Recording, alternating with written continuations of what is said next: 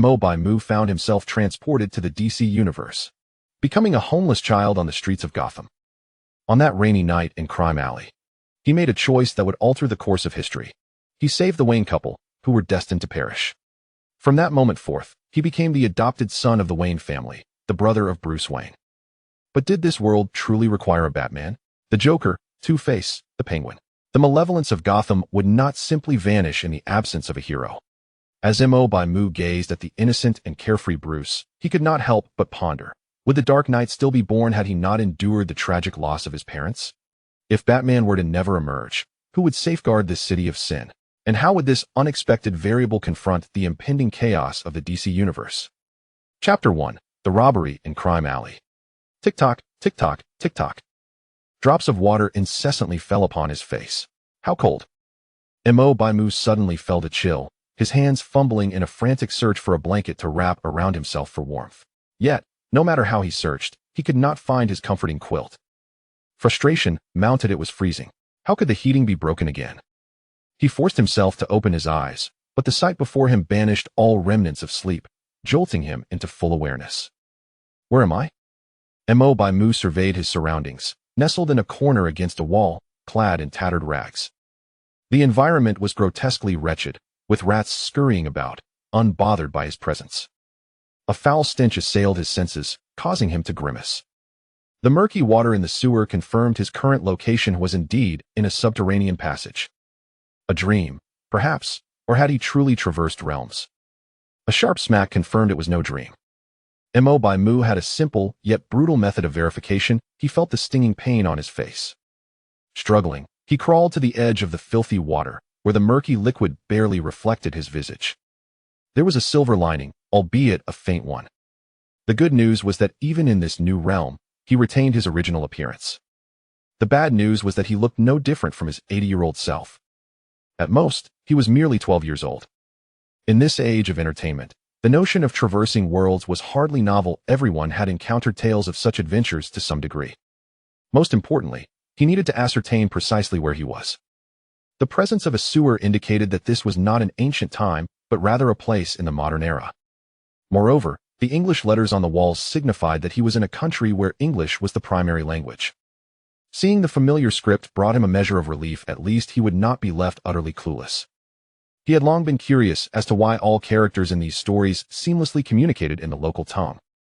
Gazing at his frail form, he silently wished for a more civilized place to land, one that would be kinder to a defenseless child like himself. Baimu grasped the iron framework with difficulty, climbing upward. His hands were reddened from the cold, showing signs of cracking. This wretched place was certainly not a civilized world. He cursed inwardly. No civilized society would treat a child in such a deplorable manner. Cautiously, he lifted the manhole cover, peering out at the surroundings. He found himself in a narrow alleyway nestled between two towering skyscrapers. Rain pattered softly outside, and he could hear the continuous hum of traffic. This had to be post the 1960s or 70s, at the very least. Suddenly, he caught a faint conversation drifting through the air, prompting him to slip back under the manhole cover, allowing just a sliver of his face to emerge. How was the movie today, kid? It was fantastic, Dad. Zorro was so cool. Swoosh, swoosh, swoosh. The child mimicked the sword-wielding motions, flailing his arms joyfully. Be careful, my child, the mother gently admonished, grasping her son's arm. In an instant, a young man blocked their path. Hey, ma'am, sir, could you lend me some money? Though he spoke of borrowing, Baimu recognized it as a robbery. The gun in the man's hand made that abundantly clear. The young man's hand trembled, revealing his inexperience. Perhaps this was his first robbery. Baimu watched the weapon, a nagging fear that the man's quaking hand might inadvertently pull the trigger at any moment. The man took a step forward, poised to step onto the manhole cover where Baimu lay concealed. In that fleeting moment, countless images flooded Baimu's mind. Should he remain passive or take action? The place he found himself in was anything but secure, and this city was certainly no haven for a child like him. Otherwise, he would not be living in such dire straits, clad in rags, and hiding in a sewer. The family before him appeared to be at least middle class. If not wealthy, saving them could provide him with the means to secure food and decent clothing. This could very well be his opportunity to alter the course of his fate. Opportunities like this were fleeting and rarely repeated. Without hesitation, as the man's foot poised to descend onto the manhole cover, Baimu summoned all his strength and shoved the man backward. He should consider himself fortunate that this young man was a strung-out addict, emaciated, and in a poor mental state. Otherwise, he would not have been so easily toppled by a mere 12-year-old. Everything transpired in a flash. The only one who reacted was the boy's father. Like a swift cheetah, he lunged forward the instant the robber fell. Baimu had no doubt about the latent potential a parent could summon when their family was in peril. The man's elbow crashed into the robber's chest, while his other hand gripped the assailant's wrist tightly, flinging the gun away. Sir, that could suffocate him, potentially leading to a punctured lung could die. Baimu cautiously peeked out, addressing the enraged man in a hushed tone. He understood the man's fury, but if he continued down this path, it could indeed result in a fatality. The robber was already a broken shell, and further rough handling might leave him with little time left. The man seemed deaf to his words, continuing to apply pressure on the robber's chest and neck. Baimu glanced at the man's wife and child. They appeared frozen in shock, still processing the events. No help was forthcoming. Sir, committing murder is against the law. You have a wife and child. Are you willing to sacrifice your life for this scoundrel? He's not worth it. It seemed Baimu's words had an effect. The man's gaze gradually cleared. He turned to his wife, saying, Martha, call the police. I want to know how those officers can justify the millions we donate yearly, only to receive this in return. Baimu's heart soared at the man's declaration. This was a lucrative endeavor, millions of dollars. This man was a wealthy individual who could not only reconcile his conscience, but also stand to gain a substantial fortune. Child, I am immensely grateful to you. The man subdued the addict and then approached. He crouched down, unperturbed, and gently stroked the dry hair of the boy, his gaze lingering on the child's soiled face. He softly inquired, My dear child, you have saved our family. What can I do for you? Sir, could you possibly give me $50? No, 20 will suffice. Actually, 1975 would be enough. The boy, Baimu, lowered his head, counting on his fingers as if calculating something. Can you tell me why you need this money?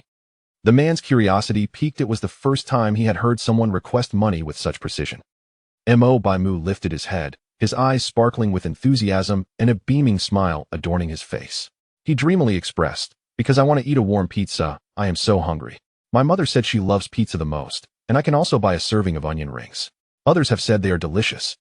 Upon hearing the boy's words, the man and his family fell into a contemplative silence. Martha approached and enveloped Baimu in her arms.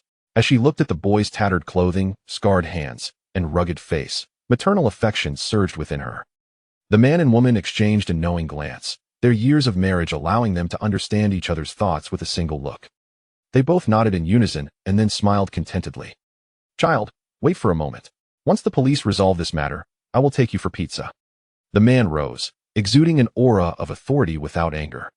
Baimu obediently nodded, aware that his plan to elicit sympathy had succeeded. The wail of sirens echoed as police cars swiftly encircled the alley, sealing it off tight enough that not even a bird could pass through. One of Gotham City's most prominent entrepreneurs, the Waynes, had fallen victim to an armed robbery, a case that would leave everyone reeling in its wake. As the police drew near, Thomas Wayne unleashed his frustration upon the lead sheriff. Balin, is this the gratitude your department shows me? Have I been feeding dogs with the millions I contribute each year? Mr. Wayne, I assure you this was merely an unfortunate incident. We are doing our utmost to protect our taxpayers. Balin forced himself to utter these insincere words. Protecting taxpayers was a far cry from the truth that the police were more of a shield for Gotham's criminal underbelly. Even with an increased force, the police could not adequately protect the city, not because they could not, but because they chose not to. Once upon a time, he had joined the force with the noble intent of safeguarding the vulnerable citizens of Gotham. However, he had since become one of them, and the nearly $1 million in dividends he received each year had long since overshadowed his original ideals. Listening to Balin's perfunctory words, Thomas Wayne remained undeterred. The hollow rhetoric did little to quell his fury. He fixed his gaze on Balin's face and asserted firmly, I will seek an explanation from your chief. Everyone understood that this was merely an unfortunate occurrence, but Thomas Wayne was a shrewd businessman, intent on exploiting this so-called premeditated murder to drag a few individuals down with him. Otherwise, he would not be honoring the millions he spent annually. Seeing the pale face of Thomas Wayne, Balin stammered, Yis, Mr. Thomas. Before ordinary citizens, he was a high-ranking sheriff, but before Thomas Wayne, Gotham's wealthiest, he was but an ant, easily crushed. Chapter 2, Gotham. The police arrived swiftly and departed just as quickly. What should have been an hours-long investigation was concluded in mere minutes due to Detective Ballin's clandestine maneuvering. No one dared to take a member of the Wayne family back to the precinct for questioning. After the police departed, Thomas Wayne approached the boy.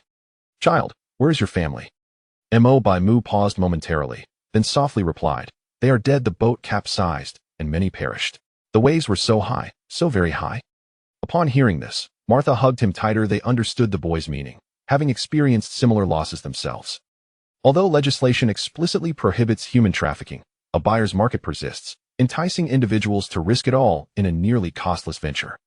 Those capable of orchestrating such schemes can profit from both sides, luring victims with promises of a so-called paradise in America while delivering them to human experimentation labs for additional gain more capitalistic than capitalists themselves. Martha looked up at her husband and attempted to find her words. "Child, would you like to come with us?" Suddenly, she felt her words might be misconstrued, and she hurriedly clarified, "We are not those despicable traffickers.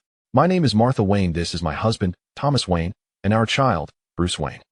Upon hearing these names, Baimu's mind went blank as he realized where he was. He was in Gotham, standing before the family of the future Batman, Bruce Wayne, and the parents who were destined to perish in Crime Alley, Thomas and Martha Wayne. A sudden wave of fear washed over him. His presence could alter the entire course of the world. If the Waynes did not die in Crime Alley, would the legendary Batman ever emerge? Without Batman, what would become of Gotham City, rife with crime and violence? How many pivotal events in the future would veer off course without Batman's intervention? The impending crisis on Infinite Earths was beyond ordinary people to resolve, compounded by future invasions from Darkseid and the emergence of the Anti-Monitor. Baimu dared not contemplate it, feeling akin to a butterfly flapping its wings, poised to unleash a hurricane upon Gotham. Child. Martha's voice pulled Baimu back from his fears. "Would you like to become our child, to join our family?" Martha felt a flutter of anxiety, fearing the boy might refuse. Children of that age are often filled with a sense of pride and rebellion, and she worried her words might hurt this fragile boy. Yet, Baimu's response filled her with joy. "I would like that, Mother," he answered without hesitation, recognizing the opportunity before him. Moreover, he yearned to observe whether Bruce Wayne could still become the Dark Knight who roams the shadows of Gotham, even in the absence of Crime Alley. "Good child." Martha caressed Baimu's head, tears streaming down her face. That word, Mother, transported her back a decade, to the moment Bruce first called her that. "What is your name, child?" "Is my surname. Baimu is my name, meaning white wood. Upon joining the Wayne family, we shall bestow upon you a new name, which you may change back to your original name when you come of age. What I mean is..." Martha was aware that all Asians placed great importance on their names and surnames, fearing her words might lead the boy to misunderstand. Baimu comprehended the intent of the woman before him. Thus he interjected, "A mother need not explain so much to her child. Mother, we are now a family." Indeed, we are a family. In the aftermath of that day, the entirety of Gotham City became aware of an Asian boy who ascended to prominence, becoming the adopted son of Thomas Wayne, the legal second heir of Wayne Enterprises, and the brother of Bruce Wayne. His name was White Wayne. The vehicle glided smoothly along the road, the outside world ablaze with vibrant lights, and Baimu could even discern the strains of jazz and blues emanating from a nearby bar through the window. Yet beneath this facade of prosperity lay an unknown multitude of hidden evils. Gotham's corruption did not proliferate with the appearance of Batman. Rather, it was Batman who unveiled the city's grotesque visage. Armed with a sharp scalpel, he meticulously tore away Gotham's glamorous veneer, unflinchingly exposing the abhorrent sins to the world. Baimu never perceived Batman as archaic. He may be a madman, but he was certainly not antiquated. His adherence was not to an absolute prohibition against killing, but rather to the fundamental principle of humanity. The Dark Knight, dwelling in shadows, must retain a glimmer of light in his life, otherwise he would succumb to darkness. And refraining from taking lives was his ultimate boundary. Inside the car, Martha incessantly inquired about Baimu's past, and he, drawing upon the books he had read, fashioned a partial narrative. The consequence was that by the time they reached the gates of Wayne Manor, Martha was still weeping as she clung to him. "My child, I have wronged you." Martha was a woman who had not encountered much darkness. Thomas had shielded her well. The bloody ascent of Wayne Enterprises had never reached her ears, thus she retained a semblance of youthful innocence. Upon hearing of Baimu's past, she could no longer contain her emotions, weeping uncontrollably. In truth, there were many in Gotham who endured far worse than he. Young Bruce Wayne sat beside his mother, his eyes darting, with tears glistening at the corners. He was not yet the adept mask of emotion, decisive dark knight he would become. At this moment, he was merely a 12-year-old boy who had just completed 6th grade. Hearing of Baimu's experiences, he could not help but feel a pang of sorrow. Why must some endure such misery? In this instance, young Bruce Wayne revealed his sensitive side. The car halted at the entrance of Wayne Manor, where the elderly butler Alfred stood watch. "Alfred, this is my adopted son, White Wayne." Upon hearing his master's words, Alfred could not suppress his surprise when had the household acquired an adopted son. He glanced up at the disheveled Martha, tears streaming down her face, and surmised the situation. However, years of training allowed him to maintain his composure. Observing the boy before him, who appeared wild and unkempt, he gently remarked, "Welcome home, Master White." "Hello, I am White Wayne." Baimu awkwardly bowed to Alfred, feeling a sense of incongruity. "Martha, please take the children to wash up and prepare for bed." "Alfred, come to my study, I intend to make those scoundrels pay." Thomas was indifferent to whether this was an accident or not. The final investigation would inevitably yield a conclusion of premeditated assault. In the guest room, "White, this is your room. Next to it is mine and Thomas's, and across the hall is Bruce's." "The wretched wealthy. Are the wealthy my parents? Then it is of no concern." Baimu gazed at his opulent bedroom, his mouth agape in astonishment. Is this mine?" "Indeed, child. You are drenched, go take a shower. Everything is prepared for you, and tomorrow I will take you shopping for clothes." Martha ushered Baimu into the bathroom. Upon entering, he gently closed the door behind him.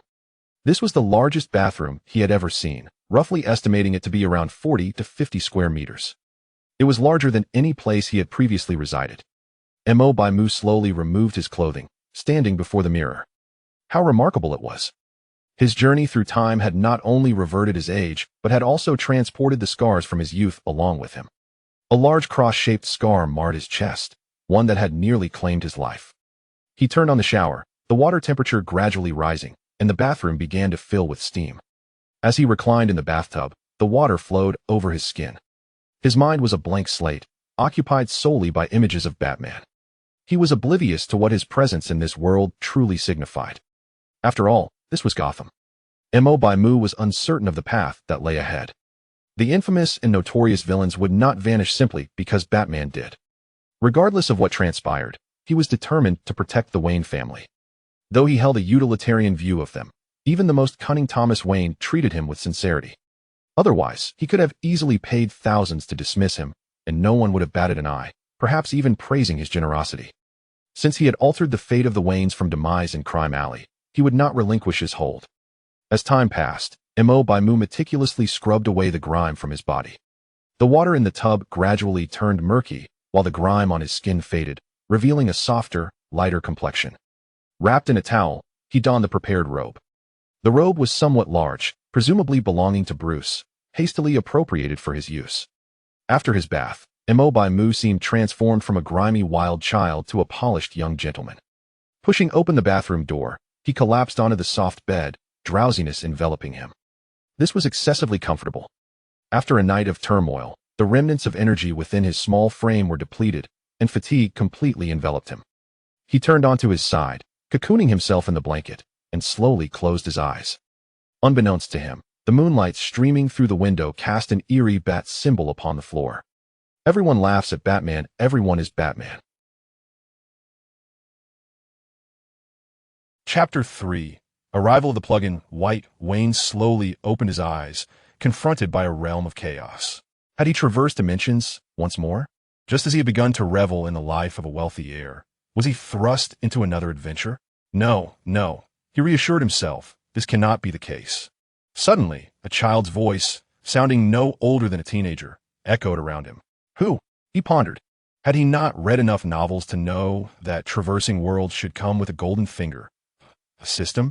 Surely, a plug-in was required, as if summoned by his thoughts.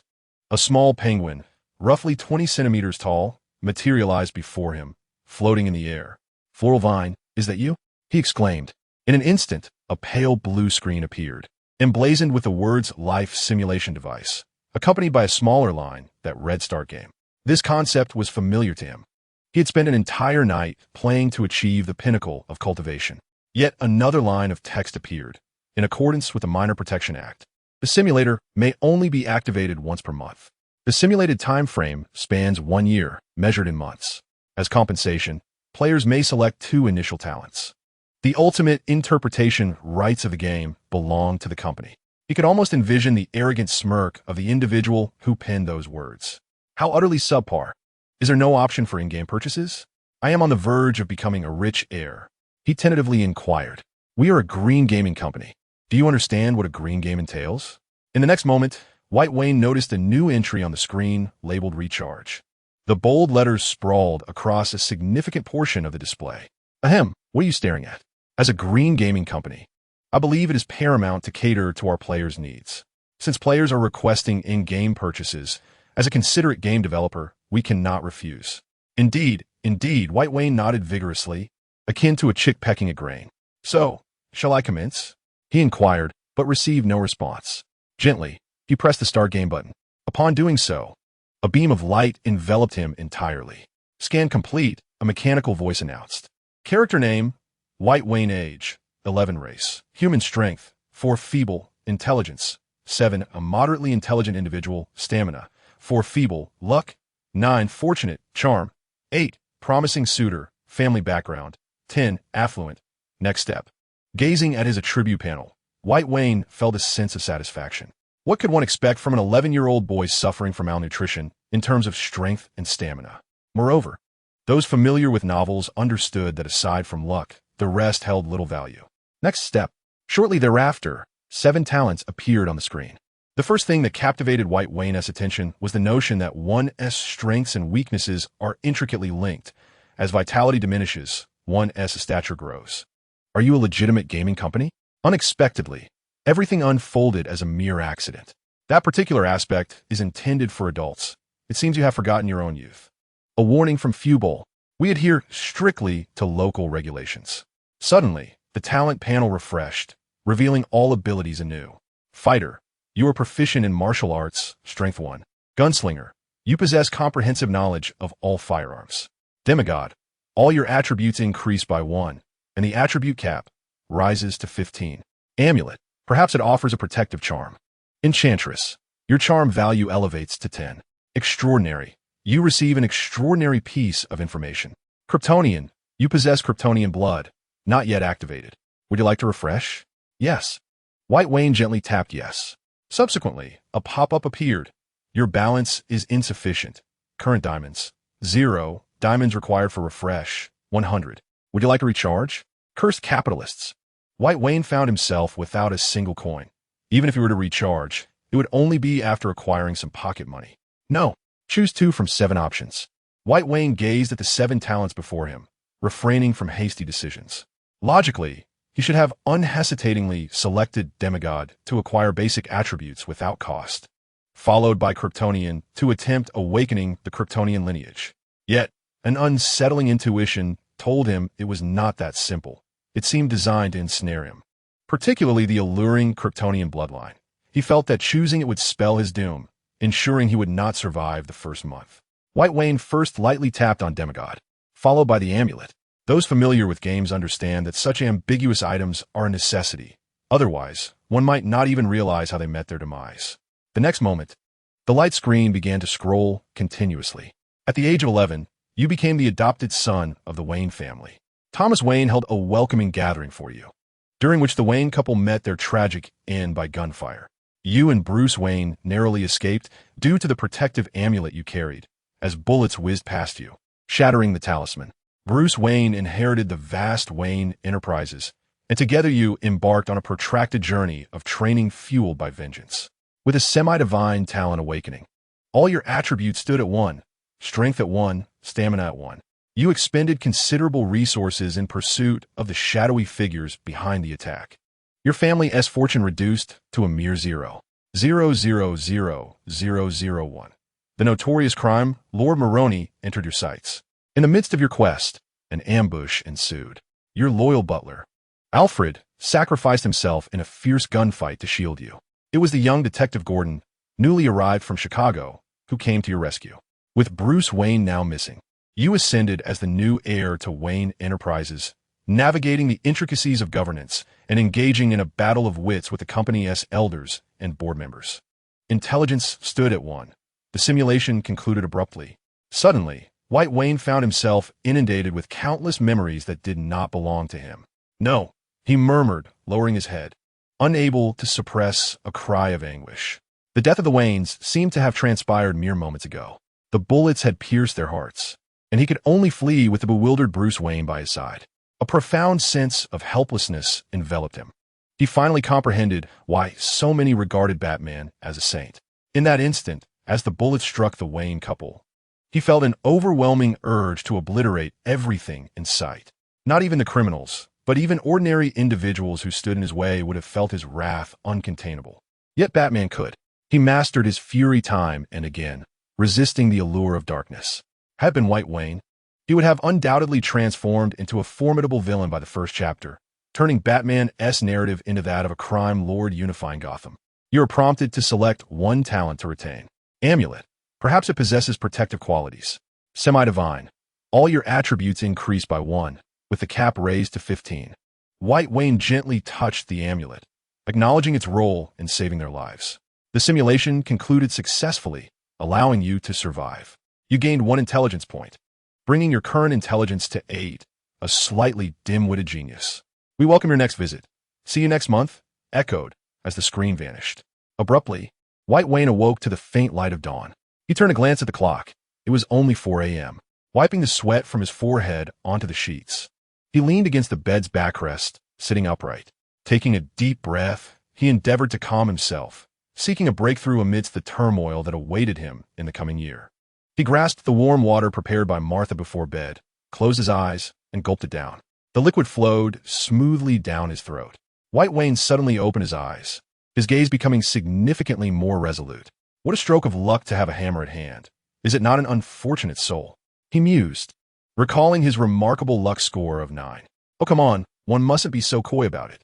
In less than a year, I have transformed from a homeless child into the owner of a company valued at over $1 trillion. Tell me, is that not the epitome of fortune? Even the chosen one pales in comparison to your luck. He cursed under his breath, finally grasping the peculiar manifestations of his good fortune. Yet to some extent, he could not dispute it. He was indeed quite fortunate, albeit a kind of luck he would rather forego. Shut your mouth, White Wayne retorted, reclining on his bed as he began to devise a plan. It appeared that his intelligence score of 1 was indeed having an effect. His memory had markedly improved. While he could not claim to possess photographic recall, his memory was nonetheless exceptional, far surpassing that of the average person. According to reason, his welcome party should occur within the next few days. This was not yet the time when Batman controlled Wayne Enterprises. Gotham had not yet reached a point where the Wayne family dominated singularly. Thus Thomas Wayne still needed to send invitations to a few old friends. A welcome party required ample preparation, and various exquisite ingredients needed to be airlifted from around the globe. Even though Wayne Enterprises was a vast enterprise, several days of preparation were necessary. Additionally, an impromptu invitation to a banquet could be perceived as somewhat rude, which was decidedly not Thomas Wayne's style. Therefore, he had a few days' grace. As for Maroni, he was one of the 2 heads of Gotham's major crime syndicates, his stature akin to that of Kingpin in Marvel's New York City. He wielded considerable military power, controlling the underground arms and narcotics trade throughout Gotham, with no direct connection to Wayne Enterprises. However, following the shooting incident, all evidence pointed towards him. Yet, it seemed implausible. Who would so recklessly offend a flourishing Wayne conglomerate? Capitalists have their own rules of engagement, and in the marketplace, it is a matter of who possesses greater capability. Engaging in violence would naturally provoke a united front against the aggressor. After all, they were all billionaires, each capable of effortlessly mustering an army of 100 men. Unrestrained force would reduce Gotham to ruins, prompting all to adhere to unspoken regulations. Maroni and Wayne Enterprises had no past grievances nor recent enmities. It was utterly improbable that he would audaciously launch an assault on Wayne Enterprises. Such an act would be tantamount to flipping the table. It was unequivocally not Maroni's doing. Yet the question remained, who could it be? During the months spent managing affairs, White Wayne had encountered numerous partners and competitors of Wayne Enterprises, and the list of suspects and motives was alarmingly extensive. Even within, yes, it is the internal realm, White Wayne suddenly felt as though he had been struck by a bolt from the blue, awakening with a jolt. He had always contemplated external foes, yet had never considered that the most perilous adversaries might dwell within. Chapter 4. School Lucius Fox. A. Wayne. Kevin Daniels. The names of the board members flickered through White Wayne's mind. Although the Wayne Group was said to be under the absolute control of Thomas Wayne, the original partners still wielded a measure of influence within the organization, each shining in their respective departments. Lucius was a young man, managing the core research and development sector of the conglomerate, a pillar of strength, existing just below the apex of power. A. Wayne was a genial and humorous elder, the only one to unconditionally support White Wayne during his reign. Kevin, one of Thomas's initial partners, oversaw the human resources division, a man of rigid demeanor and unwavering seriousness. Meticulous in his undertakings, playing werewolf, hunting for the traitor, White Wayne scoffed. After 6 months of interaction, he did not perceive these three individuals as the masterminds behind the murder of the Waynes. Not only had they not gained any benefit, but due to the plummeting stock prices of the Wayne Group, their fortunes had also diminished to varying extents. Who could it be? This is truly vexing. White Wayne raked his fingers through his hair. The development of a conglomerate inevitably incurs the ire of competitors, and the Wayne Group was intertwined with a multitude of industries, almost inseparably linked to Gotham City. It is no exaggeration to say that without the Wayne Group, Gotham's economy would regress by over 2 decades. Thus, the number of offended parties was indeed countless. As time ticked away, just as White Wayne felt he might lose his sanity, a knock at the door interrupted his thoughts. "Are you awake, White?" Martha's voice rang from outside. White Wayne rose from his bed, descending with a childlike tone. "I'm awake, Mom." As soon as he spoke, he gently pulled open the door. "Why, you're up quite early, my little White," Martha exclaimed, her eyes lighting up at the sight of White Wayne. She had not anticipated that the child she had rescued through a moment of kindness would turn out to be as charming as a little porcelain doll. She tenderly kissed his cheek and stroked his hair. "This is an outfit I bought for Bruce. You can wear it for now. After breakfast, we will go shopping downtown together." She extended her hand with the clothing. "Thank you, Mom," White Wayne replied softly, accepting the shirt and shorts she offered. "I'll head down first. Once I'm freshened up, I'll join you for breakfast." With that, Martha gently closed the wooden door. From outside, her voice echoed once more, "Bruce, Bruce, rise and shine. It's time for school, Bruce." In a moment of silent lamentation, White Wayne mourned for Bruce Wayne, the future renowned Batman, who, like many, faced the daunting prospect of an early school day. After completing his morning rituals, White Wayne donned a somewhat fitting outfit. Though he was slightly younger than Bruce, he was significantly less robust. Prolonged malnutrition rendered him appearing much younger than his actual age. Once dressed, White Wayne refrained from rushing downstairs. Despite his grumbling stomach, he felt like an outsider in the Wayne household, still struggling to integrate into this family. If he descended before Bruce, it was likely that Bruce would face reprimand. He had to navigate his existence with utmost caution. The sound of footsteps on the stairs heralded Bruce's complaints. "Mom, I don't want to go to school. They are all so foolish." The next moment would see Bruce confronted by a tempest of criticism from Martha. In America, parents may not be as intense in their expectations, often due to their own struggles, particularly among low-income families who barely manage to meet basic needs. However, in elite circles, children serve as a reflection of their parents' status, leading to an abundance of extracurricular classes and enrichment activities that are not solely intended for the affluent. "Fear not, for I shall rescue you, brother," White Wayne mused, realizing that if he lingered any longer, Bruce might retreat into himself. He pushed open the door and stepped into the hallway. Upon seeing her other son, Martha ceased her admonishments of Bruce, eager to maintain her gentle maternal facade in White's presence. Bruce, feeling a weight lifted, cast a relieved glance at his nominal brother. White Wayne winked at him, a smile spreading across his face, and the two shared a silent understanding as they took their places at the dining table. Despite being among the wealthiest families in Gotham and indeed all of America, the Waynes led a relatively modest life. The estate, aside from the elderly butler Alfred, housed merely a handful of staff, including security and a gardener. Their mode of transport was not luxurious. It consisted of an ordinary black Audi and Martha's frequently used red Mercedes. The family's attire bore no ostentation, primarily consisting of affordable brands priced around several $100s. Of course, the expensive evening gowns and lavish jewelry lay dormant in the wardrobe, only to emerge on special occasions. The Wayne family's breakfast was equally unpretentious. At the table, each person had a plate before them, with utensils arranged neatly on either side. The plates held 2 slices of toasted bread, a German sausage split in half, alongside crispy bacon bits and scrambled eggs, a quintessential American breakfast. For White Wayne, this was a novel experience, and his appetite was quite healthy, while Bruce, having grown weary of the routine fare, felt he might soon be overwhelmed. After merely taking a few bites, Bruce began to lose his appetite. He cast a furtive glance at his father, who was engrossed in a newspaper, and his mother, who was with her head bowed, contemplating an escape. Just as he rose from his seat, Thomas Wayne seemed to possess an uncanny insight, inquiring, "Where are you off to?" In a moment of quick thinking, Bruce replied, "I wish to sit with my brother." Noticing his father's skeptical gaze, he hastily shifted the conversation, saying, "Father, will my brother be attending our school? Rest assured, no one would dare to bully him. After all, I am Bruce Wayne." With a bemused expression, he thought, "You with your expressive brows and large eyes. I come to rescue you, and you wish to drag me down?" The Waynes have truly lost their minds. In the previous simulation, he had never attended school, yet found himself thrust into the role of the de facto head of Wayne Enterprises.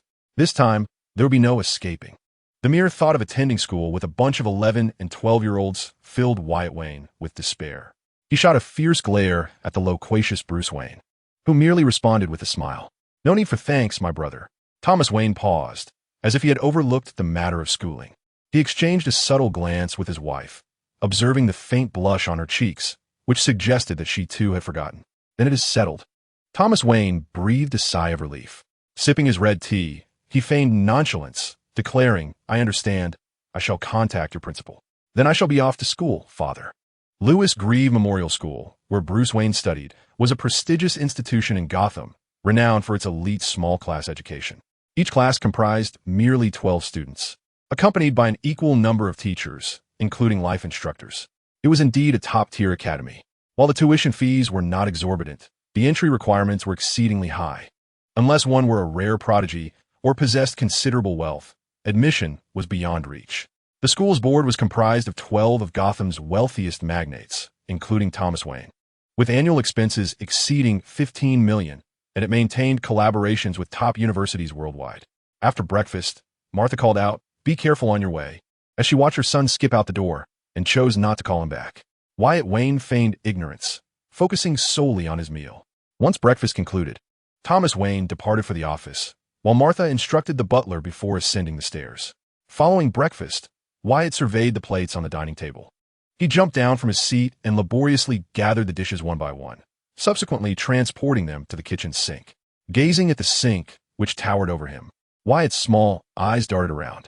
He fetched a small stool, positioned it beside the sink, and climbed atop it. Slowly, he turned on the faucet. Feeling the icy water cascade over his skin, a chill surging through him. As the water gradually warmed, he skillfully dispensed dish soap onto the plate, the gentle stream incessantly washing away the grime, rendering it spotless. While humming a tune, White Wayne meticulously scrubbed at the stubborn stains, diligently erasing them one by one.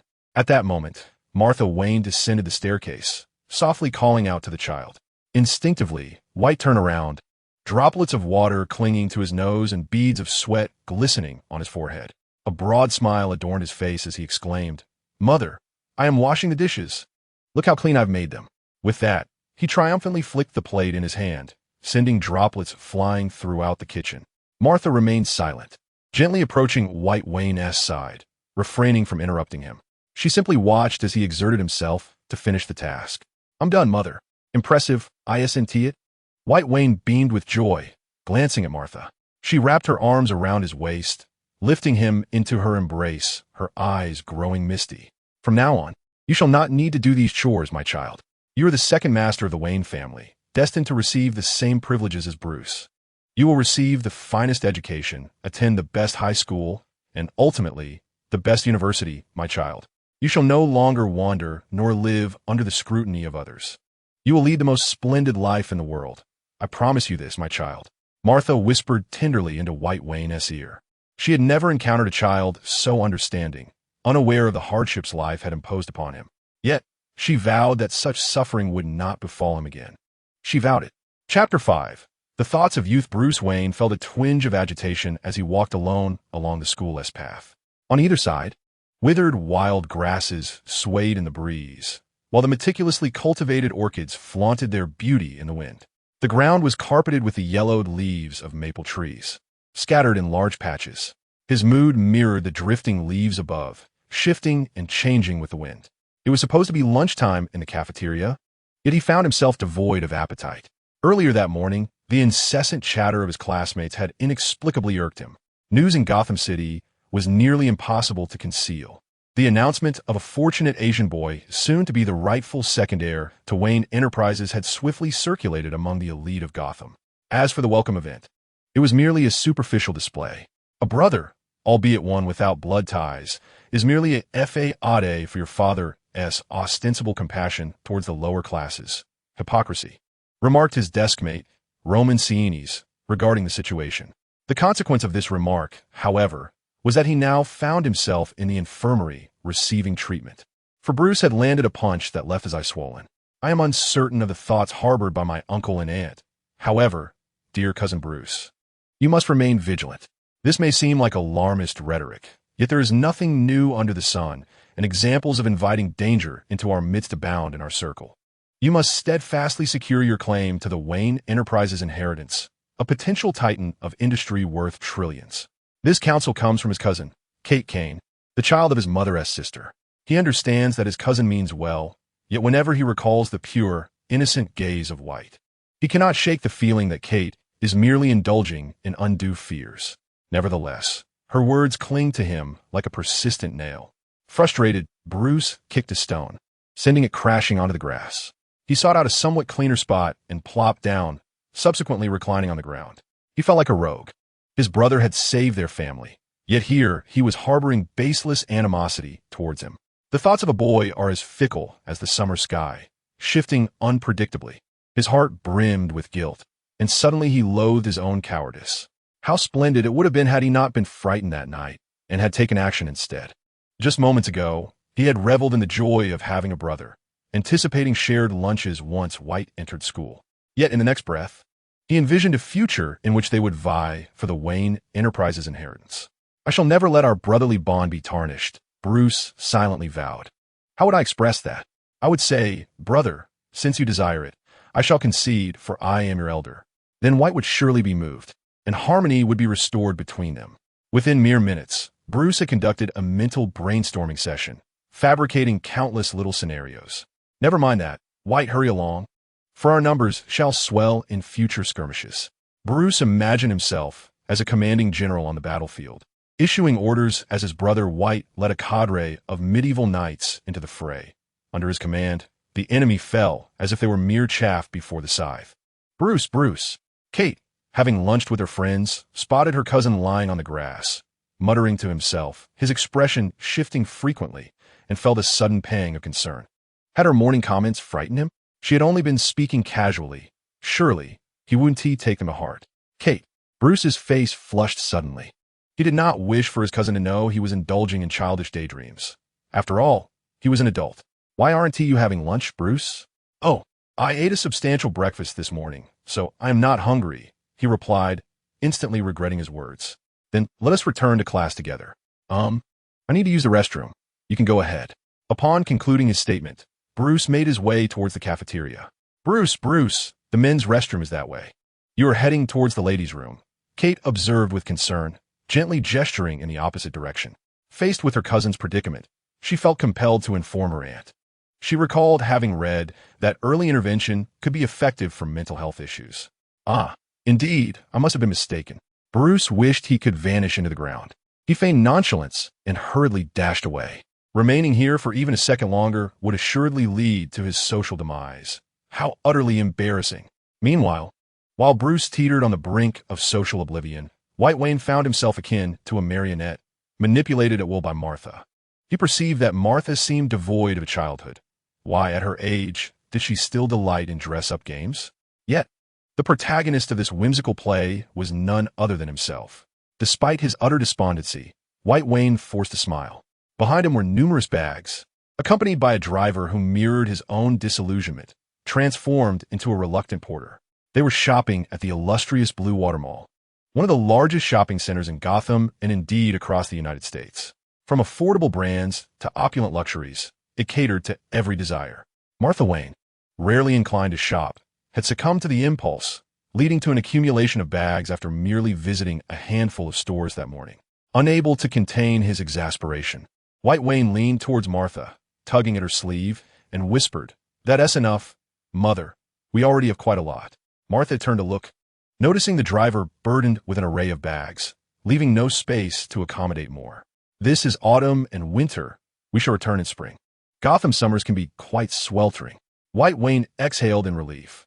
He would finally be able to return home. "Come, White, we shall ascend to the 16th floor." White Wayne raised his head, casting a pitiful glance at Martha. He simply could not continue. "In a few days, Thomas will host a welcome party, darling. You will need an appropriate gown." Martha chuckled awkwardly, feeling a bit liberated after such a long absence for shopping. For many women, shopping does not necessarily equate to purchasing items. They could spend an entire evening browsing, only to leave with a cup of milk tea in hand. This is perhaps one of the innate skills of womanhood. Riding in a private elevator, White Wayne followed Martha to the 16th floor of the department store. This level was dedicated to bespoke workshops, where numerous world-renowned artisans had established their studios. Each possessed a unique authenticity mark, impossible to replicate. These seemingly inconspicuous marks symbolized prestige and status. The ancestor of Master York had served as the tailor to the English and French royal families, dedicated to royal service for generations. As the influence of the English and French monarchies waned, Mr. York brought his workshop to Gotham. Martha whispered softly into White Wayne's ear. He nodded and replied quietly, "I understand, Mother." White Wayne had anticipated that such a master would be quite advanced in age, yet standing before him was a man who appeared to be no more than 40. Dressed in a black tailcoat, he resembled someone attending a funeral. But what drew the most attention was the prominent scar on the left side of his face, stretching from the corner of his eye to the edge of his lips. "Mrs. Wayne, it has been a long time. How may I assist you?" The man inquired with polite courtesy. Martha gently stroked White Wayne's head and said softly, "It has been a while, Mr. York. I would like you to tailor a formal suit for this child. In a few days, my husband is hosting an evening gathering." It was only then that York's gaze shifted to the boy before him. White Wayne. Martha emphasized his surname, confident that York was astute enough to grasp her implication. "As you wish, madam," York responded, moving closer to White Wayne and giving his shoulder a gentle squeeze. The man furrowed his brow and quietly asked, "How old are you, child?" 11, White Wayne replied softly. "A fine frame for a suit," York remarked. "Mrs. Wayne, I happen to have a ready-made suit that should fit him well. It was a whimsical creation of my father's during his lifetime, and I never imagined it would be used one day. We can also craft a bespoke suit, though it may take a bit longer," York added, a hint of embarrassment in his tone, sensing the potential for presumption. A flicker of annoyance crossed Martha's face. She was not unfamiliar with the process of ordering formal attire, yet she was surprised by York's lack of discernment. "Let us see it, then," Martha said expressionlessly. Her earlier smile vanished. With a sigh, York turned and walked towards the back. "You need not spare his feelings. If you like the suit he brings, keep it. If not, we can seek another master tailor on this floor." Martha's voice, though not loud, was sufficient to reach the back. Moments later, York gently pushed open the door, emerging with a navy blue suit in hand. "I truly believe this suit will suit the child splendidly. He will exude an air of elegance in it." Along with the suit, York held a delicate light blue striped shirt and a small leather belt. The fabric was a luxurious 250-thread wool blend from Sijabao, interwoven with a modest amount of gold and diamond dust to enhance its sheen.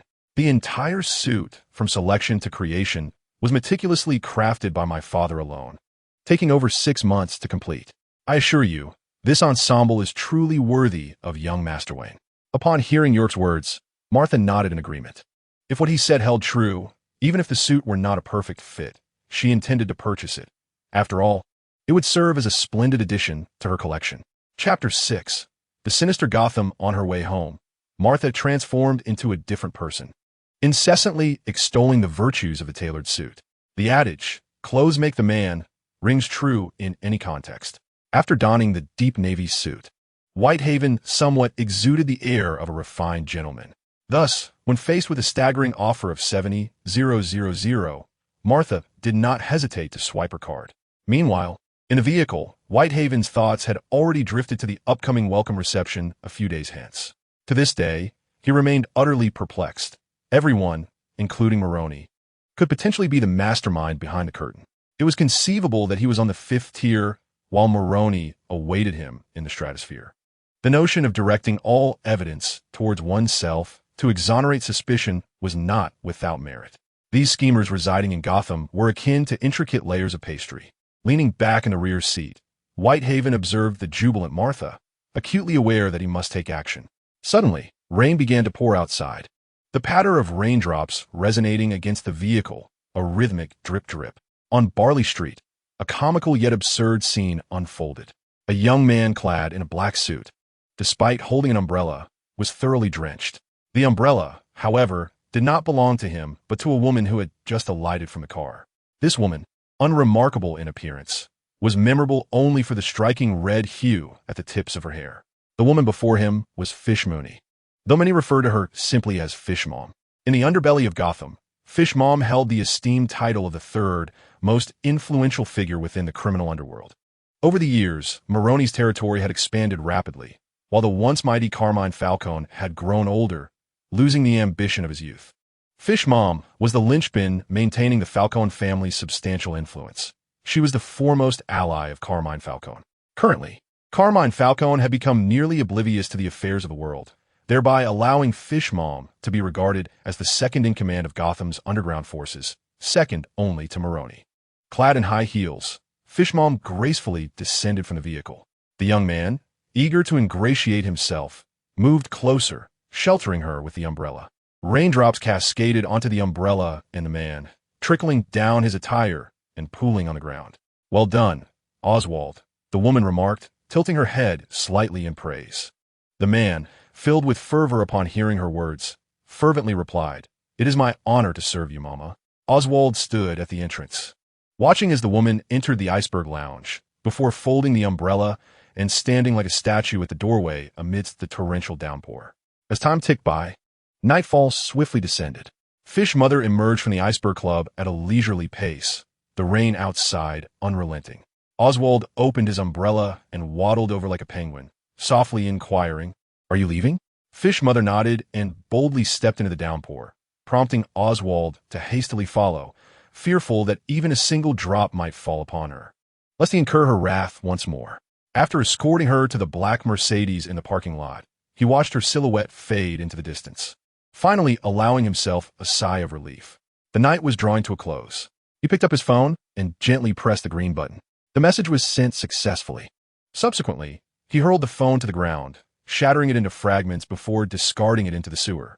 The content of the message read, "Tomorrow at 3 p.m., meet at the food truck. Please raise the American flag on the vehicle." Indeed, Oswald was not merely a member of the gang and a subordinate to Fish Mother.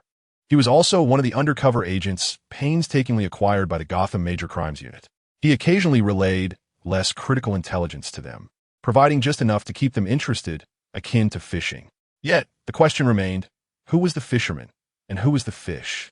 Within Wayne Manor, the weary White Wayne lay sprawled on his bed. A welcome party was scheduled for 3 days hence, on Saturday evening, with plans to invite over 100 of Gotham's social elite. Following White Wayne's suggestion, Thomas Wayne had contacted the renowned umbrella security company to ensure the event's safety and had reached a cooperative agreement with Gotham's police. Nevertheless, White Wayne remained somewhat apprehensive. He knew he had to take action the following day. The Maroney headquarters was nestled within a luxurious restaurant in the heart of Gotham City, a fact unsuspected by many who frequented the popular establishment, oblivious to its status as the base of one of Gotham's largest crime families. However, White Wayne was acutely aware that during the investigation into the deaths of the Waynes, he and Bruce had nearly turned the city upside down, leaving no stone unturned beneath their watchful eyes. Tomorrow, he must go see for himself, White Wayne pondered, gradually succumbing to sleep. The night served as the city's finest shield. Deep within an unknown alley, incessant cries and wails echoed. "Stop it, please, I beg you, don't hit me." A man pleaded, cowering and shielding his head, too terrified to retaliate. The man inflicting the blows was none other than the newly appointed police chief, Barlow, who loomed large before ordinary citizens but resembled a dog before Thomas Wayne. Barlow casually snatched the man's wallet from his grasp, revealing only a few scattered bills and coins, barely amounting to $100. "Where's your money?" Barlow taunted, extracting the bills and carelessly tossing the wallet aside. "It's all gone. They took it all." "Inspector." "Oh, Inspector Bailing, I implore you to assist me in recovering my funds. It was Ronald Denzel, that scoundrel, who deceitfully absconded with my entire savings. I am willing to offer you half, no, 7/10, even 9/10 of it. Please, I beseech you, help me reclaim my money." The man wept and wailed, clutching desperately at Bailing's trousers. "Get away." Bailing kicked the man aside, sending him crashing against the wall. He was in search of his next target. As a senior inspector in Gotham, he was certainly not in need of money. A mere $100 was insufficient even for a drink at the Iceberg Lounge. Yet, he relished the power of determining another's fate. The loss of that last bit of money would undoubtedly leave the unfortunate man destitute, perhaps even driven to suicide. Just the thought of it sent a rush of exhilaration through him, fueling his desire to unleash his pent-up frustrations upon those in positions of privilege. These wretches, it seemed, would only cause less trouble for others once they were gone. Bailing hummed a tune as he exited the alley, leaving behind the scarred man sprawled on the ground, blood streaming from his injuries, mingling with the rainwater, gradually saturating the entire alley. The man's body convulsed, gasping for breath, fingers scraping against the ground, until at last, he lay still, devoid of life, resembling a corpse. Minutes later, a few plump rats scuttled over, sniffing and circling the man's lifeless form. Suddenly, the silence of the alley was pierced by a few weak barks, scattering the rodents. An old dog, dragging its crippled hind legs, whimpered as it slowly approached the man, its belly long scraped raw by the rough ground, blood oozing from the wounds. It burrowed into the man's embrace, its tongue incessantly licking the man's face. Could a miracle occur? The wickedness of Gotham is not the doing of one individual, nor of 10, nor even 100. Even if every criminal were apprehended, the tainted soil of this city would remain unaltered. Such evils shall never vanish. The resplendent dawn ascended, its brilliant rays piercing through the clouds. Traversing the dense woods of Wayne Manor, filtering through the frosted glass of the villa, illuminating the face of White Wayne. After a long day, he had enjoyed a restful sleep. White Wayne casually silenced the alarm clock by his bedside and made his way to the bathroom.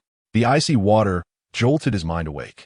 Today, Martha would accompany Thomas to Lewis Grieve Memorial High School to facilitate White Wayne's enrollment. If all went smoothly, he would soon be a proud sixth grader.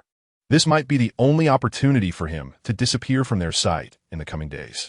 Unable to find a way out of his predicament, White Wayne resolved to have a discussion with Maroney. As the second heir of the Wayne Group, I engaged in conversation with the foremost figure of Gotham's underworld. After breakfast, Harold Wayne expressed his desire to explore the city. Martha hesitated momentarily, but eventually succumbed to Harold's eager gaze. Before they departed, she repeatedly admonished him to stay close to the driver, avoid crowded places, and seek the police should any danger arise. Harold nodded obediently, though he had no intention of following the driver. He needed to devise a plan to elude him in order to have a chance to connect with Maroney. The driver sent by Martha was a robust man, muscular and seemingly bursting with energy. According to him, he had served 7 years in the Marine Corps and participated in numerous battles. After his discharge, despite many lucrative offers from affluent families, he was swayed by a single phrase from Thomas: "Your daughter will receive the best medical care in the nation." Among all the families extending their olive branches, only Thomas acknowledged his daughter, who suffered from autism. Thus, without much deliberation, he left New York and relocated to Gotham City in New Jersey, becoming the Wayne family's driver and part-time bodyguard for 5 years. "Rest assured, Mrs. Wayne, I will protect the young master," the man assured Martha, thumping his chest. He remained oblivious to the trials he would soon endure in the following hours. Chapter 7. The Master of Illusions. The car glided slowly through the streets of Gotham. "Young Master Wayne, where would you like to go?" After a moment's hesitation, Harold Wayne softly replied, "Uncle Allen, do you know where the best restaurant in Gotham is? I wish to try it." He appeared somewhat bashful, his cheeks tinged with pink, as if feeling guilty for his request. "Young master, you are truly charming. The sight of Harold reminded him of his own daughter, who would often wear a similar expression when making requests that seemed excessive, though in reality were hardly significant. For the Wayne family, matters that could be resolved with money were trivial. How much could a meal at Gotham's finest restaurant possibly cost? $10,000 or $20,000? For Thomas Wayne, earning such an amount required no more effort than sipping a cup of coffee. Sir, the most renowned restaurant in Gotham is the Blue Note, located in Burnley. It is the premier Italian restaurant in the entire nation. Without exception, Alan spoke slowly, turning slightly to smile. Harold, having received the name he sought, exclaimed with excitement, "Then that is where we shall go, Uncle Alan, to the Blue Note."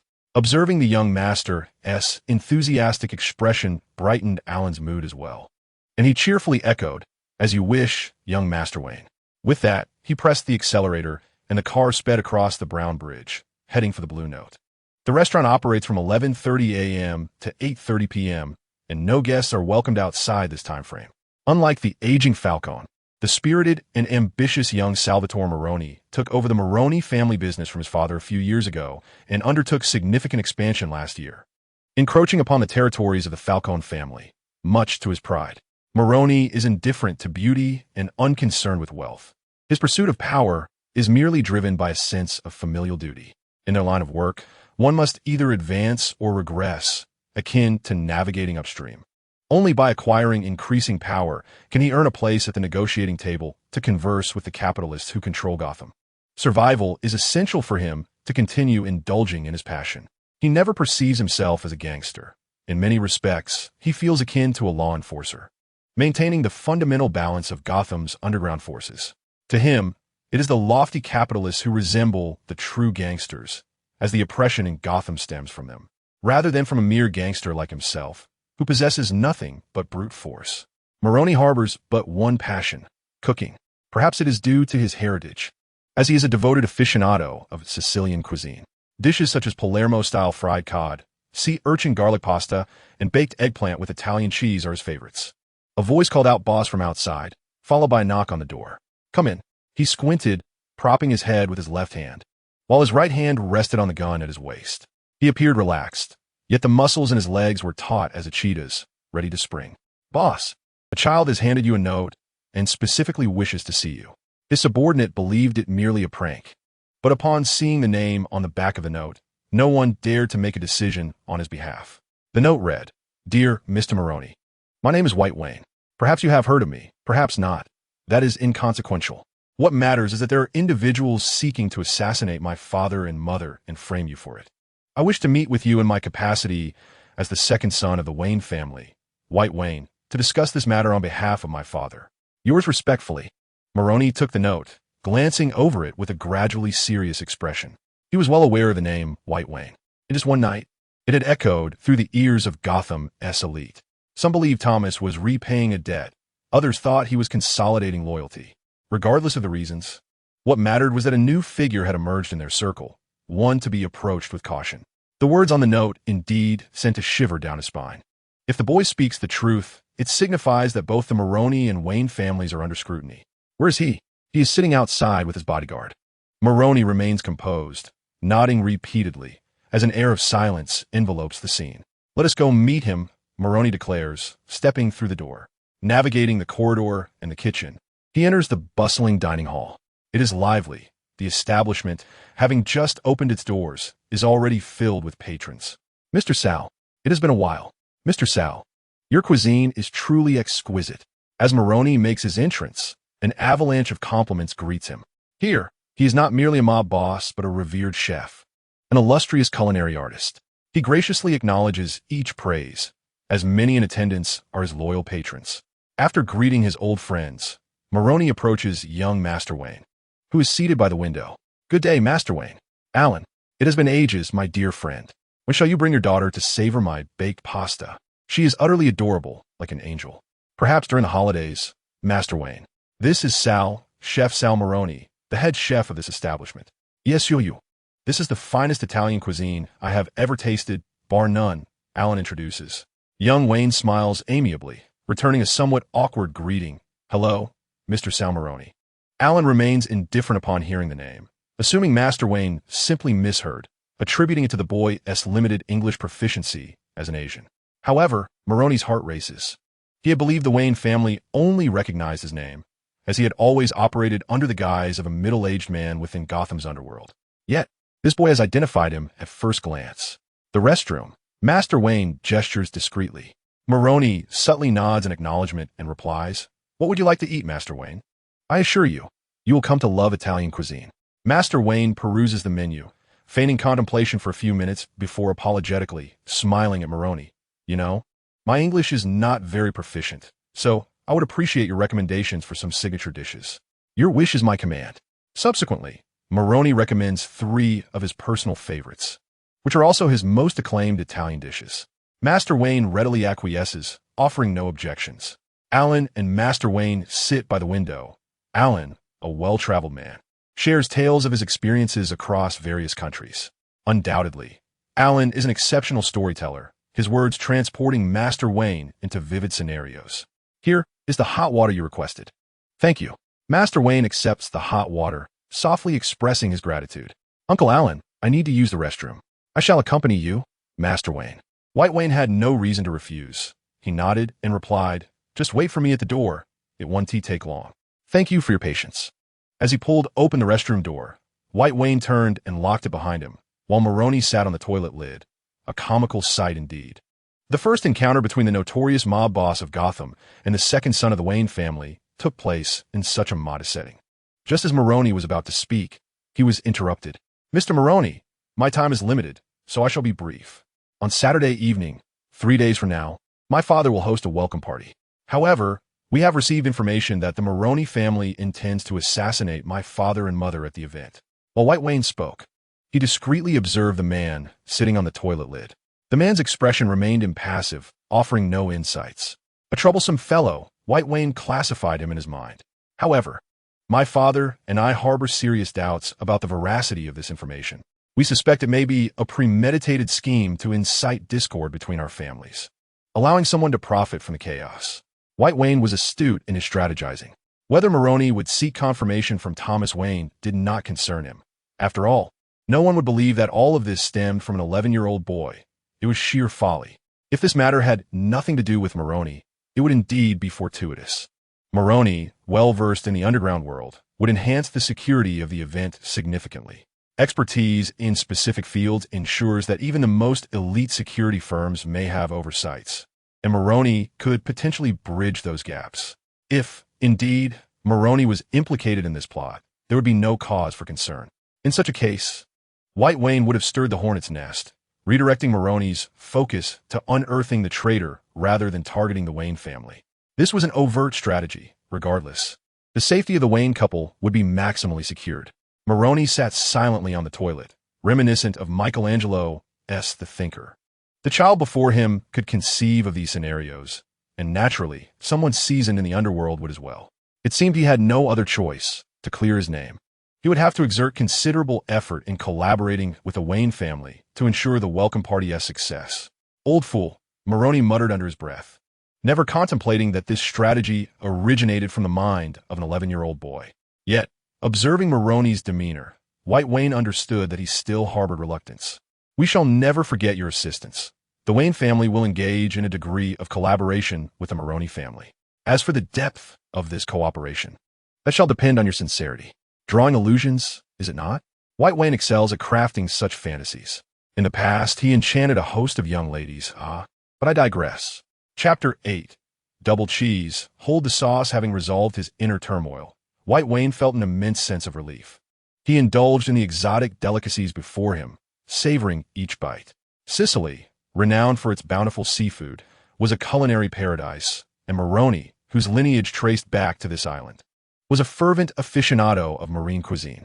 After a satisfying meal, White Wayne accompanied Alan to the front desk, where, through the glass window, he could observe Maroney offering guidance to the chefs in the bustling kitchen. "Marvelous, Mr. Maroney. I eagerly anticipate my next visit to relish the flavors of Sicily," White Wayne proclaimed, his voice resonating through the glass.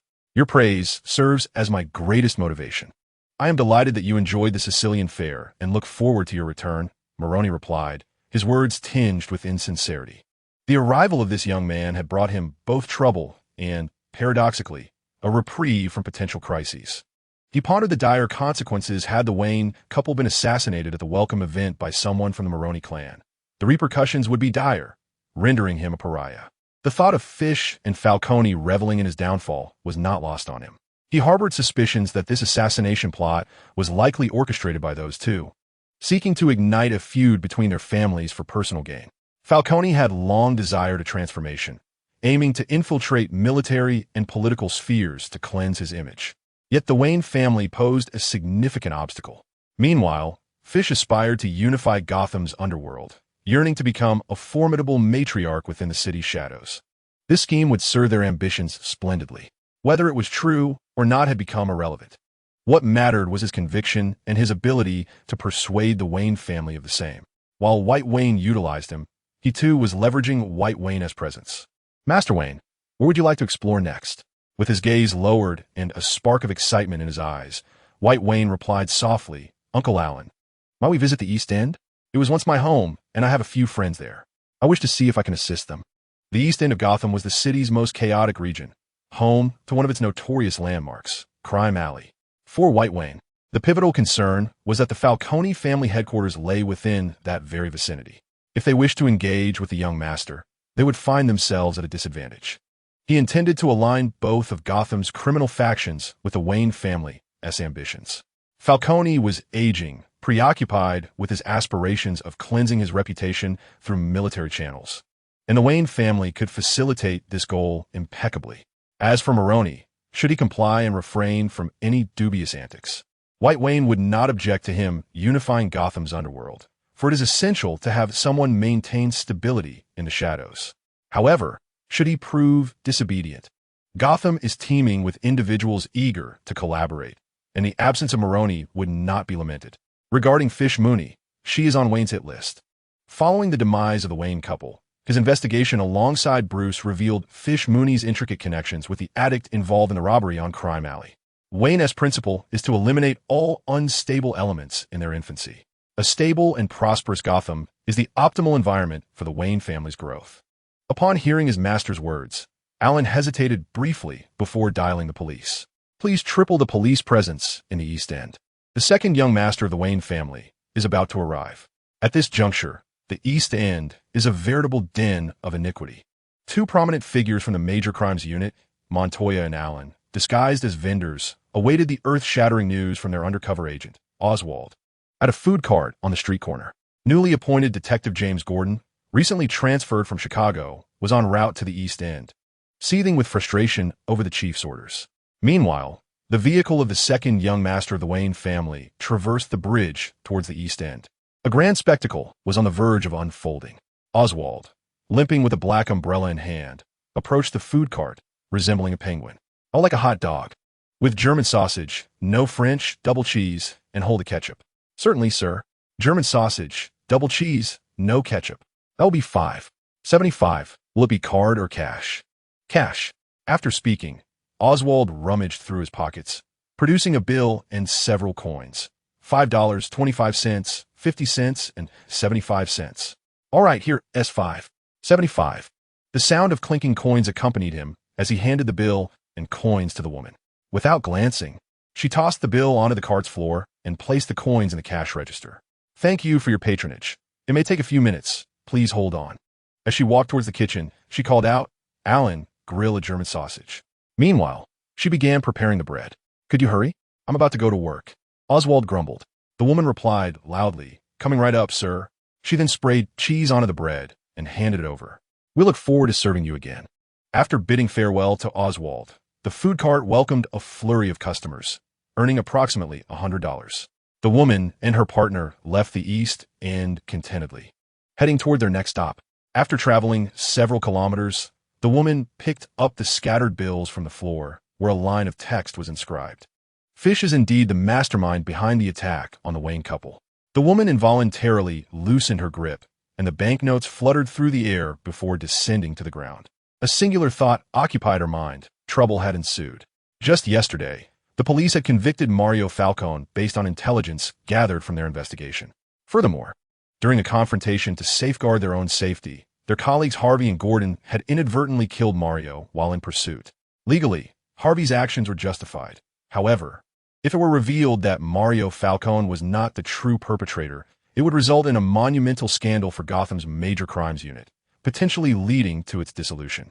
She desperately wished this news were false, yet their informant, Oswald, had never relayed any erroneous information. Montoya retrieved a lighter and set the banknotes ablaze. Beneath the flickering flames, the $5 bill bearing the likeness of Abraham Lincoln was reduced to mere ashes. She found herself in turmoil.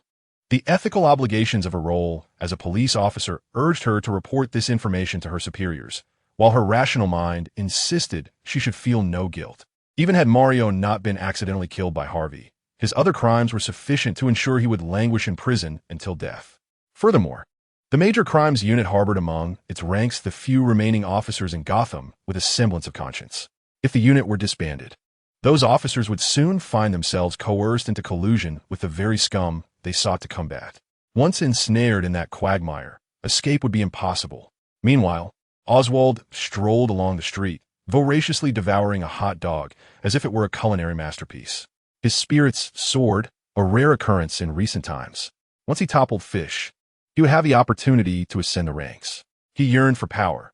The Cobblepot family had once held considerable sway in Gotham's underworld. But with the rise of the Falcone family and the sudden emergence of the Maroni clan, the Cobblepot legacy had become but a relic of the past. What was he to do? He was determined to rectify the mistakes of his forebears. Once destined to be a scion of high society, he now found himself relegated to the status of a henchman beneath Fish. Even though he had earned her favor, a subordinate would forever remain a subordinate. With no hope of advancement, Oswald had never considered himself inferior to anyone. He merely lacked an opportunity, and now that opportunity lay before him. To overthrow Fish and eliminate the decaying, Age Falcone would crown him as Gotham's new king. As he endeavored to conceal his excitement, he caught sight of a man clad in black, wearing a pig's head mask, standing by the roadside. The man pushed a small cart adorned with an array of balloons, intermittently stopping as he vigorously promoted his wares. "What a peculiar fellow," Oswald muttered, nonchalantly discarding his empty hot dog box before brushing past the man. In Gotham City, such oddities were commonplace. Donning a pig's head mask hardly constituted a cause for astonishment. At this moment, an unexpected visitor arrived at the headquarters of Falcone. A mere 11-year-old child stood at their doorstep, instilling trepidation in all present. Chapter 9. Falcone. White One regarded the man blocking his path with an unperturbed demeanor. "My name is White One. Some of you may recognize it, while others may not, but that is inconsequential. I am confident that your leader, Mr. Carmine Falcone, is well acquainted with my name." After several minutes of silence and no response from within, the assembled individuals dared not act without their leader's directive. White One remained at the entrance. Wordless. "Please invite our guest in," came the raspy voice of Carmine Falcone from within, soft yet audible enough for all to hear. In Gotham, the name Wayne wielded greater influence than even that of the president. The only strategies directed at the Wayne family were those of intrigue and conspiracy. None dared confront this formidable entity head-on. Even this boy, who had roamed the streets just 3 days prior, commanded respect merely by bearing the Wayne surname. The door creaked open, revealing an abyss of darkness within. White One stepped lightly, unhurried, into the stronghold of the Falcone family. The ancestors of Falcone and Maroni trace back to the Sicilian Mafia of Italy, and in a sense, they could be considered a branch of that notorious organization. The room's decor was stark and straightforward. At its center stood a long table, capable of accommodating approximately 20 individuals, flanked by a bookshelf brimming with various tomes. To the left of the entrance were 2 chairs and a weathered wooden table, upon which sat a kettle of tea and 2 porcelain cups. The elderly Carmine Falcone reclined in one of the chairs, resembling a lion in its twilight years, with murky eyes that no longer held the vigor of his youth. White One approached slowly, taking a seat without ceremony, and spoke in a gentle tone. "Good day, Mr. Falcone." Falcone lifted his gaze slightly, surveying White One's youthful face, and brusquely replied, "If you cannot impress me within 30 seconds, even with the Wayne name, I shall kindly ask you to leave. Matters of this nature should be addressed by your father." Even if White One remained silent during those 30 seconds, Carmine Falcone would surely concoct a flimsy excuse to keep him. However, White had no intention of provoking the elderly gentleman before him in such a manner. I have just spoken with Mr. Maroney. He will be involved in the security arrangement for the Wayne Group's welcoming event, doing his utmost to ensure its safety. 10 seconds, White thought to himself, cursing inwardly, yet spoke without hesitation. I hope to invite you to participate in the security activities for this welcoming event. The Wayne family shall offer generous compensation. Show him out. Gotham now resembles a stagnant pool, and my father believes it is time for the political arena to embrace some fresh blood. Faced with Falcone, Wayne finds it increasingly difficult to navigate the treacherous waters, resorting only to leveraging interests. Maroney, the emerging powerhouse of Gotham's underworld, should not be underestimated. For the slumbering lion that is Falcone still commands respect. Continuing on, the Wayne Corporation received alarming news, an impending attack on my parents during a welcome event. We have enlisted the services of Los Angeles' most renowned umbrella security firm, alongside the Gotham police, and Maroney's involvement will undoubtedly bolster our efforts. What more is required of me? Merely embellishing the situation would yield scant benefits. I wish to extend the goodwill of the Wayne Corporation. Maroney, of course, will not overlook this opportunity. Mr. Falcone, that cunning wolf will employ every tactic to associate this attack with the Falcone family, inciting discord between us. Should such an event transpire, the Wayne family would find itself inexorably bound to confront you in a relentless struggle. Are you threatening me? Falcone suddenly raised his head, a fierce glint in his eyes. Wayne inhaled deeply, lifted his teacup, and took a slow sip before responding. This is not a threat, but rather an expression of goodwill. The Wayne family seeks a stable Gotham, for such stability aligns with the interests of all parties involved, be it the Maroney family, the Falcone family, or our own Wayne family. We require the stability of Gotham City. Please continue. A man of clarity does not resort to veiled words. Whether you choose to acknowledge it or not, the Falcone and Maroney families occupy the lowest rungs of Gotham's hierarchy. Wielding money and muscle, you garner no genuine respect. Indeed, these two seemingly illustrious crime families are merely marginally better than the average citizen. The capitalists of Gotham maintain intricate connections with both military and political spheres. Wealth? They cannot compare to those whose riches have been amassed over generations. Force? In the face of a well-organized army, these gangs are little more than a rabble, incapable of stirring any significant turmoil. Their apparent arrogance stems solely from not having yet offended those who ought not to be crossed. Are you attempting to provoke me? I am merely stating facts, Mr. Falcone. An abrupt silence enveloped the room, punctuated only by the ticking of clock. A melodious chime resonated through the air. Falcone unsteadily rose to his feet and paced toward the window. The Falcone family's headquarters lay within an inconspicuous loft, directly opposite one of Gotham's iconic landmarks, the clock tower. We will send someone to join in. Hearing this, Wayne momentarily paused, having anticipated a more arduous negotiation. To his surprise, Falcone had not stipulated any conditions, readily acquiescing. Thank you, Mr. Falcone. You shall gain the friendship of the Wayne family. After Wayne concluded his remarks, he turned to leave, having lingered for over 10 minutes. Allen was likely on the verge of madness. Just as he was about to exit, Falcone spoke calmly. Half of the Gotham Police's lower ranks are affiliated with me.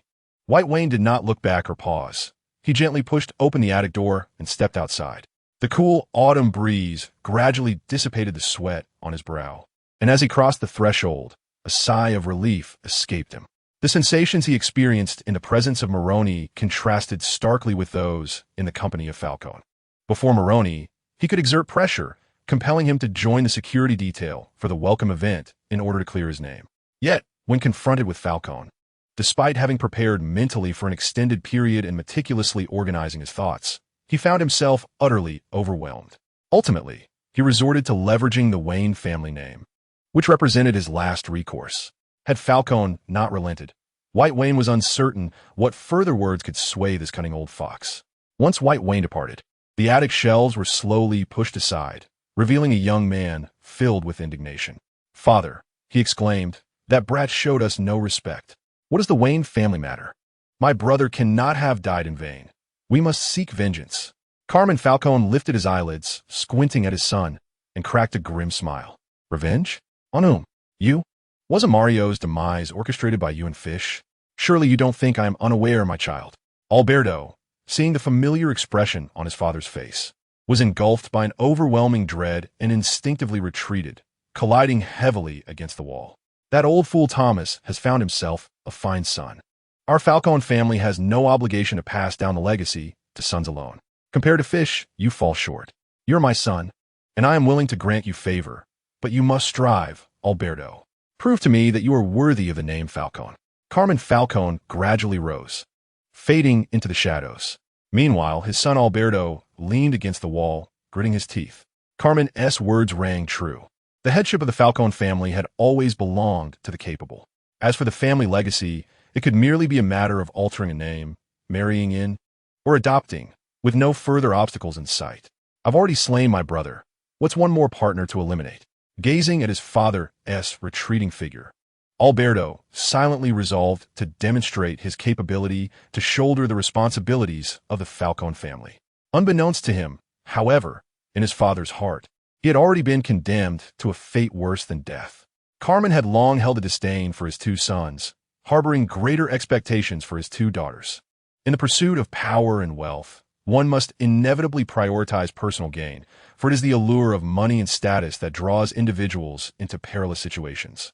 However, a life solely driven by self-interest is fraught with peril, as evidenced by the tragic fate of one's own son, Mario. Blinded by greed, he heedlessly followed the words of Fish, ultimately leading to his untimely demise. Likewise, his elder brother is not particularly astute, having also fallen prey to Fish's manipulations. Such is the plight of a tiger father and his foolish sons. Naturally, should both of his sons meet their end, he would seek vengeance, sending Fish to confront the devil himself. It is uncertain whether Thomas, that aged gentleman, would entertain the notion of claiming one of the two deceased children for himself, a thought that emerged the instant he laid eyes upon White Wayne. Previously, the Wayne family boasted only Bruce as their sole male heir, leaving him unencumbered by such considerations. Now, however, with two sons in the Thomas household, the matter of inheritance must be contemplated. If Thomas were inclined to bestow one of his sons upon the Falcone family, all dilemmas would dissolve effortlessly. Mutual benefit is the essence of existence. The question of biological ties matters little. What is of significance is the legitimacy of the arrangement. Bloodlines are of negligible consequence. Little could White Wayne have anticipated that. While he appeared to gain some advantage on this occasion, he was, in fact, sacrificing everything. Chapter 10. James Gordon Oswald knelt upon the ground, reverently caressing the left foot of the woman before him, as if engaged in a sacred pilgrimage. Fish, satisfied, nodded in approval. Oswald's touch was just right, granting her a profound sense of comfort. Most importantly, Oswald was the sole heir of the Cobblepot lineage, and the fact that such a man, destined for high society, was now beneath her foot filled her with immense pride. Oswald, how old were you when you began following me? 10 years old, mother, he responded, his hands never ceasing their work, well aware of how to elicit pleasure from the woman before him. This knowledge was born of countless trials and tribulations. 10 years. Is it? A decade has passed, she mused. Many years ago, I was merely a distant branch of the Falcone family, struggling to sustain myself. And now I am the second in command of the Falcone Empire. Even Mr. Carmine regards me with newfound respect. This is the essence of power. Do you understand, Oswald? The experiences of those years past have become Fish's Achilles heel. Those who once reveled in her favor had met their fate, becoming part of the concrete pillars of Gotham Bridge. There exists an adage in a distant land that states, one must endure hardship to ascend to greatness. Do you grasp the meaning of this, Oswald? Oswald shook his head, increasing the pressure of his touch. This saying implies that one must suffer greatly to attain a lofty position. However, let me tell you, that saying is nothing but nonsense. She rose to her feet and pointed outside, where not far away lay the Falcone's loft. Do you see it? The two sons of Carmine, who need do nothing to bask in the shadow of their father, poised to become the nominal first heirs of the Falcone family. Bruce Wayne, that carefree boy, what hardships has he endured? By what right does he inherit the vast Wayne enterprises without hindrance? And then there's you, my child. You have borne enough suffering, yet here you are, reduced to kneeling and licking my feet. Oswald showed no anger. He remained half kneeling, respectfully declaring, to serve you is my honor. If White Wayne were present, he might exclaim, if you do not succeed, who will? Even Go Jin would feel inferior in comparison. So why do you betray Fish Mama?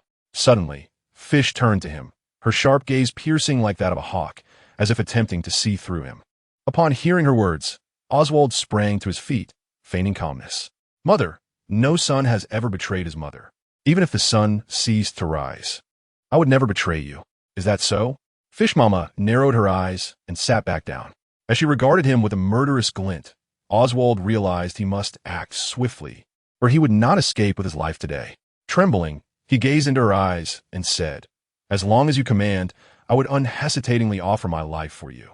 What Oswald did not anticipate was that, in the next moment, Fish Mama produced a dagger from behind her, regarding him with a playful glint before saying, "It is time to prove your words, my child." At the sight of her unwavering demeanor, Oswald's expression shifted dramatically. He trembled as he accepted the dagger, his hands quaking uncontrollably. The moment he grasped the dagger, Fish Mama turned away, seemingly unable to witness the impending bloodshed. With the dagger in hand, Oswald's expression fluctuated, and within mere seconds, he fought an internal battle. Suddenly, he lunged at Fish Mama with the dagger. However, she was prepared. It was as if she had eyes at the back of her head. In a swift motion, she crouched, seized a nearby chair, and hurled it at Oswald, knocking him to the ground. The impact shattered the wooden chair into splinters, and Oswald collapsed, rendered unconscious by the sudden blow. Yet Fish Mama's assault did not cease. She picked up a baseball bat and struck the penguin's feet with brutal force, the sound of breaking bones echoing through the air. The intense agony jolted Oswald back to consciousness, and he cried out in torment. Yet it did not elicit an ounce of pity from Fish Mama. "Will you kill him?" she inquired. After all these years, even a dog would develop attachments. "Hand him over to the Major Crimes Unit. They loathe nothing more than traitors." "What about the policeman?" "Kill him." Fish Mom casually remarked that Gotham's old district houses the largest pig slaughterhouse in Gotham City. Inside the slaughterhouse, countless slabs of pork hung from the racks, alongside a man who was also suspended from the beams. He was drenched in blood, his head swollen grotesquely, resembling that of a pig. It was evident from his attire that he was a police officer. As Gordon gazed upon the man before him, an overwhelming sense of impending doom washed over him. Just last night, he had acted impulsively, like a reckless youth, irrationally storming into the Iceberg Club where Fish Mom resided, causing a ruckus. He had believed that as a police officer, even if he could uncover nothing, he could at least escape unscathed. Drawing upon his experiences from Chicago, where gangs would refrain from attacking law enforcement unless absolutely necessary. However, such wisdom proved utterly futile in Gotham. Fish Mom's henchmen ruthlessly beat him in full view of the crowd, dragging him out like a slaughtered pig amidst their jeers. The phone rang, and the leader among them answered. "Kill him. Make sure to clean up thoroughly." The man's phone was on speaker, and Fish Mom's voice echoed word for word into Gordon's ears. Regret consumed him.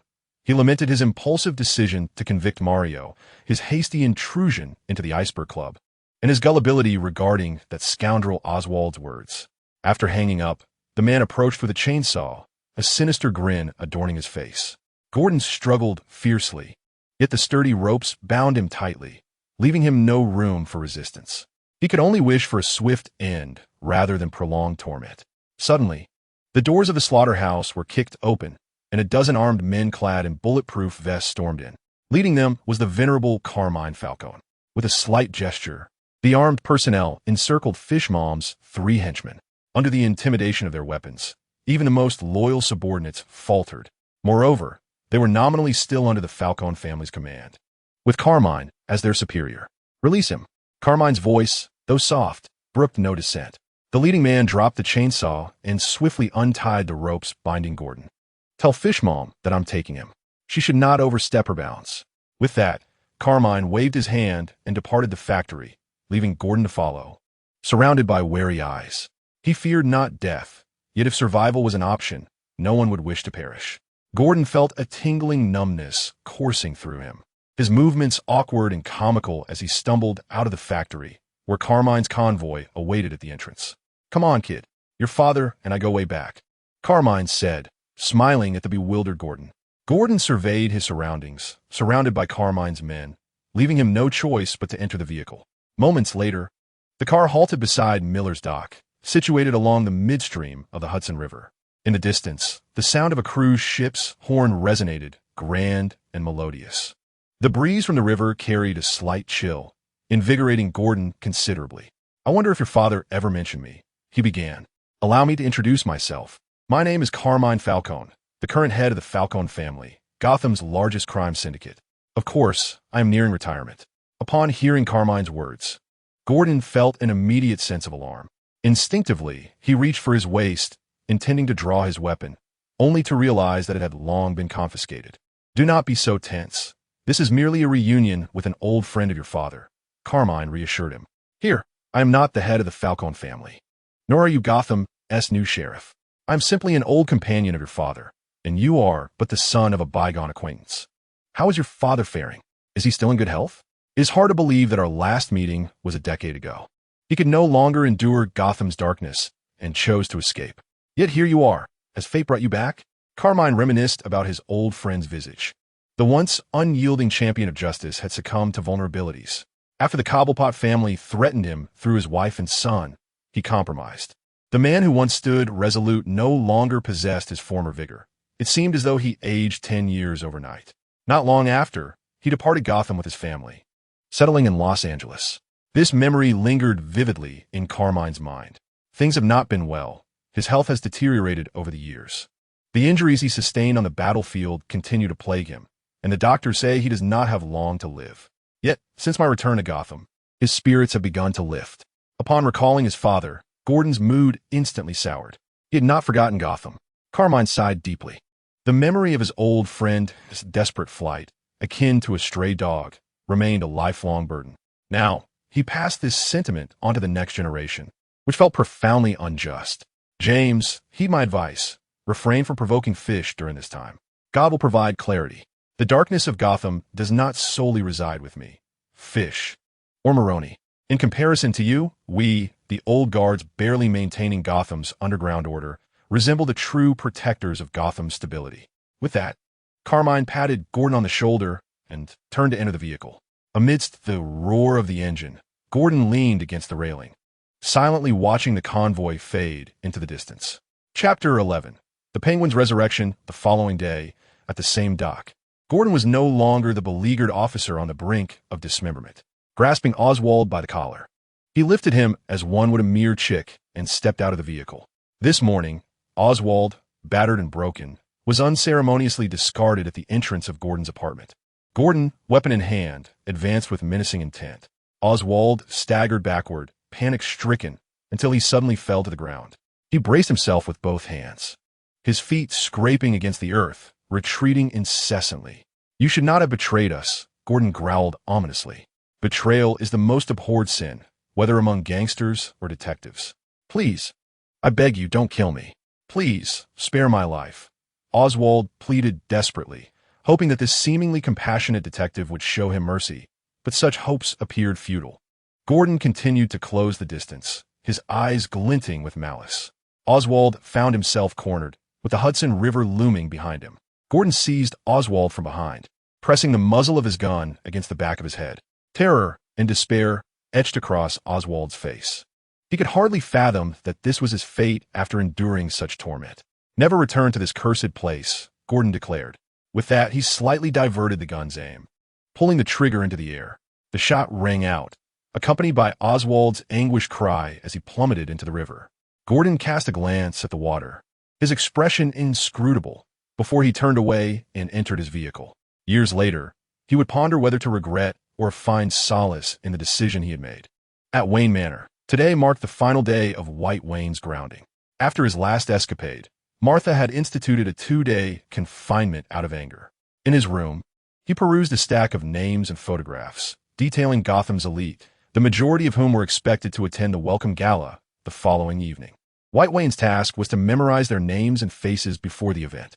Lying on his bed, he leisurely stroked his fish, fully confident in his recollection of these individuals. He was even privy to some of their darker secrets, having invested considerable effort into investigating the deaths of the Waynes. In his mind, White Wayne calculated the connections: Umbrella Security, Gotham PD, the Maroni family, and Falcone. He wondered if there was anyone else. He found it hard to believe that an ordinary person could penetrate the alliance of these formidable forces. This thought inflated his confidence. He felt he held at least half the credit for this collaboration. Just then, the door swung open. Seeing White Wayne sprawled on the bed, Martha scolded, still running amok. "Are we White?" "No more running, Mother. I promise I won't do it again," White Wayne replied obediently, his youthful demeanor lending him an air of sincerity. "How are your preparations coming along?" Martha inquired, referring to how well he had absorbed the information on the list. "I've memorized everything, Mother. Every last detail." Martha harbored a sense of disbelief. The document before her contained the names of over 100 individuals. She approached the bedside of White One, taking the materials from his hands, and remarked, "Let me put your skills to the test." To Martha's astonishment, White One adeptly matched photographs to names, even recalling details about their families, which filled her with elation. For a child just over 10 years of age, memorizing such a multitude of information was no small feat. "I never anticipated that my child was a little genius," she said, affectionately ruffling her younger son's hair, her heart brimming with joy. For parents, even the slightest success of their child brings immense delight. Observing his mother's happiness, White One seized the moment to inquire, "So, can my grounding be lifted, Mother? It is dreadfully dull at home." "Seeing how clever you are, my child, my answer is, of course, no. Your grounding will only end tomorrow," Martha replied. White One's emotions oscillated like a roller coaster. "Stay put in your room, my dear child," she added, gently patting his shoulder before leaving. Thus, White One was left alone, wearing an expression of desolation. Meanwhile, during White One's confinement, Oswald suddenly emerged from the depths of the Hudson River. He gasped for breath, using both hands and feet to struggle ashore. Soaked to the bone, his wounds oozed blood, mingling with the river water and seeping into the soil. "Damn it," he muttered, the frigid water sapping his strength, compounded by his prolonged absence of food, which left him feeling faint, as if a mere gust of wind could topple him. At that moment, he spotted an elderly man fishing by the riverbank. Beside him lay a basket, seemingly containing some food. Starving, Oswald staggered toward the old man. In an instant, he appeared before the elder, seizing the knife from the basket and ruthlessly slitting the man's throat. The elderly man had no time to struggle. Blood gushed from his severed windpipe, splattering across Oswald's clothing. With a casual shove, Oswald sent the fishing rod and the old man tumbling into the river. The water gradually turned crimson, only to soon revert to its murky state.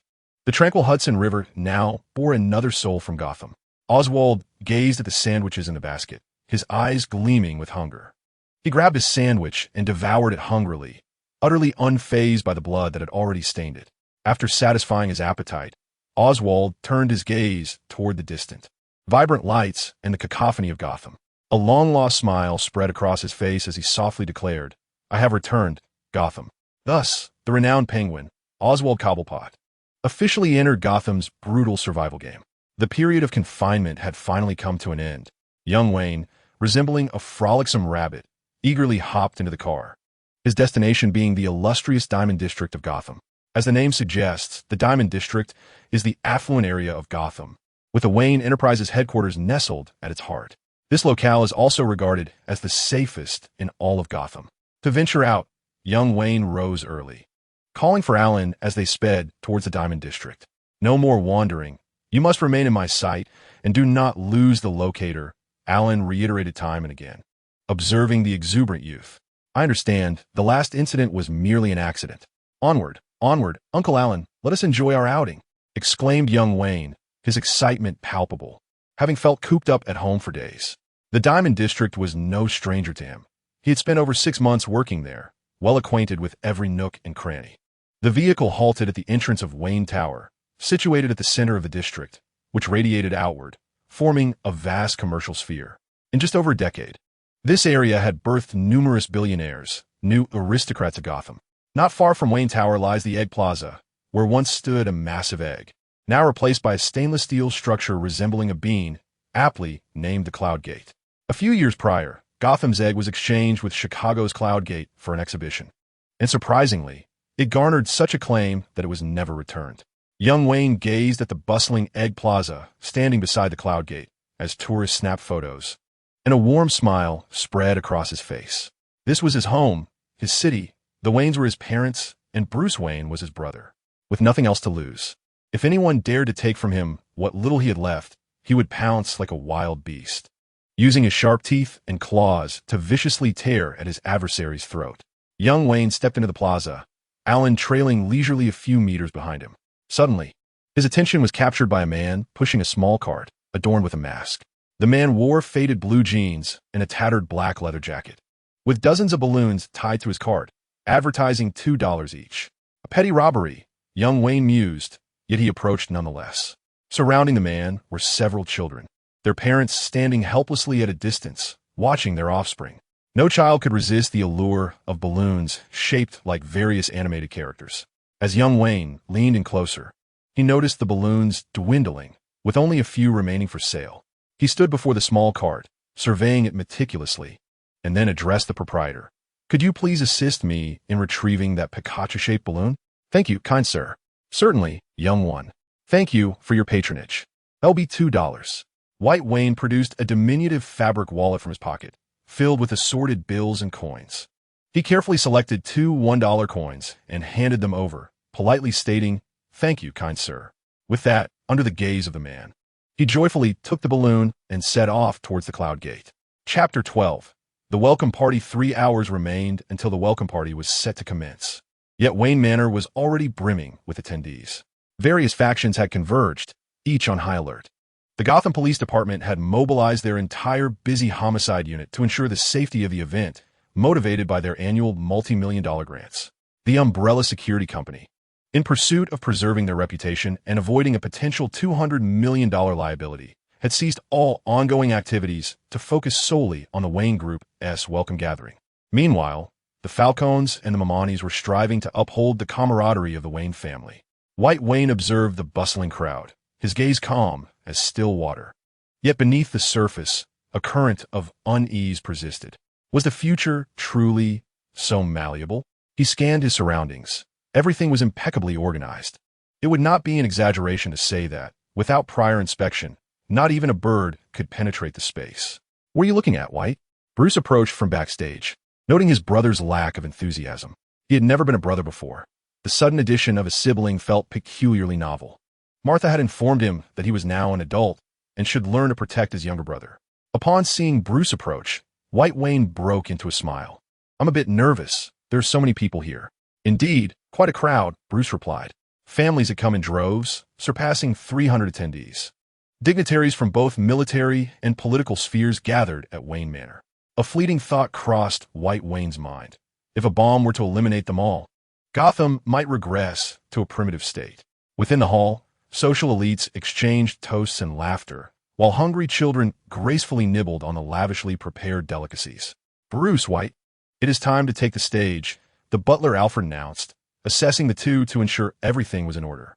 "Wonderful, my young masters. Gotham will shine because of you," Alfred said, leading one child in each hand as they ascended the stairs. On stage, Thomas Wayne was passionately articulating his vision, standing as one of the few capitalists in Gotham with a trace of conscience. The Wayne Group pledged to invest $1 billion within 3 years, focusing on the restoration and enhancement of Gotham's transportation system, centered around the old subway station. As his words echoed through the hall, applause erupted from the audience. "Mr.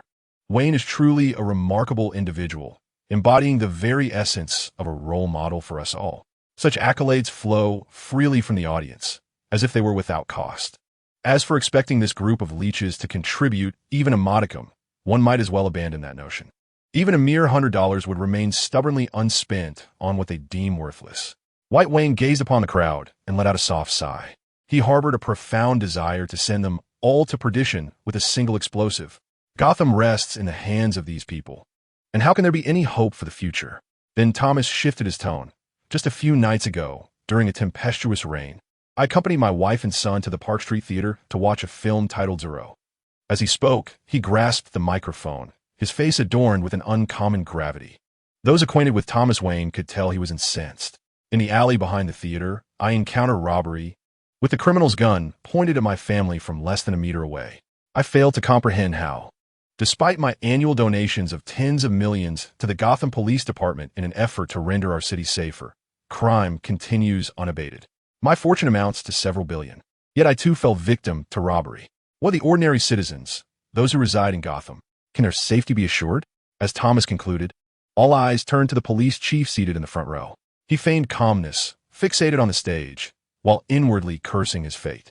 Of course, the annual tens of millions in aid were siphoned off by him.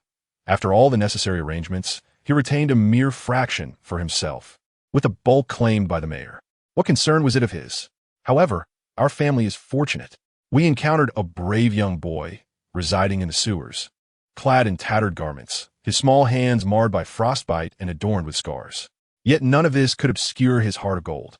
In our moment of peril, he bravely toppled the criminal, rescuing us. When I was on the brink of losing my composure, his words served as a refreshing spring, calming my tumultuous spirit. Today, I stand here to announce that the Wayne family is to welcome a new member, my second son, White Wayne. He shall inherit the entirety of the Wayne enterprises.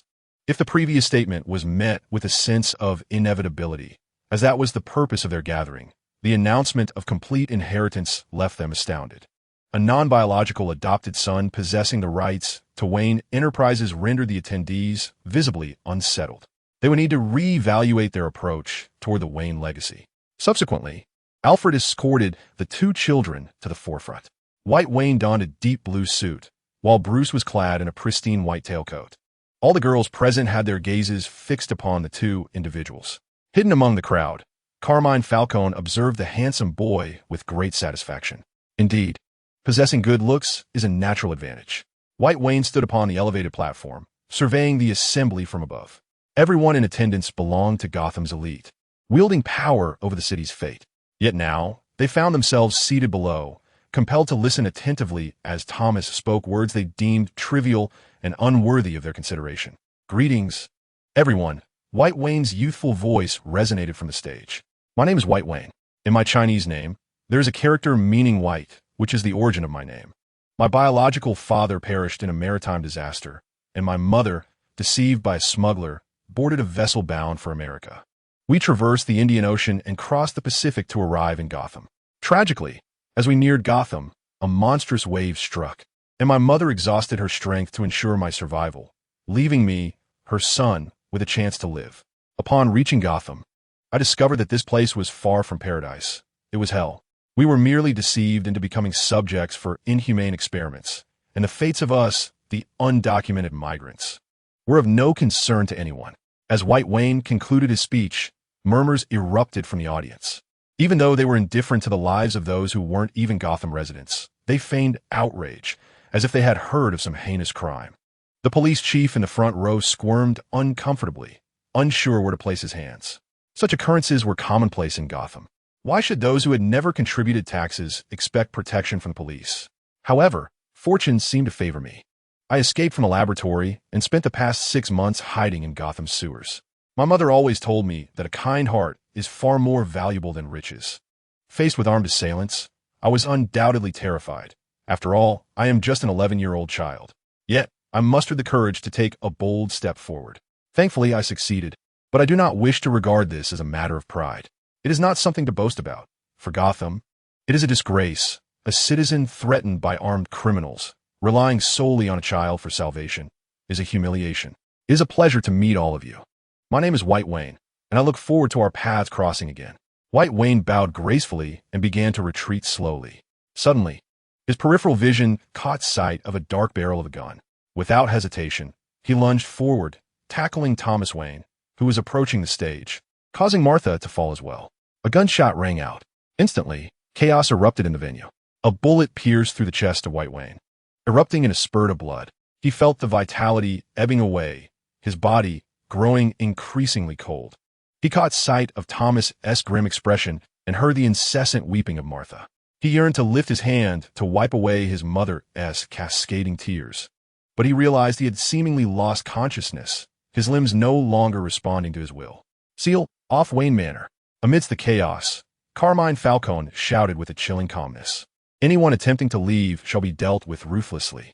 The slumbering lion bared its fangs, whether to earn the favor of the Wayne family or to clear his own suspicions. The moment was ripe for action.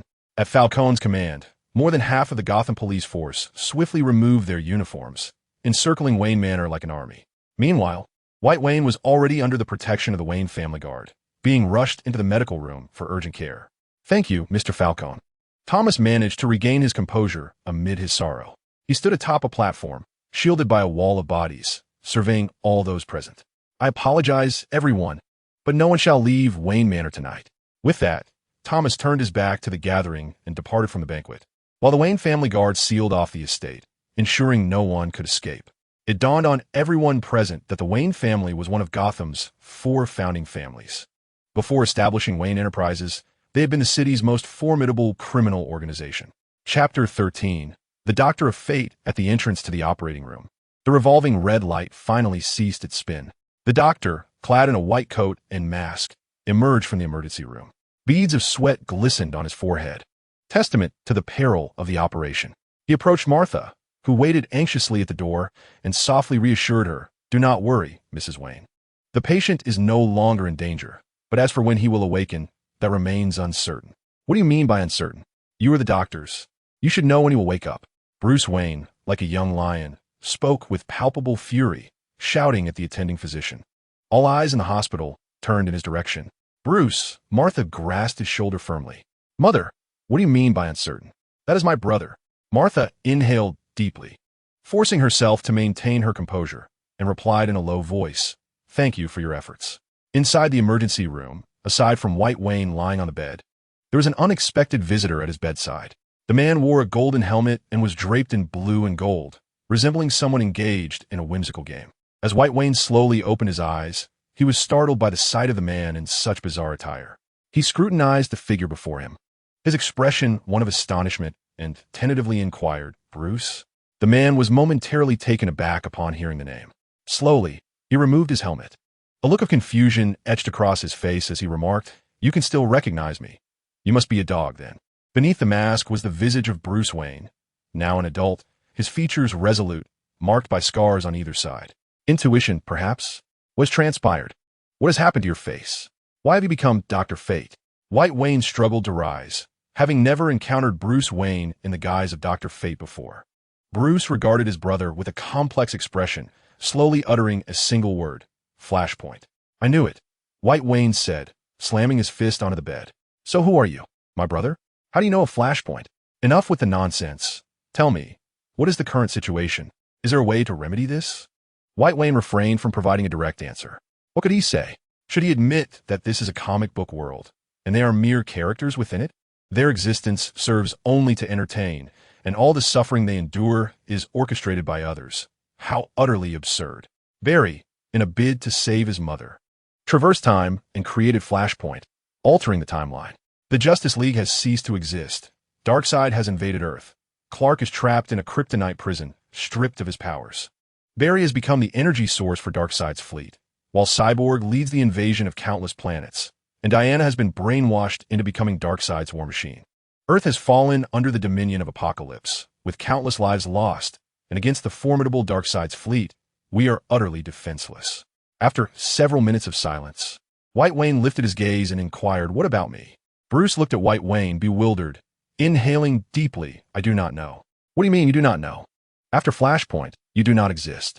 As he spoke, Bruce produced a photograph from his pocket. "Crime Alley." "Yes, Crime Alley. Have you discovered anything?" White Wayne took the photograph, which depicted events from a few days prior in Crime Alley. Thomas Wayne stood over a criminal, while Martha and the young Bruce trembled behind him. And White Wayne stood not far off. "Isn't it quite normal? This photograph does not include you, brother." "Impossible," White Wayne exclaimed, pointing to the manhole cover where he stood. "I was right here, I was here. In my memory, you should indeed be here, but you are not. Absence is absence. We cannot see it."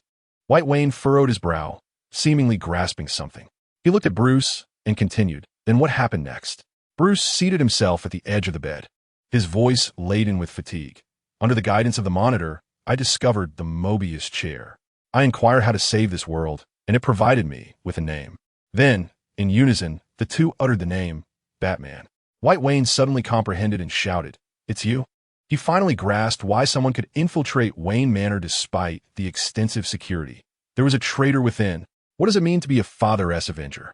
To traverse time and space solely to send one S-Father to his demise. Only Bruce could accomplish such a feat. I acquired this name from the Mobius chair. Subsequently, I also realized that my parents were meant to perish in that alley. Only then could the Dark Knight walk the streets of Gotham. And you, brother, your existence altered the timeline. Batman ceased to exist, and no one could vanquish Darkseid or save this world. So, you wish to kill your parents to amend the timeline? Have you lost your mind? They're your father and mother. Bruce firmly gripped White Wayne's shoulders, his eyes bloodshot as he roared. Do you understand what I have endured? What could I do? I've been searching for you. Where have you been? What else can I do? Bruce wept, helplessly leaning against the bedside. At that moment, he was not the decisive Dark Knight nor the master of magic, Dr. Fate, but merely a vulnerable boy. He had traversed time countless times, witnessing his comrades either perish or become enslaved, driving him to the brink of madness. He could only persevere in hopes of discovering a means to save the world. Observing Bruce Wayne, sobbing like a child, White Wayne fell silent. This was a scenario he should have anticipated. The flapping of a butterfly's wings in South America could indeed stir a tornado in North America. This may seem like a mere saying, yet it truly occurred. The absence of Batman led to the destruction of the future world. Give me a moment. I shall think of a solution. White Wayne contemplated why he had not appeared in the New World post-Flashpoint, realizing he was inherently an outsider to this realm. After the world was reset, only he remained in the reality prior to that reset. More specifically, Flashpoint resulted in two divergent timelines, akin to a river splitting into two tributaries. White Wayne existed in the world before the reset, while naturally, there was no trace of him in the world after Flashpoint. Batman, Batman, White Wayne furrowed his brow, repeatedly murmuring this name. The origins of Batman vary across different universes, yet most relate to that fateful rainy night in Crime Alley.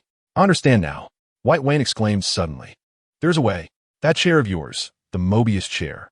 Yes, the circular chair, he continued. It stated that the game changer is Batman, but it did not specify that one must have lost their parents to be called Batman. Upon hearing this, Bruce seemed to grasp his brother's intent, and he responded, no. He never stipulated that only Bruce Wayne could embody the Bat. No, there exists no exclusive Batman. I can conjure a Batman of my own. Who asserts that an ordinary person cannot become Batman? It merely requires transforming the mundane version of Bruce Wayne into a psychologically complex Batman. How can one ascertain the impossibility without making an attempt? If all else fails, I shall assume the mantle myself. No one has decreed that Batman cannot be known as White Wayne, after all. White Wayne, filled with determination, understood that the Wayne family had laid bare their hearts for him, and his initial rescue of them had been driven by self-interest. Witnessing their demise was inconceivable for him. However, if the future world were to perish in such a manner, he could not accept that fate either. Yet in the world post-Flashpoint, you do not exist. White Wayne smirked enigmatically. Of course, White Wayne is non-existent, but what of Batman?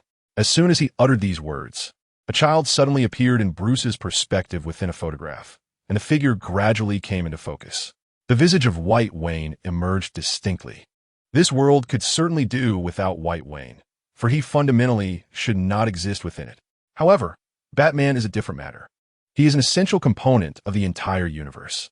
To claim that Batman does not exist is to suggest that this world is missing a crucial piece, rendering it incomplete. Once White Wayne assumes the mantle of Batman, the world must inevitably reconcile his past. Whether he ultimately becomes Batman rests upon his own choices. My fate is mine to command, not dictated by fate. We are all traversers. Why should I heed your words? Of course, it is of significance. Do you not recognize who I am? White Wayne declared with pride. Essentially, he had ensnared this world, which had already paid him the ransom. The final decision of whether to release its inhabitants depended solely on his will. He wished to believe that even without enduring the harrowing night in Crime Alley, without experiencing the agony of loss, Bruce could still possess the capacity to become the Dark Knight who roams the night.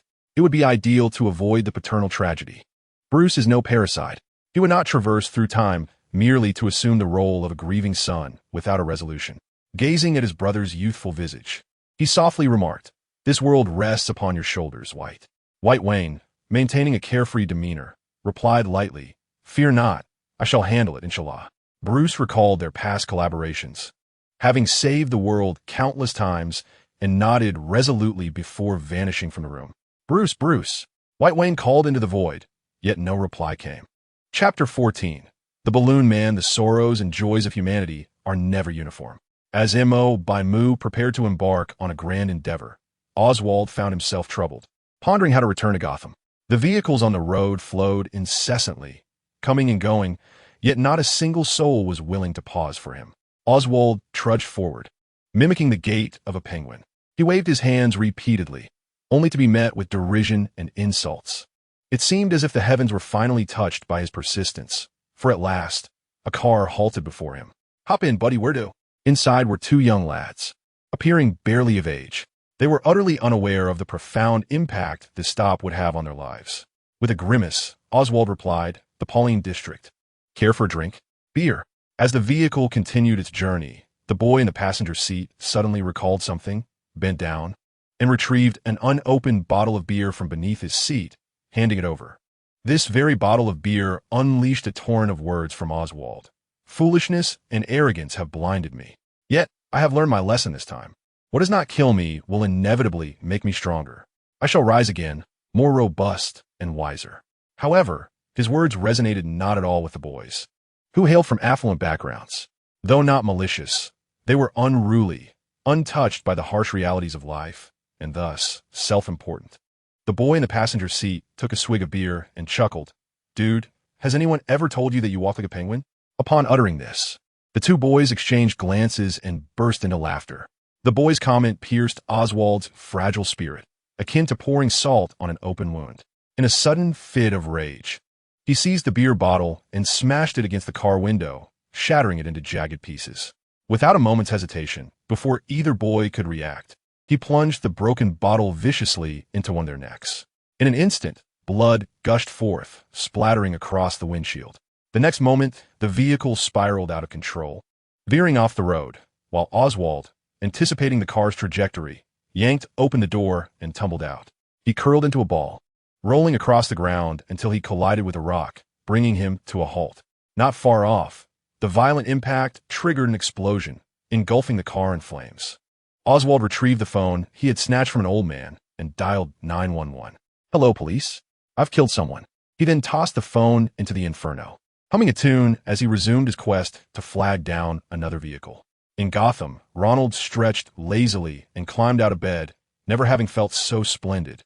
A month prior, he had been a streetwise vagabond, but now he possessed over $100 billion in cash. Yes, actual cash. How easy it was to con people. He couldn't help but recall the fools he had deceived. After all, what in this world ever comes without a price? He was merely a young delinquent who had barely graduated from middle school, yet he managed to manipulate the numerous elites of Gotham, exploiting their avarice. Certainly, he was entangled in legal troubles. However, he possessed wealth, allowing him to enlist the finest attorneys in the nation to defend him. He could easily muster a substantial sum for his bail, and he had the means to prolong the case for a decade or more. Once those creditors had perished, he would repay a paltry fraction of what he owed, leaving him with ample resources to indulge in a leisurely life thereafter. "You should leave now," he said, rising to his feet and playfully patting the woman beside him. She let out a soft murmur, reluctantly rousing from the bed, her eyes still heavy with sleep. "What is the rush? Remember to check out by 3 this afternoon." Ronald, gazing at the woman with whom he had shared a night of pleasure, felt a twinge of compassion. He extracted a stack of bills from his bag, estimating at least several $1,000s. "A tip. I was quite satisfied last night." After imparting these words, he gave her a gentle pat on her backside, donned his clothes, and exited the room. Once he departed, the woman on the bed transformed from alluring to vengeful, glaring at his retreating figure. Subsequently, she began to scour the room, meticulously gathering Ronald's remnants. Simultaneously, the hidden camera in the room documented their sleepless night, capturing every word Ronald had uttered without omission. This was the modus operandi of Gotham's major crime unit. They adhered to a principle: to capture criminals, one must be more ruthless, more cunning, and less scrupulous than the criminals themselves. This doctrine was the cornerstone of their high conviction rates. As Ronald stepped out of the hotel, it was the day of his meeting with his attorney. The lawyer he had engaged was from New York, renowned for defending numerous affluent clients with success rates soaring to 97.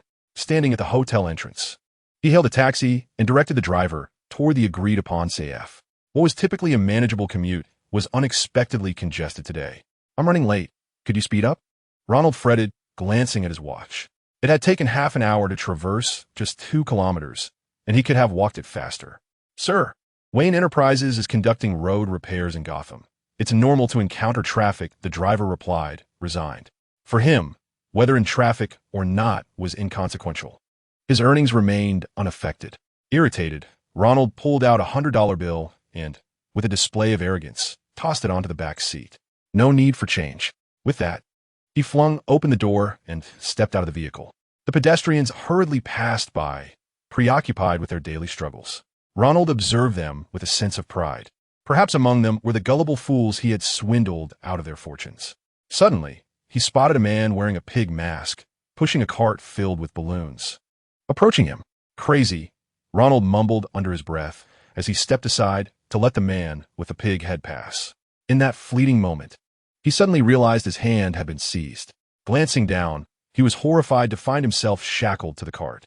The police, his first instinct screamed, fearing they had uncovered new evidence that would seal his fate.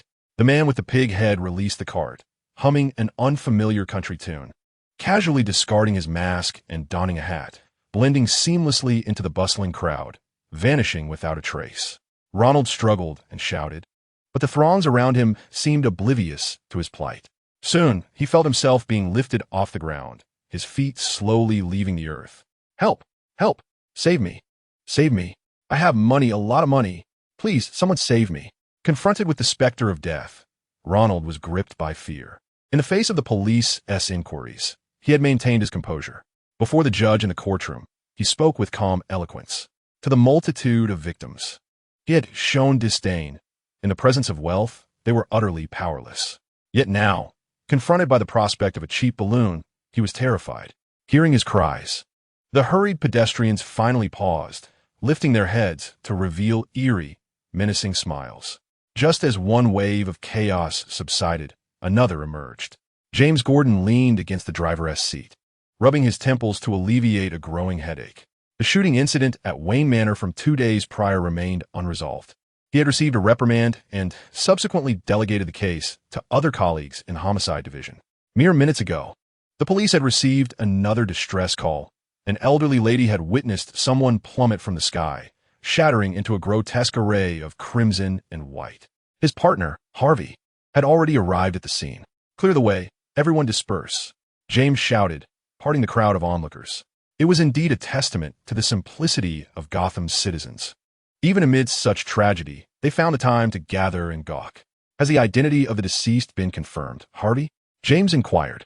Harvey's expression was peculiar, almost relieved as he sighed. They are conducting tests. The identification reveals the victim's name as Ronald Danzel. Age. Are you referring to Ronald Danzel? Yes, James. The very same Ronald Danzel, the con artist who was just released on bail 3 days ago after posting a substantial sum. What a tumultuous time it is, James Gordon remarked, gazing at the mangled remains strewn across the ground, reduced to a pool of unrecognizable flesh. As an ordinary man, he felt the deceased had met his just deserts. Because of him, countless families have been shattered, and many individuals, unwilling to confront their harsh reality, had chosen the path of suicide. In the entirety of Gotham, the actions of that damned individual have driven over 100 souls to take their own lives. Yet, as a police officer, he desires Ronald Danzel to face the full weight of the law, rather than perish on the streets. This is a murder, is it not, James? Surely you cannot believe that a fraudster worth over $100 billion would choose to end his own life. This presents a significant dilemma. If one were to tally the grievances, half of Gotham's populace bears a vendetta against him, and any random person on the street could possess a motive for his demise. What is this? As James approached, he observed that the man's wrist was bound with several strips of rope, which were affixed to some shattered remnants of an unknown origin. To be precise, they were fragments of hydrogen balloons. The murderer's methods were hardly sophisticated. He employed hydrogen balloons to elevate the victim into the air, where asphyxiation would ensue. Ronald Danzel had succumbed to death before hitting the ground, and during the ascent, the hydrogen balloons would inevitably burst, causing the body to plummet from the sky. Harvey, with a hint of schadenfreude, remarked, moreover, this is likely not the original site of the incident.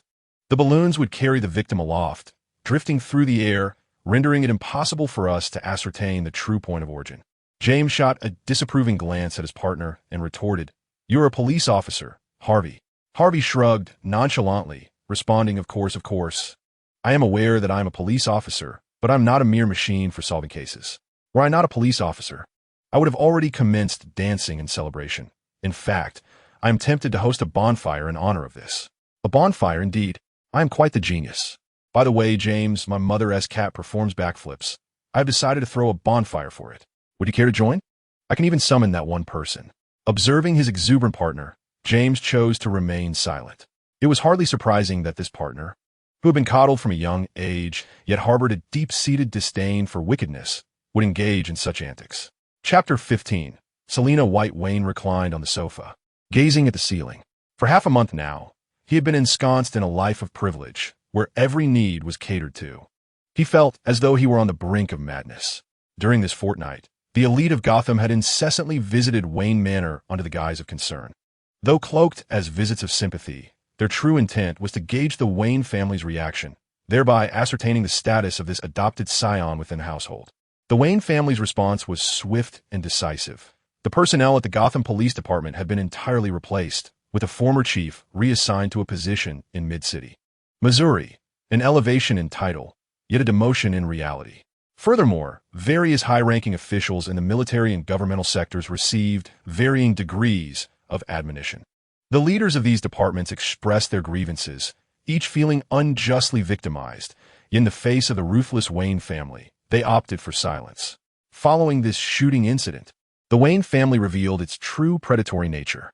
However, the enigmatic assailant remained elusive, seemingly materializing from thin air only to vanish just as mysteriously, as if he had never existed in this realm at all. Even with a bounty of up to $20 million, no useful information has surfaced.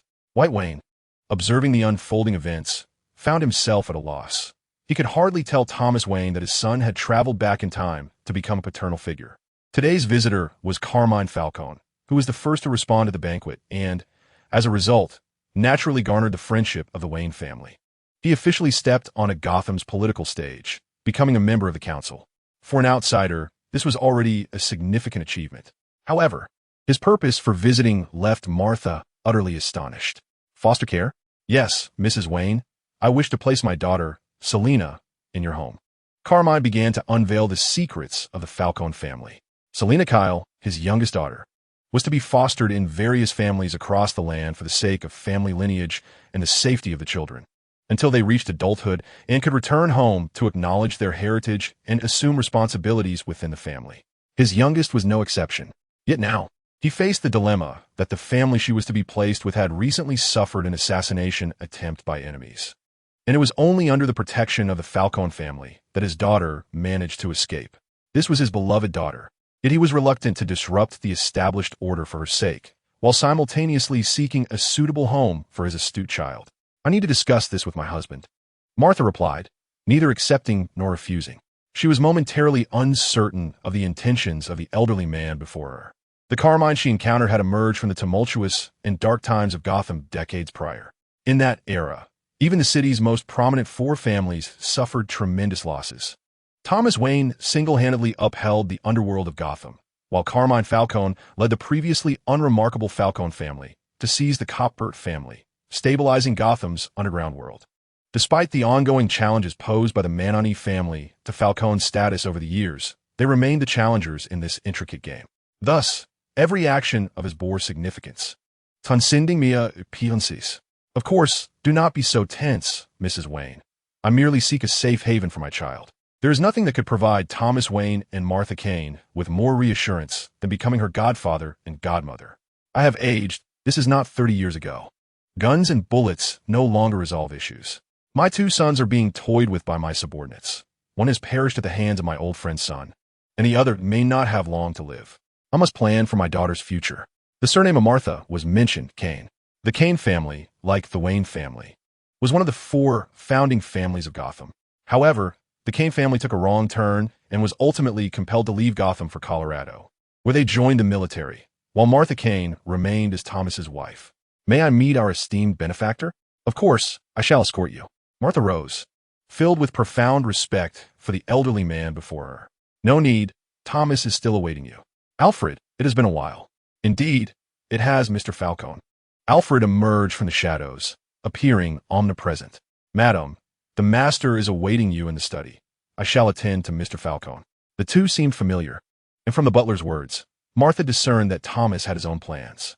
In matters of great importance, she had always stood united with her husband, regardless of whether his decisions were right or wrong.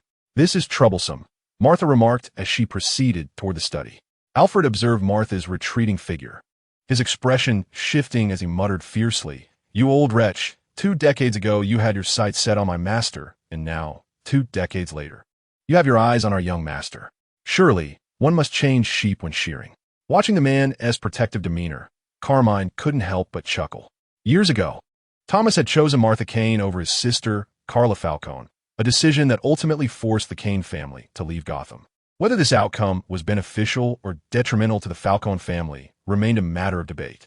Your family's adopted son, the second young master, Piage, adopted son, White, is the second young master of the Wayne family. Do you know what it means to be a second young master? Repeat after me. Second young master. As he spoke, Alfred grew agitated, uncertain of his master's and mistress's thoughts. To him, White was unequivocally the second young master of the Wayne family. No different from the first. They soon arrived at White Wayne's door. "White, Mr. Falcone has come to see you." Upon hearing this, White Wayne, who was drinking water, suddenly felt it go down the wrong way, stifling a cough. "Mr. Falcone, please let him in. When soldiers come, we shall defend. When water comes, we shall cover." White Wayne was uncertain of the old man's intentions. He was merely an 11-year-old child, small, pitiful, and helpless. Meanwhile, Martha entered the study, where her husband, who ought to be at Wayne Enterprises, was present. His first words were earth-shattering, leaving Martha in astonishment. "Carmine has his sights set on our son. Bruce, White, if he dares to touch our son, I will fight him to the death." Martha, like a protective hen, declared fiercely that no one could harm her 2 sons. In a moment of bewilderment, Thomas found himself both amused and exasperated, hastily clarifying, "No, he seeks a union." "A union? Bruce is merely 12, and White is just 11. Selina is only 11 as well." Martha scrutinized her husband, furrowing her brow as she inquired, "Did you consent?" Thomas longed to deny it, yet under his wife's penetrating gaze, he reluctantly revealed the truth. He had not fully acquiesced, but had agreed to allow Selina to be fostered in their home, leaving the final decision to the children's own desires. To Martha, Thomas's words felt akin to a foolish act, as if he had stripped bare only to release gas. In her eyes, this was tantamount to outright agreement. Her gaze brimmed with confusion, and she even suspected that her husband might be under some form of duress from Carmine. For how else could he justify such an agreement? Carmine had proclaimed he would eliminate all obstacles for the children to inherit the Falcone family legacy, including his own son. Had he lost his mind? At last, Martha comprehended the impetus behind her husband's consent. The Falcone family had tethered their entire lineage to the Wayne clan's chariot, charging forth into battle and rectifying the Wayne group's most glaring deficiencies, thereby transforming it into a colossal conglomerate straddling military, political, and underworld domains. "Have you conversed with Bruce?" Naturally, Martha presumed that Falcone had set his sights on her eldest son. As for her youngest, he had only just begun to emerge in high society, with many encountering his name for the first time. It seemed implausible that such a cunning old fox would take an interest in him. Thomas, his expression a mixture of emotions, replied. He approached White himself.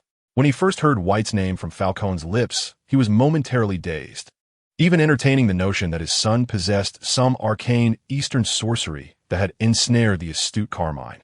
Yet, he could not conjure a valid reason for refusal. Incidents of brothers clashing fiercely over inheritance are not uncommon in large families. After all, wealth can be a powerful motivator, and not everyone can withstand the allure of nearly $10 billion in assets. The prospect of securing a legacy for both sons left him with no grounds for rejection. Moreover, this was the Falcone family, whose capabilities far surpassed mere appearances. Coupled with the influence of Carmine's sister, they formed a super underground family spanning 4 states. Ultimately, whether it would be the younger or the elder son who would be chosen depended on Selina's decision. He merely provided a platform for his children, prepared for the possibility that Selina might not favor either of his sons. Martha, being astute, quickly grasped her husband's concerns without much difficulty. It seemed there was no better solution at hand. However, a mother often harbors blind faith in her children, fearing that Selina might become overwhelmed by choices and ultimately struggle to make a decision. At this moment, within the confines of the room, the conversation between Carmine Falcone and White Wayne commenced. Chapter 16. The Bloodthirsty Shark. Entering the room, Carmine wasted no time and directly stated, "I've taken a liking to you, kid." White Wayne could hardly fathom that a 60-year-old man would have any interest in him. His mind was consumed by a singular thought. Please, don't come any closer. Observing the peculiar expression on White Wayne's face, Carmine burst into laughter. Relax, kid. Do you desire the Falcone family as support? I mean right now. The word desire nearly slipped from White Wayne's lips. He had been exposed to the realities of life and recognized that compared to the Wayne Group, the underground influence wielded by the Falcone family could offer him far more opportunities, such as the Batman Training Initiative. I do not comprehend your intentions. If there is something to discuss, it would be more appropriate for you to speak with my father rather than me, White Wayne stated, suppressing the temptation as he maintained an impassive demeanor. There is no free lunch in this world. Even his current standing within the Wayne family was earned through considerable sacrifice. There exists no love without reason. Do you not grasp my meaning? No, you undoubtedly do. Your father believes this is our first encounter. As White Wayne scrutinized the cunning man before him, he realized he had overestimated the old man's integrity. He blurted out, "You have no shame, scheming even against a child. Likewise, you also set a trap for me and that little rascal from the Maroney family. He would never suspect that a child had outsmarted him, but I certainly would." Carmine, in truth, was merely embellishing his own reputation. He did not genuinely believe this matter was connected to a child, yet perhaps out of whimsy or fate's design. He had conducted a simple test regarding Thomas Wayne, leading to the revelation that the Wayne family had received no information concerning the shooting incident. It was clear that the connection between Maroney and the Falcone family had been orchestrated by this young lad's own volition. Carmine maliciously contemplated that this entire affair was a performance scripted by the boy himself. It was not I who directed this play. White Wayne discerned admiration and appreciation in Carmine's gaze, leaving him puzzled as to what precisely the man found commendable. I understand. If you were the architect of this scheme, you would not seek me out, complicating matters for yourself. However, I am indeed curious. How is it that you possess knowledge even the Wayne family is oblivious to? Of course, I have no intention of prying into your secrets. Everyone harbors their own mysteries. As Carmine spoke, he scrutinized White Wayne from head to toe, growing increasingly satisfied with his assessment. Having secrets is certainly not a grave matter. It is merely a question of whether one can safeguard them. What must I do? White Wayne no longer concealed his ambitions. He openly admitted his interest in the assets of the Falcone family. Merely possessing wealth is hardly remarkable. In Gotham, no family rivals the opulence of the Wayne lineage. However, the Falcone family wields a formidable underground influence, second only to the military in terms of violence within the city. I have a daughter named Selena, aged 11. Quite the charmer, aren't you? Over 50 and still with a daughter. Yours, I presume? Please continue. Carmine continually reassured himself, choosing not to stoop to a child's level. Yet, the more he pondered, the more incensed he became, unable to restrain himself from striking White Wayne on the head. My two sons. One is not the sharpest tool in the shed, having been thoroughly outmaneuvered, while the other is cold-hearted yet overambitious, believing he has everything under control, even failing to manage those beneath him. They cannot uphold this family legacy in Gotham. It will be devoured by others. Reflecting on his inept sons, Carmine sighed. If there were a solution, no one would willingly relinquish their hard-earned legacy to those devoid of emotional ties. However, even if he disregarded his sons, he must consider his daughter. His astute daughter must not be encumbered by her foolish brother. What he needed was to select a capable individual, one not excessively powerful, yet sufficiently appealing to the Falcone family, ideally of an age comparable to his daughter's. Carmine's gaze settled upon White Wayne, the adopted son of the Wayne family. As an adopted child, Carmine believed that while his true potential might not be evident now, it would become increasingly precarious as he matured. After all, having a biological son overshadowing him would inevitably affect his position, and the prospect of inheriting a top-tier family like the Falcones would undeniably allure White. As for his intellect, that was self-evident. Orchestrating the dynamics of two major crime families at his command could not be the work of a simpleton. Leaning against the bed, White Wayne furrowed his brow, weighing his options meticulously. He certainly aspired to seize control of the Falcone family, which would serve as a monumental asset to his future development as Batman. The age-old strategy of leveling up through battles is timeless. Bruce Wayne became the true Batman through his intellectual and physical confrontations with Gotham's myriad villains. Without those captivating antagonists, the name Batman would never resonate with Gotham's populace in the future. In the coming years, he could leverage the Falcone family's influence to stabilize Gotham's underworld, using the city itself to bolster Bruce's experience, especially with Thomas Wayne still alive, ensuring the Wayne Enterprises' technological advancements would soar. A Batman with enriched experience, superior equipment, and a sound mind would undoubtedly haunt the dreams of every future antagonist. However, it must be noted that there is no such thing as a free lunch in this world. Falcone evidently intends to leverage the Falcone family as a bargaining chip, fully aligning himself with the Wayne Group. By harnessing the capabilities of the Wayne Group, he seeks to shed the taint of his criminal lineage and step into the limelight of Gotham. White Wayne hesitated, observing Carmine's seemingly assured demeanor, and retorted with irritation. When a union of the Wayne family and the Kane family compelled all the societal elites of Gotham to unite and force the Kane family to vacate the city. How does the current Falcone family compare to the former Kane family? Gotham does not wish to witness the emergence of a colossal conglomerate straddling military, political, and underworld domains. The only reason Gotham tolerates the Wayne Group's interference in military and political affairs is due to Thomas's singular efforts over a decade ago, revitalizing a city on the brink of bankruptcy. Otherwise, Gotham would resemble Detroit, lifeless and desolate.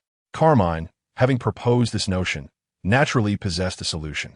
He gazed at White Wayne with a smile and remarked, "Solutions are conceived by human ingenuity.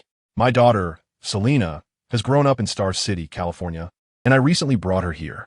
No one knows that aside from my two sons, I also have an 11-year-old daughter.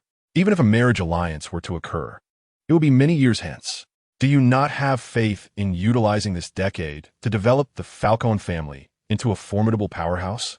The Kane family's forced departure was due to both families lacking the strength to withstand the threats posed by the remaining parasites. However, the situation has shifted. The so-called four great families are reduced to three. The Cobblepot family is virtually defunct, with only one child nominally maintaining that title while laboring under fish. The child from the Elliott family possesses the potential for greatness, yet his gaze disturbs me, reminiscent of a famished wolf poised to pounce. You, on the other hand, have a decade at your disposal. Thomas Wayne utilized a decade to vanquish all challengers, emerging as Gotham's most influential corporate entity. Do you not possess the confidence to accomplish the same feat as Thomas? Moreover, assistance will be at hand, should you dare to contest the Wayne Group's supremacy. A steady stream of supporters will arise to back you. They may hesitate to confront the Wayne Group directly, yet that does not imply they are unwilling to support alternative challengers in defiance of the Wayne Group's authority. Imagine, when those fools expend every ounce of effort to bolster the Falcone family, they ultimately discover that you, White Wayne, are the true puppeteer behind the scenes. Envision the regret etched upon their faces in the future. It rejuvenates me by 20 years. It must be said that Carmine Falcone is a captivating orator. Each of his words entices White Wayne to accept this proposition, particularly the final provocation, which leaves White Wayne somewhat intoxicated by the prospect. However, the intricacies behind the rise of the Wayne family were unbeknownst to Carmine. It was only after Bruce's disappearance and the subsequent inheritance of Wayne Enterprises that White Wayne learned of Thomas's unexpected acquisition of remnants from a Kryptonian spacecraft, which ultimately revitalized Wayne Enterprises. White Wayne, of course, did not believe that his status as a time traveler with an inherent advantage could rival that of Thomas Wayne, the native. The true reason for his acceptance of the condition was certainly unrelated to the photograph of Carmine's young daughter that she ultimately presented. How lovely, White Wayne mused internally, though his outward expression conveyed a different sentiment. "Mr. Carmine, what must I do?" "You need to demonstrate your capability to manage my subordinates, particularly Fish." As she tends to be rather disobedient, Carmine replied softly, presenting the first test for White Wayne. "Disobedient, you say? The dead will always comply," White Wayne remarked nonchalantly. Gotham may miss Carmine, but it would not lack individuals like Fish. With a mere flick of his finger, he could summon sharks drawn by the scent of blood to tear apart her frail form, leaving no trace behind. A grand performance was about to unfold. Chapter 17. A change in the weather. Even though White Wayne now envisioned himself as a formidable overlord of the underworld, He remained merely an 11-year-old child in the presence of the Wayne couple. Thus, he still had to attend school, sitting among a group of young children, learning the very things he had already mastered a decade prior. This was a torment far greater than being alone at home. He soon encountered a new classmate, Selina Kyle, the third child adopted by the Wayne family. It was said that she had stepped forward during a shortage of rare blood types in Gotham's blood bank, saving the life of the Wayne family's second son. In a reciprocal gesture, the street urchin Selina became a member of the Wayne family. White, what exactly is going on with your family? Selina whispered into White Wayne's ear, completely disregarding the teacher at the front still scribbling on the board. Our family? Our family? You are now Selina Wayne, he replied, feigning composure despite the ticklish sensation at his earlobe from her warm breath, his cheeks flushing slightly. As for what truly transpired, it was merely Thomas Wayne securing his agreement and reaching an accord with Carmine Falcone, officially making Selina a member of the Wayne household. Are you aware of the existence of cannibals in Africa? I might just sell you to them, White Wayne teased, only to be met with an unexpected torrent of tears from Selina. Oh dear, I'm so frightened. Brother White, you will protect me. One to you? White, get out of here. The teacher, observing Selina's distress beside White Wayne, immediately deduced that he had caused yet another commotion. Very well, teacher, he replied. The virtue of adaptability is a significant quality of White Wayne. He pushed aside his chair and, amid the admiration of his classmates and the stifled laughter of Selina, adeptly exited the classroom through the back door. Upon reaching the playground, he found Bruce's class engaged in free activities. The dilemma of elite small class teaching was that even a class of 33 students could not muster enough players for a basketball game without relying on White Wayne's absence from class to gather a team. I've kept you waiting long enough. Come on, let us start the game, spoke little Thomas Elliot, the sole heir of the Elliot family, one of Gotham's 4 prominent families. They wielded considerable influence over Gotham's media networks, making them true tycoons in the realms of internet and media. I was a math class, after all. I must have a valid reason to step out, White Wayne replied, glancing at little Thomas with a hint of resignation. Little Thomas was indeed the boy whom Carmine had described as having a gaze akin to that of a wolf. While White Wayne did not perceive him as such, he was acutely aware that Thomas harbored complex feelings towards Bruce. To put it simply, he bore no prejudice against homosexuality. Yet the situation concerning his brother was somewhat difficult for him to accept. White Wayne casually tossed the ball to Bruce and immediately began to reposition himself. One step beyond the three-point line, he received the ball, took a shot, and then turned to celebrate, only to deliver a perfect air ball.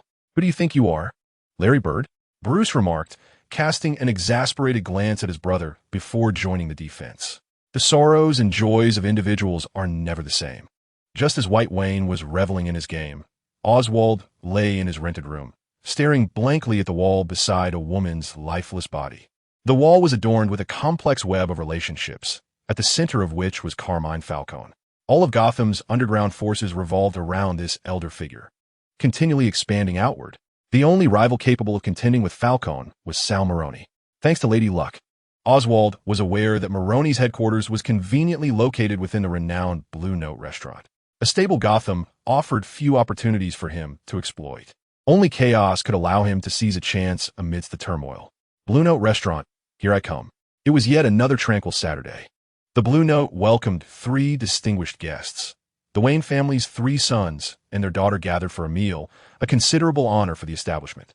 Their previous visit could only be deemed a private gathering, but this occasion bore a different significance. As the head chef, Sal Maroni was busily attending to the preparations. Observing the bustling kitchen, he contemplated the need for additional staff. While lost in thought, he continued to extol the restaurant's signature dishes, adhering to the adage that the customer is king. What would you like to eat, Selina? Selina had joined the Wayne family for a week, and the Wayne couple had taken a liking to this lively addition. Unlike their 2 humorless sons, Selina effortlessly filled the dining table with laughter and joy. The gathering for dinner was, in fact, a subtle hint from the Wayne couple regarding White Wayne. Mr. Roney, please bring out a few signature dishes, followed by a pizza with pineapple. Very well. If he were among ordinary folks, he would have already slammed the table and stormed out. Listening to their conversation, one could hardly fathom the idea of pineapple on pizza. This was an affront to the Italians. The pizza with pineapple, commonly dubbed Hawaiian style, was, in reality, concocted by Canadians who appropriated the name of Hawaii. This culinary creation enjoys popularity in both America and Canada. However, in Italy, should anyone dare to suggest pineapple on pizza, the proprietor's restraint in not ejecting them would be considered remarkable. White Wayne remained unfazed as an Asian. It was hardly surprising that he was oblivious to the taboo of pineapple pizza in Italian eateries. The trio engaged in light-hearted banter, and soon, a steaming pizza was presented.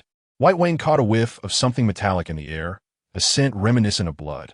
He lifted his gaze slightly and spotted a familiar figure. Or rather, he fell an acquaintance with the young man before him, Oswald Cobblepot, who would soon gain renown as the Penguin. White Wayne's gaze lingered on him for a fleeting second before he discreetly rose, murmuring, "Please place it here. Thank you." The Penguin was devoid of superhuman abilities. His accomplishments stemmed solely from his intellect and relentless effort. What brought him to this place? The Falcone family's intelligence network had merely reported that he had been cast into the river, his fate unknown. White Wayne was taken aback to find him serving the Maroney family. Observing the seemingly innocuous man before him, White Wayne began to devise a plan. Perhaps he could leverage Oswald Cobblepot to incite a conflict between the Fish and Maroney families, reaping the rewards from the ensuing chaos. The four individuals present each bore a multitude of cunning thoughts. White Wayne with 500, Oswald with 500, and the current Bruce Wayne and Selina, lacking one. Oswald sensed the boy's guarded gaze, but dismissed it, attributing it to youthful caution. The three young masters and the lady of the Wayne family were not individuals one encountered casually. He was already contemplating how he might harness their influence to ascend further in his ambitions, or, perhaps, secure the friendship of these elite science. Certainly, enjoy your meal, Oswald thought to himself, while maintaining a courteous demeanor as he retreated to the kitchen. White Wayne lowered his head slightly, watching Oswald's departing figure, a subtle smile gracing his lips. Oswald is undeniably an astute individual, as evidenced by his ability to manipulate the underbelly of Gotham with remarkable prowess. Having nearly dismantled the Maroney family within just half a year, this feat is undoubtedly linked to the strategic maneuvers orchestrated by White Wayne after assuming control of Wayne Enterprises. Nonetheless, such actions do not diminish Oswald's intelligence. Yet, White Wayne still perceives an opportunity. Oswald operates in the light while he lurks in shadows. It would be inconceivable for Oswald to fathom that an 11-year-old child was plotting against him from the darkness. Upon returning to the kitchen, Oswald found his mind wandering as he gazed at the trio seated at the table, seeing reflections of his own childhood. The Cobblepot family had once basked in glory. Even during his youth, they remained a formidable presence.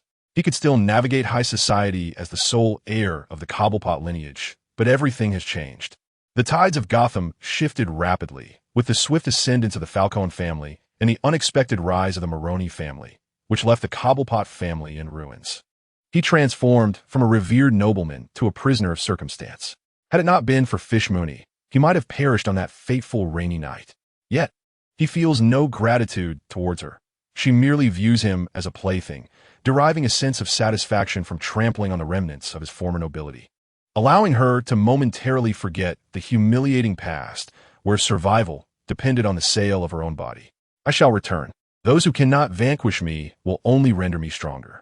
The first step towards this resurgence must begin with an alliance with the Maroney family. Sal Maroney, a fool who took years to dominate half of Gotham, appears to Oswald as nothing more than an imbecile. This imbecile believes that waving around money and firearms will clear his path, and without the deliberate indulgence of the Falcone family, his rise would not have been so swift. Gotham has no desire for a unified underworld, hence the emergence of the Maroney family. The Falcone family is aware of Gotham's reluctance for a consolidated crime syndicate, which is why the Maroney family has risen to prominence. This unspoken understanding exists, yet Sal Maroney remains oblivious, believing his success is solely due to his own abilities. In the right circumstances, even a pig can take flight. However, the territories and weaponry under the Maroney family's control are very real, and no one cares whether it is Sal Maroney or Oswald Cobblepot who stands against the Falcone family. Change is on the horizon for Gotham. Chapter 18. What does not kill me will ultimately make me stronger. White Wayne has never been a superstitious man, but before the second simulation, he decided to wash his face, just in case it proved beneficial. Come fort. Character name, White Wayne age, 11 race, human strength, for feeble intelligence. 8. Somewhat foolish genius, stamina, for feeble luck. 9. Fortunate one, charisma. 8. A promising charmer, family background. 10. Affluent household. Next step, yet another multiple-choice dilemma with 7 options and 2 selections. Amulet, perhaps possesses protective qualities. Programmer, you acquire proficiency in computing, but your hair volume decreases by 80. Threshold, upon surpassing 10 points in any attribute, all attributes revert to 1, unable to exceed the limit. A knight does not fall unarmed. All objects within your line of sight deemed as weapons are subject to a judgment of 1. Achilles' heel, you gain immunity to blades and firearms within a judgment of 10. Beyond that, you will receive damage reduction effects. If your heel sustains harm, it will trigger a fatal judgment of 50. Blessing of Athena, your intelligence is capped at 2, unable to exceed this limit. Divine intervention, all your attributes revert to 1, receiving the blessing of the gods, allowing you to transcend limits and enter the realm of the extraordinary. White one gazed at the myriad of peculiar terms, utterly perplexed. Could you clarify this? He called out, yet received no response. With a blank expression, he pressed the recharge button. 100 diamonds. Could you clarify this? 200 diamonds. Could you clarify this?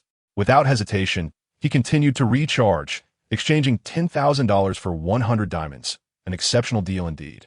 It was only when the number in the box at the upper right reached 1,000 that he heard that familiar voice. Ah, esteemed customer, you are quite generous. How to put it, the network was rather poor earlier. You know, this transference is quite bandwidth intensive and data is rather costly. That mobile service provider has been quite untrustworthy. Silence. I ask you answer. Spare me the superfluous chatter. Understood. What does a judgment of 1 entail? Have you played online games? Most online games feature enhancement systems, and we are quite generous. If you select this talent, you automatically possess an enhancement feature. You can easily enchant ordinary weapons, acquiring various wondrous effects such as defense penetration, corrosion, and poisoning, among others, to aid you in your exploits. What exploits? Observing White Wind's increasingly unfriendly demeanor, the adorable system avatar promptly chose to remain silent, nearly forgetting that they were still in a minor mode, unable to express themselves freely. Their small penguin company strictly adheres to laws and regulations. After all, they have never faced failure. What is the limit? Whitewood inquired further. The attribute limit for an average individual is 10 points. Without exceptional opportunities, one cannot surpass this limit. Regardless of your efforts, the maximum for ordinary individuals remains at 10 points. What, then, constitutes the extraordinary realm? Upon surpassing 10 points in your attributes, you shall enter the realm of the extraordinary, a domain characterized by diverse evolutionary paths. Each path is designated by a sequence number ranging from 9 to 1. With every 10 points gained in attributes, one ascends to the subsequent sequence, exuding unparalleled might and charisma. Forget the trivialities of green lights and extraterrestrial beings. As long as one possesses sufficient attributes, all adversaries shall be vanquished.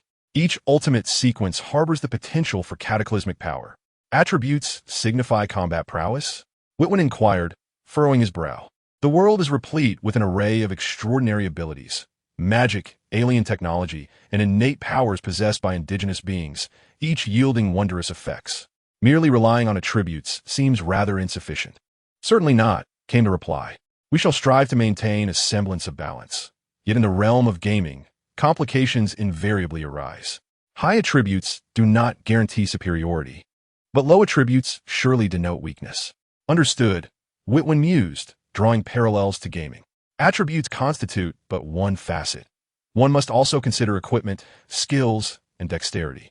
Even with these elements in place, one must contend with narrative twists and those inexplicably formidable foes. As for the choice of talents, Whitwin had long contemplated this matter. This was not merely a selection of 2 out of 7. It was indeed a choice of 1 from 6. Surely, no one would embark without a talisman, would they? As for the final selection, it was undoubtedly divine intervention. Gaining attributes without effort is quite delightful. The next step commenced as the screen began to scroll incessantly. Talent activated, divine intervention. Your attributes have surpassed 10 points, granting entry into the extraordinary sequence. The extraordinary sequence has been unlocked, and you have successfully become an apprentice. To progress to the next sequence, your attributes must reach 20 points. You have acquired the skill, Door Spirit. The Door Spirit renders all doors defenseless against you. At 11 years of age, you have initiated the second simulation of the game. You are at school, and nothing occurs.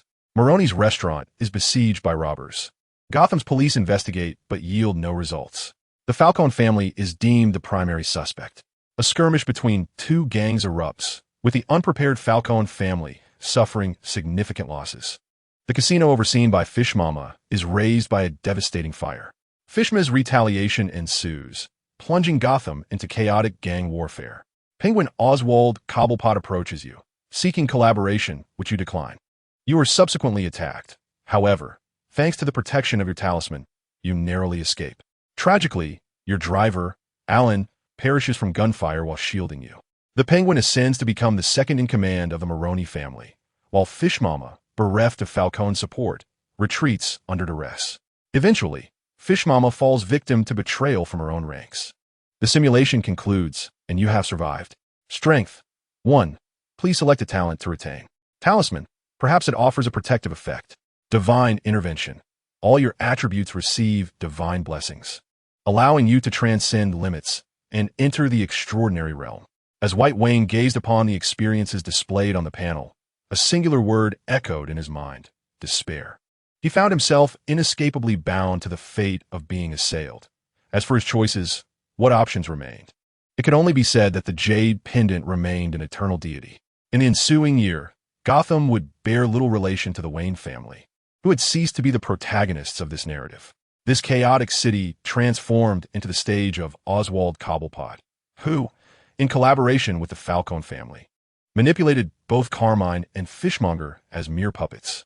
Naturally, all of this fell within White Wayne's meticulous plans, and the future unfurled as splendidly as he had envisioned. Yet, he pondered upon whom he could rely to fill the void left by the demise of Fishmonger and Carmine. He sought a new figure to impose a certain degree of equilibrium upon Oswald Cobblepot, to avert the risk of an overreaching dominance. Simultaneously, he needed to maintain stability within Gotham's underbelly, which necessitated that this agent be obedient and possess the capability to contend with Cobblepot. As for eliminating the Penguin, White Wayne had contemplated it, yet he harbored doubts regarding the potential repercussions, though perhaps he might consider it in the future. Should he fail to eradicate the Penguin and preempt future threats, he would need to seek out an agent. He found satisfaction in the results of this simulation, which at least confirmed, to some extent, the feasibility of his plans. Deviations within the plan were to be expected. After all, no strategy can withstand the tides of change. However, this simulation also unveiled a pressing question. Who had orchestrated that sudden assault? Was it Cobblepot, Fishmonger, or even the formidable Carmine Falcone? It was entirely possible that a new force had emerged, setting its sights upon him. Armed with this intelligence, White Wayne meticulously outlined his course for the next simulation. Firstly, he would eliminate Oswald Cobblepot and observe the ensuing consequences. Secondly, he would ascertain which powerful entities he had unwittingly offended, leading to the assault, and determine whether it was directed at the Wayne family or himself. With a sense of fulfillment, White Wayne closed his eyes and succumbed to slumber. Meanwhile, beneath the surface of Gotham, turbulent currents churned. The Cobblepot family, though diminished, still possessed a measure of influence, and Oswald understood that such a lethal maneuver could only be employed once. At 10 o'clock the following morning, he dialed a number, met with a cacophony on the other end, reminiscent of a nightclub. The strains of heavy metal music reverberated through the line. Oswald squinted, uttering a terse statement before hanging up. Tomorrow marked the day he would open his restaurant, heralding the onset of gang warfare in Gotham. He could almost envision the expression on Sal Maroni's face upon witnessing the scene. Blues music held greater significance for that man than the Maroni family itself. That modest restaurant encapsulated his dreams. With this thought, Oswald broke into a cruel smile. In the tumultuous underworld, where money and firearms reigned supreme, he would find himself invincible. I have arrived, Fish Mother. Those who do not kill me will ultimately render me stronger. Oswald Capote, wielding his black umbrella, embarked upon his quest for vengeance against Fish Mother. Chapter 19. The Rising Wind in the Blue Note Restaurant. Oswald Capote rose early, entering the establishment with a weary demeanor. He methodically washed the dishes, occasionally casting furtive glances at the clock, as if anticipating something momentous. The clock on the wall ticked away, the hands indicating 10 o'clock. Suddenly, the roar of engines pierced the air, growing louder with each passing moment. In an instant, the restaurant's door was kicked open, revealing 3 men clad in stockings and armed with guns. Upon entering, they unleashed a barrage of indiscriminate gunfire upon the empty tables. Countless bullets pierced the wooden surfaces, igniting sparks in their wake. "Hand over the money," the leader shouted, pressing the gun against the manager's forehead. The manager, a middle-aged African-American man with a wealth of experience, struggled to maintain his composure. "Do you know where you are? If you have any sense, you'd best leave now." He attempted to invoke the name of the Mamani family to intimidate them. However, the leader of the stocking-clad men was unyielding. Without hesitation, he pulled the trigger, and the bullet effortlessly shattered the manager's skull. The man surveyed the room, asking, "Is there anyone else who wishes to speak?" All present trembled in fear, their heads bowed, terrified of becoming the next target. "If you wish to live, gather the money." At that moment, Oswald Capote had already traversed the kitchen to reach the restaurant's safe. With an astounding memory and arithmetic prowess, he effortlessly unlocked it. The safe brimmed with green bills, a cursory glance revealing at least $1 million. Yet, this sum held profound significance for Sal Mamani, as each dollar had been painstakingly earned through legitimate means. Oswald seized the bags of cash, then, without hesitation, plunged a knife into his own arm. The sound of dripping blood echoed as it pooled upon the floor. Enduring the excruciating pain, he clutched the money bag in one hand while the other dangled limply, slipping into the freezer. Meanwhile, the stocking-clad gang was also reaping substantial rewards, having discovered tens of thousands of dollars in cash within the small restaurant, enough to sustain their lavish lifestyle for a considerable time. For these young men, such an amount was a fortune. "We must leave. They will arrive soon." After the leader spoke, the three exchanged knowing glances before unleashing a hail of gunfire upon the trembling waitstaff. The air was soon filled with screams and wails, echoing throughout the small establishment. 20 minutes later, Salma Man arrived late, harboring an unprecedented loathing for the Wayne family. The ongoing construction projects by the Waynes had rendered Gotham's streets a chaotic maze, resulting in severe traffic congestion.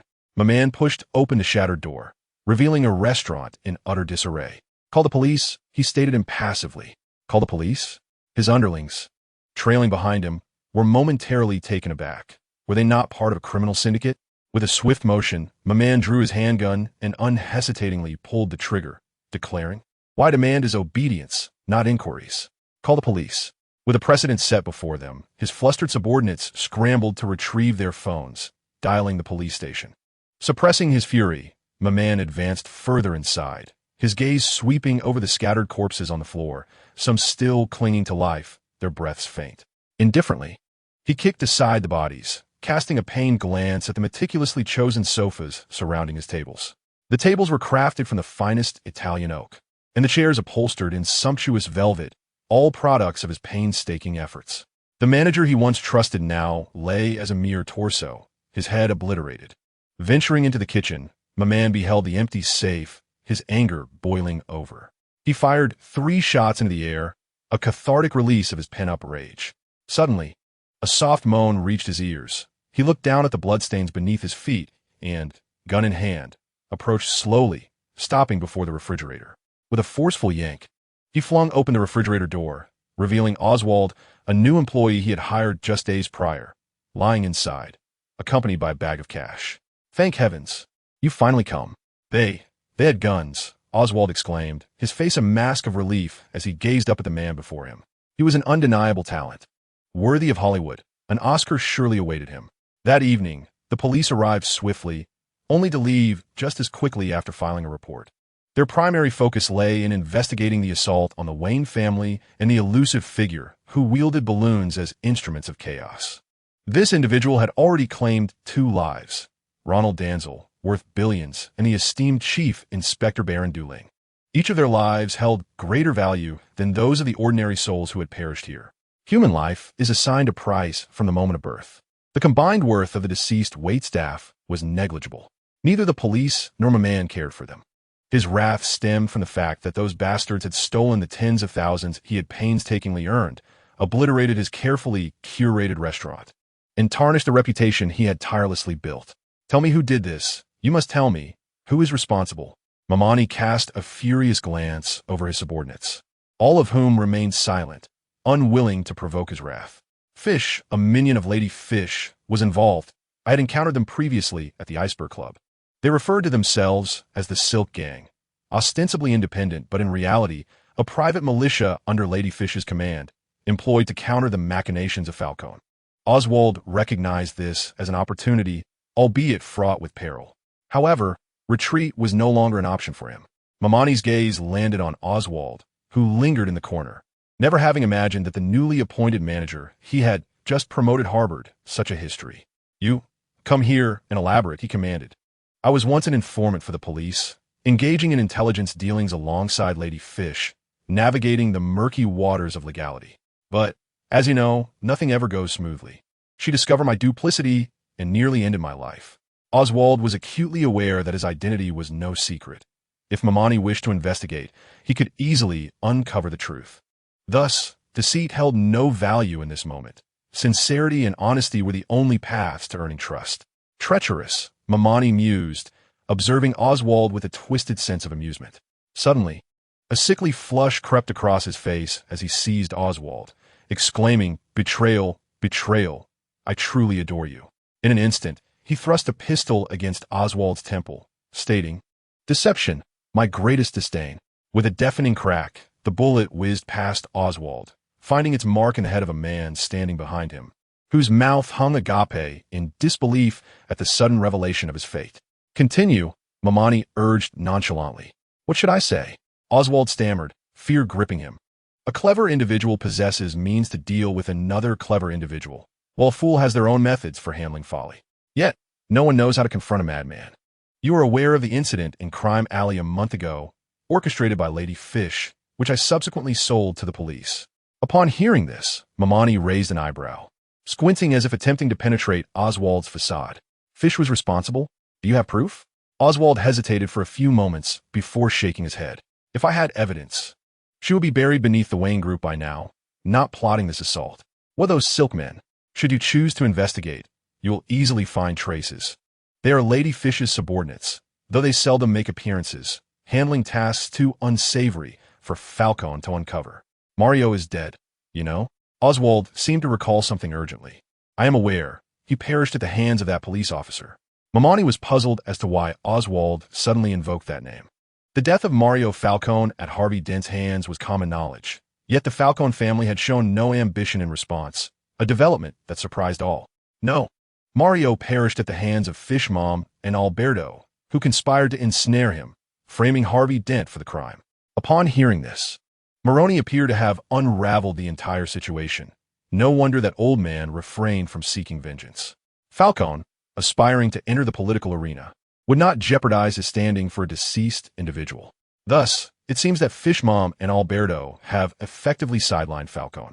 If it were for the sake of revenge, I would be inclined to tell you otherwise, but your kindness in providing me refuge compels me to be forthright. Falcone's grip over the family far exceeds your imagination. It is not Falcone who has been undermined, but rather Fish Mom. Were it not for her secretive arrangements, she would have long since been discarded into the Hudson River to feed the fish.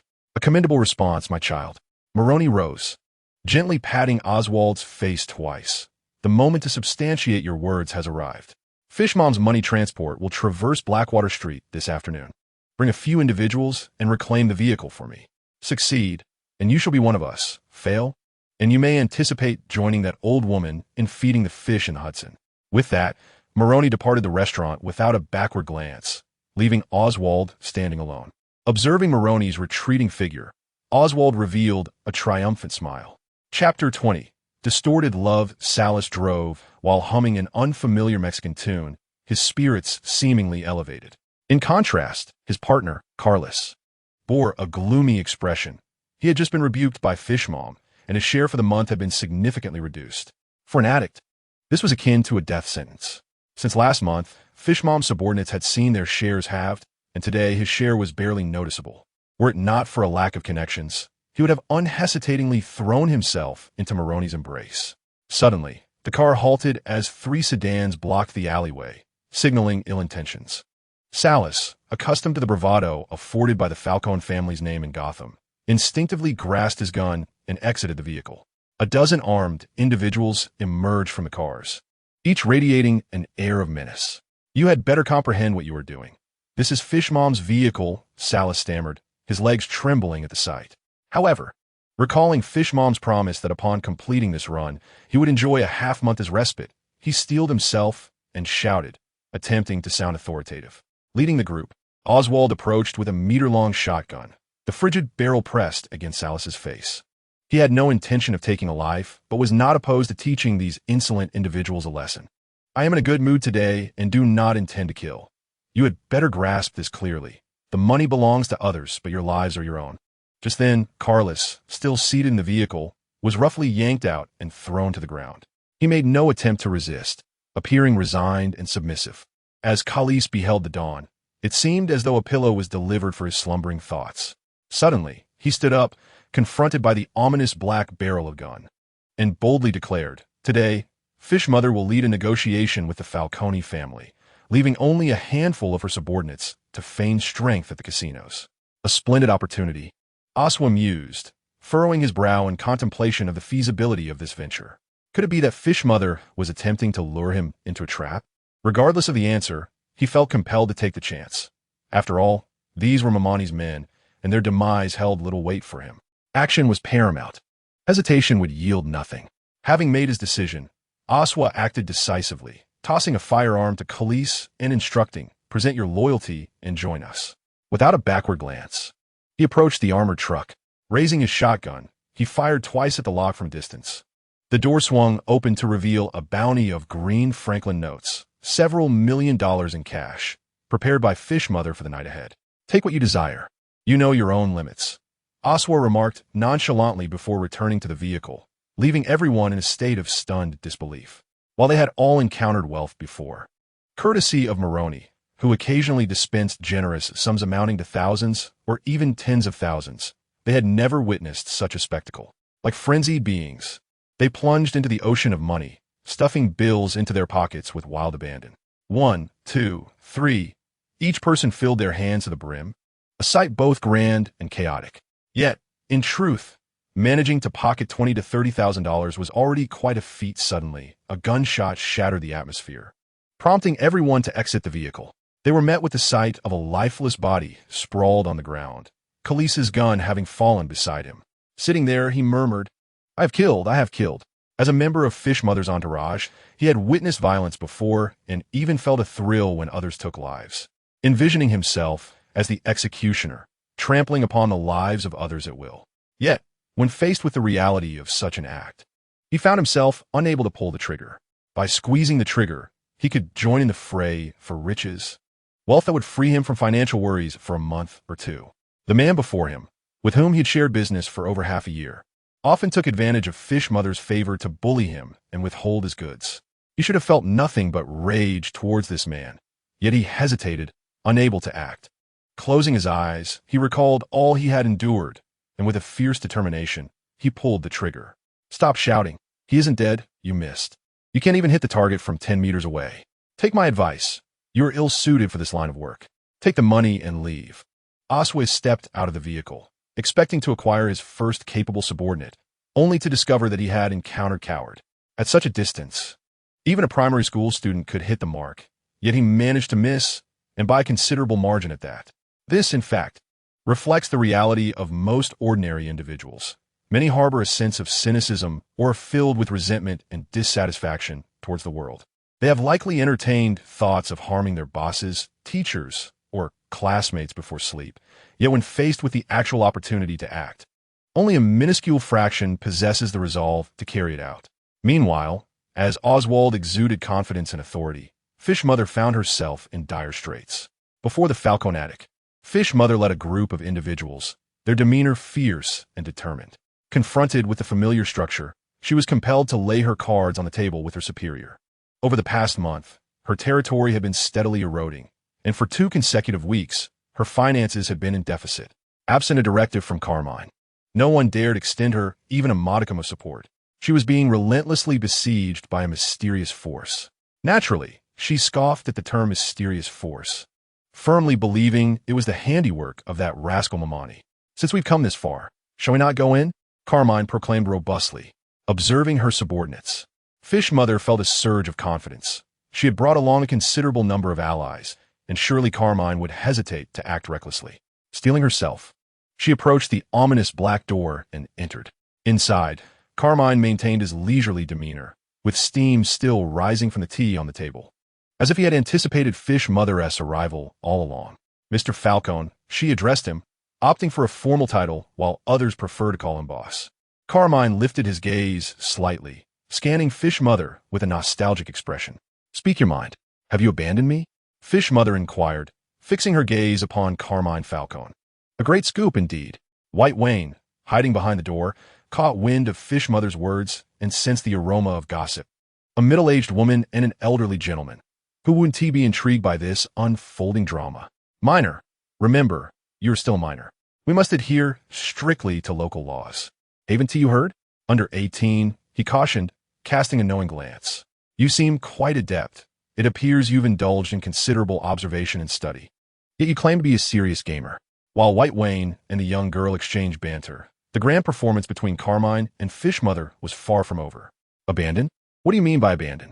Was it not your desire to establish your own domain? I had warned you before. Betrayal? I have never contemplated betraying you." Fish Mother's voice suddenly rose, as if she had been grievously wronged. "What do you wish to achieve, Fish?" "I merely seek to prove my worth." "Is that such a crime? Proving your worth? Is that synonymous with instigating conflict at will? What is Mamani? A mere nuisance. Who dares to trample upon the Falcone name with such impunity? After all, you are Carmine Falcone. This name, once universally revered as Mr. Falcone over a decade ago, now faces an unsettling lack of respect. What has led to this decline? What you have lost, I have endeavored to reclaim for you. Those embroiled in their own affairs often lack clarity, while the observer possesses insight. At that moment, White Wayne suddenly comprehended Fish's intricate feelings towards Carmine. Under the duress of existence, Fish had endured a period of humiliation, and it was during this dark chapter that Carmine Falcone appeared as a celestial savior, rescuing her, nurturing her, and bestowing upon her the opportunity to ascend as the third most powerful figure in Gotham's underworld. Yet, she remains ensnared in the past, trapped in the era when Falcone wielded his influence with vigor and charisma. She cannot fathom the notion of Carmine succumbing to mediocrity, transforming into an inconspicuous old man. Fish harbored no desire for power or dominion over Carmine. She merely sought to defend her father's legacy in the eyes of outsiders. White Wayne sighed softly, realizing that it was all too late. Fish had already been marked for elimination by Carmine. That obstinate old man would not tolerate betrayal. "Please take a seat, Fish," Carmine murmured. This might be the last occasion they could converse in tranquility. Once they exited this room, they would become adversaries.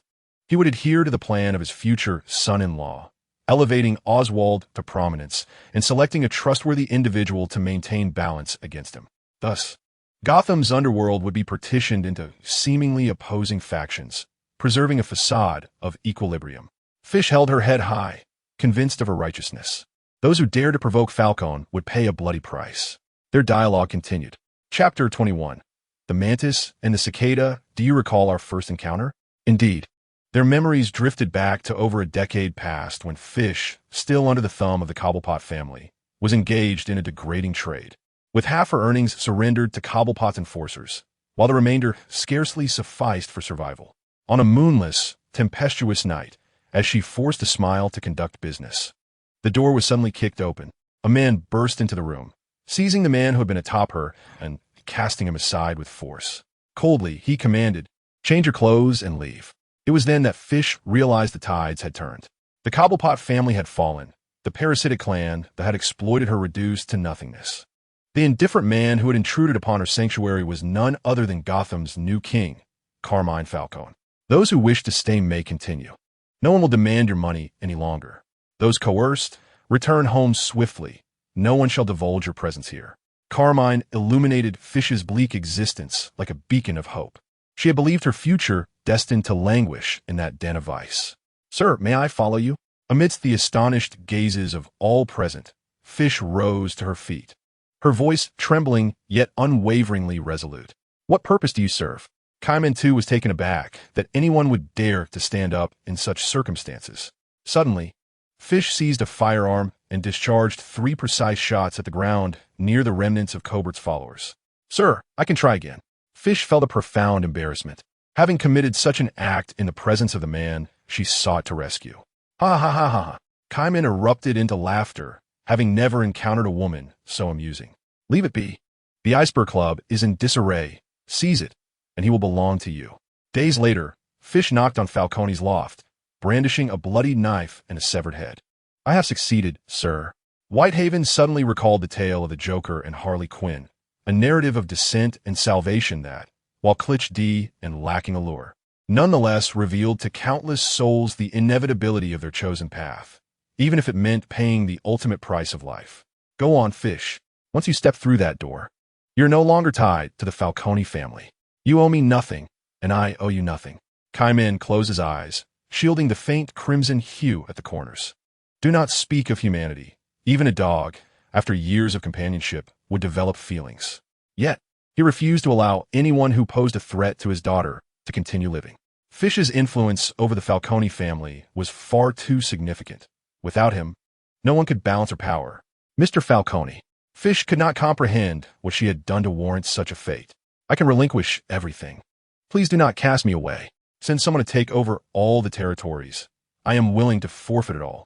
Falcone's lips quivered slightly, yet he uttered not a word. Fish gazed upon Falcone's aged visage, the wrinkles framing his eyes, and she stood, speaking softly. Sir, I shall prove my worth, just as I have done in the past. With that, she turned without a backward glance and strode out of the room. Moments later, Whitehaven amarja. Do you believe her words? Upon hearing this, Whitehaven felt a wave of sorrow and trepidation. Was this the isolation that accompanied great heights? Would he, too, become like Falcone in the future? Whitehaven sensed that Fish's declarations were undoubtedly sincere, devoid of artifice. Her feelings for Kaiman were a distorted form of love, reminiscent of a rebellious daughter striving to prove herself to her father, akin to a wife defending her husband. He glanced at Kaiman's weary, aged countenance and suddenly grasped the truth. Kaiman merely sought to hear the denial from another's lips to ease his own conscience. How could he be oblivious to Fish's feelings for him? After all, he is the master of manipulation, Carmine Falcone, the man known as the Fox of Gotham. What she said was undeniably true, without a hint of falseness. While White Wayne excelled in deceit, a skill he had once honed for survival, this time he simply chose not to lie. There was no particular reason for his decision. He just did not wish to. Carmine sighed deeply, lost in thought. As Fish stepped out of the loft, she cast a lingering glance back at the familiar surroundings. It was here that she had once received the insightful guidance of Mr. Falcone, learning the art of control from him. She had engaged in long, profound conversations with him, during which he had shared his grand ambitions. But why did everything feel so different now? The once mighty Falcone, akin to a lion, had grown old. Yet she had not aged. She would eliminate all obstacles in her path and present Gotham as a gift in gratitude to Mr. Falcone. Shall we return to the club? She pondered. Let Maroney and that little brat from the Cobblepot family have it. If Oswald Cobblepot were present, he would surely feel a shiver of fear. For his meticulously crafted plans had long been unraveled by Fish. The armored truck laden with millions of dollars had been nothing but bait for her. She had even factored in human nature, knowing that the man she had berated would inevitably betray him. And us? We need do nothing, conserve our strength. Time will provide us with the answers, Fish replied calmly, leading her subordinates away from the loft. At the Iceberg Club, Oswald sat in his car, observing the chaos and disorder before him, a satisfied smile gracing his lips. Merely a month prior, he had been the doorman, holding an umbrella for Fish on a rainy night.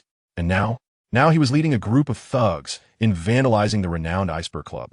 Screams, cries, the shouts of men, and the pleas of women added an enchanting allure to this otherwise ordinary rainy night. What do we do with the leftovers, boss? One of his wet subordinates inquired after they had expelled both men and women from the premises. The rain continued to pour, drenching the ejected crowd. The men fared slightly better, but the women were in a dire situation. While Mamani's men had not acted overtly, incidents of inappropriate touching and opportunistic behavior were far from rare. All present dared not voice their indignation, including the mayor's daughter, Selena James.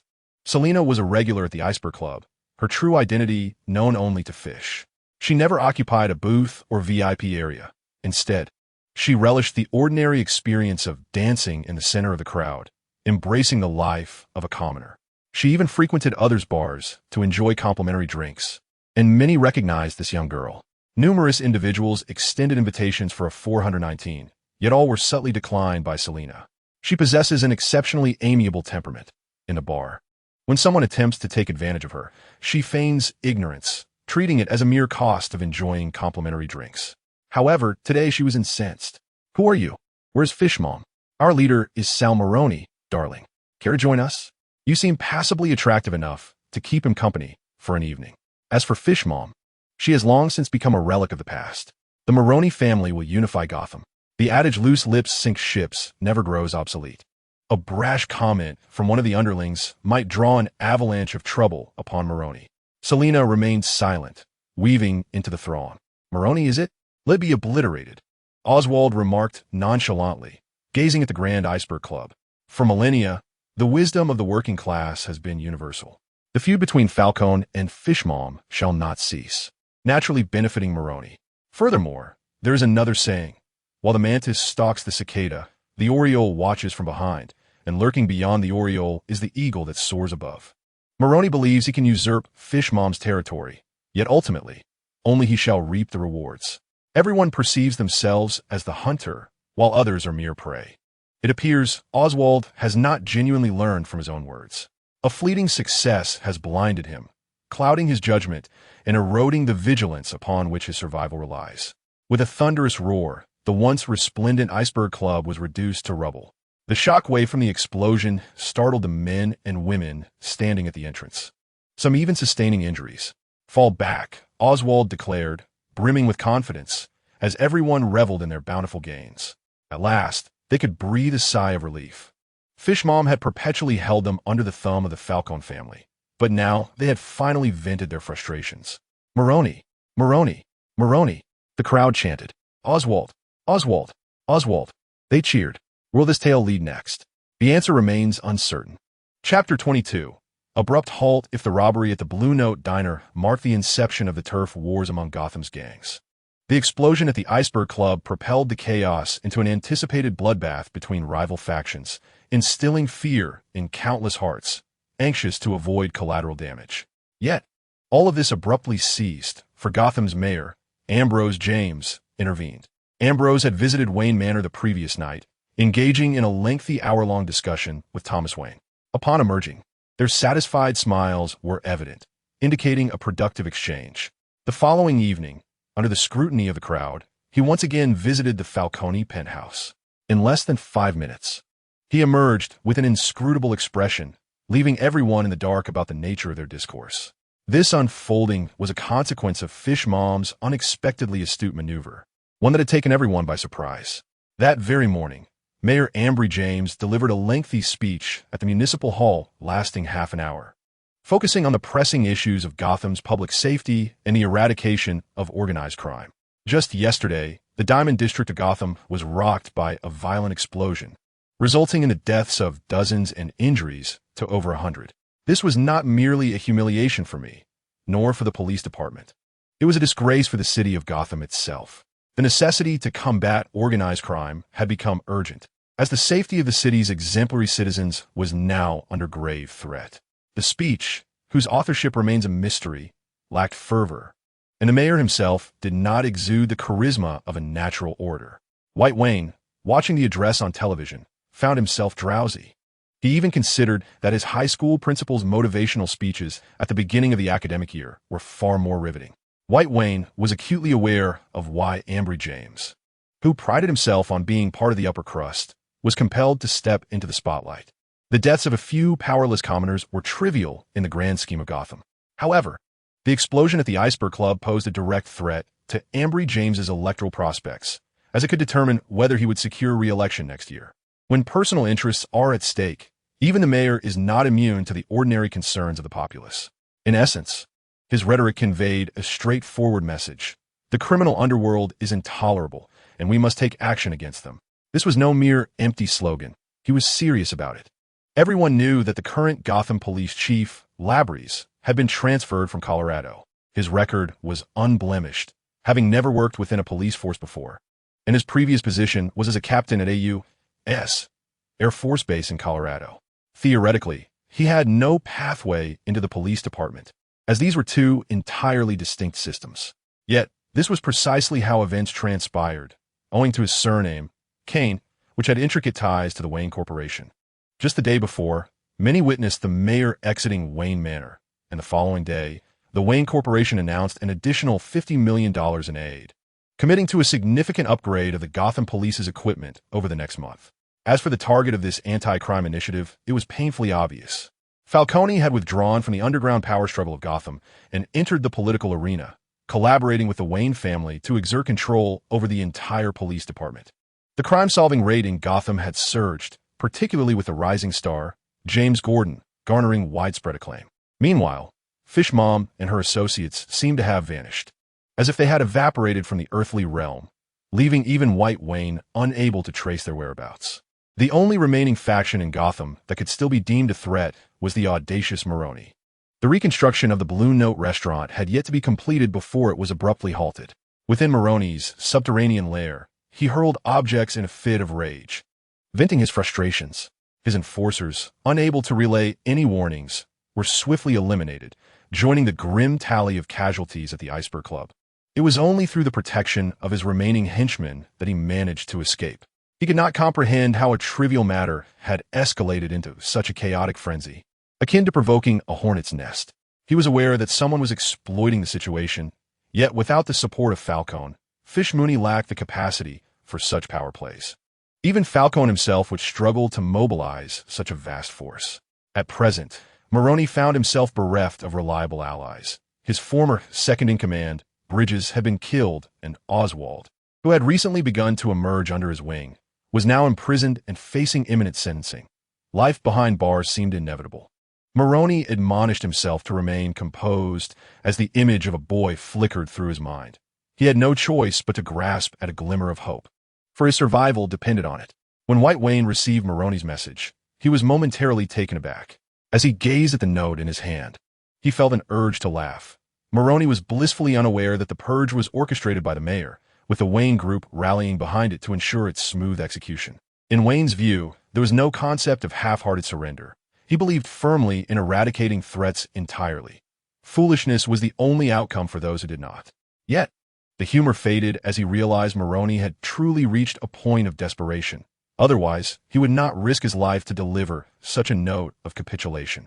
If Wayne were not in possession of the Falcone family, he might have considered accepting Maroney's submission, but now, the prospect was rendered moot. Maroney was not a fool. Yet in Gotham, he found himself at a disadvantage. The Iceberg Club was a renowned establishment, a symbol of Gotham, drawing in over 10,000 visitors annually. While this figure may seem unimpressive, Gotham was not a tourist destination, and the visitors were indeed sparse. Maroney was not merely challenging Fish Mooney. He was wielding a metaphorical knife against the political elite of Gotham.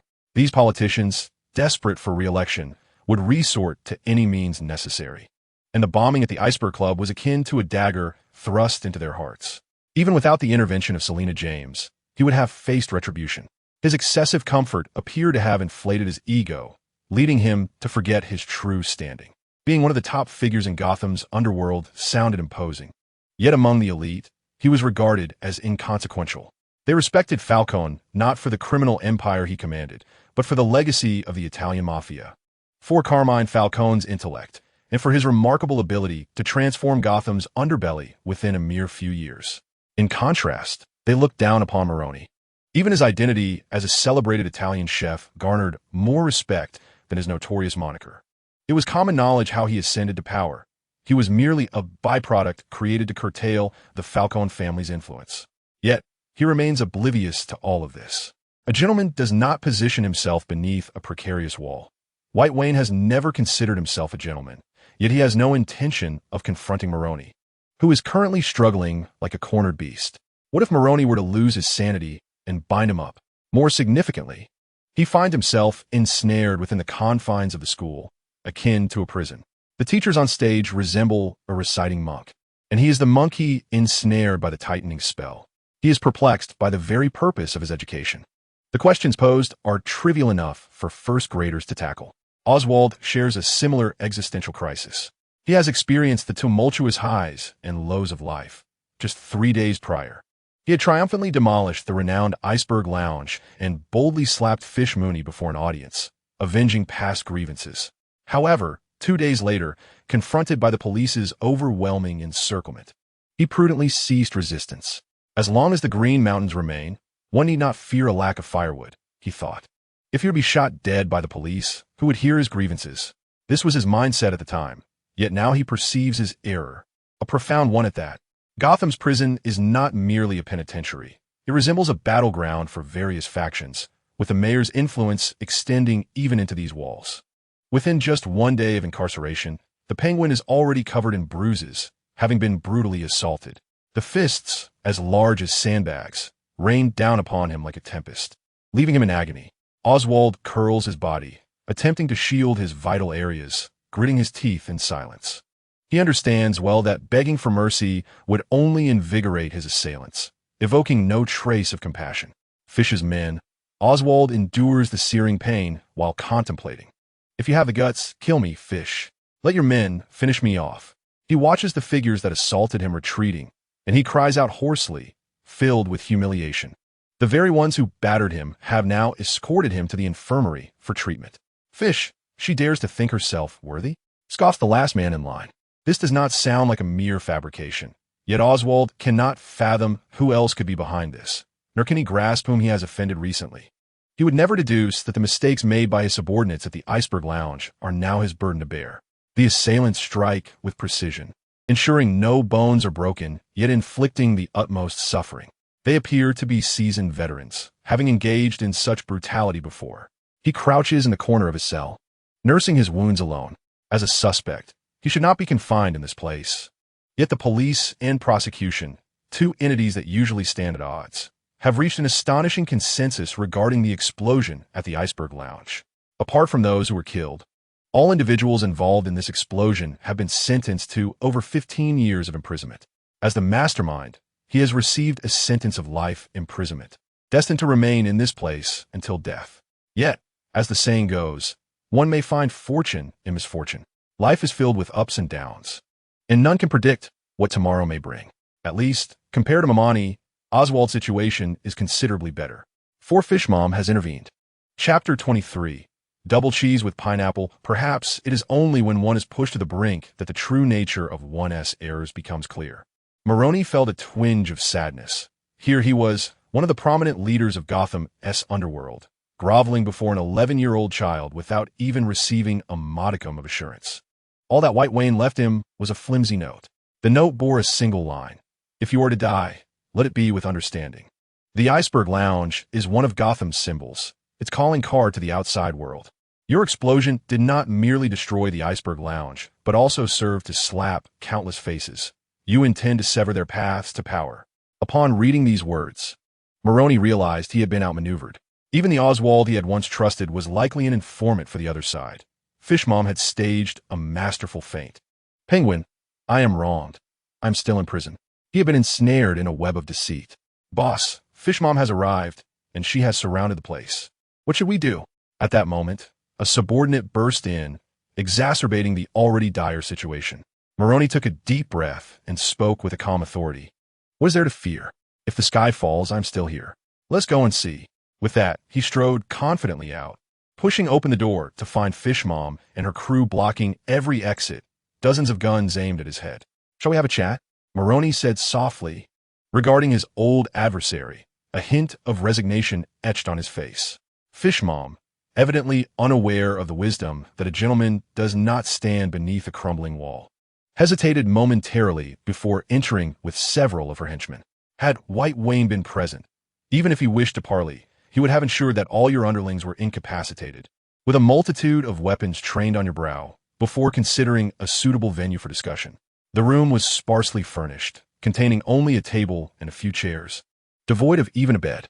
For days, Maroney and his men had been sleeping on the floor, plagued by anxiety. Will you surrender? Fish Mom inquired casually.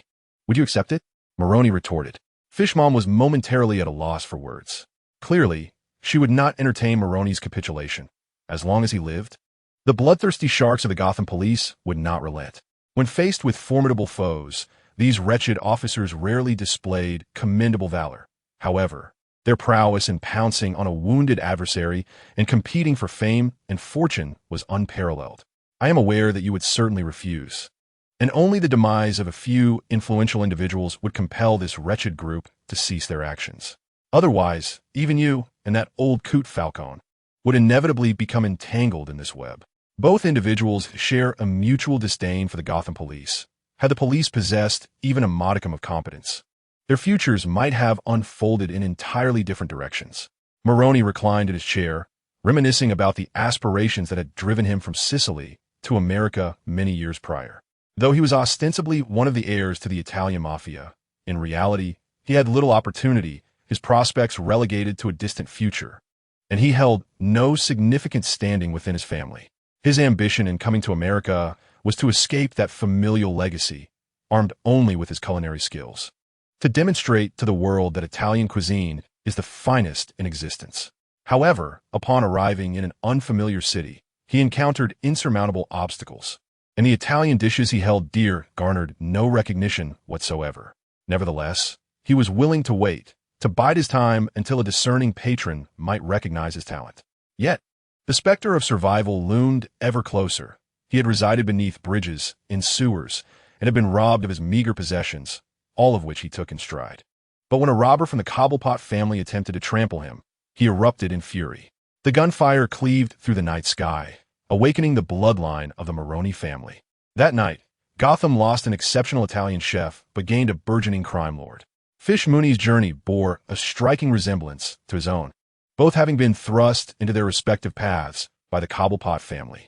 She had initially been a dancer at the Iceberg Lounge, earning a paltry income to cover her mother's medical expenses. Yet one fateful night, a man of apparent stature within the Cobblepot family violated her, leaving behind a substantial sum of money after his brutal assault. Subsequently, she too became one of the Cobblepot family's female enforcers. One could argue that it was not solely the Cobblepot family but Gotham itself that shaped their fates. This city devours the weak if they do not consume others first. I loathe this city, Maroney declared vehemently. I have traversed New York, Star City, Los Angeles, Chicago, and Midway. Each place is 1,000 times better than this damned locale. And yet, you returned, did you not? Gotham is a peculiar city. Every soul residing within it harbors deep-seated animosity, yet it possesses an almost magnetic allure. Those who leave invariably find themselves returning, for they come to realize that those who venture forth from Gotham are misfits in other cities. Is there anything else you wish to express? Time is of the essence. You must be on your way. As the wail of police sirens echoed from outside, both Fish Mooney and Maroney understood that their time was running short. If God truly exists, he must be a cruel bastard to subject me to this damned existence. All I ever wanted was to be a chef, to prove that Italian cuisine reigned supreme. In Gotham, the newly appointed star of the police force, James Gordon, faced off against Fish Mooney and her entourage outside a building. Just as he was about to issue the command to storm in, a gunshot rang out, shattering the fragile equilibrium of the scene. The air thickened with the scent of gunpowder, and a fierce gunfight loomed on the horizon. Fish Mooney's arrival doused the atmosphere with a chilling reality. She emerged, dragging the lifeless body of Maroney, the bullet hole in his forehead glaringly prominent, his face marred by blood and the gruesome aftermath of a close-range execution rendering it nearly unrecognizable. You have acquired the leverage you need. She tossed Maroney's corpse at James Gordon's feet, continuing with an unyielding tone, I have taken his associates. It was less a request and more a declaration. Impossible. You and your ilk must remain. Do you think you can simply walk away, Fish? The cases under your command are far too numerous. Fish Mooney lifted her chin, her gaze sweeping over the officers, compelling them to bow their heads involuntarily. James, the new star of Gotham's police? She sauntered closer and suddenly landed a sharp kick to Gordon's abdomen. Before he could react, she crouched, the icy muzzle of her gun pressed against his face, whispering, You will let me go, won't you? After all, Ms. Barbara would not wish to lose her boyfriend. Practice more, young James. You are far from your father's caliber. Rising, she nonchalantly led her crew out of the encirclement, the officers parting ways for them, paralyzed into silence by her audacity. Damn it, James Gordon felt the weight of his father's past incapacity, slamming his fist onto the ground in frustration, yet still feeling utterly powerless. What should have been a grand confrontation among crime lords had abruptly come to a halt, leaving everyone with a sense of unfulfilled anticipation. You certainly have trained a formidable subordinate. While savoring cherries, Waylon White conversed with Falcone over the phone. He was currently engaged in a camping expedition with the scouts, whatever that might entail. Falcone's voice on the other end was laced with amusement. Of course, she is one of my creations. His tone brimmed with pride. Fish Mooney was groomed as his successor. He had intended to welcome her into his fold in a few years, allowing their offspring to inherit the Falcone legacy. However, fate had other plans as he lost his ability to procreate in an unfortunate incident, while Fish Mooney grew increasingly formidable, evolving into a significant threat. And your most exceptional subordinate is about to become our adversary. Waylon White's concern was palpable. Then it rests upon you, my child. This is your trial. Falcone remarked indifferently. Immersed in the political arena, engaging in a battle of wits with the old guard, a pursuit that rejuvenated him, reminiscent of his youthful vigor. Understood. White Wayne muttered a few words in dissatisfaction before abruptly hanging up the phone. However, once the call ended, a smile unexpectedly graced his face as he turned to Bruce and Selena beside him and inquired, "Would you care for Italian cuisine?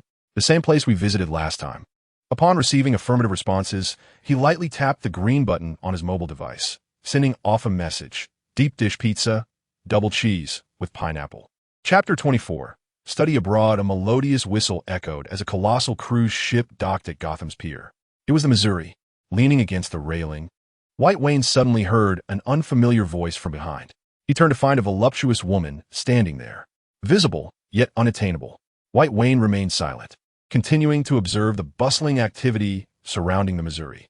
Each individual disembarking seemed thoroughly satisfied with their journey, while those boarding brimmed with anticipation. "Allow me to introduce myself, Lilise Tompkins." Upon hearing this, White Wayne could no longer pretend to be oblivious. He turned around, discreetly glancing at her ample bosom, and couldn't help but admire her racial endowment. White Wayne, I know you. That is the very reason for my presence here." White Wayne had no desire for extended conversation or any entanglements with her, yet her next utterance compelled him to halt. Beneath Arkham Asylum lies a secret laboratory of Wayne Enterprises. In an instant, White Wayne covered her mouth. "Do you comprehend what you are saying?" Lilise nodded in affirmation. "This is destined to be a tale of familial vengeance." White Wayne couldn't resist a sardonic remark, yet his curiosity about the unfolding events prevailed. "Be quiet and follow me." He assumed he would need to persuade her further, but to his surprise, Lilise obediently trailed behind him, whether by prior arrangement or sheer audacity remained uncertain. Once in the vehicle, Lilise cast a glance at the driver, who was keeping his head down, hesitating momentarily. "My associate, you may speak freely. I'm a surgeon at Arkham Asylum. The patient count there seldom fluctuates, yet in the past month, there has been a significant increase in the number of patients." "How do you know this?" Arkham Asylum is Gotham's largest mental health facility and maintains a deep partnership with Gotham University's Psychiatry Department, where medical graduates undertake their internships each year. The number of syringes administered is inconsistent. There are at least 10 missing. "Perhaps they were cured," White Wayne casually remarked. Her words seemed to awaken buried memories within him. He vaguely recalled that during the initial simulations, Wayne Enterprises had collaborated with Arkham Asylum, with approximately $1 million flowing in monthly. Most likely, Lilise speaks the truth. White Wayne scrutinized the woman before him, already contemplating methods of silencing her. Riley felt a chill under the boy's gaze and, suppressing her discomfort, continued, "Hugo Strange was once my graduate advisor at Gotham University, but he was dismissed for conducting illicit experiments on patients." She glanced up at the impassive White Wayne and added, "But I saw him at Arkham Asylum. I swear it was him." "And what does that have to do with Wayne Enterprises?" he inquired. "Wayne Enterprises has always had ties with Arkham Asylum," she asserted. "That is merely your conjecture," he retorted, appearing nonchalant and indifferent, yet resolute that once the day was over, he would have Fish Mooney dismantle that damned laboratory. "Mr. Wayne's reputation will be ruined because of you. You are the murderer," Riley exclaimed, her indignation palpable, as if she were a member of the Wayne family herself.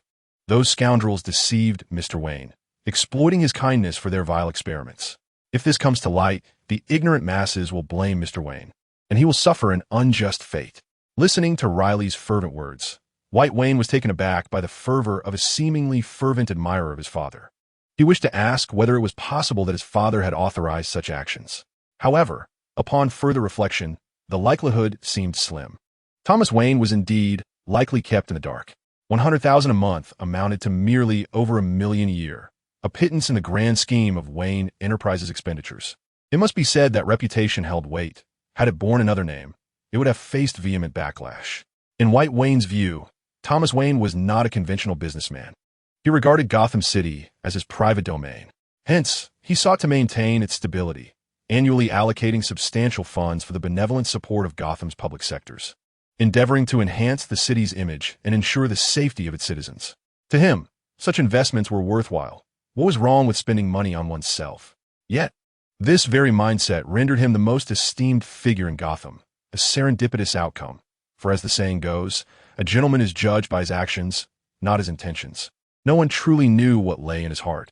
Without much contemplation, White Wayne began to piece together the situation. It was likely yet another cliché plot involving a mad scientist, unlikely to stir any significant upheaval. The scientists of Gotham were leagues away from the caliber of Lex Luthor, incapable of causing any real turmoil. I understand now. You may leave, Ms. Riley. I shall address this matter, White Wayne declared, embodying the demeanor of a young adult. You absolutely must inform Mr. Wayne. You must tell him, Riley reiterated, as she exited the vehicle, her insistence echoing in the air. If it were not for her inability to directly contact Thomas Wayne, she would not have sought out this seemingly unreliable young lad. In my hometown, there exists a saying, those who adhere to virtue receive ample assistance, while those who stray from it find themselves bereft of support. To translate, the essence of this adage conveys that individuals who uphold morality and justice garner the backing of many, whereas those who violate these principles are left without allies. You see, my proficiency in English is still quite limited. The driver in the front seat listened quietly, refraining from speech, aware that the young master's words were not directed at him, but rather a soliloquy. In truth, I impose no restrictions on your dealings with arms, goods, or even flesh trade. Those inclined towards legitimate business are welcomed, while those who choose otherwise are left to their own devices. For if you abstain, others will inevitably engage. And I can observe from the shadows with greater assurance. Upon hearing this, the man at the wheel nodded slightly and replied, Indeed, young master. Gotham's underworld has entered a period of vacancy. Fish Mooney's operations are somewhat hindered, under constant scrutiny. As for the Falcone influence, I am reluctant to disturb it, as I have an inkling that old man harbors far-reaching ambitions. You shall decide how to proceed. Very well, young master, the man rasped, his voice reminiscent of vocal cords scorched by fire. I shall take my leave now. Do remain vigilant. White Wayne patted the man's shoulder before exiting the vehicle. It was only after White Wayne had departed that the man slowly lifted his head. His face was marred by scars, with streaks of blood evoking a chilling sensation. Watching White Wayne's retreating silhouette, he hummed a traditional Southern Italian tune and pressed down on the accelerator, revving the engine. Upon returning home, White Wayne reverted to an innocuous demeanor, resembling a harmless child once more. The consolidation of Gotham's underground forces was progressing methodically. Even if that old scoundrel Falcone harbored nefarious intentions, it would be difficult for him to overturn the situation. Preparations for training Bruce Wayne were set to commence. In recent days, Bruce Wayne had sensed an unsettling chill at his back. Yet each time he turned, he was met with his brother's innocuous visage, which left him profoundly perturbed. It seems that people worldwide enjoy announcing significant matters at the dinner table, and Thomas Wayne was no exception. White Wayne voraciously devoured his hamburger, his mouth smeared with mayonnaise and the rich juices of beef dripping onto the tablecloth. Beside him, Selina exhibited a more refined demeanor, delicately cutting her hamburger into smaller pieces and savoring each bite. In contrast, Bruce Wayne appeared rather disinterested, fidgeting with his plate and occasionally emitting sounds of discontent. Exchanging a serious glance with his wife, Thomas Wayne declared, Next week, your school has initiated an exchange program specifically for 6th and 7th graders. And I have enrolled you both. Really? Where to? Is it possible to decline? The three individuals at the dining table exhibited varying demeanors. Bruce was brimming with excitement for the new city, while Selina, still acclimating to this familial environment, harbored few thoughts. It was, of course, White Wayne who inquired about the possibility of abstaining from the journey, as his plans were at a critical juncture. He feared that, without his presence, the others might falter in maintaining order. One by one, they responded affirmatively. Indeed, this was a prolonged study abroad program that would traverse Midtown, Star City, Los Angeles, New York, and Metropolis, culminating in a 5-month academic endeavor. There was no option to decline. 5 months.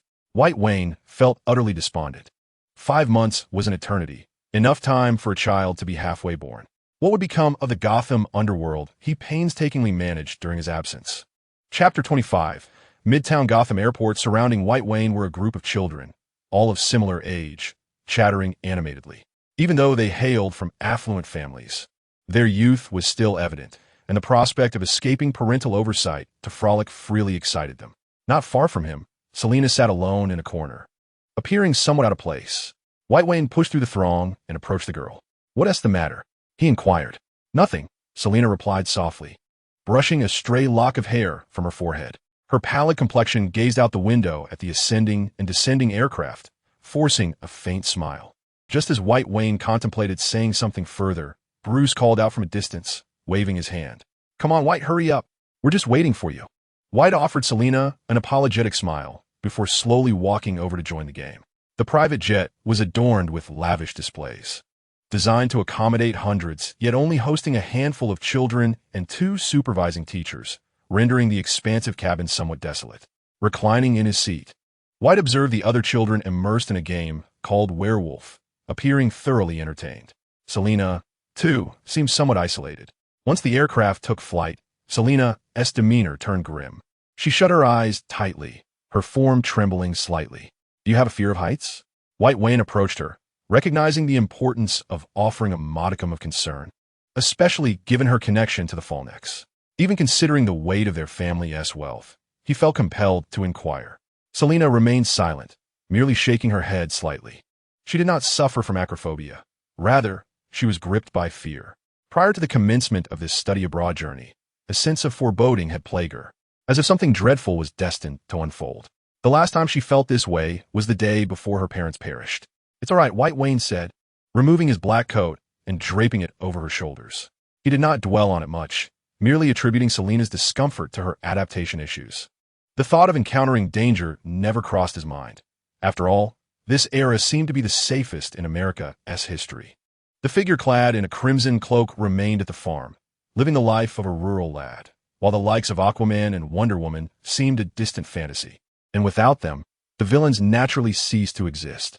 The renowned biologist and expert in metahuman studies, Dr. Defentius Illida, once proposed a metahuman theory that addressed the Justice League and related supernatural occurrences, reaching a startling conclusion. The emergence of supervillains is intrinsically linked to the existence of superheroes. The relationship between supervillains and superheroes is not akin to that of criminals and law enforcement. The presence of villains does not directly correlate with the presence of police. However, as long as superheroes exist, their arch-nemeses will inevitably arise, manifesting in various unexpected forms. Following the introduction of this theory, and with the Justice League's retreat, those supervillains began to vanish one by one. With his eyes closed, White Wayne sought to alleviate the fatigue accumulated over recent days. The sudden study tour had left him with numerous unresolved matters. Countless pieces of evidence suggested that the Missouri, docked in Gotham's Deep Harbor, was linked to human trafficking. He had also been unable to discuss the underground laboratory at Arkham with his father. As for whether Fishmama and Maroni could manage Gotham's underworld, he felt no concern. Even draping the Wayne Enterprises banner would allow even a pig to stabilize the underground forces in Gotham. Lost in thought, White Wayne succumbed to sleep on the sofa.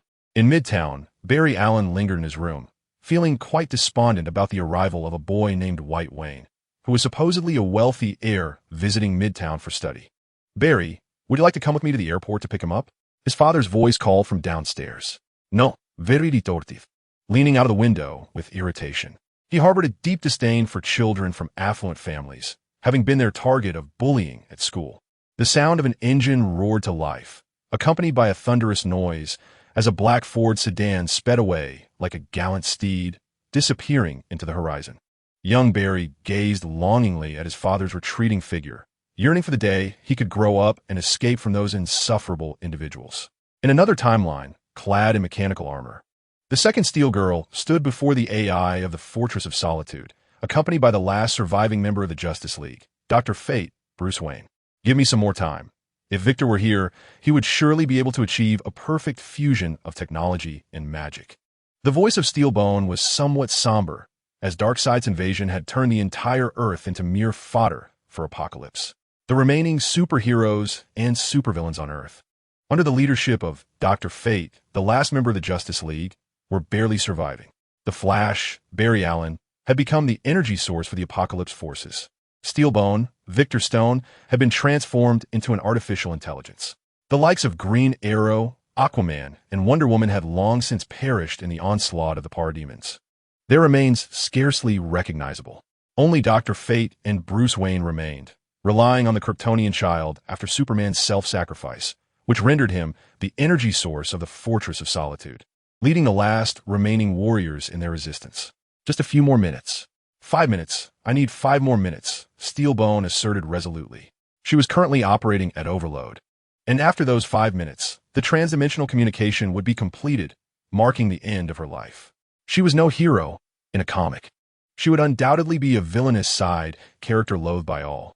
Yet, it was this nefarious figure who, after Steelbone's sacrifice, upheld the last line of defense for the Justice League, engaging in relentless battles online with a modified Steelbone.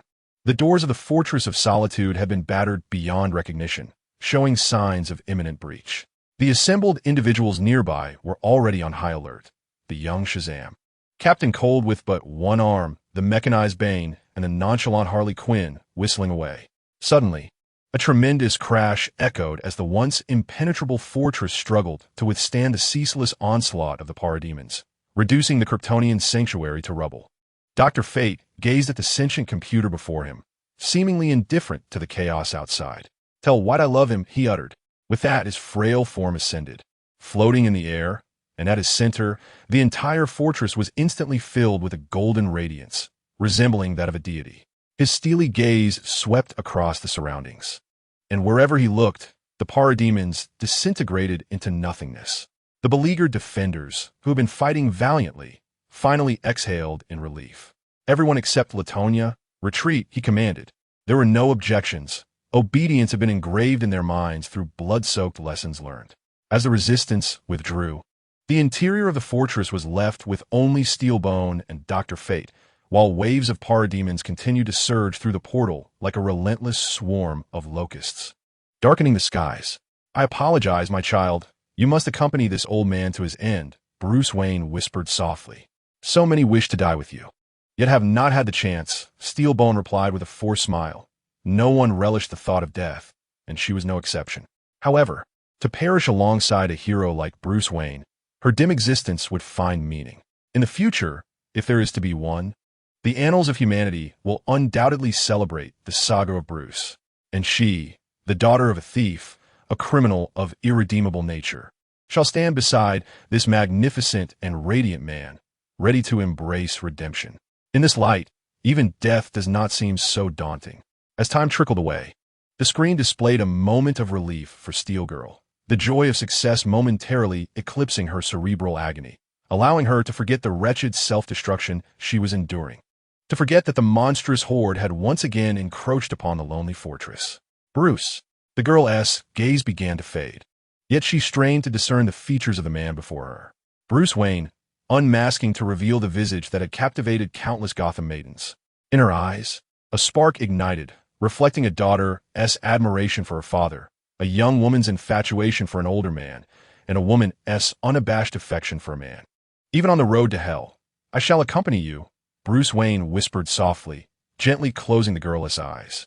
Death had long since numbed him. He was weary of it. He had once gathered the remains of his former lover, Catwoman, and his comrade, Green Lantern, while the body of his dear friend Clark lay frozen in the depths of the lonely fortress. Today, who would gather his remains? He approached the screen, speaking softly into the microphone. "White, they have come for you. Take care of yourself, and remember, I love you." No sooner had he spoken than the sound of slicing air pierced the silence, an axe narrowly missing him, whistling past his ear. "Desert Wolf, you are doomed," came the savage roar in response. The battle was imminent.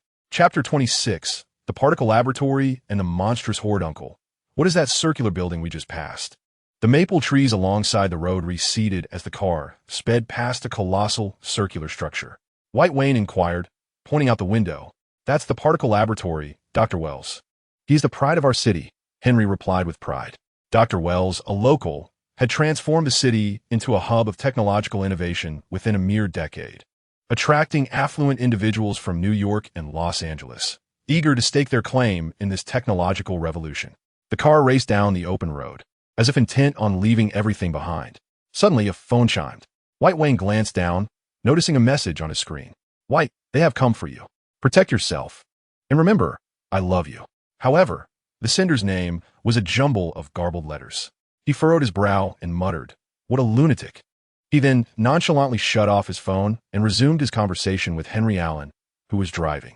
White Wayne, appearing harmless, quickly endeared himself to the man. Forging un friendly rapport. As the car gradually ventured into the suburbs, the road became increasingly bumpy, resulting in a bit of jostling. Soon, the vehicle halted in front of a quaint two-story house. Nora, come and meet our new member. Upon pushing open the door, the hostess was busy preparing dinner in the kitchen, making arrangements to welcome the new addition to the family. Aunt Nora, White greeted with a smile, his eyes surveying the surroundings. It seemed this family was not particularly affluent, merely scraping by. The woman set aside her tasks and approached, gently embracing White, saying, "Welcome to our family, White. I hope you find happiness here." "I certainly will, Aunt Nora," White replied, his smile radiating sincerity. For genuine warmth is the easiest way to win others' favor. "Come, let me show you your room." Following Henry up the stairs, White ascended to the second floor. The atmosphere during dinner was somewhat awkward, particularly as the boy of similar age appeared to harbor a hint of hostility. Yet White Wayne remained unfazed. Much like animals, humans exhibit a strong sense of territoriality. When another being suddenly intrudes upon their domain, it is only natural to feel a sense of resistance. After dinner, he excused himself to his room, citing fatigue from the day. Leaning against the bed, he picked up his phone, the screen still displaying an enigmatic message from an unknown source. His fingers aimlessly scrolled across the screen, offering no clarity. Who were they? Who was the sender? And how had they departed Gotham? These questions remained shrouded in mystery. Having dwelled in this world for 2 months, he had not brought shame upon the traversers. While others toiled tirelessly, he had already become a de facto ruler of Gotham. One could say he had an extraordinarily fortuitous start, brandishing the banner of Wayne Technologies. Thriving effortlessly in Gotham, leaning against the bed, he squinted in contemplation, pondering the cryptic message's origin. Upon receiving the text, he had immediately commissioned technicians to investigate, yet they had yielded no results. If even the Wayne Group, possessing fragments of Kryptonian technology, could not trace its source, he believed no one else in this world could. Whatever will be, he thought, dismissing the matter. Sleep beckoned. White Wayne found it hard to believe that after traversing worlds, he could so easily meet his demise. Such misfortune seemed implausible.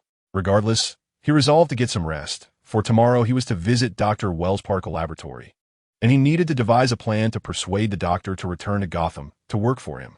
Upon this realization, he resolutely turned off his phone, wishing to avoid the vexing questions that might only serve to increase his own distress.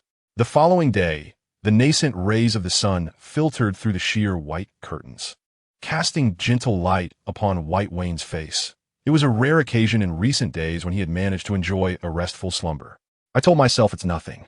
There is no need to frighten myself," White Wayne mumbled. He stealthily opened the door, noting that it was still early, and the Allen family remained in deep slumber. Prior to his arrival, he had conducted some investigation. Henry Allen was a driver within the government sector, while Nora Allen had recently lost her job and was currently unemployed at home. Their motivation for hosting an exchange student was primarily the substantial financial compensation involved. Their child, of course, was none other than the future renowned Flash, Barry Allen. At the dinner table the night before, he had not been particularly lively, instead observing Barry Allen with subtle scrutiny. In his memories, Barry's mother had passed away during his childhood, leading to his father's imprisonment as a consequence. Glancing around, White Wayne could discern no further details, yet it was evident that Barry Allen was the only child of suitable age in Central City. There could be no mistake. Having left a note at the dining table, White Wayne stepped outside. The official start of the school year was tomorrow. Hence, there was no need to report to school today. However, White Wayne's objective lay with Harrison Wells and his yet-to-be-realized particle accelerator. The particle accelerator was the very source of chaos in Central City. The abrupt explosion that birthed the Flash also gave rise to a host of notorious supervillains, such as the Rubber Band Man and Gorilla Grodd. The May Breeze was always imbued with affection and gentleness. The prearranged vehicle awaited him at the door, as the Wayne Enterprises' reach extended throughout the United States, particularly within the burgeoning technological hub of Central City. The particle laboratory was situated in the downtown area. In essence, the entire city of Central was constructed around this very laboratory. Prior to the establishment of Dr. Wells' laboratory, Central City was merely a quaint town in Missouri, with a populace scarcely exceeding 100,000. However, following the completion of the particle lab, Dr. Wells' continual successes rendered this small town exceedingly desirable. As the vehicle traversed the broad streets, the people on either side radiated satisfaction and joy. In this emerging city, hard work seemed to guarantee prosperity. White Wayne stood at the entrance of the particle laboratory, the clock displaying 8:37 in the morning, and Dr. Wells was already 7 minutes late. A hint of dissatisfaction stirred within him. Was this a display of authority? At that moment, a black wormhole inexplicably materialized in the sky, and a tawny creature began to crawl out in abundance. "Good grief," White Wayne muttered, suddenly grasping the source and intent of that text message. "Are you out of your mind? Could you not be more explicit?" The creature attempting to escape the wormhole before him was a class demon. For any superhero above average prowess, dealing with a class demon would pose little challenge. However, for him in this moment, it was a formidable ordeal. White Wayne surveyed his surroundings with composure. Fleeing was futile, as even a Bugatti Veyron could not outrun a being capable of flight. Suddenly, an idea struck him, and he gently pressed his hand against the door of the particle laboratory. The door spirit was activated, with a desperate hope akin to a last-ditch effort. He recalled his numerous tests of the door spirit's abilities. Not even the most fortified safe could withstand its intrusion. This seemingly trivial ability might just prove to be a lifeline. The impregnable password door swung open instantaneously. White One sidestepped into the laboratory, fervently praying that the door's structure remained sturdy. Inside lay a wondrous expanse, with silver metal enveloping the passageway entirely. The doors flanking the corridor stood resolutely closed, adorned with a myriad of ancient Greek characters and ominous warnings. After taking only a few steps, he heard a violent crashing sound. Glancing back, he saw the door had already begun to warp from the impact. Advancing towards the door, he recalled Dr. Wells' words. The password was. Before he could finish his thought, White One decisively opened the designated door. Within lay two exquisite weapons, one a celestial blue, the other a fiery red. The design of the firearms appeared remarkably vintage, reminiscent of flintlock pistols popular in the 17th and 18th centuries. Yet, White One understood that these two weapons might hold the key to his salvation. Before him stood a gun capable of unleashing absolute zero ice and a flamethrower that could emit flames exceeding 1,000 degrees. "Do not touch, the password is." White One's hand effortlessly traversed the security measures. For him, it felt as if there were no defenses at all. He was even uncertain whether, in the context of the door spirit, the existence of doors was metaphysical or objective. Seizing both weapons, White One kicked open the door with a forceful motion. He gazed toward the entrance of a laboratory, where the sturdy door had been rendered entirely deformed and precariously unstable. In the next moment, the class demon crashed through the door, lunging at him with claws bared. White One observed the oncoming creature with calm resolve. In an instant, he vanished from sight, leaving behind a shimmering expanse of ice. The class demon, deprived of its target, could not halt in time and collided forcefully with the wall, the immense impact rendering it momentarily dazed. Seizing this fleeting opportunity, White One pulled the trigger of his left-hand weapon, and searing flames engulfed the class demon, filling the air with its agonizing shrieks. Enveloped in flames, the demon howled in torment, yet turned to face him, its capacity for movement seemingly unaffected despite the intense pain. White One maintained his composure, continuously squeezing the trigger towards the ground, summoning formidable walls of ice that erupted from the earth, standing defiantly before the class demon. Chapter 27, Dr. Wells. The existence of the ice wall merely mitigated the advance of the aberration, its flames gradually extinguishing, leaving behind a scent of charred remains. Carbon-based life forms, indeed. White Wayne maintained his composure, and just as the aberration breached the ice wall and charged toward him, the freeze gun emitted a beam of azure light, instantly encasing the creature in ice.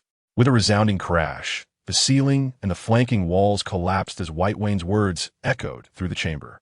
The outer layer of frost shattered, and the aberration within was reduced to mere fragments. One cannot deny that Dr. Wells is a genius. His laboratory resembled a castle of building blocks, perpetually capable of disassembly and reassembly. Each component fit seamlessly together, forming what was touted as an indestructible laboratory, though this myth was shattered today. The particle laboratory, claimed to withstand a magnitude 10 earthquake and attacks from miniature missiles, lay in disarray. Remember to compensate.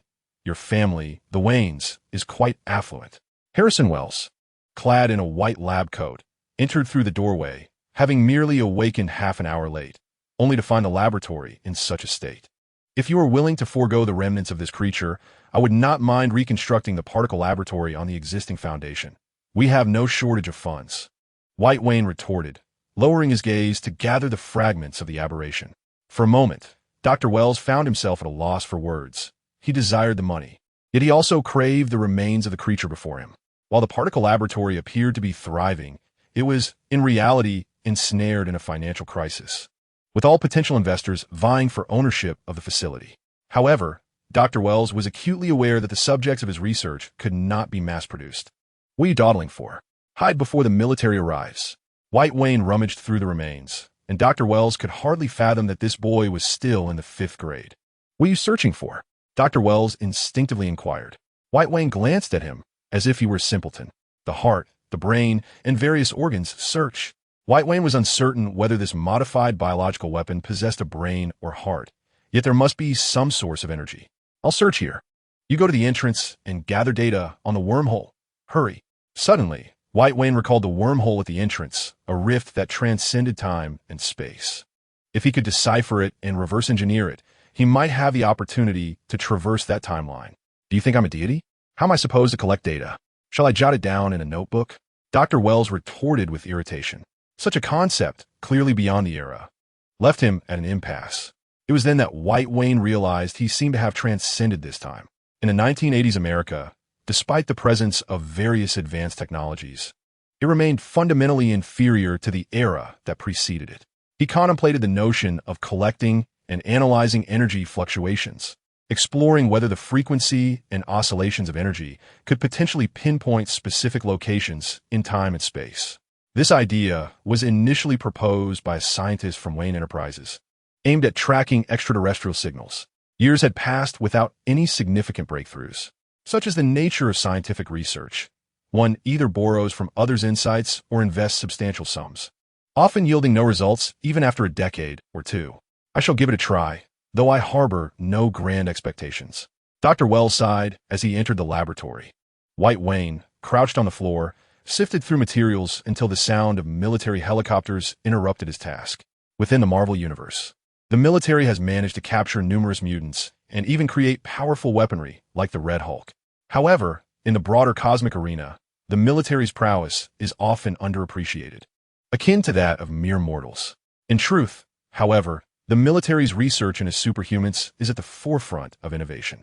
As early as World War II, the original Justice Society of America had deep military ties, and many well-known villains also emerged from military origins. The discreet yet formidable nature of the American military should not be underestimated.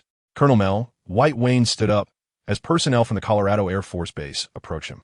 Not one to let opportunities slip away, White Wayne promptly contacted his uncle, General Griniker, who served as the deputy commander at the base.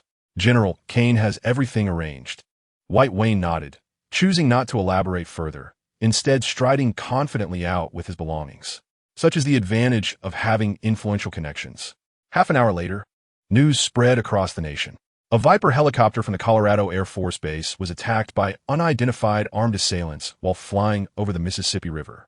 Only Colonel Melhouse successfully parachuted to safety, while the remaining 10 perished in the line of duty. When Dr. Wells received this news, he was engaged in final negotiations with White Wayne. The terms proposed by White Wayne were straightforward. To conduct research, one must join Wayne Enterprises. with promises of funding and resources provided in abundance. Otherwise, there would be no discussion. Faced with such an ultimatum, Dr. Wells found himself with little room for resistance. His particle accelerator research had hit a plateau, and assistance from Wayne Enterprises could elevate his work to new heights. Yet, he was reluctant to see his invention appropriated. After all, such favorable circumstances are rare in this world. Ultimately, it was one nonchalant remark from the boy before him that swayed him. Wayne Enterprises has countless experiments yielding no results. They won't miss just one more. This statement struck Dr. Wells like a thunderbolt, instantly rousing him from his reverie. The essence of experimentation is the expenditure of resources, and the majority of ideas tend to be misguided. If one out of a dozen paths yields results, one ought to be grateful. Doctor, I am acutely aware of the potential of particle accelerators. They now enable targeted treatment of cancer cells and can even alter cellular structures to a certain extent. But what lies beyond? Such perilous technology must be firmly within my grasp, for I harbor no trust in others. Dr. Wells, have you beheld this peculiar creature?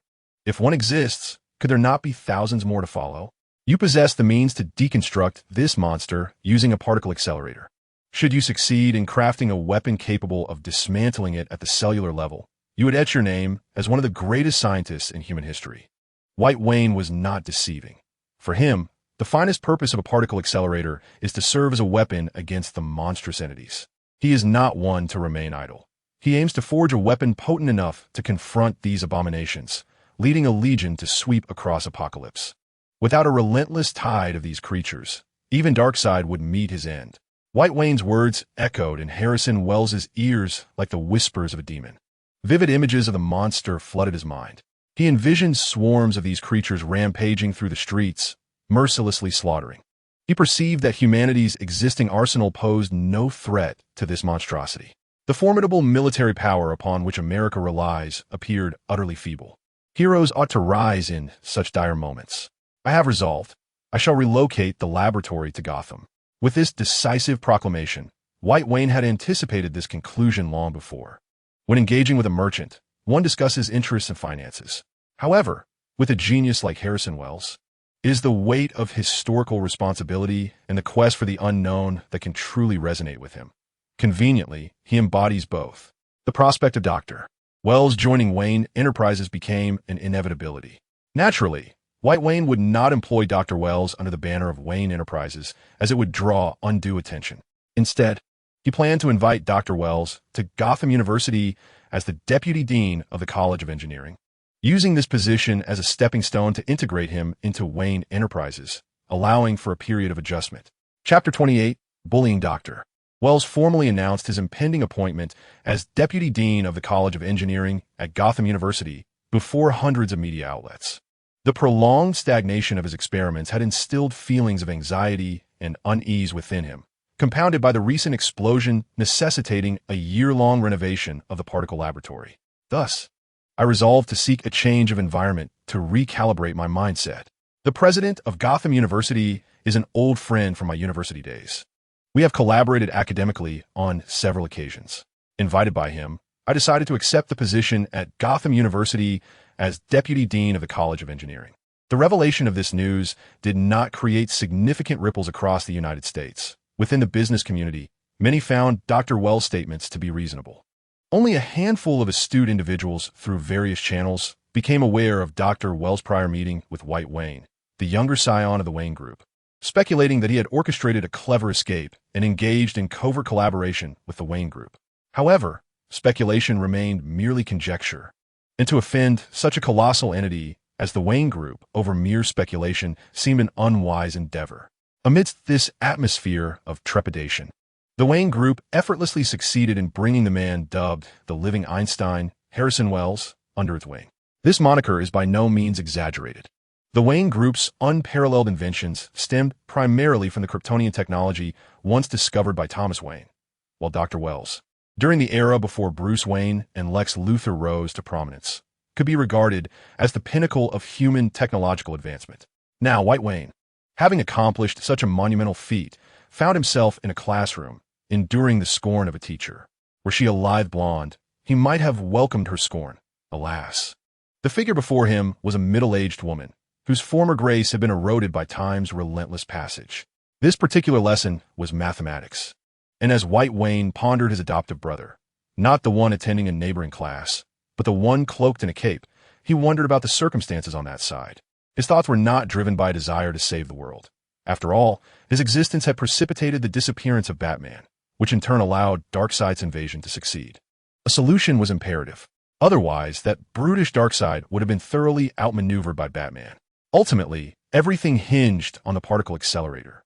If Harrison could successfully devise a weapon against the demonic entities, all that would be required was to reverse-track the wormhole, granting them the opportunity to return to that critical moment and provide Bruce with ample support. Eliminating the demonic entities would render Darkseid inconsequential, as he had numerous adversaries beyond the Justice League in the cosmos. Observing his weakened state, countless foes would eagerly seize the chance to strike.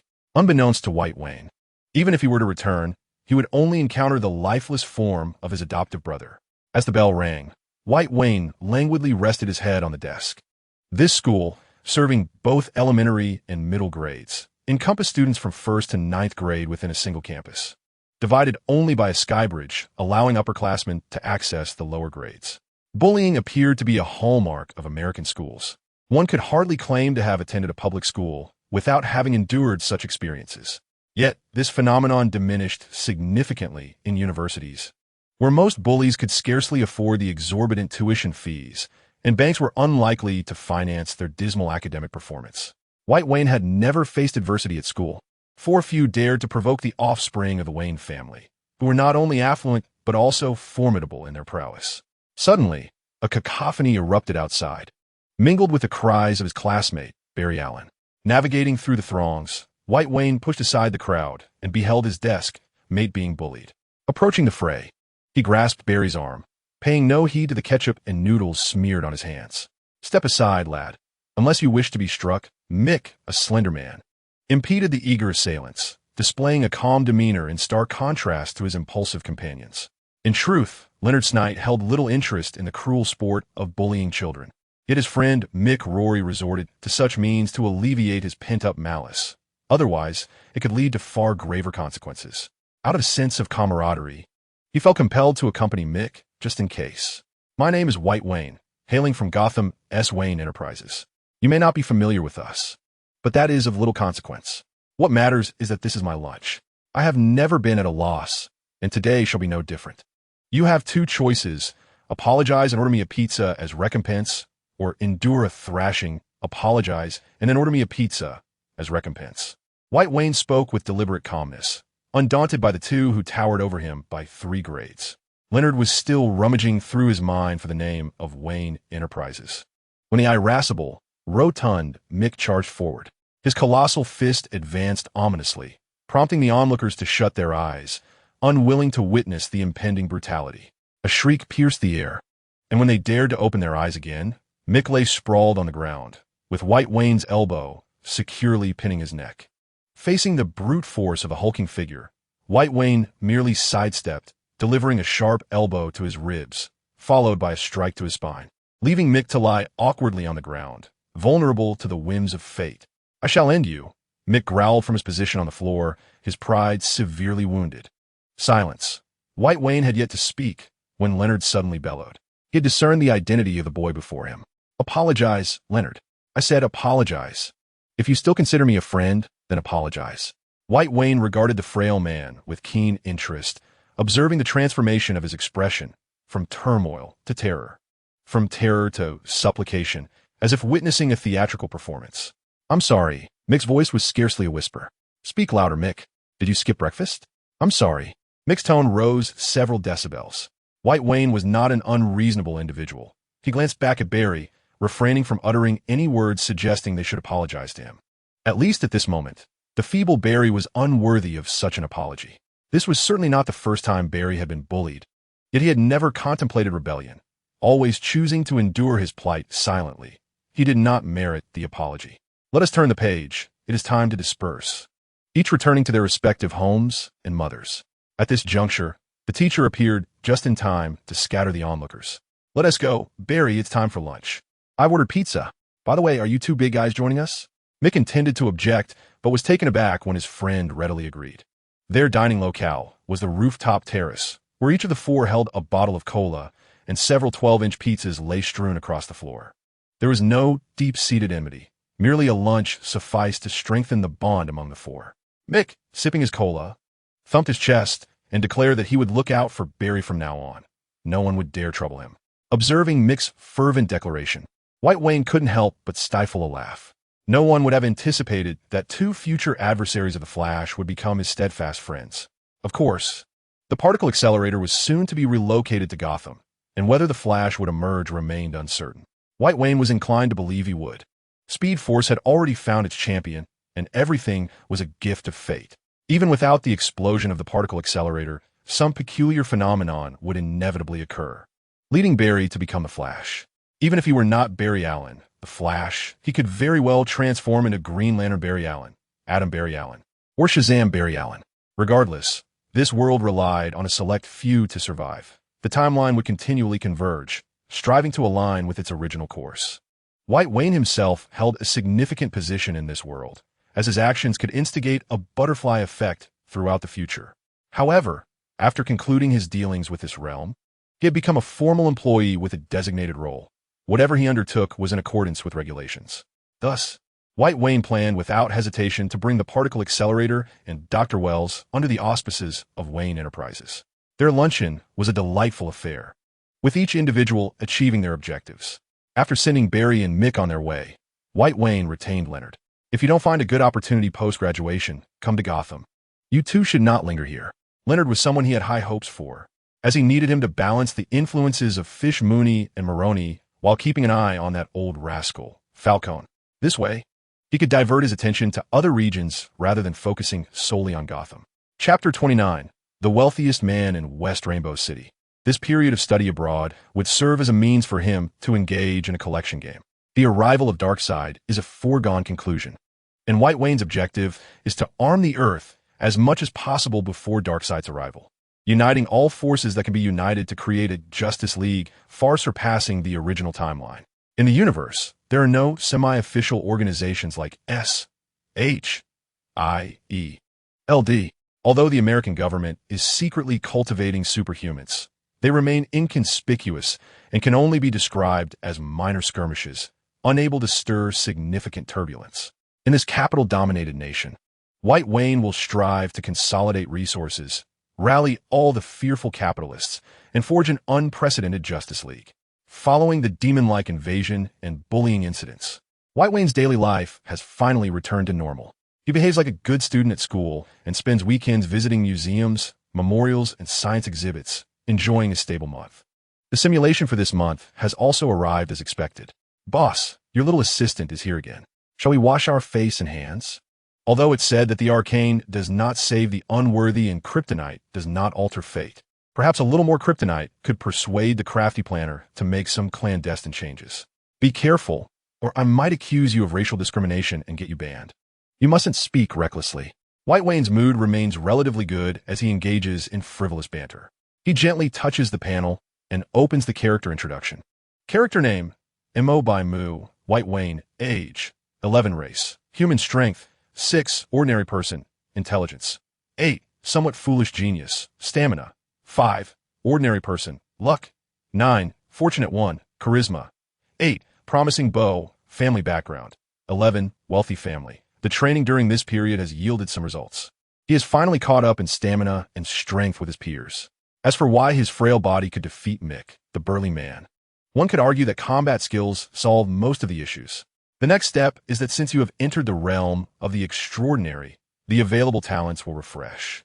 It is yet another selection question of 7 options with 2 choices. Options: Amulet, may offer protective benefits. Mad Programmer, you gain proficiency in supercomputing, but your hair volume decreases by 80 and you may randomly go insane. Critical point of life and death. When you are on the brink of death, all attributes double, and you gain a death immunity mechanism for 1 day. Knights never die unarmed. All items within your line of sight deemed as weapons undergo a judgment of 2, randomly inflicting poison, defense break, bleeding, magic prohibition, blindness, or muteness, 6 abnormal states. True Achilles heel. You are impervious to blades and guns within a judgment of 15. Exceeding this threshold grants you damage reduction. And when your heel is harmed, a 50 instant death judgment is triggered. True blessing of Athena. Your intelligence increases by 2, surpassing the limit. Wealthy tycoon of Shihong City. Your success rate for any investment increases by 100. Indeed, it is a synthesis of ancient and modern knowledge, seamlessly blending Eastern and Western influences, White Wayne remarked, unable to resist the urge to mock the talents displayed on the panel. Athena's blessing was the first to be dismissed by him.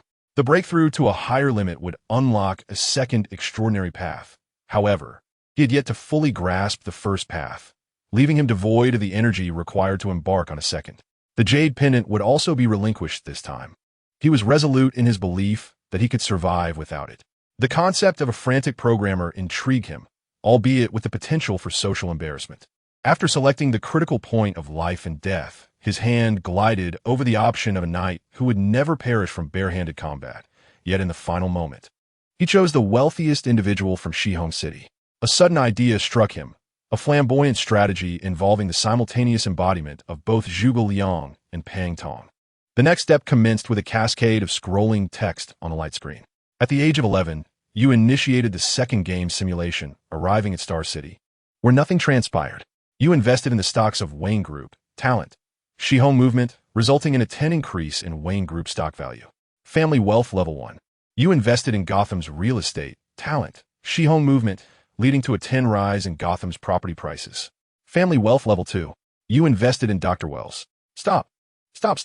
You seem to be stuck here, White Wayne expressed with disappointment, as the game mechanics came to a halt, which was unfortunate. What is the matter? This is entirely reasonable. The talent was bestowed upon me, and I made my own selections. Why can't I invest? White Wayne's argument caused the system to malfunction, leaving her utterly perplexed. Brushing up on family wealth is one thing, but it would only reach level 19 at most, which wouldn't pose much of an issue. However, Dr. Wells is utterly absurd. Are you courting disaster? His inventions are at least 2 to 3 decades ahead of their time. If he were to bring them to fruition, the will of the world would surely seek to obliterate him. Do you truly desire such an end? Regrettably, White Wayne felt a tinge of disappointment. He had initially intended to transcribe the data and concepts, not to achieve instant success, but at least to eliminate several erroneous options. What then? My reasoning is sound. This belongs to you, so you cannot blame me. White Wayne argued with conviction. As compensation, I offer you 100 gems. 100? Are you dismissing me as a beggar? The final interpretation of the game belongs to our company. Play if you wish, but do not hold it against us. And you dare claim you're not a penguin. Silence yourself. At the tender age of 11, you embarked on your second gaming simulation, arriving in Star City, where nothing of note transpired. You invested in Wayne Enterprises stocks, buoyed by your talent, West Rainbow Movement, resulting in a 10% increase in their value. Your fortune grew by 3. Subsequently, you invested in Gotham's real estate, and, with the same talent, the property prices surged by 10%, enhancing your fortune by 2. Upon your arrival in Los Angeles, you encountered no incidents, yet chose to invest in the local real estate market, where, thanks to your talent, property prices ascended by another 10%, augmenting your fortune by 2. Your journey took you to New York, where a tragic airplane accident forced a successful emergency landing in the Hudson River. Upon reaching Metropolis, Selena encountered members of the Irish Mafia, resulting in a gunshot wound, leaving her fate uncertain. You uncovered a clandestine transaction between the military and the Mafia. To eliminate potential witnesses, the military launched an assault against you, leading to your demise. Your talent, critical point of life and death, activated, doubling all attributes and granting you a day of immunity from death. You infiltrated a secret military base submerged in the depths of the Hudson River, acquiring experimental documentation, including the Super Soldier Project blueprint. However, you met your end once more. The simulation concluded with your death, and you failed to complete it, thus forfeiting any attribute gains and the retention of talents. In the next simulation, your talents would undergo a random reset. Suddenly, the screen darkened, leaving White Wayne with a splitting headache. He suspected it was the merciless revenge of that cunning penguin. The sensation of a rocket striking his face was exhilarating. He believed himself to be the only person alive to have experienced the taste of a rocket firsthand. It far surpassed any extreme sport. Nonetheless, the experience yielded significant insights. Although the Super Soldier Project blueprint was merely a rough draft, inferior to Bane's enhancement serum, it was cost-effective, capable of mass production, and with minimal side effects, thus holding research value. Leaning against the bedside, White Wayne buried his head under the covers, consumed by fear. He had witnessed his own death, and the most terrifying aspect was the sensation associated with the critical point of life and death. The allure of feeling utterly dead, yet imbued with boundless strength, was intoxicating. Despite it being the weekend, the Allen family rose early to accompany their child to the airport. White Wayne concluded his tranquil life in mid-city, while Barry, having fought back against his tormentors at school, no longer suffered bullying. Bonds of friendship among children are often forged more easily, especially between Barry and White Wayne. The last time, White Wayne had swooped in like a hero to save him, prompting Barry to become an ardent admirer. When you have a holiday, do bring Mick and the others to Gotham to visit me. In the forthcoming holiday, Mick and Leonard are poised to celebrate their graduation ceremony. White Wayne will not take the initiative to fund their college education. Individuals of their remarkable caliber are not meant to conform to conventional paths. Well then, farewell, White. Goodbye. Barry. Chapter 30. The airplane explosion incident. Calmly navigating through the security check alongside the throng, White Wayne soon realized he appeared to be the last to arrive. The crowd awaited him in the departure lounge. White, it seems you have quite the rapport with that lad, Bruce Wayne remarked with a hint of jealousy as his brother approached. Enough of that. Has there been an issue with the flight? White Wayne quietly inquired, glancing at the noisy assembly.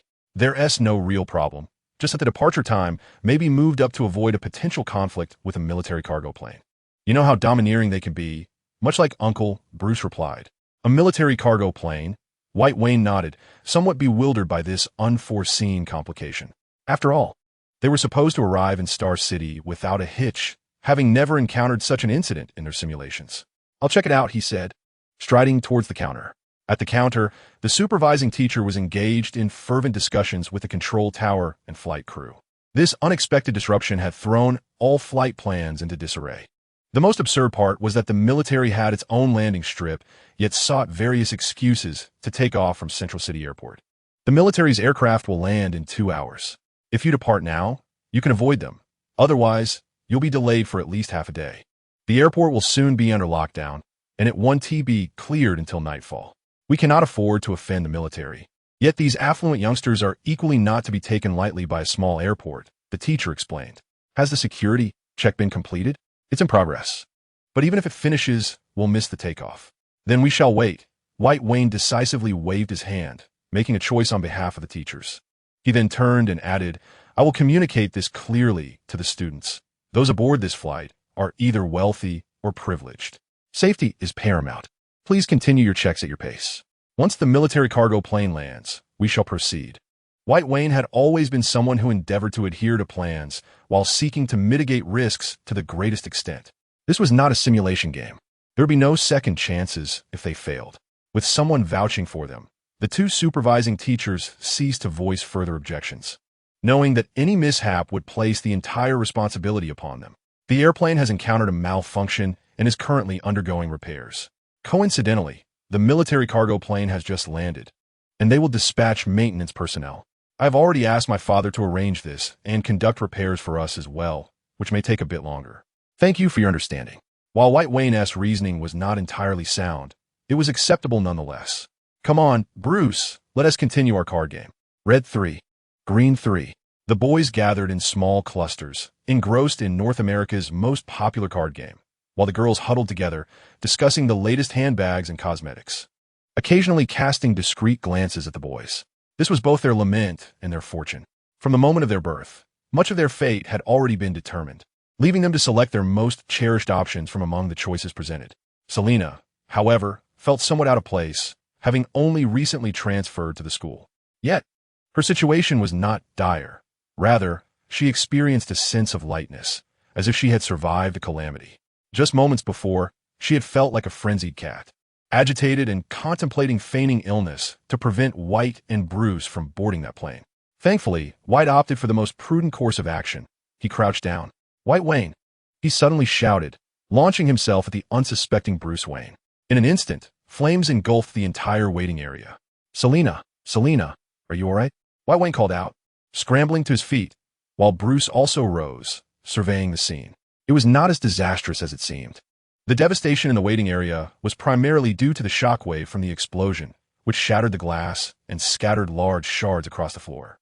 Outside, their private jet lay in ruins, its wings charred as cinders, the fuselage punctured by a gaping hole, and flames still licking at its body.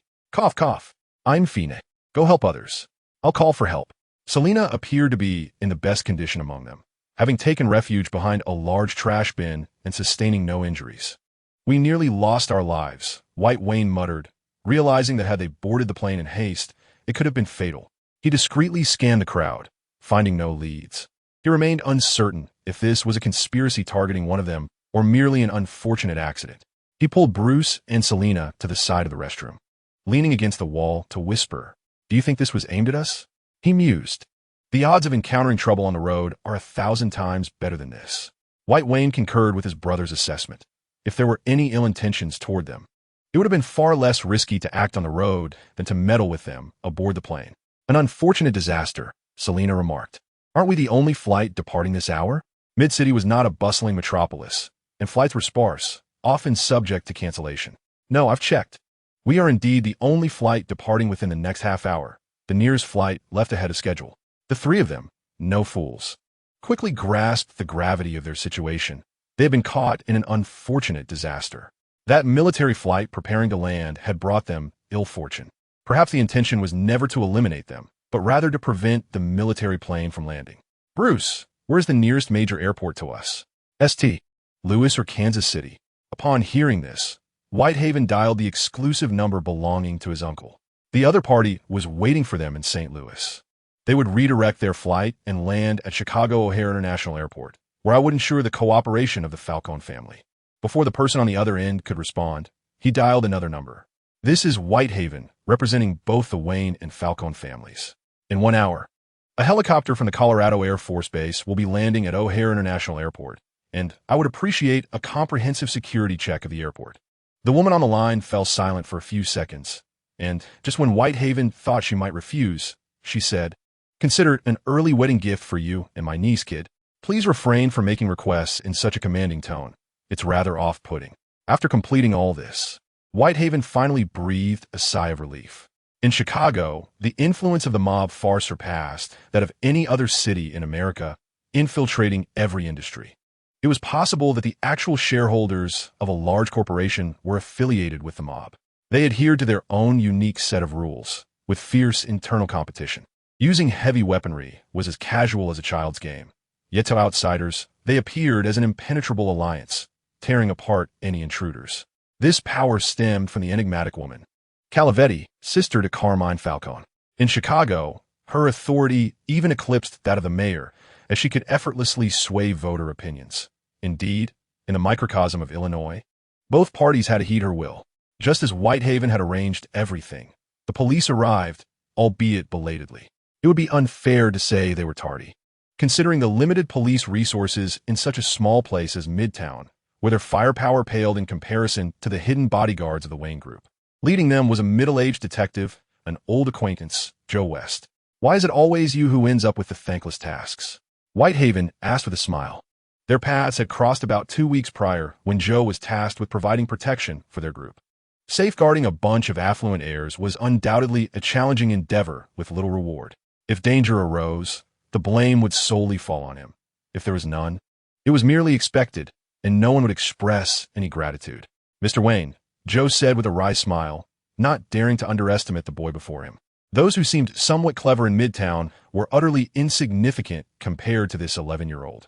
He would not bow to power, yet a wise prodigy deserved greater respect. There is nothing to investigate. Even if something were found, it would be hastily concluded. Your chief is a fool, merely shifting blame. This time, you'll be the scapegoat. Don't bother, come to Gotham. 3 years as a senior inspector, and in 5, you could be a candidate for chief.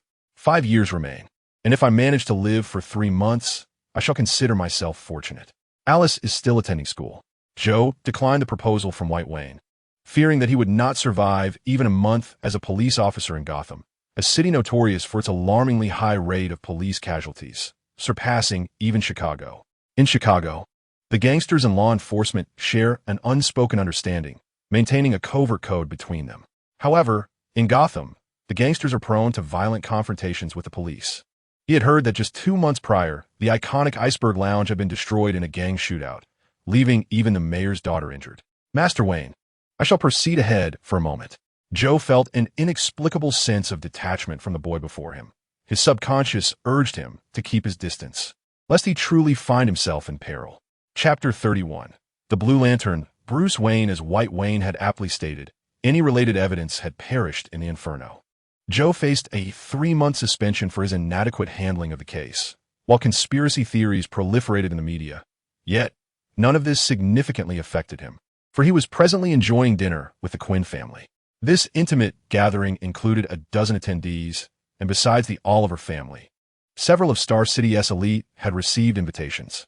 At this time, Oliver Queen was not yet the insufferable playboy he would later become, though he was already exhibiting the traits of a mischievous child. He had audaciously invited the 3 Wayne children to witness a striptease performance, an utterly absurd notion. White Wayne never subscribed to the belief that one's suffering would ultimately transform into wealth. Such sentiments were mere deceptions propagated by the privileged elite to manipulate the underprivileged.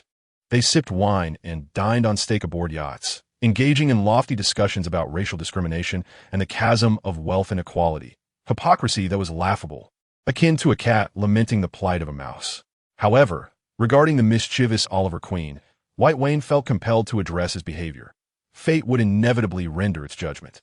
The joy he exuded now would surely be met with dire consequences in the future. The dinner unfolded delightfully, with the host effortlessly showcasing the refinement of the Wayne family, garnering accolades from all present, which inevitably cast Bruce Wayne, the elder brother, in a shadow. Observing his brother conversing animatedly with the guests, a fleeting expression of disappointment crossed Bruce's face. He clumsily attempted to emulate his brother's social ease, only to be met with friendly laughter, devoid of any genuine respect. Everyone present regarded him as a mere child. Thomas and Martha were progressive parents who never imposed the burden of maturity upon their children. Thus, despite being born into affluence, Bruce Wayne remained an ordinary child, having never weathered significant storms. Yet for White Wayne, the past 3 months felt akin to 3 years. He had not only grappled with corporate matters, but had also faced death itself. In the presence of these individuals, he found himself at ease. Bruce Wayne sat at the dining table, appearing to be at odds with everything surrounding him. In a daze, he heard someone calling his name. Bruce, Bruce. Who is calling me? He glanced around, only to find himself in an unfamiliar land, as if he had ventured to an alien planet. With the blue sphere he called home, Earth not far off. In the face of fear by day and pain by night, the fierce flames of his heart retreated from a chill. Many had fallen victim to the ravages of war. Gazing at the stars, he yearned for the light of hope to never extinguish. The gentle melody of a uniquely American folk tune echoed in Bruce Wayne's ears, transporting him back to his childhood. Suddenly, 2 oversized dolls appeared before him, one green and one blue. Startled, he instinctively took a few steps back, as the whimsical scene transformed into a horror film. I am Ganther, the former guardian of the Green Lantern Corps, and this is Side, the current guardian of the Blue Lantern Corps, the 2 dolls proclaimed. The terms Green Lantern and Blue Lantern somewhat alleviated Bruce Wayne's fear, and despite the discomfort within, he inquired, "We're the Blue and Green Lantern Corps. Are there other colors of lanterns as well?" He managed a tentative smile to convey his friendliness. The emotional spectrum is an energy field ignited by the emotions of all living beings in the universe. Unwittingly, the myriad of life forms have created 7 distinct forms of energy. The guardians of the planets first materialized this energy field, forming the Green Lantern Corps, centered on willpower. Following this, the enlightened beings of the cosmos established the other 6 corps based on the remaining forms of energy, collectively known as the 7 corps. Just as Bruce Wayne was about to ask another question, the oversized dolls seemed to perceive his thoughts. The existence of the 7 corps is to maintain the balance of the universe and to combat the impending Blackest Night. They continued. Blackest Night? The name alone suggested ominous implications. Within the planet's library lay a tome titled the Book of OA, chronicling all past and future events, including a prophecy foretelling the inevitable Blackest Night. The energy of death would consume the entire universe, obliterating all multiverses, including your origin, Earth, beneath the power of the Black Lanterns. At that moment, Bruce Wayne suddenly found himself calm. If White were here, what would he do? After a few seconds of silence, Bruce raised his gaze to the two oversized dolls, his expression serious. So, is it true that what is destined cannot be altered? The butterfly effect in South America can stir a hurricane in North America. Can we not change the future that is fated to unfold? Gantz glanced at him with admiration, but then shook his head. I do not know. The book of OA concludes with the utmost darkness, with no subsequent tales. This is the reason we sought you. The Lantern Corps are selecting those capable of safeguarding the universe when night falls, and Sod has chosen you. Bruce Wayne lowered his gaze, studying his hands, unable to fathom Gantz's words. Perhaps you should choose my brother. He is far stronger than I. One must not belittle oneself.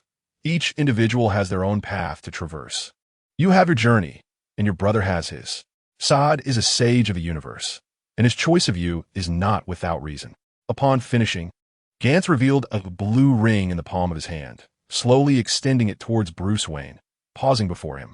The blue lantern signifies hope. As long as you harbor hope, the ring shall continuously bestow you with energy. With trembling hands, Bruce reached for the lantern ring, lifting his gaze to Sod, who nodded slightly in affirmation, his eyes brimming with approval. Encouraged by Sod's validating gaze, Bruce grasped the ring, which instantaneously adorned his middle finger, its radiance dissipating, rendering it indistinguishable from an ordinary ring. How can I wield this ring? What can I possibly do? No sooner had Bruce uttered these words than the two large-headed figures vanished, leaving behind a single phrase. Time will provide you with answers, Bruce Wayne. In a moment of disorientation, he felt as if struck by a blow, and upon reopening his eyes, he found himself back at the dining table, as if everything had been a dream. Was it truly a dream? The coolness of the ring on his right middle finger attested that it was not. Ecstatic, he sprang to his feet, eager to share this revelation with his brother. But as he spotted White weaving through the crowd, his excitement waned considerably. He must keep this a secret. It would be his solitary truth. In the depths of the universe, he pondered whether he truly was the right choice. His strength was far from formidable. Gantz did not fully endorse his old friend's selection, yet he had acquiesced. What then is hope? The hope represented by the blue lantern differs from the will embodied by the green lantern. Will emerges from within a person, while hope is largely derived from external sources. Can one maintain hope when stripped of everything? Bruce Wayne's power may not be great, but his heart would always brim with hope. As long as hope endures, the blue light shall never extinguish. And as long as the blue light persists, the black lantern can never wholly engulf the universe. We shall prevail, I assure you, Gantz. Sod's words struck like a clarion call, awakening Gantz from his reverie. He observed Bruce's silhouette, inhaling deeply as he said, "Let us hope that fate favors this child, and may it also favor us. Come, Sod, we must return to the stars and persuade those obstinate fools." Chapter 32. The thunderous evening the banquet concluded, and the trio, under Oliver's guidance, made their way towards the guest rooms of the villa. Oliver harbored a certain aversion towards White Wayne, feeling an overwhelming sense of defeat in the presence of the boy. Conversely, he found Bruce Wayne more agreeable, sensing perhaps a kindred spirit in him. As for the frail little girl, he felt utterly indifferent. After all, Oliver Queen had encountered countless beauties in his lifetime. "What's the matter, Bruce?" White Wayne inquired softly, observing Bruce's troubled demeanor. "Nothing." Bruce hesitated for a moment before continuing. "Everyone harbors their own secrets. When did you purchase that ring? It looks splendid." A flash of blue light caught White Wayne's attention. At that moment, Selina approached, grinning with pride. "Hey, isn't it beautiful? I bought it for my brother." "You don't have one. Are you jealous? Upset, perhaps?" "Hee. Really? I could very well be infuriated," White Wayne mused, feeling a twinge of confusion, though he masked it with a light-hearted chuckle. He sensed a fog of uncertainty surrounding his memories. He couldn't quite recall whether Bruce had been wearing a ring when he had pulled him up at the airport. It seemed he had, yet at the same time, it felt as if he had not. Such ambiguity was unusual. His intellect was not one prone to forgetfulness, nor could it be so easily muddled. A fact was a fact. Either there was a ring or there wasn't. How could he not remember clearly? He resolved to inquire further when the opportunity arose. Mindful of the presence of Oliver, a stranger, making some questions uncomfortable to voice. At that moment, Oliver came to a halt. "Bruce, Selina, White, your rooms have arrived. This floor is entirely vacant and has been prepared for you. You may choose as you wish. I shall take my leave now. Good night to you all." With a brief farewell, Oliver awkwardly departed from this place that made him feel somewhat uneasy. In the presence of White Wayne, he could not shake off an inexplicable sense of malevolence. "I shall retire now. Good night, White." "Good night, Selina." Upon hearing this, White Wayne's curiosity was extinguished. It appeared Bruce was not inclined to share, and he was not one to press matters. After all, this was not an era of supernatural abilities bursting forth. Perhaps it was merely the youthful woes akin to those of Werther. Once back in his room, Bruce leaned against the bedside, his left hand incessantly spinning the ring that adorned his right. The ring emitted a subtle blue glow, reminiscent of a low-quality sapphire from a distance. The tales recounted by the two large-headed dolls stirred his thoughts. The instant he donned the ring, knowledge of the darkest night etched itself into his mind. He beheld an overwhelming darkness that eclipsed even the sun itself. The streets were teeming with mindless pedestrians, resembling soulless husks, numb to their surroundings. To be reduced to such a state, neither human nor ghostly, instilled a far greater dread than death itself. "What can I do?" Bruce Wayne pondered in solitude, feeling utterly powerless. "Why did you choose me?" The ring suddenly flickered, as if responding to his unspoken query. Gradually, Bruce succumbed to slumber. Once he drifted into sleep, the lantern ring began to emit a gentle blue glow, subtly sweeping across his body, imperceptibly strengthening and mending Bruce's frail form. In another room, Thomas Wayne remained perplexed by the ring. Hey, touch it. Enough already. Are you sleeping or not? I've finished work. Do you realize I could report you to the union? Speak quickly, or let me go. Can you not empathize with us working individuals?" The little penguin retorted. "I believe my memory has become quite muddled. You sleep at 3 or 4 in the morning every day. It's a wonder you're not more confused. The President isn't as busy as you are. I thought something significant was at hand. Don't bother me with such trivialities again. Sleep." After that, no matter what Thomas Wayne uttered, the little penguin did not reappear. "Do you understand what it means that the customer is king? Sleep, or you might truly render yourself foolish, wasting such high intelligence." After a fit of impotent rage, Thomas Wayne could only succumb to sleep. Where there is existence, darkness will inevitably follow. The underground water system of Star City connects to the long Colorado River, harboring not only rats, but also the shadowy Assassins Guild, lurking like vermin. The guild's leader is Ra's al Ghul, often referred to as the Demon S-Head or the Master Ninja. In Arabic, Ra's al Ghul means head of the demon. No one knows the identity of the original Demon S-Head, yet everyone seeks him for he possesses secrets tied to immortality. California serves as the guild's stronghold, and since the conclusion of World War II, they have been infiltrating the East Coast with less than satisfying results. A woman in Chicago has thwarted their advance in the Midwest, blocking their progress. Initially, they had brokered a deal with her. If they could obtain the cargo from the plane, they would be accepted by the Chicago mob and become one of their own. However, they did not foresee that the ambush in St. Louis and Kansas would yield no results, with the plane diverting to Chicago amidst the risk of running out of fuel. What infuriated him further was that the woman had outright abandoned the cargo on the plane, tearing up their agreement. To this day, he could still hear Calavetti's mocking words. "I'm sorry, my friend, the deal is off." His heart brimmed with anger, yet he lacked an outlet for it. The Chicago mob was devoid of honor. They were not merely gangsters, but armed militants wielding rocket launchers. Even the most skilled assassins he trained are, at their core, mere flesh and blood. A single blow could indeed extinguish their lives. No matter how adept, even the finest assassin cannot withstand the indiscriminate onslaught of cannon fire. "Master, we have drawn unwanted attention. Fortune seldom comes alone, and calamity follows closely behind. The news from my subordinates has only intensified the already simmering rage within Les Chaueaux Gu. Yet, the passage of 800 years has imparted not only skills, but also patience. Have we discerned the identity of our pursuers? The Wayne family's bodyguards, akin to relentless hyenas, are viciously clinging to our ranks. The Wayne family." His heart raced at the mere mention of their name, for it signifies more than mere notoriety. It embodies the very history of Gotham itself. Are we implicated in the assassination of Thomas Wayne? His mind veered towards the most dire of possibilities. He could only pray that his disciples had not taken part in the events surrounding Thomas Wayne's assassination at the gala months prior, lest they find themselves in an irrevocable conflict with a League of Assassins. The Wayne Corporation has ascended to become one of the foremost conglomerates in the nation. And Gotham ranks among the top 10 cities in America, nestled alongside the likes of New York and Metropolis, which occupy the first and second positions respectively. In a sense, they have forged a colossal commercial sphere. Although Gotham has teetered on the precipice of falling out of the top 10 in recent years, even a dying camel is larger than a horse, and the Wayne Corporation stands as the sole true leader in the city's economy, rendering other enterprises trivial by comparison. No, we have persistently investigated the case of Thomas Wayne's assassination, yet we have encountered no leads.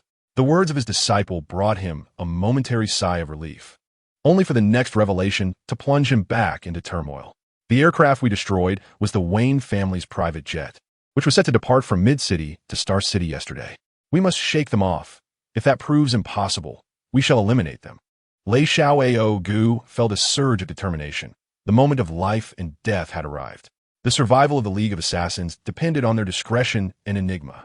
Should the veil of mystery be lifted, the League and he would be irrevocably doomed. No one is immune to the allure of eternal life as secrets. Over the years, he has deftly navigated countless pitfalls, relying upon the League's mystique to dissuade many would-be adversaries. However, his crisis was far from averted, with probes into his affairs emerging ceaselessly. He could not afford to display even a hint of weakness, lest he be torn apart by the wolves lurking in the shadows. The thought of being confined within a laboratory, reduced to a mere guinea pig, enveloped him in a tide of profound dread. Chapter 33. The casino. Upon rising early that day, White Wayne's spirits were far from buoyant. He had received news that would likely weigh heavily on his mind for days to come. One of our own has perished, and signs of struggle were evident at the scene.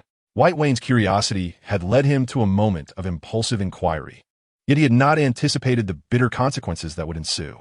This matter is not significantly related to him. The aircraft is insured, and the target is merely a military plane about to land. However, he finds himself intrigued by the shadowy figures behind the scenes, inadvertently involving two of his capable associates in this predicament, resulting in substantial losses. Are there any underground forces operating in Star City? Since the gang leader's untimely demise, various outsiders have been vying for a piece of the pie. Los Angeles' Bloods, 18th Street, and the Triad from Neon, all eager to stake their claim. Yet, the most formidable force remains the Assassin Alliance. The name Lei Xiao comes to mind. Yes, it is indeed he. White Wayne furrowed his brow. If memory serves, the Assassin Alliance had previously mingled with Batman. So how could they possibly be in Star City now? Could be them? The likelihood seems slim. Their methods are too crude. Given the capabilities of the Assassin Alliance, such clumsiness is inconceivable. Everyone knows they are true masters of assassination. Furthermore, he bears no grudge against us, past or present. Even if they were contracted for an assassination, it should be directed at you, not your bodyguard, lest they alert the prey. Let us reach out to Lei Xiao. I wish to meet him, White Wayne decided, convinced by Fish Mother's words that entrusting Lei Xiao with the investigation would yield better results than his own aimless endeavors. After all, even a strong dragon finds it difficult to suppress a local snake, and he certainly does not consider himself a formidable force. Very well, I shall arrange the appointment and inform you immediately of any news. Neither White Wayne nor Lei Xiao anticipated the situation would escalate to this extent.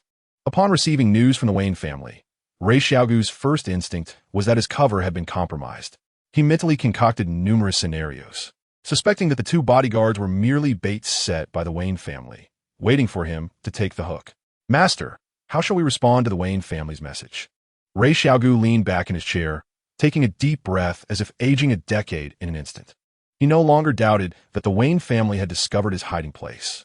Their polite demeanor suggested they wished to avoid escalating matters in unfamiliar territory, not wanting others to benefit from their predicament. A wise man knows how to adapt to circumstances. Or more plainly, one should not push their luck when offered a face-saving opportunity. Inform him that I will be expecting White Wayne at St. Clair Restaurant tomorrow night. With that, he pushed open the concealed door and stepped inside. Beyond the secret door lay the fabled pool of Lazarus, a place far less miraculous than the bards would have one believe. Only the legendary well of sin could truly resurrect the dead. All other so-called pools of Lazarus were mere imitations, expendable substitutes. He approached the spring, bending down like a deer drinking from a stream. His hands gently touched the water, and he cupped a handful of the clear liquid slowly submerging his face within. As the pure water enveloped him, the wrinkles on his face gradually faded, and in an instant, he appeared a decade younger. As his facial features transformed, his bodily functions rapidly rejuvenated, and his aging physique once again blossomed with vibrant vitality. He inhaled deeply, feeling a tinge of reluctance. Yet, for the sake of safeguarding his cherished earth, and to uphold the justice of this world, he had to endure. He had to feign compliance with those despicable individuals. This was the only path to achieving his ultimate goal. He retrieved a glass vial from the nearby bookshelf and immersed it into the spring water. Gurgling sounds filled the air as the vial quickly filled to the brim. He cast a wistful glance at the murky water within, then cautiously poured half of it back. This time, it was a final act. This was his bargaining chip in the transaction with the Wayne family. Everyone knew that the adopted son of the Wayne family had been shot while trying to save Thomas Wayne, teetering on the brink of death. This was his leverage. No advanced medical technique could remedy the critical hidden injuries. The lingering wounds were destined to affect his body. But this half vial of water from the pool of Lazarus could not only eliminate the hidden injuries, but also fortify the body. Surely, this should suffice as an atonement, thought Lei Xiaoyao. However, his intentions extended beyond mere contrition. He sought to forge a connection with the Wayne family, aspiring to penetrate the East Coast market. It was said that the West Coast was affluent, yet in reality, the traditional wealthy elite of America remained concentrated in the East. The emerging magnates of the West adhered to the established rules of the game, rendering his assassins' guild nearly ineffective. Only those ancient tycoons of the East would brazenly engage in acts of violence, having committed far graver transgressions during the Great War. Only by advancing into the East Coast and establishing his reputation could the Assassins' Guild truly take root in America. After completing his preparations, he cast a lingering glance at the pool of Lazarus before exiting the room. Despite receiving an invitation from Lei Xiaoyao, White Wayne's mood remained dismal. Today was Sunday, with classes commencing the following day. This did not concern him much, but the issue lay in Oliver leading their group to a casino first thing in the morning. The opulent sign read Caesar's Palace. This name was quite familiar, having been referenced in numerous American dramas and animations. It was a colossal casino spanning North America, with its presence felt both above and below ground. But who would take guests to a casino at such an early hour? White Wayne found himself perplexed by Oliver's thought process. However, Oliver held a theory of his own. Mornings were optimal after a night of gambling. Even the most astute dealers and players struggled to maintain their best states, making it the perfect time for them to enter and win. Do you lack money? Oliver questioned Bruce Wayne with a look of incredulity. Lacking money? When has the Quinn family ever faced such a predicament? I merely wish to triumph over that group of fools. There is nothing more exhilarating than witnessing those imbeciles squander all their hard-earned money. Upon hearing this, White Wayne finally comprehended why Oliver would later endure such misfortune. Bankruptcy, divorce, and a cascade of calamities were not without reason. His temperament was exceedingly vile. Isn't that rather cruel? Selina remarked with irritation. It is utterly absurd that the child of a billionaire would bring countless individuals to ruin merely for amusement. Cruelty? They ought to have contemplated this the moment they entered the casino. With every win comes a loss, and someone must emerge victorious. Why should that person not be me? With that, Oliver strode confidently inside. White Wayne fell silent for a few moments before responding, though I am reluctant to concede. He speaks the truth. With that, he too entered, leaving Bruce Wayne and Selina exchanging glances, uncertain of what to do next.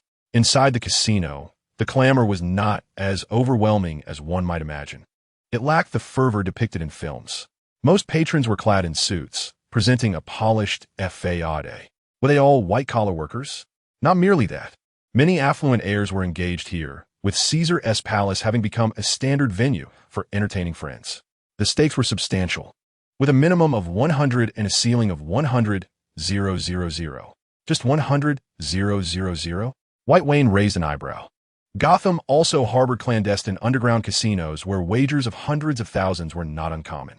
As for those dealing in millions, he could only advise them to watch fewer films and read fewer novels, for their intellect would suffer.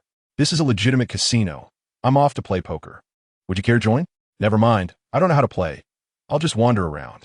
The two exchanged 10,000 in chips, and observing Oliver's retreating figure, White Wayne shook his head. Chapter 34. collaboration, and friendship. Evil begets evil. The casino was replete with diversions, featuring familiar games such as blackjack, roulette, and dice, with each table surrounded by a throng of eager players. Behind this establishment lay the neon-lit triads. As White Wayne ambled about, his youthful presence attracted numerous astonished gazes. Yet no one dared to disrupt him. Even the attractive waitresses kept their distance. Some money can be earned with life, yet without life, it cannot be spent. Soon, under the scrutiny of many eyes, White Wayne approached the simplest of games, dice. The crowd was sparse, and a young man caught his attention. With his head bowed and striking golden locks, he stood out distinctly, clad in a tattered long coat, even in the summer heat, embodying a disheveled appearance. His left hand was bound in layers of bandages, while his right hand clutched a low-quality cigarette, occasionally exhaling plumes of smoke with an air of nonchalance. Everyone kept their distance from him. Opposite him, the dealer sat upright, impeccably dressed in a suit and tie, yet beads of sweat glistened upon his brow, and his hands trembled slightly. The disheveled man across the table had just achieved an astonishing victory streak of 20 consecutive wins. Taking a deep breath, he spoke in a low tone. "That should suffice, sir. It seems we're nearing the end, the final round. I wager 100,000 on small." At that moment, Oliver emerged from seemingly nowhere, gazing with keen interest at the gaming table. Previously, he had dismissed such games as mere chance devoid of skill. But the mention of a player winning 20 times in a row piqued his curiosity. Upon hearing this, the man, who had been quietly exhaling clouds of smoke with his head bowed, slowly raised his gaze. His eyes possessed an enchanting allure that drew one in, while the bruises marring his visage sent a chill down the spine. Let the game begin. The dealer gradually picked up the dice cup, shaking it with practiced ease before slamming it down onto the table. He felt a slight flutter of trepidation. The outcome mattered little to him. Yet he was quite eager to witness whether this man could extend his winning streak to 21. Underground casinos thrived on illicit activities, whereas those above ground relied on a rake. The mechanics of cheating aside, their profits stemmed from the fees associated with exchanging chips for cash. Ultimately, the result of each game held little consequence for them. A wager of 100,000 was substantial, even in Las Vegas, let alone in their modest star city, where the rake from this single game would amount to 10,000, an amount he might not earn in a month. With reddened eyes fixed on the table, the dealer slowly lifted the dice cup, 4 large. As cheers erupted around him, the young man gathered his chips and turned to leave. Whitehaven looked at Oliver with a hint of schadenfreude. 100,000 was neither trivial nor excessive. Martha allocated a mere 1,000 for their monthly allowances, and any overspending required reporting. The Quinn family likely fared little better, and it could be presumed that Oliver had labored long to reclaim such a sum. "Relying on luck is rather uninteresting," Oliver muttered, though he accepted the outcome with grace. Wins and losses are part of the game, and this time it was his turn to lose. That was only natural. After the young man departed, the casino erupted once more into a frenzy of activity. "Come on, he must be devastated," Whitehaven teased, unable to suppress his youthful glee. "It's just 100,000. Oliver feigned indifference as he replied, then approached the counter and inquired, "What is that man's name?" The girl at the counter hesitated. Protocol dictated that customer information remain confidential. "I have no interest in his money. I merely wish to know who defeated me." Subsequently, Oliver seized a 500 chip and tossed it towards the girl. Noticing her silence, he continued to throw more chips. 1,000, 1,500, 2,000, green chips cascading into her lap. "Enough of this," he urged. "Sister, this money is too good to pass up, even if you remain silent. The guard at the entrance will verify the newcomers, and he too will speak." The girl at the counter hesitated for a considerable time. Even White Wayne grew somewhat impatient, before she finally whispered, John Constantine." The moment White Wayne heard that name, his mind erupted in shock. It was indeed that man. No wonder he had managed to achieve a staggering 21 consecutive victories. White Wayne had not anticipated that in addition to encountering the renowned Green Arrow, he would also come across the elusive Hellblazer, Constantine. Those who became entangled with him rarely had a favorable outcome. As Constantine exited the casino, he looked at the 2 checks endorsed by the Caesar's Palace Casino in his hand, yet his heart remained unperturbed.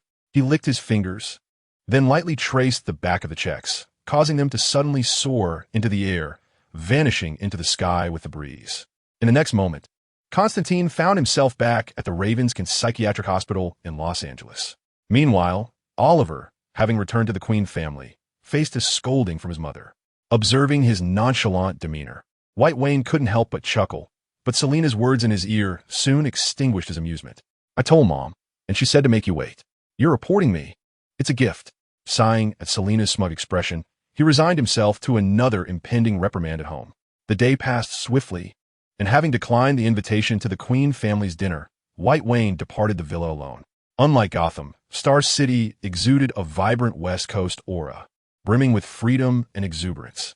It was America's second golden age. The advent of large-scale integrated circuits, the foundation of modern computing, had immensely enriched the West Coast. The streets bustled with life, where flip-flops, shorts, and tank tops seemed to be the attire of choice for everyone. People strolled leisurely, some walking dogs, others cradling cats. Inside the restaurant, Ra's al Ghul felt a twinge of anxiety. Despite having conducted multiple inspections, he remained fearful of an ambush by the Wayne family. "Master, they have arrived," he was informed. White Wayne pushed the door open and entered. The hall was desolate, occupied only by two men, one sitting upright, appearing somewhat tense, and the other a young boy who approached him. White Wayne was taken aback. In his recollection, Ra's al Ghul should be a shrewd and formidable middle-aged man, for he would not have been able to engage in such a tumultuous relationship with Batman otherwise. Their shared history could easily fill a tome. "Master Wayne." Ra's al Ghul stood and pulled out a chair for his guest. "Thank you, Master." The esteemed Raishao Ogu is known as the Master Ninja, with his most illustrious achievement being the assassination of a Middle Eastern prince commissioned by the United States government. White Wayne surveyed the seemingly ordinary man before him, struggling to believe that this unremarkable visage could truly belong to Raishao Ogu. He discreetly scrutinized the surroundings, finding no signs of concealment. This was confidence. He could sense the immense self-assurance emanating from the man, a testament to his formidable prowess. Conversely, Raishao Ogu was also assessing White Wayne. It was difficult for him to reconcile the boy's innocuous appearance with the notion that he was the spokesperson for the Wayne family. This young lad bore the weight of slicing into the vast cake that was Gotham's underworld. Yet, recalling the recent entrapment operation, he could not help but acknowledge the potential of the younger generation. "Wayne, Master," they both spoke simultaneously. "You go first." "No, you go first." They echoed in unison once more. "Then allow me to begin," White Wayne replied with a smile. "2 days ago, our private jet exploded in Midtown." As he spoke, he cast a glance at Raishao Ogu, continuing, "Fortunately, it had not taken off yet. We later traced the leads to Star City, only to find that my 2 bodyguards were murdered at the docks last night. I hear the docks are under your jurisdiction, so I seek your assistance in uncovering the truth." Upon hearing White Wayne's words, Raishao Ogu found himself perplexed about the boy's true intentions. They were evidently aware of who was behind the attack, yet still sought his investigation. What could be their ulterior motive? After finishing his explanation, White Wayne produced a checkbook, tearing off a check with an 8-digit figure that could be filled in at his discretion. "Fill in the amount as you see fit. Money is not an issue, but finding the mastermind is imperative," White Wayne declared fiercely, for the Wayne family, still grappling with the aftermath of the incident. The deaths of 2 bodyguards were no trifling matter, even if White Wayne attempted to downplay the situation. Thomas and Martha would certainly not overlook those who dared to provoke the Wayne family. The ferocity in White Wayne's gaze sent a shiver through Raishao Ogu. The cub of the Wayne family was indeed formidable. This was both a crisis and an opportunity. Although he was uncertain of the Wayne family's true intentions, it appeared they were preparing to implicate him in their troubles, leaving him to wonder who would bear the brunt of this misfortune. As the saying goes, better a friend's demise than one's own. The check was merely a formality. The Assassins' Alliance sought only the friendship of the Wayne group. Upon hearing this, White Wayne raised an eyebrow, realizing Raishao Ogu had quite the appetite. Prior to their meeting, he had conducted a cursory investigation into the strength of the Assassins' Alliance. Their primary influence lay in the Middle East and Southeast Asia, and their recent endeavors in the United States had not been particularly fruitful, lacking partnerships with substantial conglomerates. The great conglomerates of the West Coast adhere strictly to convention, cherishing harmony and profit. In contrast, those of the East Coast cling tenaciously to their own territories, showing little welcome to outsiders. Suddenly, a somewhat familiar whistle echoed from afar. White Wayne did not respond to Lei Xiaogu's request. Instead, he approached the window, gazing towards the distant coastline. It was the USS Missouri. Departing from Gotham's docks, the Missouri would circle the East Coast before ultimately arriving in Los Angeles, with Star City being their penultimate stop. Originally serving in the military, the vessel had been acquired and refurbished by the Neon people, transforming it into a cruise ship. The mention of the Neons piqued White Wayne's interest. In 1988, they had issued their final war cry, "Sell Tokyo, and one could purchase all of America." This marked an era when the Neon Gang, armed with wealth, aggressively encroached upon the Native American gangs. However, all of this would come crashing down like a house of cards in just 2 years. The Triads? Indeed, it was their men who controlled that ship. Seizing the vessel would earn the favor of the Wayne family. Upon hearing this, Lei Xiaogu felt a sense of relief. He feared not the demands that might be made, but rather the silence that could ensue. "Very well, Master Wayne. I shall provide you with an answer within 3 days." Although he was unaware of how the Triads had offended the Wayne family, he found it effortless to bully this group of wealthy greenhorns. The essence of gangs in America remains exclusionary, exhibiting differences in attitudes towards native and foreign factions. These Neons, wielding their money, could only procure subpar firearms and ammunition, or else they would not be navigating the seas for a living. After an enjoyable dinner, White Wayne declined Lei Xiaogu's offer to escort him home, leisurely exiting the restaurant with a glass bottle in hand, disappearing into the darkness under Lei Xiaogu's watchful gaze. "Master, are we truly going to confront the Triads? They are exceedingly wealthy." The boy beside him lamented, "This is America. Money speaks volumes.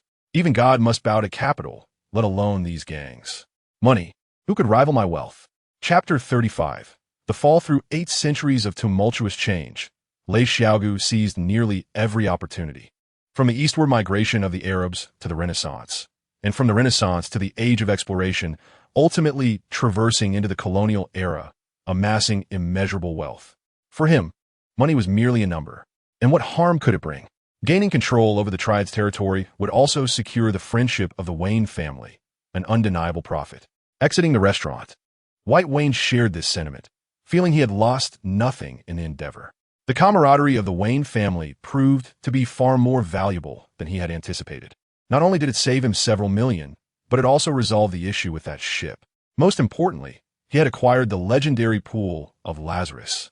While White Wayne did not consider himself an atheist, he was genuinely skeptical about the pool's purported magical properties. It was evident that the tales surrounding it were likely exaggerated, perhaps embellished by an amalgamation of peculiar minerals and trace elements that lent the pool its supposed enchantment. As for the multitude of individuals oblivious to the pool's secrets, he could only attribute it to a lack of technological advancement. He intended to send a vial of the water back to Wayne Enterprises for thorough research, aiming to produce a less effective replica that could nonetheless yield substantial profits for the company. As White Wayne strolled leisurely along the path, he was suddenly halted by the impact of a female corpse crashing before him. In an instant, a torrent of crimson and ivory splattered across the adjacent ground, and White Wayne, standing less than a meter from the body, could hardly evade the gruesome scene. He stood in stunned silence for several seconds before regaining his composure.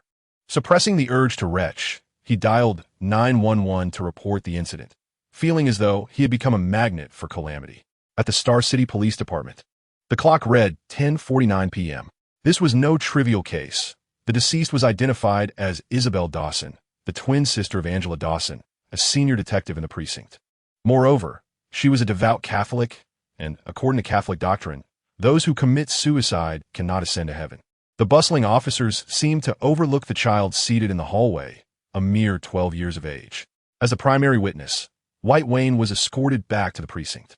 Given his youth, the police were powerless to compel him without the cooperation of a legal guardian. Yet, White Wayne found himself intrigued by the case. Prior to the arrival of the officers, he had conducted a preliminary investigation into the deceased. All evidence pointed towards suicide, yet there was a conspicuous absence of a plausible motive. It appeared that matters were far more intricate than they seemed. At that moment, Robert Quinn entered with a stern demeanor. "I will be reporting you. What law permits you to leave a 12-year-old child alone in a police station?" His voice resonated throughout the precinct. "Here we go again," he mused. "It's been 3 hours. If Thomas Wayne were aware, he would have already flown to Star City." Uncle Quinn, There's no need for concern. I came voluntarily to assist, White Wayne replied with a smile. Aunties and uncles, I'm off now. He waved sweetly at the officers before following Robert Quinn out of the precinct. Meanwhile, on the other side, Constantine had mysteriously appeared in the morgue, investigating a case of demonic possession. It seemed that something dreadful was unfolding in hell, as countless demons fled in panic, abandoning all semblance of their former existence. This is an occurrence unprecedented over the years.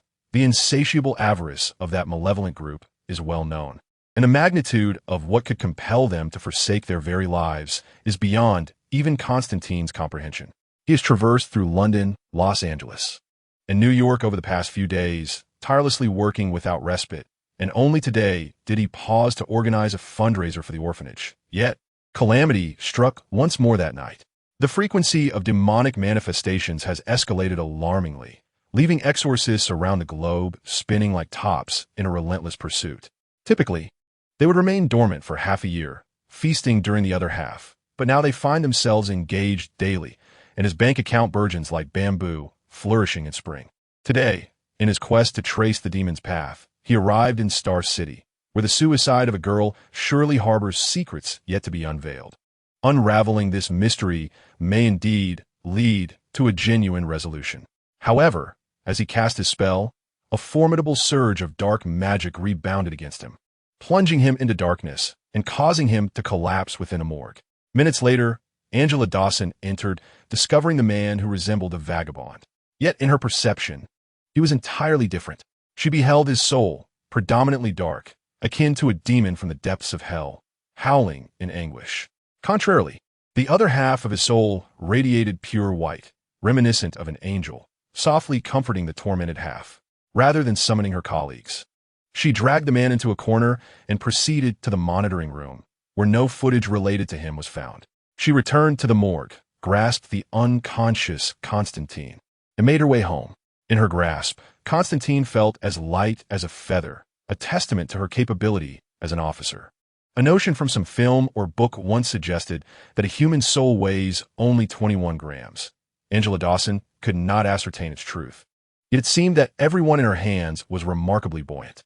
This was why, despite the pressures from the Quinn and Wayne families, she insisted on keeping young White Wayne, merely 12, for investigation, as she could not perceive his soul. "You are twins," Constantine weakly uttered, his voice barely above a whisper. "What? You are twins," he repeated, a slight increase in volume, though this revelation appeared to deplete his remaining strength. Regardless of Angela Dawson's inquiries, he remained taciturn. Upon returning to the Quinn estate, White Wayne confronted the Golden Finger regarding its predictions. In its simulations of the future, he had encountered none of the tribulations he faced, instead sailing through with ease. "Are you the one who murdered the host? You ought to reflect. All of this is a consequence of your own actions." "What do you mean by that?" "The butterfly effect."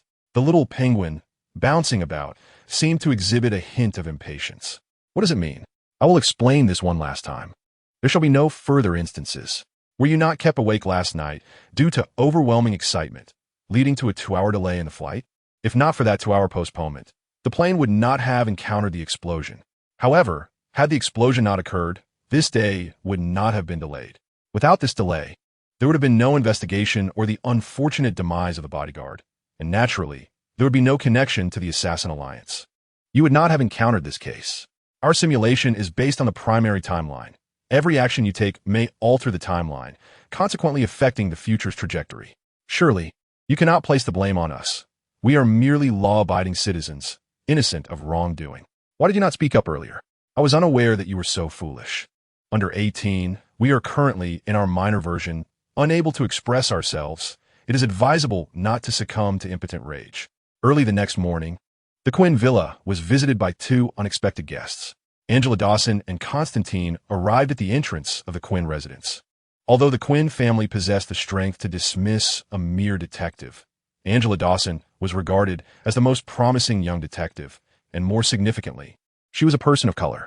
The 1980s marked the rise of feminism and equal rights. Following 2 failed wars, America began a period of introspection, resulting in a significant clash of social ideologies and igniting yet another movement for equality 50 years later. One can only say it was maximally charged. Most importantly, a detective in her 20s Best not to offend her. White Wayne descended, observing the two individuals at the entrance engaged in conversation with security and exchanged a glance. After a considerable half-hour, he finally stepped outside. Hurry up. If you have questions, ask quickly. I still have to go to school. Upon seeing Constantine, he realized the matter was far from simple. It was best to maintain a distance from affairs concerning the magical realm. Otherwise, one might not even know how they met their demise. Are you human? The first question left White Wayne momentarily bewildered. He scrutinized the woman before him, seemingly attempting to ascertain her authenticity. I am human, a purebred of 200. Unlike the half-hearted detective, Constantine could instantly discern that the boy before him was indeed a pure human, albeit with some extraordinary experiences that set him apart from the ordinary. Kid, do you wish to join us in the investigation? White Wayne hesitated briefly. He was indeed intrigued.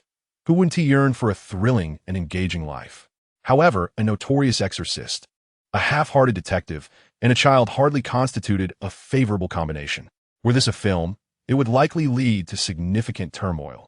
Perhaps the exorcist would meet an untimely end, leaving the half-hearted detective and the child to rely on one another, ultimately resulting in the detective's sacrifice, the child's latent potential igniting, leading to a triumphant conclusion where the child embarks on the path of an exorcist. White Wayne had completed the script. Constantine also had his own thoughts. Their investigations often traversed a gray area. With the inclusion of the boy before them, everything would fall into place effortlessly. Chapter 36. Midnight Father. Just as White Wayne hesitated, a piercing scream suddenly echoed through the room. Selina huddled in the corner, murmuring to herself, "He is coming. He is coming." No one dared approach her until White Wayne arrived. He slowly approached Selina and gently embraced her. "It's all right. Everything will be fine." "Selina, did you have a nightmare?" "Let them go. Let them all go." White Wayne waved his hand, signaling everyone to leave. "With Bruce, we must return to Gotham. A terrifying entity is approaching." "What terrifying entity, Selina?" "It's all right. Mammon, he will descend upon this world and destroy everything. We must hurry." Selina cried, clutching White Wayne's clothing tightly, her tears thoroughly soaking his garment. The name Mammon was not unfamiliar to the faithful. In various cultures, Mammon represents wealth, yet in the New Testament, he is depicted as a demon embodying greed. "Please bring those two waiting outside in. I have questions for them." Within minutes, Constantine and Angela Dawson entered. "Constantine, who is Mammon?" Upon hearing the name, Constantine's expression shifted dramatically. He is the son of Satan, a symbol of wealth governing the demon of greed. In various accounts, he is said to have exploited Judas's avarice to betray Jesus, earning him the title of the son of hell. Selina said Mammon is coming. Impossible. He cannot open the gates of hell. How could he possibly manifest on earth? No, he can open them. It all makes sense now. A great chaos has erupted in hell, prompting even the demons to flee to earth. Constantine murmured, suddenly appearing to lose his sanity. The arrival of Mammon was a monumental blow to him, as Constantine spiraled into madness. White Wayne seized a glass of water from the bedside and splashed it onto his face. "I summoned you to inquire if you possess a solution, not to witness your descent into madness." Drenched, Constantine finally regained his composure. "I need to seek out a few old friends," he declared. "Do your old friends dare confront Mammon?" White Wayne questioned skeptically. "Wait and see." Midnight Bar. In recent days, the bar's business had plummeted. Both half-blooded demons and angels rarely graced its presence. Instead, the shadows of the elusive exorcists had become more prominent. Yet, these exorcists were often miserly and harsh, nursing a single low-quality ale throughout the night. As Midnight Old Man yawned and stepped outside, he was greeted by an unexpected gathering of visitors. "Long time no see, Constantine. Have you gotten married and had a child? You should have informed me," he quipped, approaching the stern-faced Constantine with a jest. "Mammon is coming. Why didn't you tell us?" Constantine interrogated. If there was anyone in this world who could foresee the arrival of Mammon, it could only be the man standing before him. "Mammon is coming? How could that be?" Midnight Old Man seemed to awaken in an instant, retreating a few steps in terror, shaking his head as if entirely oblivious to the situation. "Stop the charade. You must know." Constantine unhesitatingly pierced through the other's deception. Everyone was aware of Midnight Old Man's power. His bar served as a conduit between hell and heaven, and even angels were bound to adhere to its rules. All right, so what of it?" Midnight Old Man feigned a smile that barely concealed his unease. "As long as balance is maintained, It is not only Mammon who may cross the line. Even if he descends to Earth, what impact would it have on me? This bar exists in the dimension between existence and non-existence, aside from God and Satan. Mammon would merely sit down and order a pint of ale. Midnight Old Man remarked indifferently. He was neither an exorcist nor a believer in God. He was merely a voodoo priest, maintaining absolute neutrality in the agreement between God and Satan. Only when the balance was disrupted could he take action.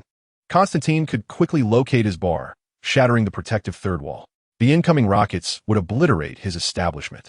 Before Mammon's arrival, his bar would be reduced to ruins and, simultaneously, he would face the wrath of all assassin organizations in the world. When we perish, you will surely accompany us in death. White Wayne despised idle chatter. With such a seasoned trickster, only absolute force could resolve the matter. There is no point in negotiating friendship or interests with such a character. Sheer might was the key.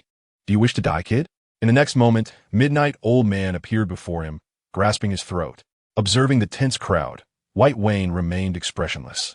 After all, Mammon's descent signified the world's destruction. For them, death was inevitable, so gaining a companion in demise seemed rather advantageous. In truth, he was quite curious whether flesh and blood could withstand the torrent of steel. Constantine made a mental note to locate him and see how long his magic could endure.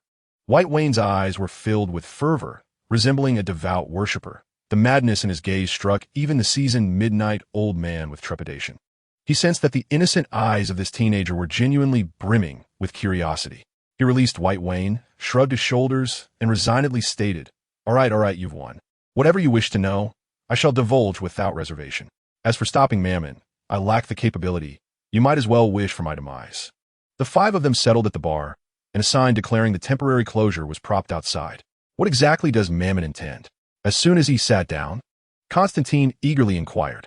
Midnight Old Man lifted his eyelids, pouring a mug of ale for each person at the table. Minors are prohibited from consuming alcohol. Midnight Old Man disregarded White Wayne's protests and placed the ale before everyone. Mammon seeks to create his own flesh and blood hell. He is attempting to open the fourth realm. Has he lost his mind? The gates of hell are sealed.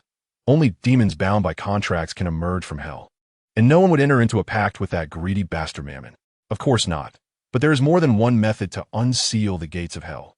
Midnight Old Man gestured upwards, implying not the ceiling, but the Almighty and several archangels residing in heaven. Though God may be merciful, it does not imply that his servants share the same benevolence. If God is omniscient and omnipotent, he should be aware of the deeds of his servants. How can he be deemed merciful if not? And if he is unaware, how can he rightfully be called God? Suddenly, White Wayne interjected, plunging the three present into silence. They all considered themselves Catholics, faithful children of God. Even Midnight Old Man maintained a degree of respect for the Almighty. Lord Gabriel had always questioned God's mercy towards humanity, believing that only those who can uphold noble virtues in the face of crisis deserve salvation. Much like mid-level managers who deem only the oppressed employees who do not resist as good workers, while the upper management remains indifferent. It was merely a grandiloquent pretext for their own abuse of power. What are you staring at? My family runs a company, the Wayne Group, you all know that. White Wayne was like a walking commentary, interjecting remarks intermittently. The descent of Mammon requires a vessel, one capable of communicating between the realms. Midnight Old Man glanced at the policewoman beside Constantine and exchanged a knowing look. Did you see the expression on that fellow's face? It seems you've been chosen. Would you like to follow in your sister's footsteps? Are you contemplating suicide? I have a gun here, a shot to the heart, painless, and won't mar your face. I guarantee you'll be the most beautiful. White Wayne casually produced a handgun from his waist and offered it. You truly align with my tastes, young man. Would you be interested in learning magic? The audacity of White Wayne reminded Midnight Old Man of his own rebellious youth. I always thought you believers possessed great love. One person's suicide could save the entire world. Surely, you could ascend to heaven. With malicious intent, White Wayne spoke, and the policewoman's elbow strike swiftly followed. He raised his arm to absorb the blow steadily and continued. It appears that your words lack the selflessness you profess. Your sister is indeed a genuinely good person. Yet most of you are not. Perhaps Gabriel is correct. But what right does he have to determine the fates of others? Countless individuals in this world are not his followers. He has no authority to judge or dictate the lives of others.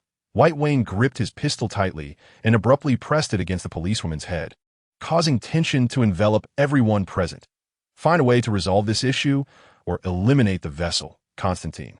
For the noble act of sacrificing someone utterly unrelated to me to save the world, I would not hesitate to pull the trigger, erecting a monument taller than the Statue of Liberty in her honor, and daily confessing my sins at her graveside. Do not entertain the thought of fleeing with her. Does she not have family? Does she not have friends? I am not one of your morally superior ilk, White Wayne remarked coldly. Outside, the bodyguards of Wayne Enterprises were already poised for action at a single command.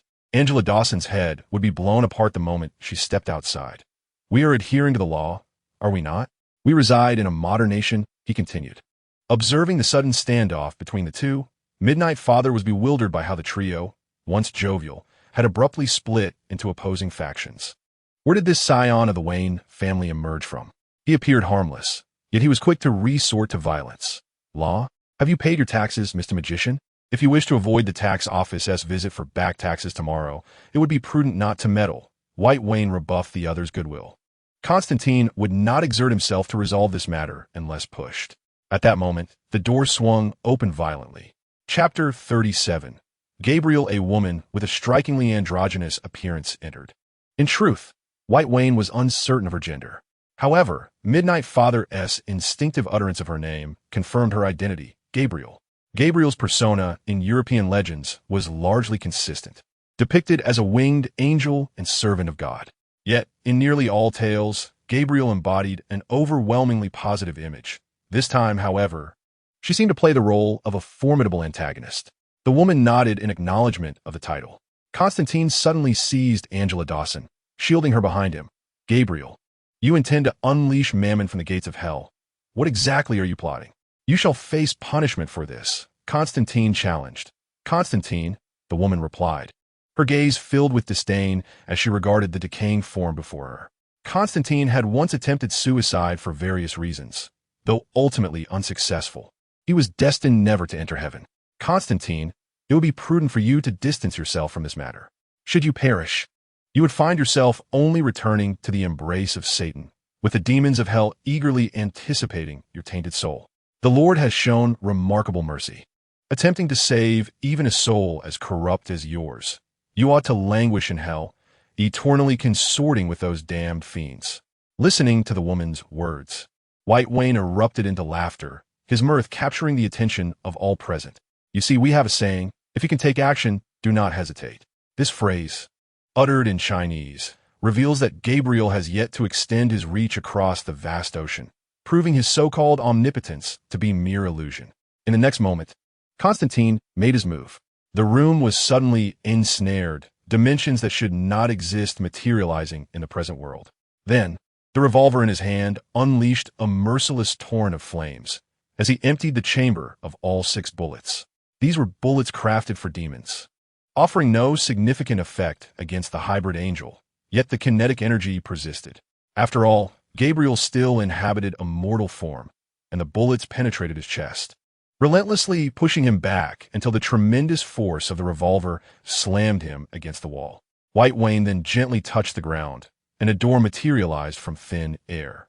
The 4 of them leaped through, immediately followed by the relentless barrage from the White Wayne family.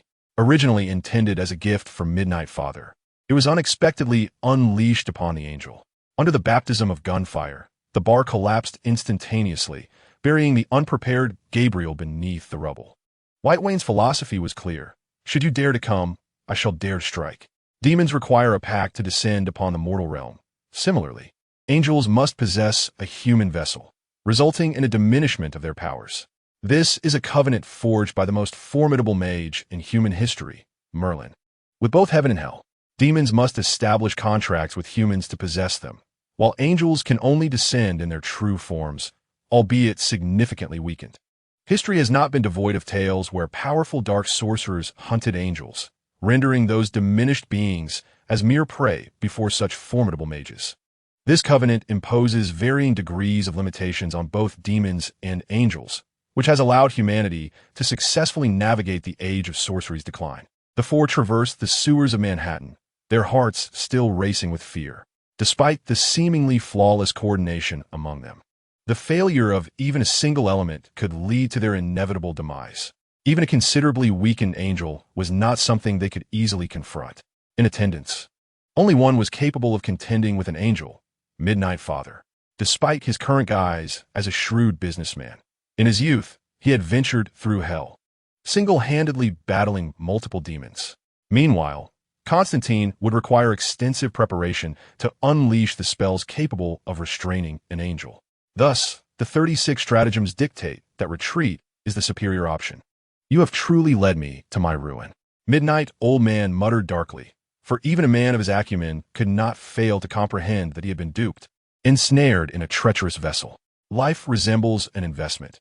One must believe that we are a premium stock, and surely you understand the necessity of buying at the lowest point. Winning leads to the club, while losing means becoming part of it. It seems that this weathered man, appearing so seasoned, still garners the adoration of young women. To think of buying low, yet now, having done so, one finds himself stripped of even his undergarments. Yet, now he is tethered to their worship, bereft of the privilege to flee. I wonder if confessing to that ambiguous fellow that he was coerced would allow him to defect. Is there any means to prevent Mammon from ascending from the gates of hell? Witnessing the attention of the crowd upon him, Midnight Old Man was visibly astonished. You inquire of me, yet you have no plan, merely dragging me aboard this Titanic. Constantine rarely displayed an awkward smile. Midnight Old Man could be considered a friend to some extent, for he always received a complimentary mug of ale from him. Fear not, if all else fails. One can simply give her a shot. At worst, we can resurrect her, perhaps seek a remedy in the pool of Lazarus. White Wayne remarked nonchalantly. After speaking, he scrutinized Angela Dawson, seemingly searching for an opportune spot to shoot. The police department possesses a drug for inducing apparent death. Keep your firearm away from me. Angela Dawson felt a chill as he regarded her, sensing that the youth genuinely contemplated shooting her. So long has passed without utilizing it. Alas. This time there seems no opportunity, perhaps next time. White Wayne expressed his regret. Is the drug sufficient? Do not be alarmed. The technological prowess of the Wayne Group is indeed trustworthy. She will surely be revived. Suddenly, he pondered that, given the cunning of demons, the drug might not deceive them. Perhaps a straightforward and brutal approach will be devoid of repercussions. We must devise a means to seal Mammon once more. Even if Angela evades this calamity, he may seek another host, potentially manifesting in any corner of the world. There are not few who can perceive the duality of existence. The bloodline of sorcerers is not an uncommon phenomenon. However, most individuals fail to awaken their true potential throughout their lives. During the Middle Ages, the roguish descendants of sorcerers traversed the expanse of Europe, leaving traces of their lineage in numerous cities. I shall return to Liverpool and consult the tomes to seek answers. Constantine did not believe that merely safeguarding the host would resolve the dilemma. After all, where is the wisdom in a defense that lasts 1,000 days against a thief? I possess many magical tomes pilfered from various locales within my wooden cabin in France. I too shall return to peruse them. In his youth, Midnight Old Man led a wild existence, having surreptitiously plundered half of Western Europe's magical associations during World War II, resulting in the severance of countless magical legacies. Only England retains the heritage of Merlin.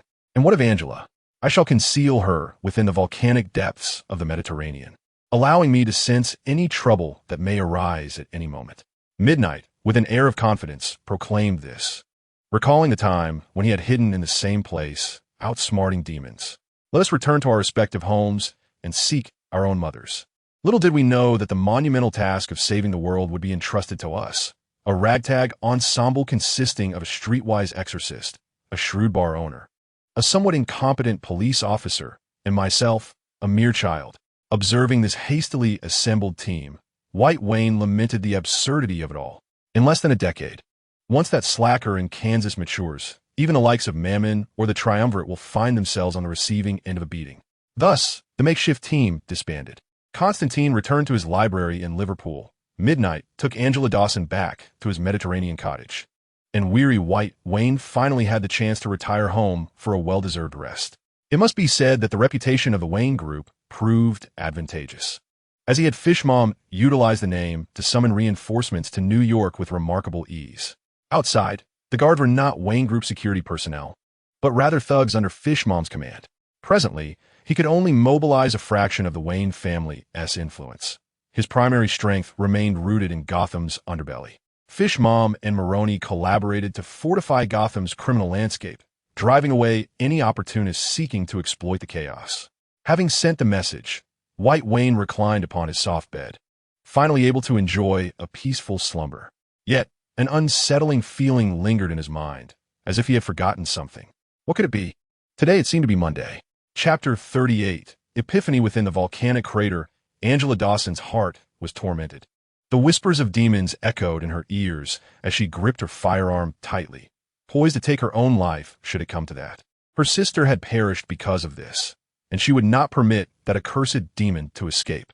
Do you not wish to see your sister again? Sister, sister, save me. Sister. Angela squeezed her eyes shut, yet the harrowing images of Isabel's torment in hell haunted her thoughts. O Lord, save thy devout follower. The wails and resentment of Isabel filled her ears, blaming Angela for her inaction, for allowing her to suffer. Taking a deep breath, Angela murmured, I cannot save you, sister, but I can join you. The relentless whispers had shattered Angela Dawson's fragile mental defenses, yet she would not allow her sister's sacrifice to be in vain. Not far off. Gabriel observed this scene with indifference. This is the one worth saving. She seemed to speak into the void. It is you who pushed her to the brink of needing salvation. Originally, she was joyfully savoring hot pot and singing with her sister. And then her blissful life was utterly shattered by you. And you claim you wish to save her. Do you not find that laughable, Gabriel? The whispers of Mammon echoed in Gabriel's ears. Put away your theatrics. They do not affect me. Do they truly not? He retorted, sensing the quickening of her heartbeat. Gabriel instinctively touched his own chest, realizing that as an angel, he had long since ceased to possess a heartbeat. Enraged, Gabriel snapped silence. If you wish to emerge, then be quiet. It was merely a matter of mutual benefit. I did not beseech you to release me. Your existence has merely accelerated the timeline by several centuries.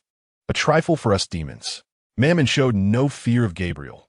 Once the news of his collaboration with demons spread, he would be undone. In truth, White One was hardly intimidated by this seemingly formidable angel. On Earth, everyone had 2 arms and 2 legs. Who feared whom? The adage that truth exists only within range was not mere rhetoric. One could simply unleash chaos.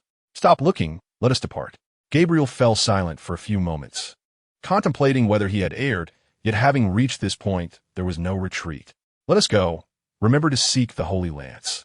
The one in Hofburg Palace is a counterfeit. Gabriel did not glance back, slipping into the shadows.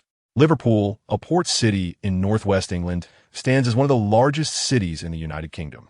The port of Liverpool has sustained countless families, including that of John Constantine. He gently pushed open the cobweb-laden wooden door, finding everything unchanged since his departure. It had been ages since he last returned home, for he had ruined the lives of those around him. Constantine squatted on the ground, cradling his head in his hands, repeatedly banging it against the wooden door. The memories left to him were filled only with fear and sorrow. The sister who once cherished him now harbored resentment. And at that unforgettable wedding, he had summoned a demon that violated his young niece. Magic had never brought him even a modicum of joy. He could only seek to exorcise the damned demons back to hell to atone for his sins. After a long while, a girl's voice suddenly emerged from the darkness. Uncle, is it you? Uncle John. The girl embraced Constantine from behind. Upon hearing his niece's voice, Constantine dared not turn around, fearing he would see the face of the demon. Uncle, it's all right. I am fine. The girl reassured him with understanding. Gemma visited the cabin nearly every day, hoping that one day she could reunite with her uncle. Unable to restrain himself, Constantine turned around, burying his head in the girl's shoulder, weeping loudly. I'm sorry, Gemma. Everything will be all right. Uncle, it is not your fault, and you should not feel guilty, Gemma softly remarked. For her, that wedding was a nightmarish memory she wished to forget. Constantine struggled to lift his niece and carried her indoors. The room was shrouded in dust. As he opened the door, a cloud of particles filled the air. Constantine turned to shield his niece, yet his back was coated in grime. Directly across from the entrance stood his bookshelf, relocated to the living room after his father's passing. Gemma, are you doing well? Constantine gently placed his niece on the sofa, trembling as he asked. Gemma radiated sunshine, unlike anyone else in their family. Her golden hair cascaded to her waist, and the light yellow bohemian dress suited her perfectly. Of course, we receive the money you send every year.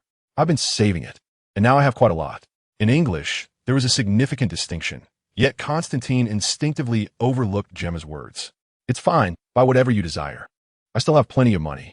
To bolster his credibility, he casually produced several checks, all valid and endorsed by major companies. I understand, but Mom said we should save some for you. We want to buy a big house in London so we can all live together, Gemma joyfully exclaimed. Hearing this, Constantine felt a sudden chill in his heart. He forced a smile and said, Gemma, let us go home and have dinner together. Sure, Mom often speaks of you. She must miss you dearly. Cradling his niece, Constantine walked down the dimly lit street, the ambience mirroring his somber mood. He was unaware of what had transpired in his absence. He believed that if he kept his distance from his niece, everything would improve. He had sought the finest boarding house in all of England to raise Gemma, providing them with $10 each month. Yet, it appeared that nothing was as he had envisioned. Who were that mother and sister? Under Gemma's guidance, Constantine halted before a 3-story independent house. Mom, I'm back. Look who I brought with me. Gemma joyfully called out, while Constantine felt a surge of apprehension, bracing himself. Who did you bring home, Gemma? Did I not tell you it was forbidden to return this late? A woman's voice called from within, slightly familiar, as the sound of the doorknob turning echoed. A woman he recognized opened the door. Epiphany, John. Both were filled with astonishment. Constantine never anticipated that Gemma's mother would be his former fiancée, Epiphany. Equally, Epiphany was taken aback to find that the man Gemma had brought home was none other than the groom who had fled. The atmosphere became somewhat awkward for a moment. Come on, mother, let uncle in. Hurry, come inside, little brother. Epiphany quickly regained her composure and pushed the door open, allowing him entry. Just as they stood parallel to one another, Epiphany leaned in and whispered in his ear, Less chatter, continue with the act. Constantine nodded and stepped inside. The warm orange light enveloped him, a long-lost comfort. On the table lay 2 pies, a platter of roasted beef, and one of Britain's most renowned national dishes, Yorkshire pudding. Go ahead and eat, darling, and you too, my dear brother. Epiphany shot Constantine a fierce glare. Had it not been for Gemma's presence, she would have certainly turned this man into a bruised mess. At the dinner table, Constantine refrained from asking questions and instead savored the roasted beef with hearty bites. No upscale restaurant could rival Epiphany's roasted beef accompanied by Yorkshire pudding. As an alchemist, she seemed to possess a unique talent for cooking. After dinner, Gemma had to complete her homework. She attended the finest private high school in all of Liverpool, and the pressure to excel was immense. Only Epiphany and Constantine remained in the living room. Let's go to the backyard. We mustn't disturb Gemma while she studies. She is about to enter the 10th grade. Chapter 39. A tranquil day in the backyard. Everything was meticulously maintained, devoid of any weeds. 2 large trees stood in the yard, both resembling poplars. Beside the trees swayed a swing set, accompanied by an old, makeshift slide. Epiphany's first words startled Constantine considerably. Gemma has perused your collection and learned dark magic. I thought I had hidden all the books. Children are always filled with an insatiable thirst for knowledge. She missed you dearly and spent hours in the old house every day. When I discovered this, it nearly led to irreversible consequences. She constructed a family using dark magic, a blissful family that included you, mother, and father, and she nearly obliterated dozens of households. Constantine remained silent for a long while, circling around to Epiphany's back, wrapping his arms around her waist, and softly uttering, I'm sorry, Epiphany, for the trouble I've caused you. I've grown accustomed to it. It must be a debt I owe you from a past life. Epiphany shook her head in resignation. She understood Constantine's evasion. After all, he had shattered the lives of all those he cared for. I hypnotized Gemma and administered several alchemical potions, which allowed her to escape the constructed virtual world. However, leaving the virtual realm requires support from the real world. Otherwise, she would spiral completely out of control. Upon hearing Epiphany's words, Constantine finally grasped the unfolding events and understood why his fiancée had become his niece's mother. You've worked hard. A myriad of words can only be reduced to a pallid and powerless statement. It is not particularly arduous. Consider it a preparation for the days of motherhood. Gemma has infused a touch of color into my otherwise mundane existence. Rather than saying I have endured hardships, it would be more accurate to assert that we too are each other's salvation. As she spoke, Epiphany cast a glance at Constantine, her eyes brimming with implication. Upon my return this time, we shall wed. I will exhaust every means to heal Jima, Constantine declared with unwavering conviction. He could not accept that the world was so unjust. If this were indeed divine retribution, it should suffice.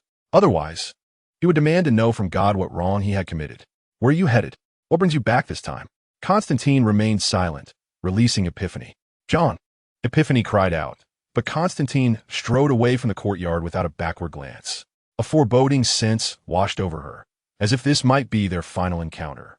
Moments later, Jima emerged from her room, stealthily approaching her weeping mother. She whispered, "Has Uncle left?"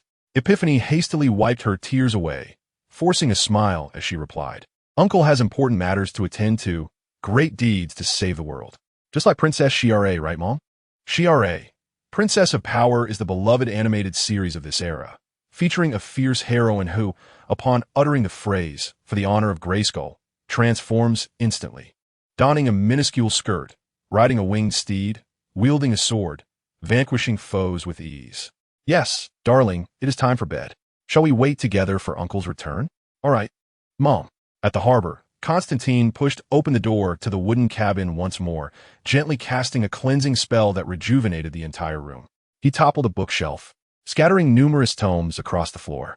Find all materials regarding the opening of the gates to hell.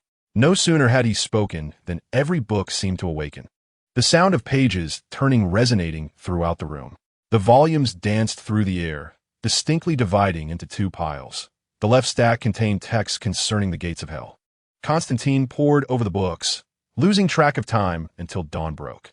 As the morning light crept in, White Wayne lay in bed, his eyes vacant. His mother's incessant calls had bombarded him since 6 o'clock. Martha Wayne had discovered that he had skipped school the previous day. After all, he was engaged in a monumental task of saving the world. Who had time for school? However, should Martha Wayne catch wind of this, he would surely face severe consequences. The path to saving the world is fraught with challenges, encountering setbacks both great and small. So, a little penguin appeared from nowhere, curiously inquiring. "So, I must go to school," he replied, "and what of it?" As the illustrious second heir of the Wayne Group, the notorious crime lord of Gotham, and a pivotal member of the world-saving team, I still find myself compelled to attend school. Where's the justice in this? Brother, we must hurry, or we shall be late. Bruce Wayne exclaimed loudly. I'm coming, just a moment." White Wayne hurriedly donned his attire, a piece of bread precariously held in his mouth, as he boarded the Quinn family's private vehicle. "Confess, and you may be leniently treated. Resist, and you shall face severe consequences. Which one of you sold me out? Speak the truth." Prior to their departure, he had ensured that the school authorities were well informed.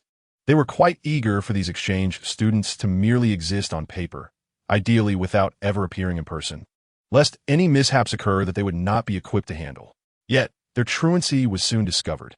Selina, with a stubborn huff, retorted, "What's the matter? It was I who advised you against attending school. Don't you realize how important education is?" She appeared blissfully unaware of the events from the previous morning. Observing Selina's demeanor, he felt a profound sense of frustration. "I am engaged in significant matters. Such adult affairs are not for children to meddle in." "Are you out of your mind, White? Who exactly is the child here?" Instantly, the vehicle erupted into playful chaos as Bruce Wayne gazed at his bickering siblings, unable to suppress a smile. Saving the world would indeed rest upon his shoulders, the Blue Lantern, Bruce Wayne. School life was invariably dull and monotonous, particularly when surrounded by a cohort of privileged youths. Each of them exuded a polished civility, as if they had been manufactured on assembly line. In the prime of their vivacious youth, they masqueraded as sagacious adults, leaving the three Waynes feeling rather disenchanted. Thus, I find myself disinclined to attend school. During the lengthy recess, the trio gathered, with White Wayne often resting his head on the table, stifling yawns. The individuals here were even more tedious than those in Gotham. They were devoid of any substantial character. The shallow West Coast elites incessantly endeavored to mold their offspring into the staid and uninspired figures of the East Coast. "Let's make a deal. Let us all skip school, treating it as a holiday. You won't speak of it, and neither shall I, so no one will ever know." White Wayne, his eyes sparkling with mischief, articulated his ultimate goal, looking earnestly at his two companions. Bruce Wayne felt a flicker of intrigue. A glance exchanged between the brothers indicated that if they could persuade Selina, all would be well. White Wayne needed time to address the pressing matter of Mammon, while Bruce Wayne required ample time to acclimatize to the abilities bestowed upon him by the Lantern. Each night he engaged in various training exercises within his dreams. Selina, observing the brothers with a knowing eye, rolled her own. "What about a bribe?" she remarked playfully. The brothers exchanged glances, a synchronized sigh escaping their lips. "Don't you fancy motorcycles? Upon our return to Gotham, I could procure one for you, but only on the condition that you ride it in secrecy. If Mother discovers it, she would obliterate both of us." White Wayne placed his chips down. Motorcycles were utterly forbidden in the Wayne household. Selina gazed at her two brothers with her large, watery eyes, remaining silent. Yet, White Wayne could distinctly sense the derision in his sister's gaze, as if she were saying, "Is this all there is?" He stepped back, signaling Bruce to take the lead. "I can arrange for someone to teach you combat skills." Upon hearing this, Selina's eyes brightened. She sprang to her feet, exclaiming with excitement, "Deal?" Meanwhile, not far away, Oliver listened to the siblings' conversation, his head bowed, harboring an indescribable envy. Chapter 40. The Wildcat and the Samurai Sword in the underground arena of Star City. Oliver's interests seemed rather mismatched for a child of his age. While others were captivated by the Smurfs and the Giant of the Universe, he found himself drawn to casinos and underground boxing matches. The presence of several children in this adult-dominated realm, saturated with raw energy, felt rather peculiar. An Asian man clad in a trench coat approached. Speaking in a distinctive neon accent, young Master Quinn. Oliver nodded. This was the territory of the Triad, or rather, territory purchased by them. "I have a few friends with me today. It's their first time, so keep them away from the front row." Not only was White Wayne in attendance for the boxing match, but Bruce and Selina had also chosen to accompany him. The arena was shaped like an inverted trapezoidal cube, with the capacity for more spectators as one ascended. White Wayne briefly scanned the venue, estimating it could hold no fewer than 10,000 people. Following the Neon Man, they made their way to a corner on the mid-level. "Young Master Quinn, should you require anything, do not hesitate to call me." Understanding Oliver's preference for solitude, he had cleared the surrounding seats in advance and was now preparing to depart. "Wait, what matches are scheduled for today?" "A Neon Woman will challenge the Wildcat," the man replied calmly, as though he were not one of the Neon crowd himself. Oliver's interest was piqued. The Wildcat was a regular here. Unlike others who fought solely for monetary gain, he fought to maintain his physical prowess. Most attendees were aware of the Wildcat's identity. He was a heavyweight boxing champion who had joined the American Justice League during World War II and was the only surviving member still active. "What about that woman?" "She is a disciple of the Neon Swordsmanship Master, reportedly participating for the prize money." "Do you Neon folks truly lack funds?" Oliver jested. "You ist, sir." The man replied with measured composure. The Triad possessed official backing from the Neon community. Otherwise, they would not navigate the world with such ease through financial means. It was common knowledge that the Neon would soon emerge as the second largest economy, potentially even the first at times. Offending them was ill-advised. At this moment, the Neon landscape was experiencing a profound disconnection, as affluent conglomerates invested substantial sums abroad, utterly disregarding domestic infrastructure and failing to stimulate internal demand. Consequently, a significant number of the lower-class Neon populace found themselves compelled to venture across oceans. 100,000. I wager that woman will prevail," White Wayne murmured after a prolonged silence, tearing a check and casually tossing it forward. "Then I shall place my bet on the Wildcat. That way, I stand to gain." Oliver shrugged nonchalantly. "Brother, that Wildcat seems to have quite the reputation. Just look at how everyone is betting on his victory." The figures in both prize pools surged steadily, with only a few apparent gambling enthusiasts, aside from White Wayne, betting on the woman's success. "Isn't gambling merely a game of risking little for great reward? If I win, I could certainly earn enough for your motorcycle," White Wayne commented indifferently, though he remained uncertain of the outcome. Yet, it was his distinctiveness that marked him as exceptional. Suddenly, a wave of cheers erupted from the crowd as the Wildcat, clad in shorts and a black hood, ascended to the ring. His robust physique and muscular legs suggested formidable explosive power. Conversely, when the frail Neon Woman, brandishing a knife, made her entrance, she was met with a chorus of boos.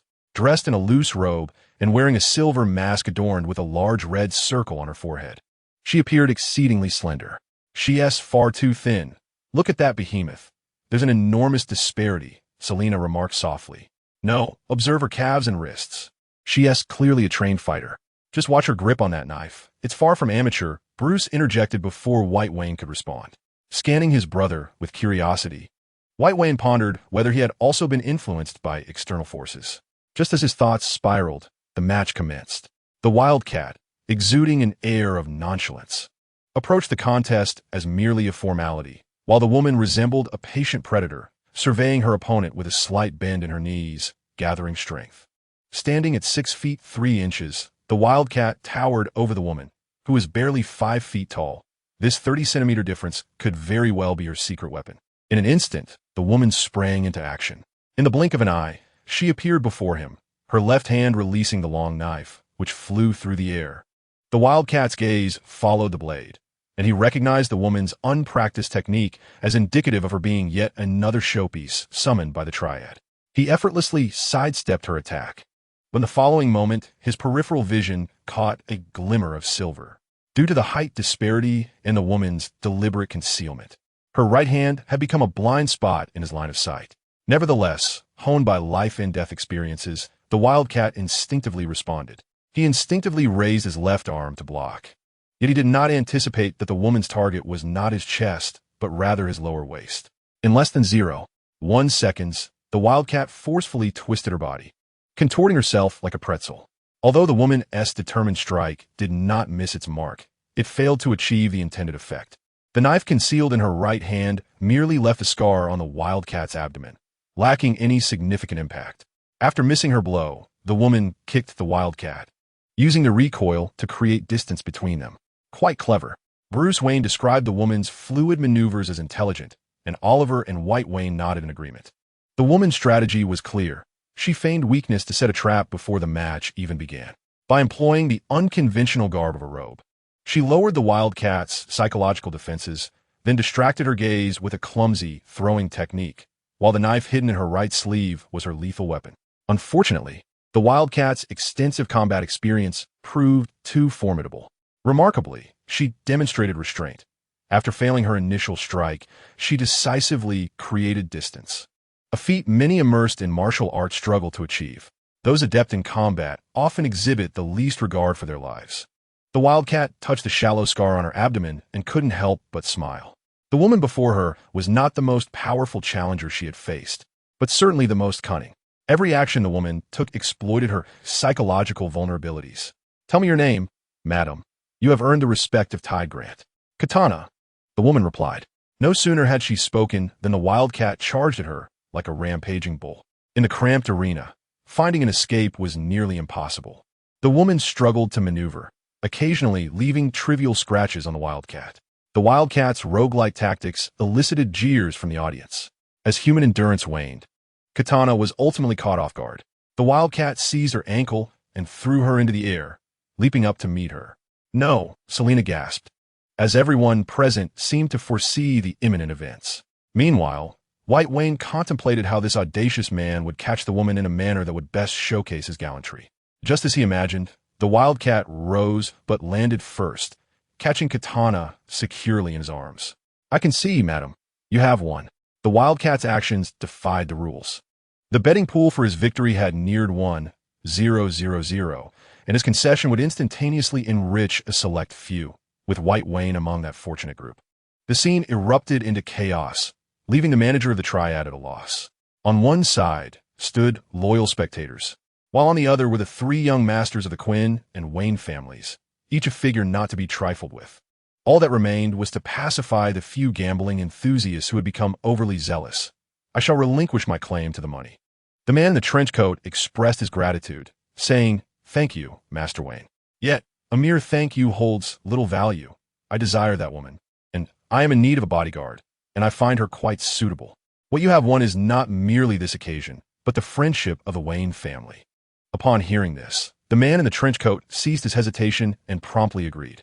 Chapter 41. The Lance of Longinus IV had arrived, yet they departed with an additional slender woman in tow. After the competition concluded, Katana shed her voluminous robe and donned a sleek black leather outfit, following closely behind White Wayne. Their communication was quite elementary, as Katana's grasp of English was rudimentary, while White Wayne's command of Japanese was limited to a few familiar words. Thus, their dialogue proved somewhat laborious at first. However, to their surprise, their proficiency in Chinese aligned unexpectedly well. I pay for your work, you protect me.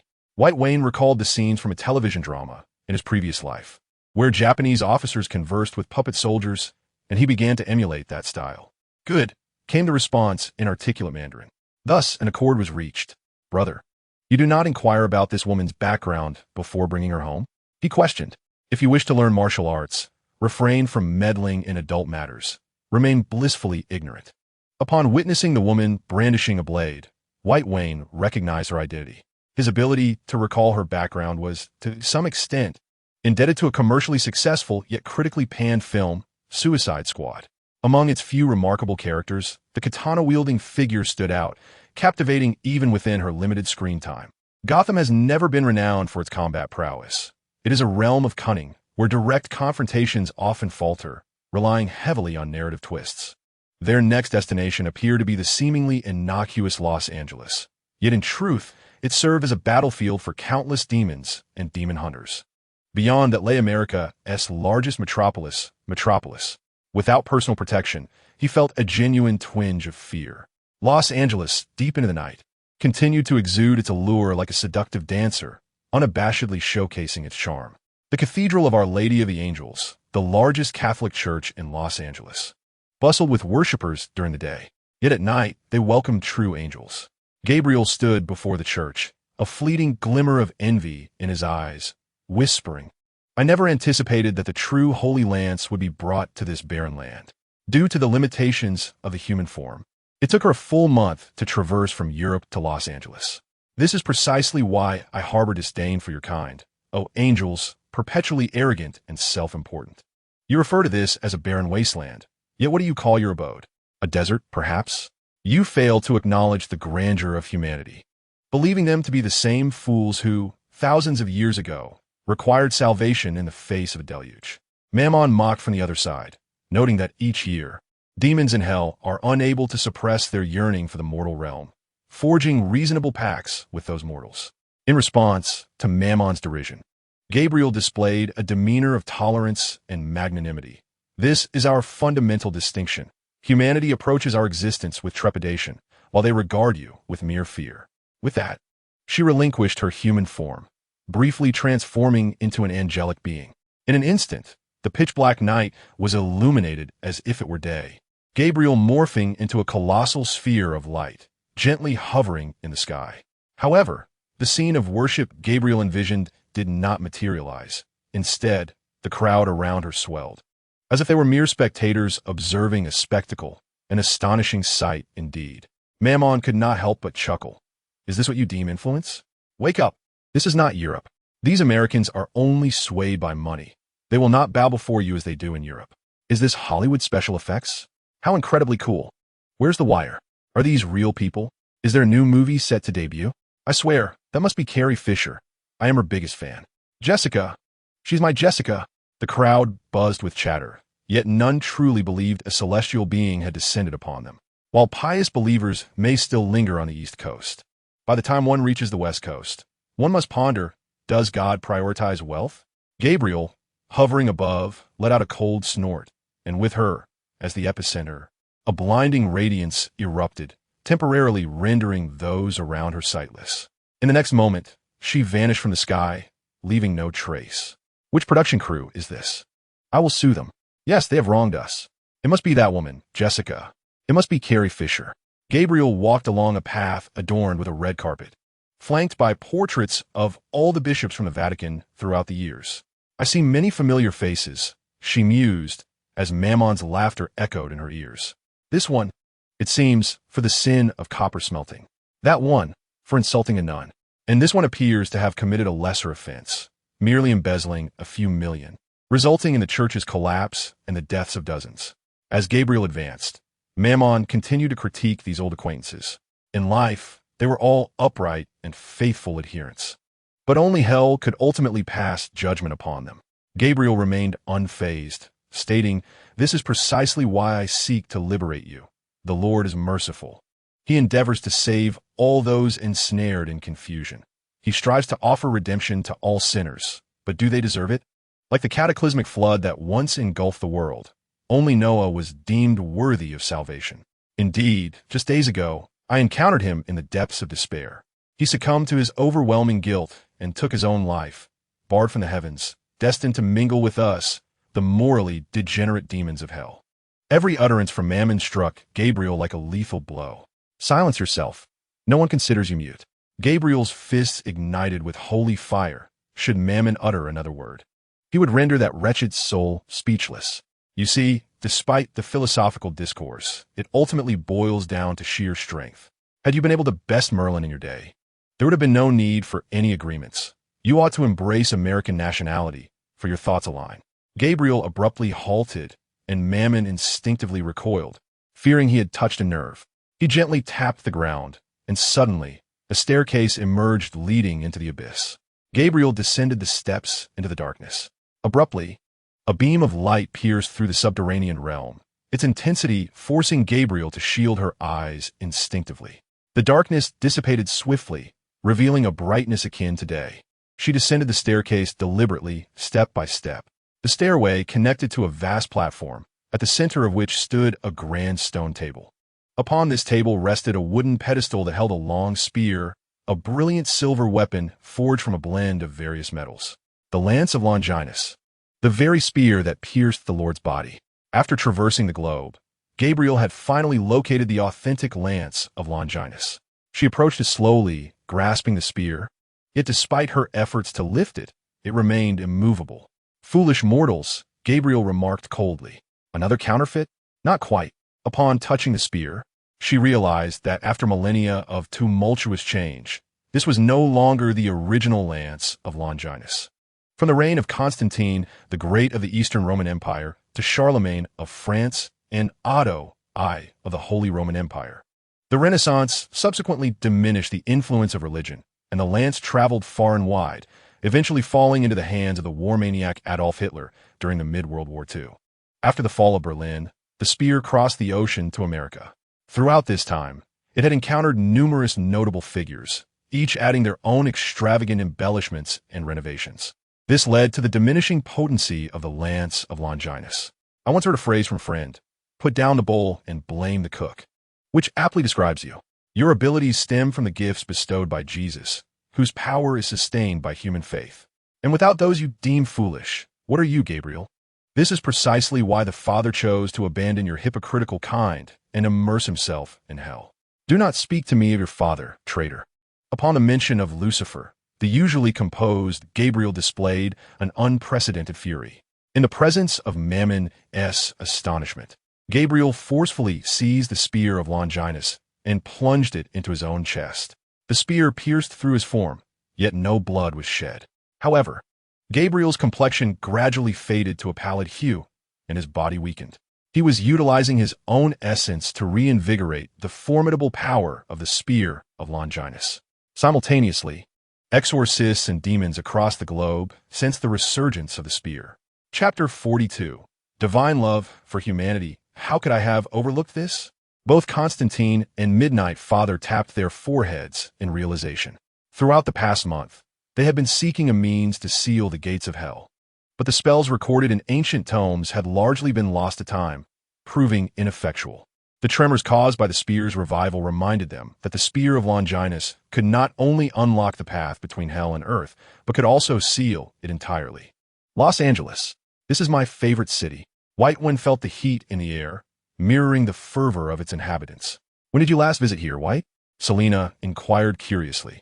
Long ago. After this remark, White One took his place in the passenger's seat, seemingly reluctant to delve deeper into the matter. Bruce, where is our exchange school located? Is it in the city or the suburbs? Receiving no response, he turned to see Bruce leaning against the door, lost in thought, seemingly indifferent to his words. It appears to be a church school, near some kind of chapel, Selena remarked. White One nodded, filled with questions about Bruce's recent peculiar behavior. Over the past month, even after returning to his room early, Bruce always wore an expression of exhaustion, as if he had indulged excessively. White One suspected that Bruce might have entered into an undisclosed pact with some demon. He might need Constantine's assistance, Just as he thought of him, the phone rang. Seeing a call from a number in England, Whitewind discreetly hung up and began to type a message. En route, soon arriving in downtown Los Angeles. Contact me if anything arises. We have found a solution. See you in Los Angeles tomorrow. Tomorrow, then. In Los Angeles, traffic jams seemed more prevalent than gunfire. Whitewind and his companions found themselves stuck on a bridge leading into the city. At that moment, his phone rang again. Gabriel has reached out to us. Suddenly, a resounding crash echoed from above, and a black hole materialized in midair. Constantine and Midnight Father were hurled out, landing on the bridge. Shortly thereafter, Gabriel, wielding the spear of Longinus in his left hand and cradling the unconscious Angela Dawson in his right, hovered in the air. So many delectable souls. Look at how filthy and foul they are. Mammon was eagerly anticipating the taste of these tainted souls. Let me out, Gabriel, he implored.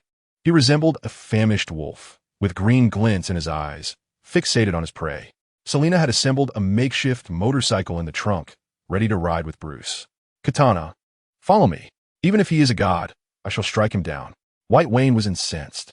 The last time he had felt such rage was during the attack on the Wayne couple. The four of them leaped from the vehicle. Brother, where are you going? To slay, White Wayne replied without looking back. He was armed with an array of large-caliber firearms, yet he had no intention of relying on these weapons to harm Gabriel. However, as long as it was a human form, it must adhere to the laws of physics. Gabriel might be immune to physical harm, but could not evade the kinetic energy of bullets. Drawing 500 revolvers from his waist, he resembled a dual-wielding gunslinger from a video game. He nimbly leaped between the vehicles, light and agile, as if he were Sprite. Meanwhile, Constantine was still engaged in a final confrontation with Gabriel. Midnight Daddy had been shot, leaving his fate uncertain, and he could only rely on his agility to escape. Gabriel, what are you doing? Hurry up, Mammon urged anxiously. At this critical juncture, if Gabriel could successfully plunge the lance of Longinus into Angela Dawson's body, he could utilize her for his dark purpose, and all the humans on the bridge would become his sustenance. Are you ordering me? Gabriel tilted his head, lost in thought. He stepped forward, bare feet pressing down on Constantine. The malevolent demon would ultimately dominate the world. Sweat dripped from Constantine's brow. In comparison to the Archangel, their powers were drastically inferior. Are you criticizing me, Constantine? How audacious, Gabriel remarked with a smile. Betrayal and murder, these are your current endeavors. You have forsaken the Lord, and the Lord shall punish you. Constantine gritted his teeth, his words laced with venom. Had his glare the power to kill, Gabriel would have perished countless times. The Lord cleansed the wicked with a great flood, leaving only virtuous souls like Noah. Is this not what I am doing? Do not worry, Constantine. I shall not let you die. You will witness everything unfold before your eyes. No sooner had he spoken than blood erupted from his chest and shoulder. The Savior had arrived. The protagonist always makes a dramatic entrance. White Wayne swung through the air like Tarzan, propelled by inertia, delivering a kick to Gabriel's abdomen and snatching Angela Dawson from his grasp. Gabriel crashed to the ground, utterly disheveled. Enraged, a tempest of dust and golden light erupted as the angelic being in its full glory descended upon the earth. It is over, calamity is nigh. Whitewind gazed at the resplendent Gabriel before him and uttered, Each of you shall find redemption, provided you are willing to repent. Murderers, copper addicts, sinners, if you are prepared to amend your ways, you may return to the embrace of the divine. Gabriel pressed his lips together, revealing no emotion upon his countenance. This is unjust. If God is truly so merciful, I shall render you worthy of his affection. Constantine. Suddenly, a fierce tempest erupted in the sky, causing Angela Dawson to involuntarily levitate. This is unjust. It is undoubtedly unjust. Whitewind exclaimed, Do you share my sentiments? Gabriel halted, regarding the boy with keen interest, his eyes suddenly alight. What are your soul? Whitewind could not provide an answer. This is unjust. Do you not believe that God favors humanity? Should you not discuss with him why it is humanity that suffers punishment? What transgressions have they committed? Whitewind pointed to a woman below, cradling a child. That is not her child with her husband. Gabriel responded nonchalantly. Do you wish to inquire further? That man is a fraud. He swindled billions and fled abroad to Los Angeles, leaving thousands of families shattered. Do you wish to ask for more? That man and woman have just engaged in a passionate tryst in a car with her best friend's husband, conspiring on how to eliminate the mistress. Do you wish to ask for more? Gabriel's voice remained calm, devoid of any tremor. With each statement, she advanced a step closer to Whitewind. Oh, and by the way, do you see that seemingly virtuous priest kneeling on the ground? His basement is said to harbor the remains of several children. What makes them worthy of salvation? I have observed humanity for a long time. It appears that only when confronted by terrifying demons do noble sentiments emerge. Thus, I shall inflict suffering upon you to awaken your profound humanity. Only those who endure the harrowing trials of hell are deserving of God's love. Gabriel's words left Whitewind speechless, seemingly convinced. Yet, had God truly considered whether one desired his love? Was this not another form of selfishness? After a prolonged silence, Katana spoke. You cannot alter God's actions. You can only bully the ordinary, for you fear the formidable. Gabriel appeared oblivious to Katana's remarks, lost in a murmured soliloquy. Behold, my children, the path to redemption shall soon be unveiled today. With that, Gabriel cast a glance at the dazed pair and gently pierced Angela Dawson's form with the lance of Longinus. I am free. I have finally emerged. A delectable soul, the taste of the mortal realm. I have returned at last. The voice of Mammon echoed in the ears of the two, heralding the impending arrival of a flesh-and-blood hell. Chapter 43. Lucifer. Constantine knelt on the ground, powerless as he beheld the chaos before him. He heard countless souls wailing in agony, accompanied by the raucous laughter of demons. He beheld Epiphany and Gemma. He had lost. Utterly and irrevocably, the gates of hell swung open, and Mammon stepped forth. Contrary to the terrifying visage attributed to demons and legend, Mammon appeared almost comical and absurd.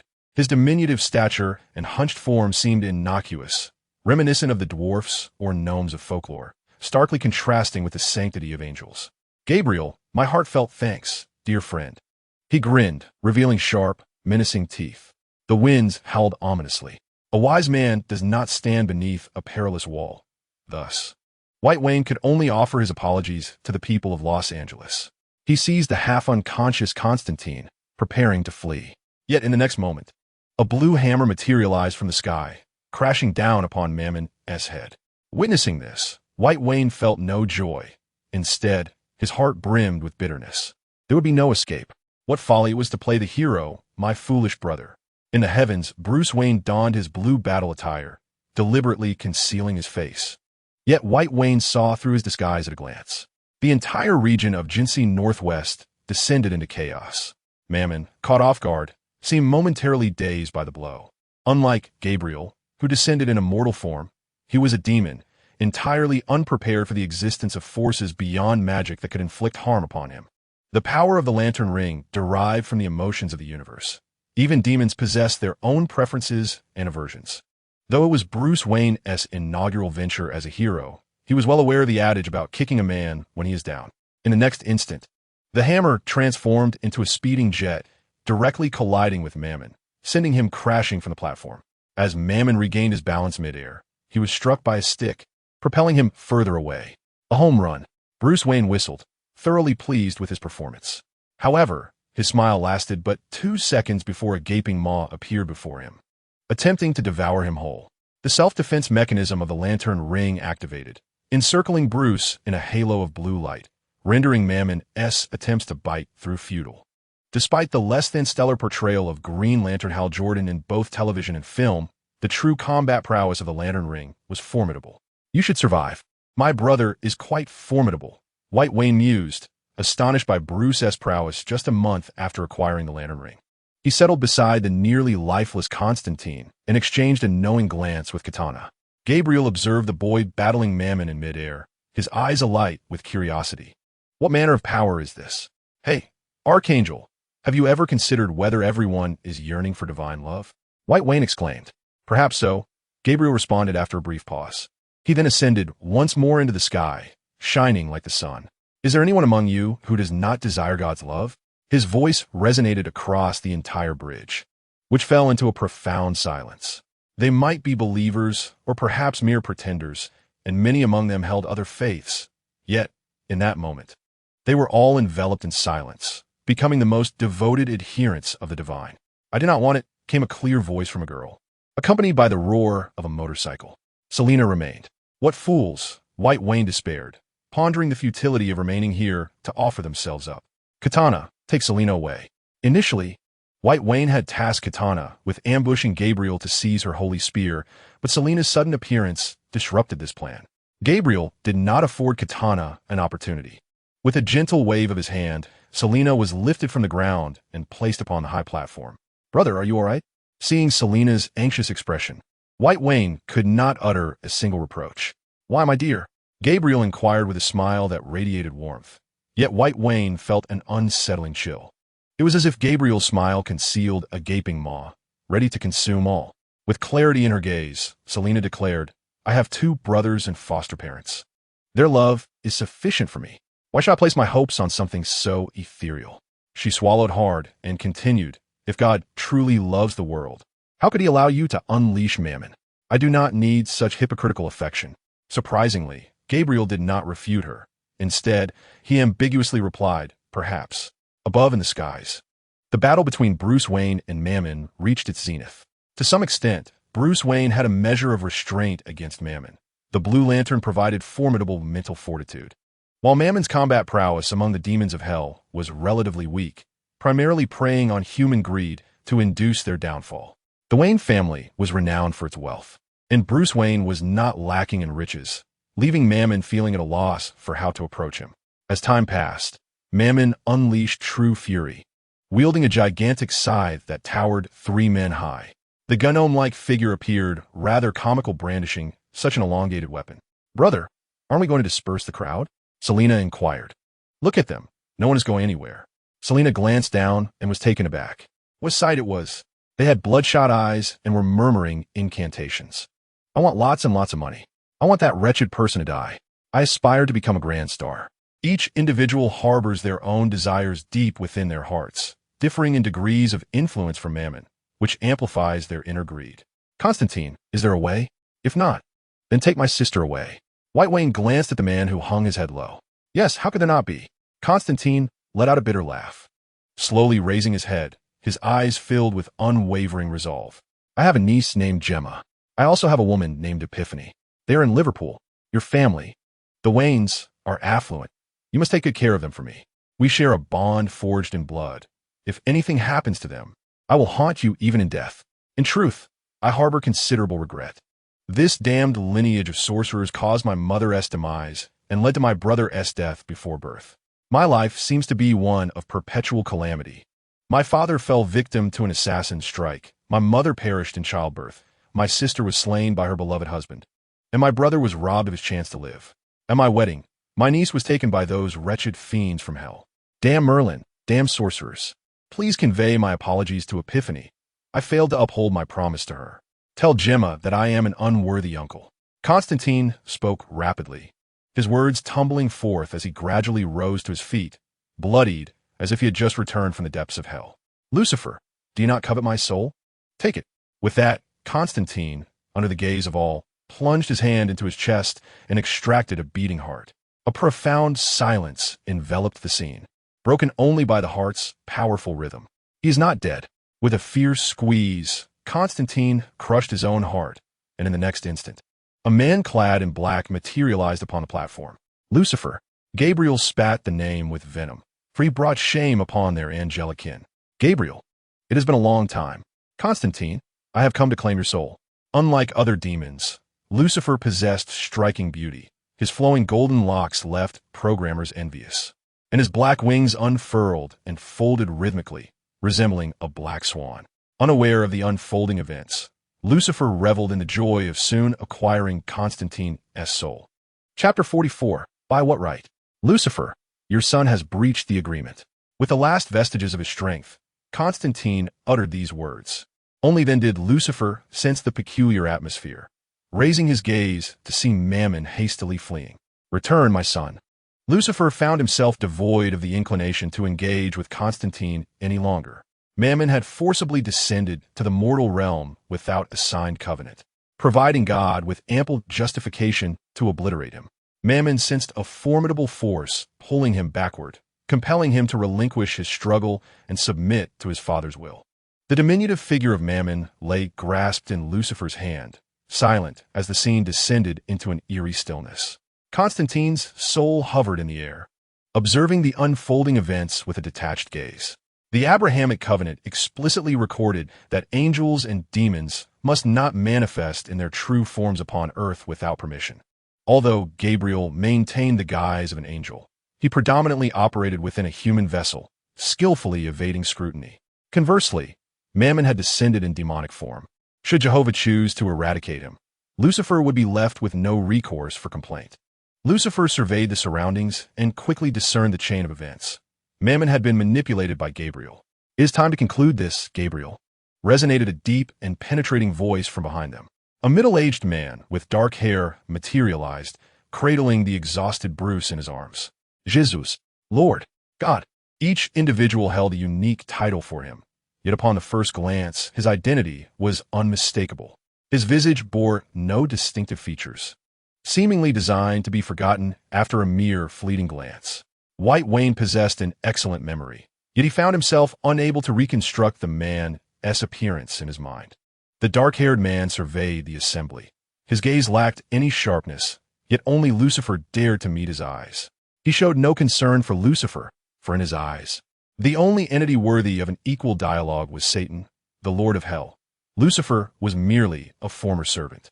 God loved the world, but it was more accurate to say that God regarded humanity as his private possession, with any diminishment seen as a loss. As the dark clouds gradually parted, standing in the sunlight, the man known as Jesus radiated brilliance. "Return now, Lucifer, and take care of your offspring." Lucifer scoffed, seizing Constantine's soul, intent on departing. "Release him. Constantine's soul belongs to heaven, not hell." Constantine's death served to save mankind, just as he had once done. A noble soul would ultimately reside in heaven. His demise was a suicide, and the Abrahamic covenant explicitly stated that the souls of suicides should belong to hell, rendering them unworthy of entering heaven. The covenant further stipulated that demons must not descend in their true forms without permission. "Do you have anything to say, Lucifer, or shall I discuss this matter with Satan?" Jesus spoke with a calmness devoid of any fluctuation. "Constantine, remember this. Your soul will ultimately belong to hell." In a fit of rage, Lucifer shouted, then forcefully shoved Constantine's soul back into its confines. In the next moment, the gaping wounds on Constantine's body gradually sealed, as if the blood pooling on the ground were flowing back into him, accompanied by the robust rhythm of his heartbeat. Lucifer even took the liberty of replacing all of Constantine's organs with new ones to prevent any sudden demise. Having completed this, Lucifer grasped his unfortunate son and turned to depart. "Gabriel, what of you?" After Lucifer's departure, Gabriel remained, awaiting judgment. Defiantly, he raised his head to gaze upon the man before him. "Lord, behold their filthy souls. How could their fate be paradise?" The people on the bridge continued to murmur, their hypocritical facades thoroughly stripped away by Mammon's appearance. In Gabriel's eyes lay an unmistakable disdain. "Merciful Lord, those humans are unworthy of your selfless love. Do you still not understand, Gabriel?" Jesus gently waved his hand, and Gabriel's celestial form faded, transforming her into an utterly human being. Only by becoming one of them could she truly comprehend her errors. In the next moment, to the astonishment of all present, 2 blood wounds appeared on Gabriel's forehead and chest. Meanwhile, the twin guns in White Wayne's hands emitted faint wisps of smoke. "I'm sorry, but I do not believe in God." The youthful bravado occasionally led White Wayne to lose his composure, prompting him to commit acts of utter absurdity. For instance, he once wagered with Oliver Queen, and on another occasion, he shot down one of God's angels before the divine presence. It has always been just to repay grievances and avenge wrongs. "He killed my friend, Angela Dawson. He nearly caused my friend, John Constantine, to meet a tragic fate. Midnight Father remains in a state of unconsciousness, so I shall continue to feign death. My sister is in danger because of him, and my brother was injured due to him. It is only natural that I should kill him." Before White Wayne's words could fully dissipate, his .500 revolver unleashed a torrent of flames, each bullet finding its mark within Gabriel's body. In mere seconds, an entire magazine was expended, leaving Gabriel's form riddled with wounds. The youthful zeal often emphasizes the clarity of a singular thought. If becoming human were merely a casual phrase that could absolve Gabriel of her sins, it would indeed be absurdly unreasonable. He let out a deep sigh, feeling a sense of relief wash over him. It had been a long time since he felt such suffocation. Before arriving in this world, His life, though modest, was lived in freedom with little constraint. However, upon becoming a member of the Wayne family, he found himself bound by kinship and concern. Thomas Wayne always wore a kind and approachable demeanor, making time on weekends to take them to amusement parks or to watch baseball and basketball games. Martha Wayne, on the other hand, often presented a stern maternal facade, frequently chastising her sons for their missteps, yet also ensuring they were treated to delightful breakfasts and dinners. Bruce Wayne, that foolish brother of mine, always adopts a demeanor of adulthood, positioning himself as a shield in times of trouble, just as he does now. Even Selina, who has only recently joined our family, resolutely returned at this critical juncture. Why should it be so? Why should Gabriel's grave error be dismissed with a mere airy phrase, become one of them, as if it could remedy all? Have you consulted Angela? Have you inquired of Constantine? Have you spoken to each soul wounded by him? White Wayne's questions lingered in the air. The clouds above gathered and dispersed, only to gather again. The surrounding temperature dropped, and although it was the peak of July, a chill crept in. White Wayne stood his ground, gazing unwaveringly at the man referred to as God, devoid of any fear. In this world, God does not truly represent the ultimate being. He merely deceives humanity with the longevity of his existence. The true supreme entity is the origin of all things, often referred to as the highest or the creator. The creator is the source of all phenomena in the multiverse, not this corporeal being who plays at humanity. Jesus observed the boy before him intently, as if wishing to etch his likeness upon his heart. A subtle smile graced his lips, hinting at a sense of joy, as he remarked, "Indeed, why should it be so? He is God, the architect of all that exists on earth. Yet he is merely a fragment of the Creator's conscious essence. After the Creator fashioned time and space, the multiverse came into being. He is but the initial creator of life on earth within this universe. This is the most fascinating aspect of existence. All beings on earth emerged through evolution without his intervention. He is the creator, yet he is not." Gabriel's fragmented form vanished, and soon after, Jesus too disappeared from sight. It was as if nothing had transpired at all. Another day dawned. Chapter 45. 6 years passed swiftly, and everything appeared transformed, yet somehow unchanged. A year prior, Bruce was accepted into New York University, and the illustrious Blue Lantern had taken to safeguarding the citizens of New York. Meanwhile, White Wayne and Selina grappled with the daunting choice of which university to attend. Both received acceptance letters from the nation's top institutions, yet they were at a loss for a decision. Selina wished to remain in Gotham, desiring to continue her crusade as Catwoman, while White Wayne aspired to venture into the vast metropolis of the nation. Of course, following the momentous event of angels descending upon Los Angeles 6 years ago, the city fervently embraced religion, becoming a veritable city of angels, rivaling the scale of Metropolis and leaving New York in its wake. The Wayne family has always embraced democracy, encouraging their children to make their own choices, and over the past 6 years, the Wayne couple has felt immense satisfaction with their 3 offspring.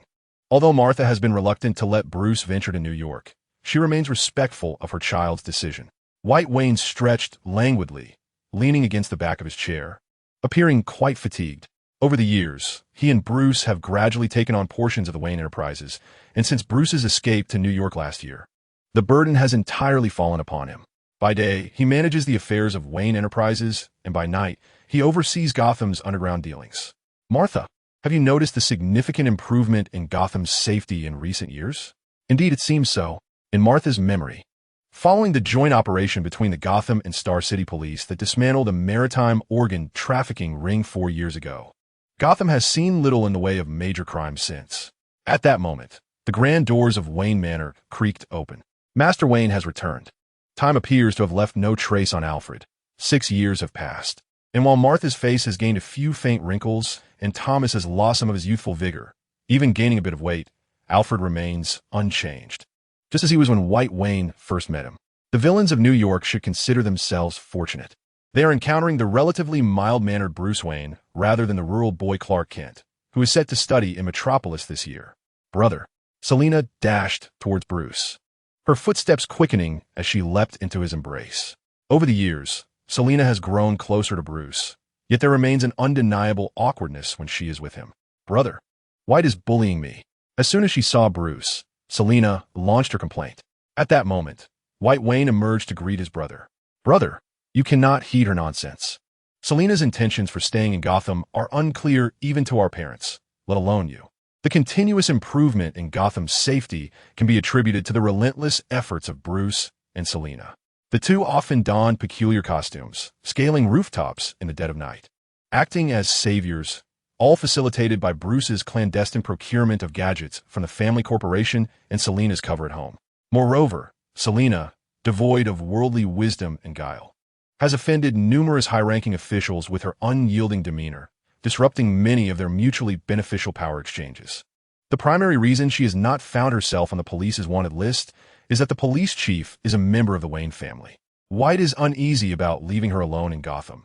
It is only a matter of time before she stirs up significant trouble.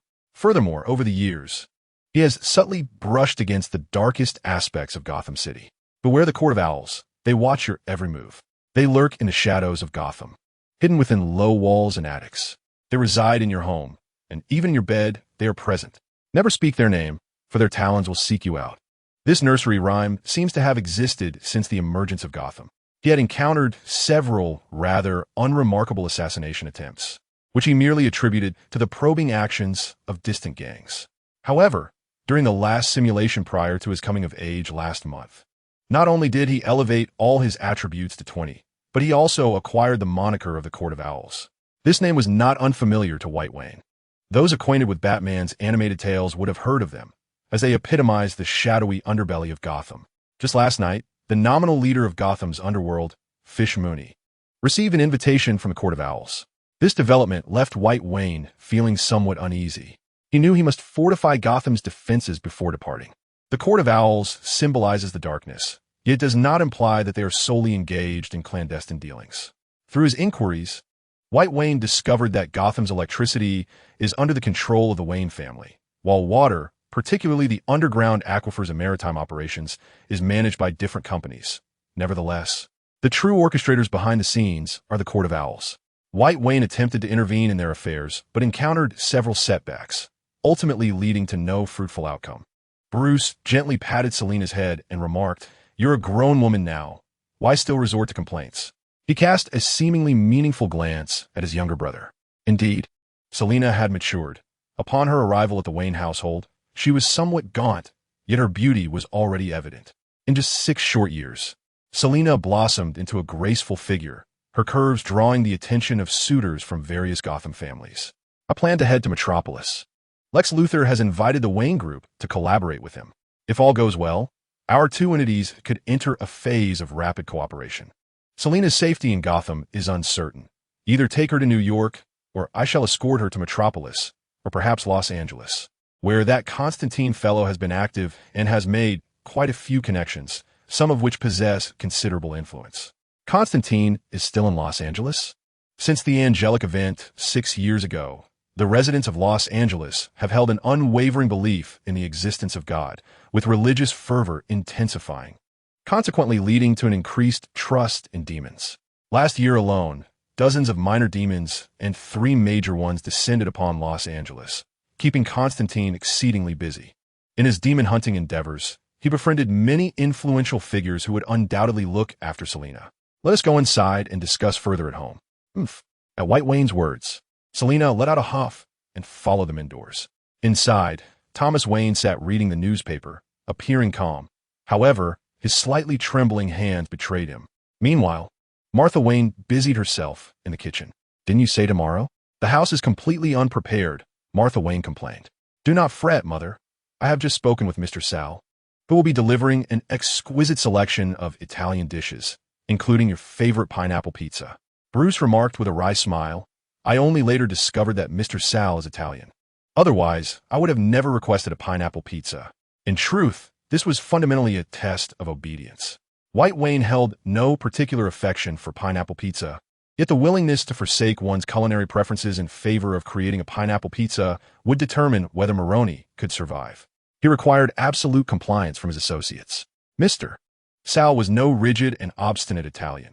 He embraced culinary delights from around the globe and had even pioneered several innovations. His Blues restaurant, upon its reopening, had consistently ranked among the top 3 dining establishments in the nation for 3 consecutive years, and it was rumored that this year it might claim the top spot. However, it was no mere speculation. It was a certainty, a reputation that White Wayne had painstakingly forged with an investment of $10 million, all in hard currency. "Brother, what brings you back a day early?" At this inquiry, Bruce's expression flickered with a hint of discomfort, but he quickly replied with a smile, "I missed home. I had a few matters to wrap up tonight, but the professor had to leave early, so we followed suit." That's a dubious excuse. Observing Bruce's demeanor, White Wayne saw through the facade, but chose not to confront him directly. Instead, he planned to discuss the matter with his brother after dinner. Watching Bruce occasionally caress the lamp ring, he sensed a connection to the Blue Lantern Corps that could not be ignored. Chapter 46. The American Justice Society. White Wayne's intuition proved correct. At the dinner table, everyone was in high spirits. It had been nearly 6 months since their last gathering at Christmas. However, the faint shadow of worry never left Bruce's brow. "Come on, brother. Little Thomas has invited us to the Iceberg Club, and he's brought along a few friends. Be cautious of that little Thomas Elliot." He leveraged his father's connections to attend Gotham University for 6 months before dropping out. Now he has started some cybersecurity firm, spending his days idly at home. Martha expressed her discontent. She believed her children should associate with exemplary peers.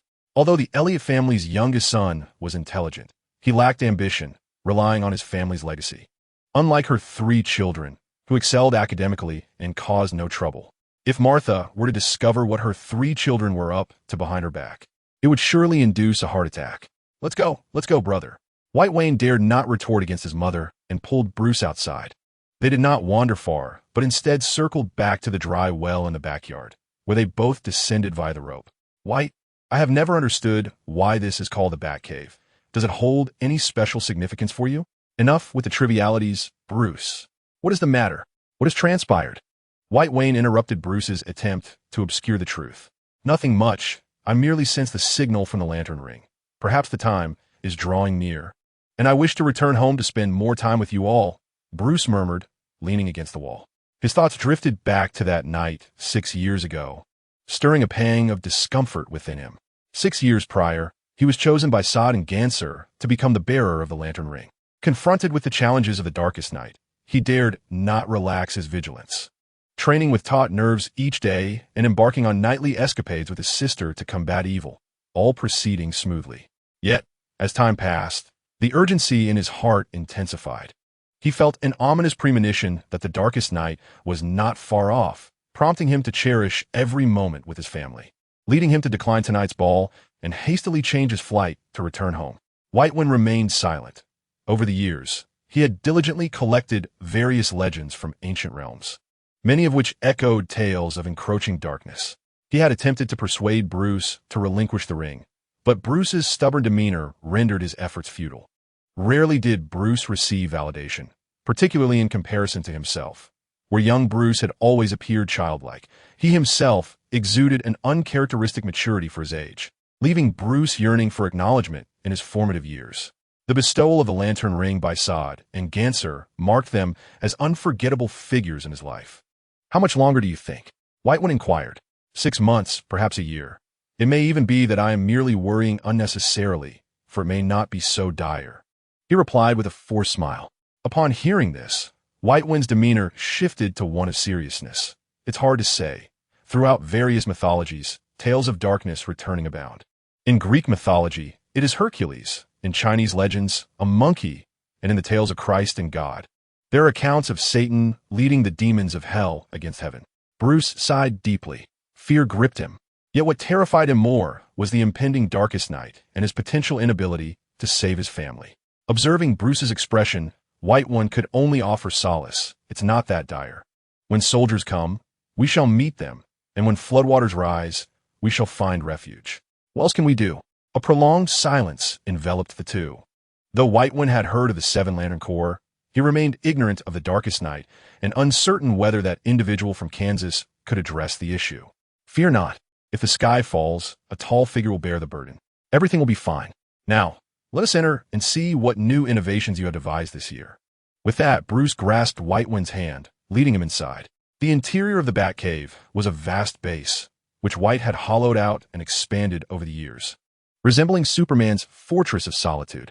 Within, there exists an array of individual weaponry, ranging from various knives to firearms, followed by an assortment of handguns, rifles, and sniper rifles, even including rocket launchers and infantry cannons. This collection surpasses that of an arms exhibition in New York.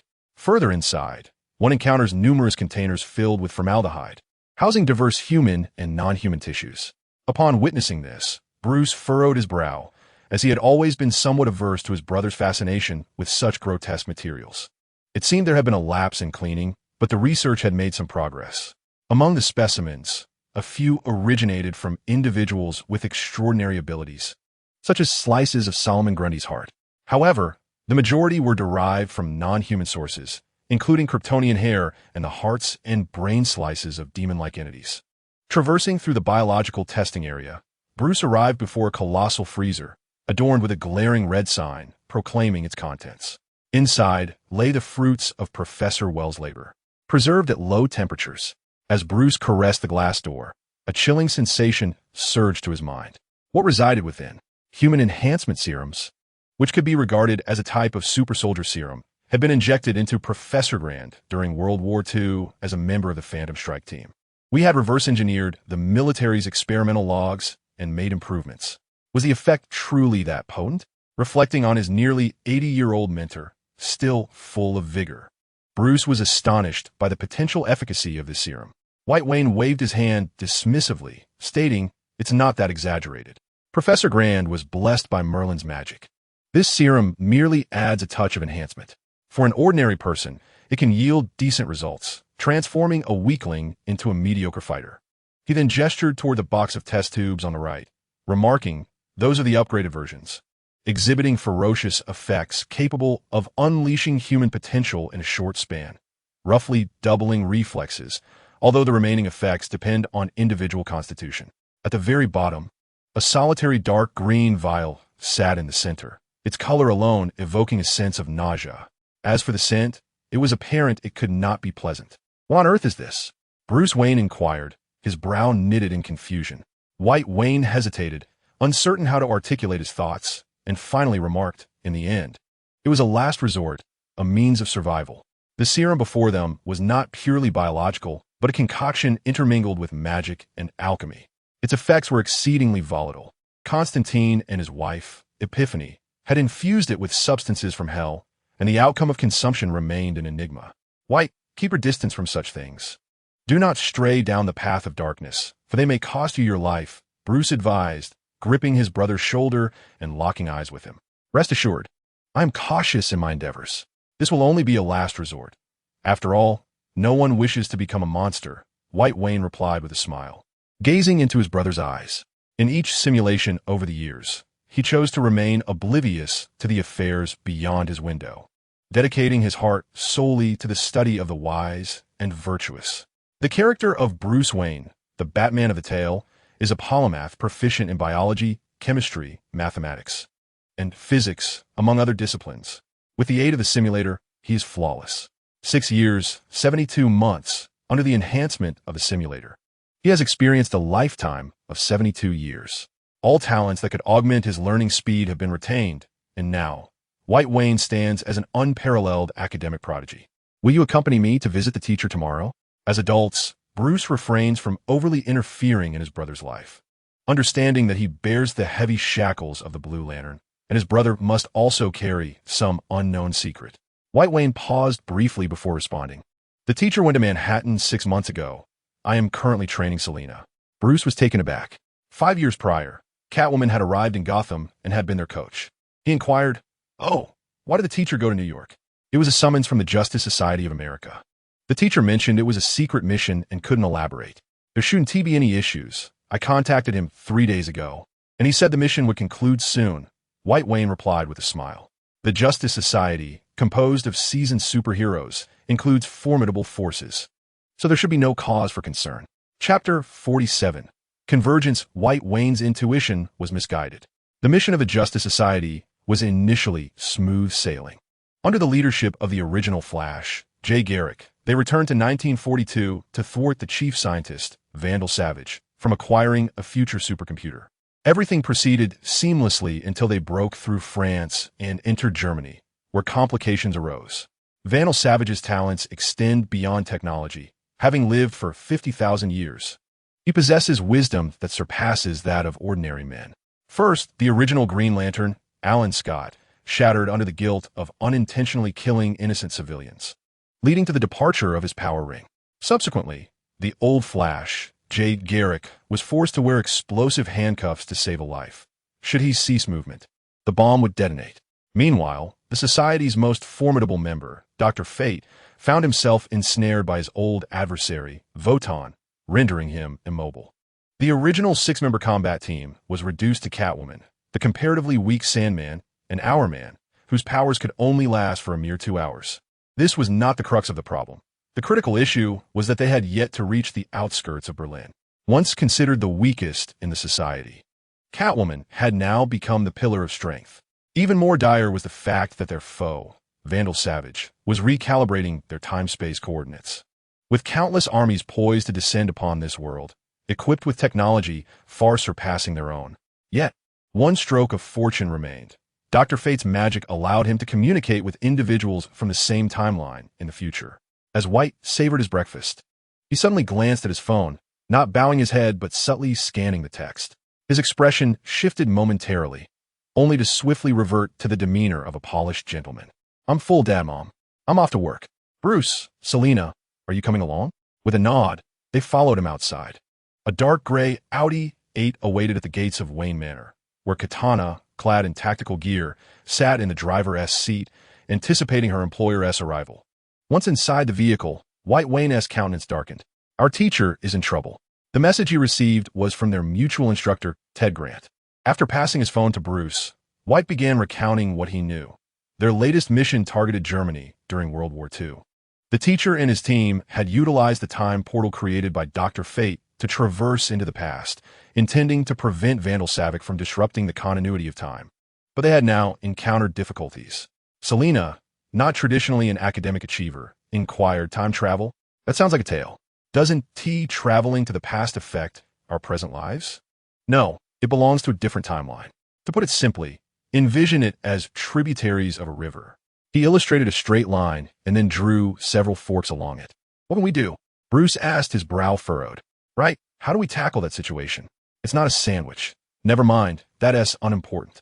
We must first locate Dr. Harrison and have him use the particle accelerator to pinpoint Vandal Savage. If he intends to counteract our teachers, he will inevitably reveal his temporal location. We shall seize this opportunity to eliminate him and retrieve our teachers." "Yes, retrieve them," Selina exclaimed loudly, noticing the silence from the others. Bruce, still frowning, questioned, "Has the stability issue Dr. Harrison was researching been resolved?" "It hasn't. We are still unable to achieve precise localization. However, if we know the opponent's coordinates, we can perform a counter-localization of their temporal position." Seeing no objections from the group, he began contacting others. "Leonard, are you in Gotham? Get to me and bring the necessary equipment. Assemble at the Wayne Enterprises building. Constantine, meet me at Wayne Enterprises. I need you. Fish, prepare 7 individual backpacks and portable mountain motorcycles. We'll meet at our company's entrance." Half an hour later, under White Wayne's guidance, the group traversed the main building and arrived at the particle laboratory located on the 11th underground floor. "Hello, Doctor. I didn't expect you to still be alive." White greeted the ever-vibrant doctor. "Even if you were dead, I would still persist. Haven't you heard that calamities can endure for millennia?" Harrison Wells chuckled heartily at his disciple's remark. "Are you ready, Doctor?" "Ready. Hand me the phone. I will conduct a wide-area search to trace the signal source. As long as we can lock onto the same frequency, we can establish its location." In terms of future notoriety, the team's composition is indeed quite extravagant. Catwoman, Batman, the Samurai, Hellboy, Heatwave, and Captain Cold, each a figure of considerable renown. They are thoroughly prepared, each bearing a backpack filled with individual weaponry, a portable mountain bike in their right hand, and medical supplies along with some personal provisions in their left, fully equipped. After scanning the phone's frequency, the large screen illuminated with the search progress. Meanwhile, Vandal Savage also cast his gaze towards the screen. The scientists before the light panel were engaged in the same task as Dr. Harrison. They were attempting to conduct a counter-tracking of the Wildcat team, unaware that they themselves were being counter-tracked. One can indeed track others, but in doing so, one also risks exposing oneself. Surrounding Vandal Savage were Germany's most renowned generals, all sharing a common trait. They hail from the Wehrmacht rather than the SS. Among them was the hawk-nosed Karl Wolff, a soldier of relative integrity during Hitler's reign. He obeyed his commands, and under Vandal Savage's leadership, he believed this man could lead Germany to victory. They were situated within a bunker in Berlin, while outside, over 100,000 SS troops were assembling, their target being New York years hence. Vandal Savage inquired impatiently, how much longer? Insufficient power supply. An estimated half-hour remains. This may well be the greatest advantage of modern technology, the maximization of resource utilization. The Wayne Corporation had already begun harnessing nuclear energy for power generation, outpacing Vandal Savage's operations. "I've got you," exclaimed Harrison Wells with excitement. The improved particle accelerator had theoretically achieved spatial migration, marking a first successful practical application. At the moment Vandal Savage activated the teleportation device, Dr. Harrison Wells seized his tail, as White Wayne forcefully pressed the switch on the particle accelerator. The explosive passageway opened instantaneously. Remember the mission. Upon landing, find your teammates at the fastest speed, pair up, and breach the bunker located in the courtyard of the Chancellor's residence in Berlin. The group nodded, one by one leaping into the portal. In truth, White Wayne wished to distance himself from this chaotic affair, as it bore no relevance to their timeline. Vandal Savage's dominion over the universe held no bearing on him. Yet, the Justice Society of America insisted on intervening, resulting in their coordinates being counter-tracked, prompting Vandal Savage to dispatch his iron tide upon New York. His family possesses considerable real estate in New York, which is undoubtedly valuable. However, the paramount concern remains his fascination with the futuristic supercomputer, Vandal Savage. He vividly recalls the terrifying attack from 6 years ago, the monstrous entity, and the foreboding message from his brother, all serving as reminders that a crisis is inevitably approaching. Over the years, he has endeavored to utilize the corpse of that creature for positional recalibration. Yet the computational capabilities of modern technology have proven inadequate, yielding only rough coordinates. Nevertheless, that supercomputer could assist him in addressing his pressing needs. "Take care," Dr. Harrison murmured as he patted him on the shoulder. "I am resolute in my mission. Rest assured, I will bring back that computer," White Wayne asserted with unwavering determination. Chapter 48. The little thief. The darkness lingered for mere seconds before giving way to brilliance. Blinding light flooded White Wayne's face, momentarily hindering his vision. He tightened his clothing against the biting chill of the German winter. Raising his gaze, he surveyed his surroundings, which appeared desolate and barren. He unstrapped his backpack and unfurled the prepared German map. Had it not been for the map, he would scarcely believe he was in Berlin. Equipped with binoculars, he observed a series of fortifications, with German soldiers in uniform bustling in and out. It was difficult for White Wayne to reconcile this with the notion of Berlin. In this world, Vandal Savage led the German forces with unyielding prowess, advancing rapidly toward the Far East. Yet, he was still orchestrating the construction of numerous military fortifications in Berlin, clearly not in anticipation of a Soviet threat. He disassembled his motorcycle and mounted it. As he sped along, the distant sounds of a large-scale military mobilization reached his ears. The clanking of machinery echoed, and soon a colossal structure emerged before him, a massive ring rolling forward. Taking a deep breath, White Wayne concealed himself behind a mound of earth, swiftly assembling his sniper rifle. Loading the weapon and taking aim, he executed the process seamlessly. The bullet erupted with a fiery breath, striking the ring with precision. Yet it merely sparked without leaving a single crack. This is troublesome, White Wayne realized, coming to terms with the formidable strength of the German Third Reich in this reality. As he neared the city, he was compelled to abandon his vehicle and proceed on foot. Vandal Savage appeared to possess a delusional paranoia, as the city was teeming with troops, resembling more of a military bastion than an urban center. "It's impenetrable," White Wayne cursed, gazing at the densely packed soldiers nearby, feeling as helpless as a tiger unable to strike its prey. At that moment, a commotion erupted from the distant fortress, followed by a series of signal flares illuminating the sky. Upon seeing the flares, Leonard and Mick, White Wayne's anxiety noticeably eased. Mick's temperament is akin to his weapon, always fiery and volatile. However, Leonard serves as his nemesis, consistently managing to calm him down. When Leonard decides to take action, it is evident that he possesses a certain level of confidence. The army has mobilized, and with it, opportunities arise. Vandal Savage, oblivious to the fact that someone is tracking him due to energy transmission issues, remains resolutely prepared to invade another timeline. Mick and Leonard, blessed with a fortuitous synergy, find their distance upon landing to be less than 100 meters. Faced with the formidable fortress before them, even the usually irritable Mick finds himself at a loss, inquiring, "What shall we do, Leonard?" Leonard's response leaves him astounded. A full-on assault. A full-on assault? Mick cannot fathom the idea of directly attacking such a stronghold. Yet, he invariably heeds Leonard's words without question, brandishing his flamethrower, ready to advance. "Come back, what are you doing?" A full-on assault, Mick retorts, as if it were the most natural course of action. Wait a moment. Leonard meticulously observes the fortress, searching for a point of entry. Between the fortifications lies a broad expanse, marked by deep tire tracks, a testament to the fear of death that grips those within. Faced with this predicament, he is left with no choice but to proceed with the assault. In the next moment, the tides turn. Through the binoculars, Leonard spots military trucks approaching from the distance, and an idea forms. "Mick, let's fire a shot at them." The best way to lure a snake from its hole is to coax it out, an age-old wisdom shared among the working class. They conceal themselves along the roadside, where the seemingly even ground is littered with a multitude of miniature explosives.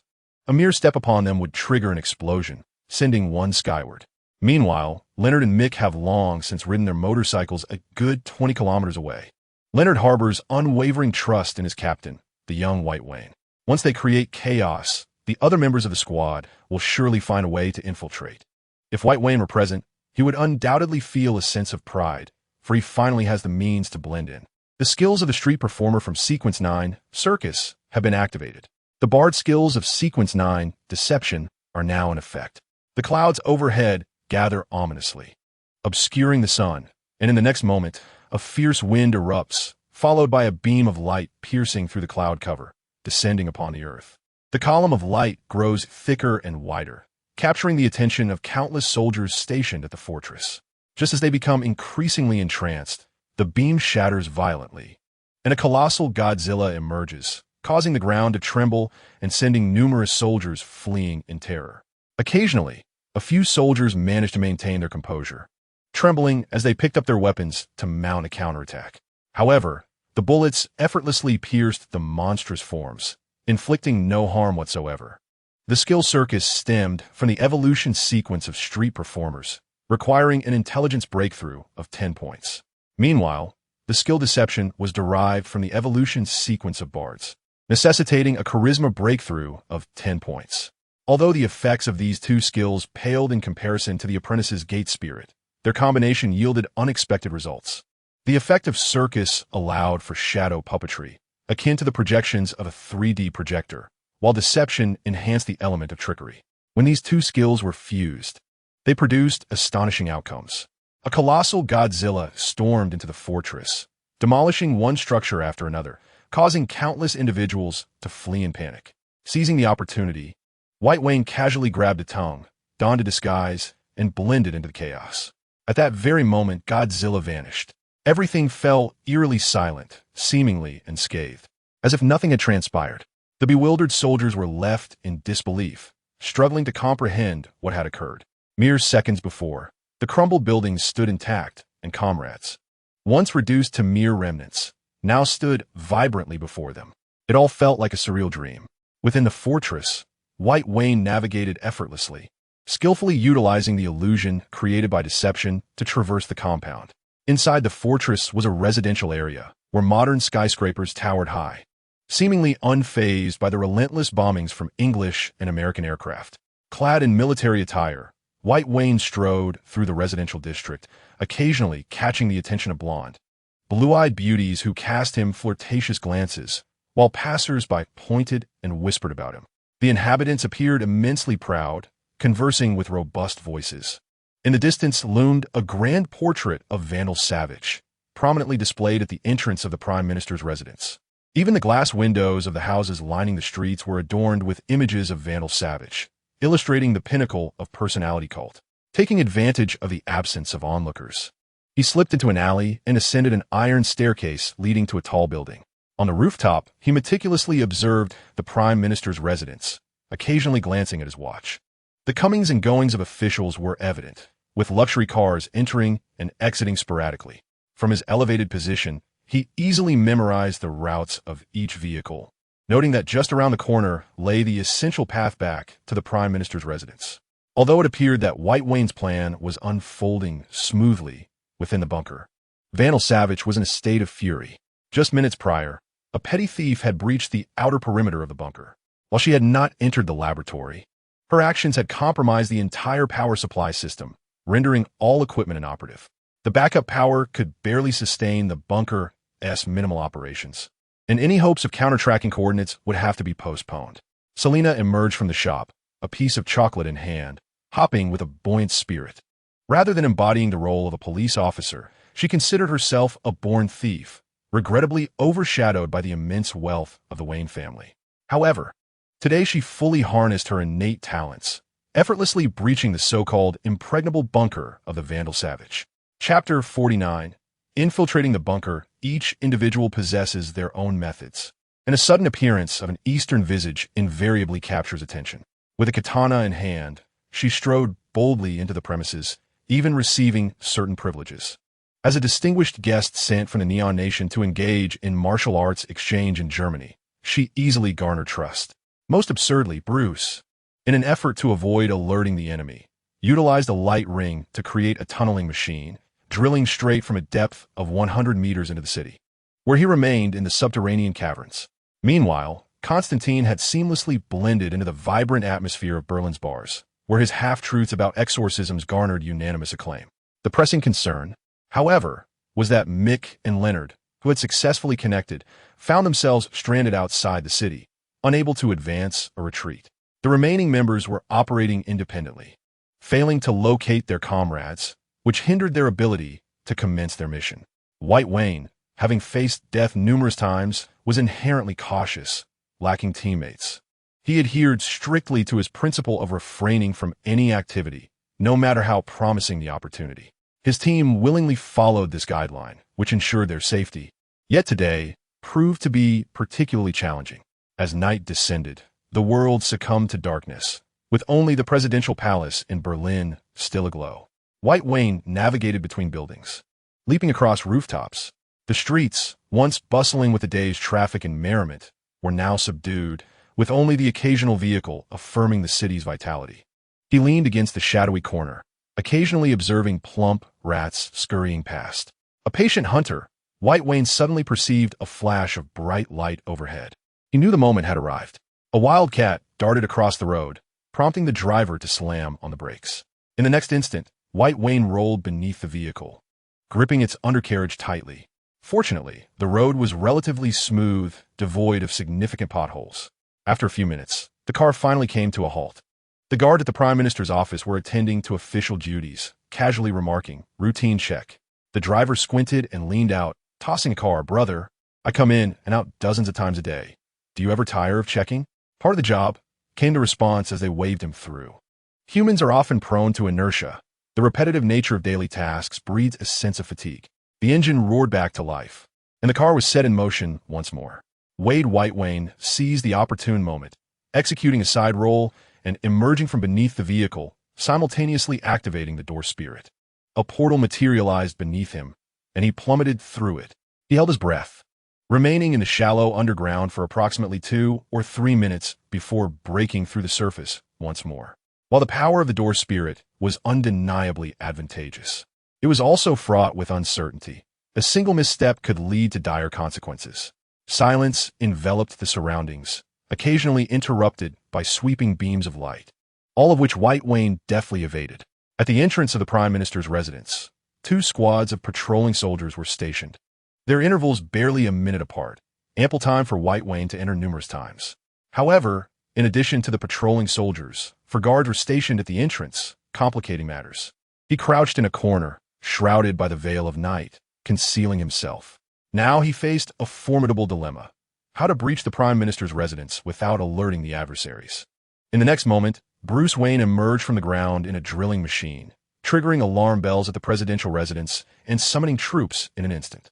Even the guard at the entrance were drawn to the unexpected intrusion.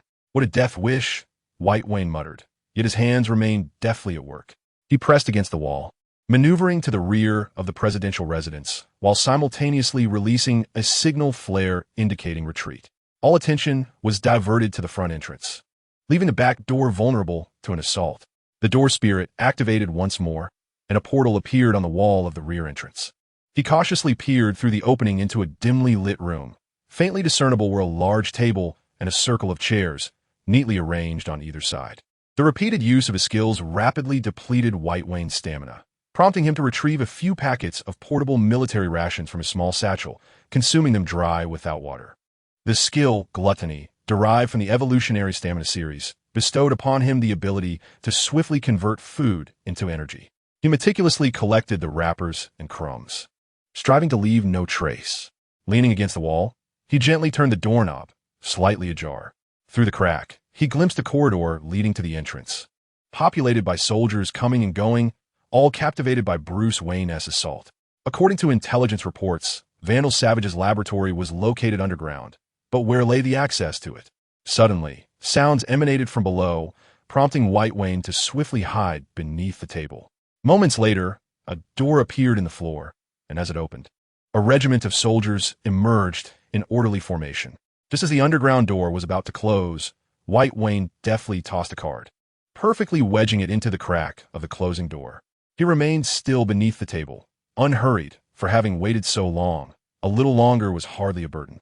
As the Wayne brothers executed their coordinated efforts, the other members of the team began to stir. Constantine, clutching a cup of inferior ale, stumbled out of the tavern, appearing quite inebriated after another night of indulgence. Accompanying him was a young man clad in military uniform, adorned with the rank of lieutenant. At this age, a lieutenant could signify one of two possibilities: either a scion of a distinguished lineage or an individual who has earned commendable accolades on the battlefield. The youthful man's fair complexion suggested he belonged to the former category. The recent victories of Germany on the battlefield seemed to have dulled the vigilance of many. No one would dare believe that the Allied powers would brazenly infiltrate Germany, especially with Constantine's seemingly magical feats reinforcing the man's confidence. He extended an invitation to Constantine to visit his home. His father, Werner Blomberg, who was supposed to serve as a German army marshal, had been relegated to the ceremonial position of Minister of Education following the ascendance of Vandal Savage, becoming marginalized in the process. The tale of a new ruler bringing forth new courtiers is a universal truth. However, the withered camel is still larger than the horse, and Werner Blomberg was a figure Vandal Savage sought to elevate, thus ensuring their family's circumstances remained relatively comfortable. This was also the reason Constantine had set his sights on them. "Come, Harris, allow me to regale you with tales of my adventures in Liverpool." The figure of that devilish woman was truly remarkable. Constantine slurred. "Let us go, brother. The finest method to bridge the gap between two unfamiliar men is through the elixirs of alcohol and the allure of women." In less than a day and a night, Harris and Constantine became fast friends, though both harbored ulterior motives. With Vandal Savage's rise to power, he became obsessed with supernatural abilities. Harris Blomberg aimed to test Constantine's true capabilities to restore his father to prominence. Meanwhile, Constantine sought to leverage their abilities to infiltrate the Chancellor's office without bloodshed. As the two drunken men ambled down the street, a flare suddenly illuminated the sky, a signal for assembly from Bruce. In an instant, Constantine's inebriated demeanor vanished. He delivered a swift chop to Harris's neck, tossing him into a refuse pile, then murmured an incantation, vanishing from sight. Bruce found himself in dire straits, reluctantly acknowledging that he had underestimated the current military might of Germany. Over the years in Gotham, he had enjoyed a smooth existence, bolstered by his brother, and had encountered little crisis. However, he never anticipated faltering in Germany 40 years prior. The energy of the Lantern was rapidly depleting amidst the relentless onslaught of soldiers, leaving Bruce Wayne in a precarious position. Leaning against the wall, White Wayne stealthily approached the concealed door, peering through the narrow crack created by the card. He could discern a faint glimmer of light. After a moment's hesitation, he resolutely pulled the door open. Fortune favors the bold, yet unexpectedly, he effortlessly opened the door to the bunker. Within lay a series of descending steps leading underground, where the occasional sounds of commotion could be heard from the entrance. White One removed his shoes and, feeling the walls, began his slow descent. As he ventured deeper, the temperature around him dropped significantly until he halted before a large door. The door bore the ominous words "Danger" in blood-red letters, with a chilling aura emanating from within, suggesting it was a cold storage facility. Beside the door was a keypad, requiring a password along with fingerprint and iris scans. Yet, all of this seemed trivial to him, just as White One resolved to continue downwards. Waves of soldiers began their relentless ascent, making it inevitable for him to encounter them if he did not enter the cold storage. A collision would yield disastrous consequences. For this was the lair of the Third Reich. White One finally grasped the meaning of the adage, when one is down on their luck. Even drinking cold water can be a trial. The door mechanism activated. Ignoring the biting cold of the storage, he swiftly stepped inside. However, he remained unaware that the continuous stream of soldiers heading upstairs was ultimately due to the overwhelming combat prowess of his team members. Chapter 50. The ice cellar. After the assembly of the group, Bruce, who had reached his limit, finally evaded danger.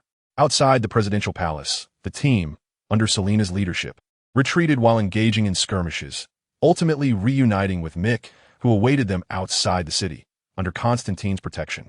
Selena, observing her disheveled brother, reproached him. "Bruce, prepare to write a self-reflection upon your return." She held her own performance in high regard, believing she was the only one to have accomplished anything significant. Constantine had been drinking, Bruce was merely reckless, and Katana had done little of substance. As for Mick, they had merely loitered around the periphery without entering the city. If this were a game, she would undoubtedly score 100. At that moment, Selena suddenly realized something and exclaimed, "Where's White?" It dawned upon the surviving members that they were one person short. Bruce pressed his lips together and replied gravely, "White should be at the Prime Minister's residence. We must return." The other members of the team began to move. "Wait," Bruce called out to them. "All will be fine. We need to retreat. He will meet us at the designated location." As he uttered those words, each syllable heavy with difficulty, the others stepped back, subtly gathering around Selena. Mick, with a fiery temper, seized Bruce by the collar and demanded, "That's your brother. You tell us to withdraw, and you want him to die so you can monopolize the Wayne Group, right? I knew you were no good." Though Mick's words may have been harsh, they echoed the sentiments of the group. Even Selena found it hard to believe that such words had escaped her brother's lips. Bruce, with an impassive expression, declared, "In White's absence, I am in temporary command. I say we retreat to the designated location." Mick shouted vehemently, "I will not abandon White. He is not merely a friend to me, but family, as significant as Leonard. I shall reiterate, everyone, retreat. Do not compel me to act. I assure you, he is unharmed. He is unharmed," Bruce insisted. "Are you prepared to take action?" Selena coldly asked, gazing at her unfamiliar brother. "What right do you have to act? If it were not for you, we wouldn't be in this predicament," she continued, addressing him with disappointment. Katana and Constantine had the opportunity to eliminate Vandal Savage. "It is your doing that has led us to this disarray. What have you achieved, Bruce?" Selena turned to her team, softly stating, "We must return. But we need a plan. A hasty return will only complicate matters for White." The first mission of the newly formed team had already revealed fractures. Bruce looked at the assembled group and sighed. White had always presented himself as an adept fighter and marksman to others.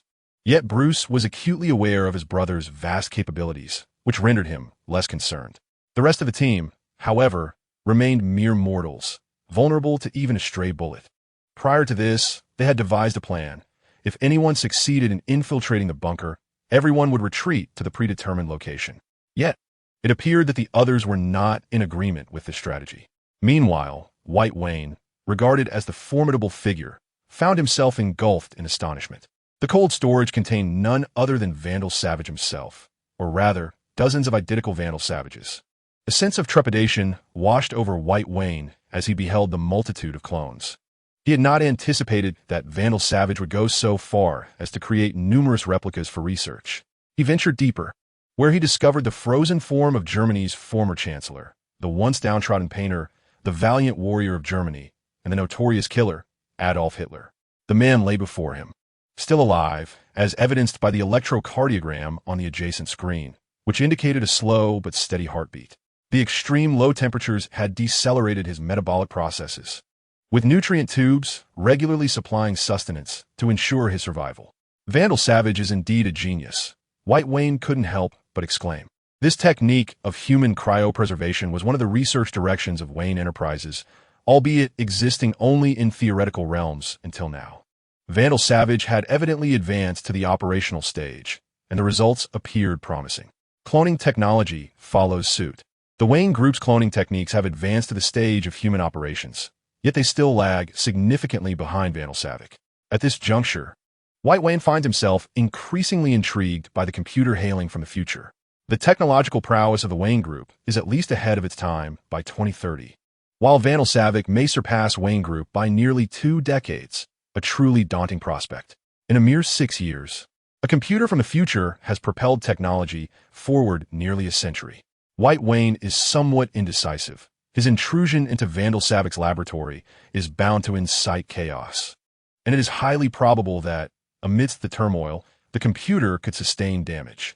He has toiled diligently to reach this supercomputer. Resolute, White Wayne connects to the computer located in the cold chamber, swiftly copying the data and files contained within. Warning, warning, intrusion alert. Warning, warning, intrusion alert. Warning, warning, intrusion alert. The red alerts flicker incessantly before the computer screen, rousing the drowsy Vandal Savage. He forcefully pushes aside the engineer standing before the computer and begins to operate rapidly, quickly locking onto the intruder. Through the screen, he observes only a youthful boy, seemingly no older than 10, and a scan reveals no corresponding name, indicating he is likely a spy dispatched by the Anglophone nations. As he locks onto the intruder, White Wayne grins at the screen and types a line of text. "I've come for you, Vandal Savage." He then pivots and exits the cold chamber, wishing to avoid being cornered by a cadre of soldiers. He races down the stairs. Meanwhile, the remaining troops within the bunker have been mobilized, and ground forces are assembling below. Simultaneously, White Wayne breaches the power supply system, and at the moment the two groups of soldiers converge, he severs the power. Subsequently, he fires a few shots upward and slips into the wall. Chapter 51. Mr. Vandal Savage, I see him. A shadow flits before the soldiers. Their extensive training compels them to reflexively pull the trigger, resulting only in the anguished cries of their comrades. 6 o'clock, 6 o'clock, what are you doing? In the darkness, those with louder voices often gain trust, and White Wayne's voice has always been robust, successfully disrupting the enemy's formation. The cacophony of gunfire mingles with the sounds of lamentation throughout the bunker. Cease fire. Vandal Savage's voice emerges from an unknown source, his tone somewhat somber, as if suppressing an inner fury. He did not anticipate that even the American Justice Association would find themselves powerless against a child with a cherubic visage, embroiled in disarray. The gunfire abruptly ceases. Vandal Savage, who once swept through the battlefield with the momentum of a juggernaut, clearly garners far more respect than the Adolf Hitler of yesteryears. His SS troops were predominantly young, mostly the descendants of war heroes from the aftermath of World War I, executing his commands with unwavering diligence. When faced with the sudden onslaught of enemies, they were momentarily thrown into disarray, but quickly regained their composure. The lights blazed on, illuminating the fallen comrades scattered across the ground, and in the soldiers' eyes flickered a mixture of reluctance and regret, overshadowed by an overwhelming sense of hatred and resolve. Regaining their calm, they organized themselves into teams of 10, systematically carrying out the bodies of the valiant fighters. The injured children tended to one another, for the medical team awaited upstairs. "Children, do not fret. I am with you," Vandal Savage calmly reassured, swiftly stabilizing the chaotic scene. This exemplifies charisma.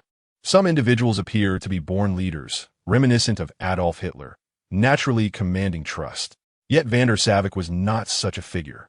He was merely a Neanderthal who had lived for 50,000 years, possessing all that he had through the grace of time. After a few minutes, under Vandal Savage's directives, the young soldiers departed in orderly succession. White One perceived only confidence in their gazes.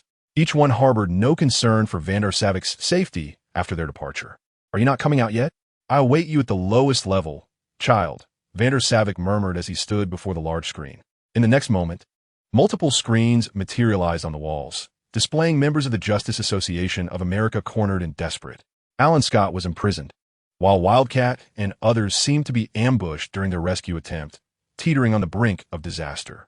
White One, observing the scene on the screen, felt a pang of helplessness. He could not bear to witness his mentor's demise. "I am coming," "Do not take any drastic measures," he declared, emerging from behind the wall and striding down the creaking wooden staircase, compelled to descend.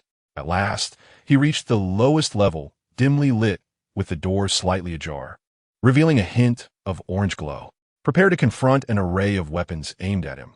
Whitewind forcefully pushed open the door, which trembled slightly before slowly yielding. Inside were just two individuals. One radiated brilliance akin to the sun, easily spotted amidst a crowd. This man was Vandar Savik.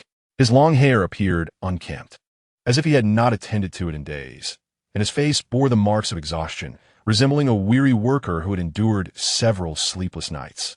Beside him stood another man, vigilant, with his hand resting on the gun at his waist, squinting at the imposing young figure before him.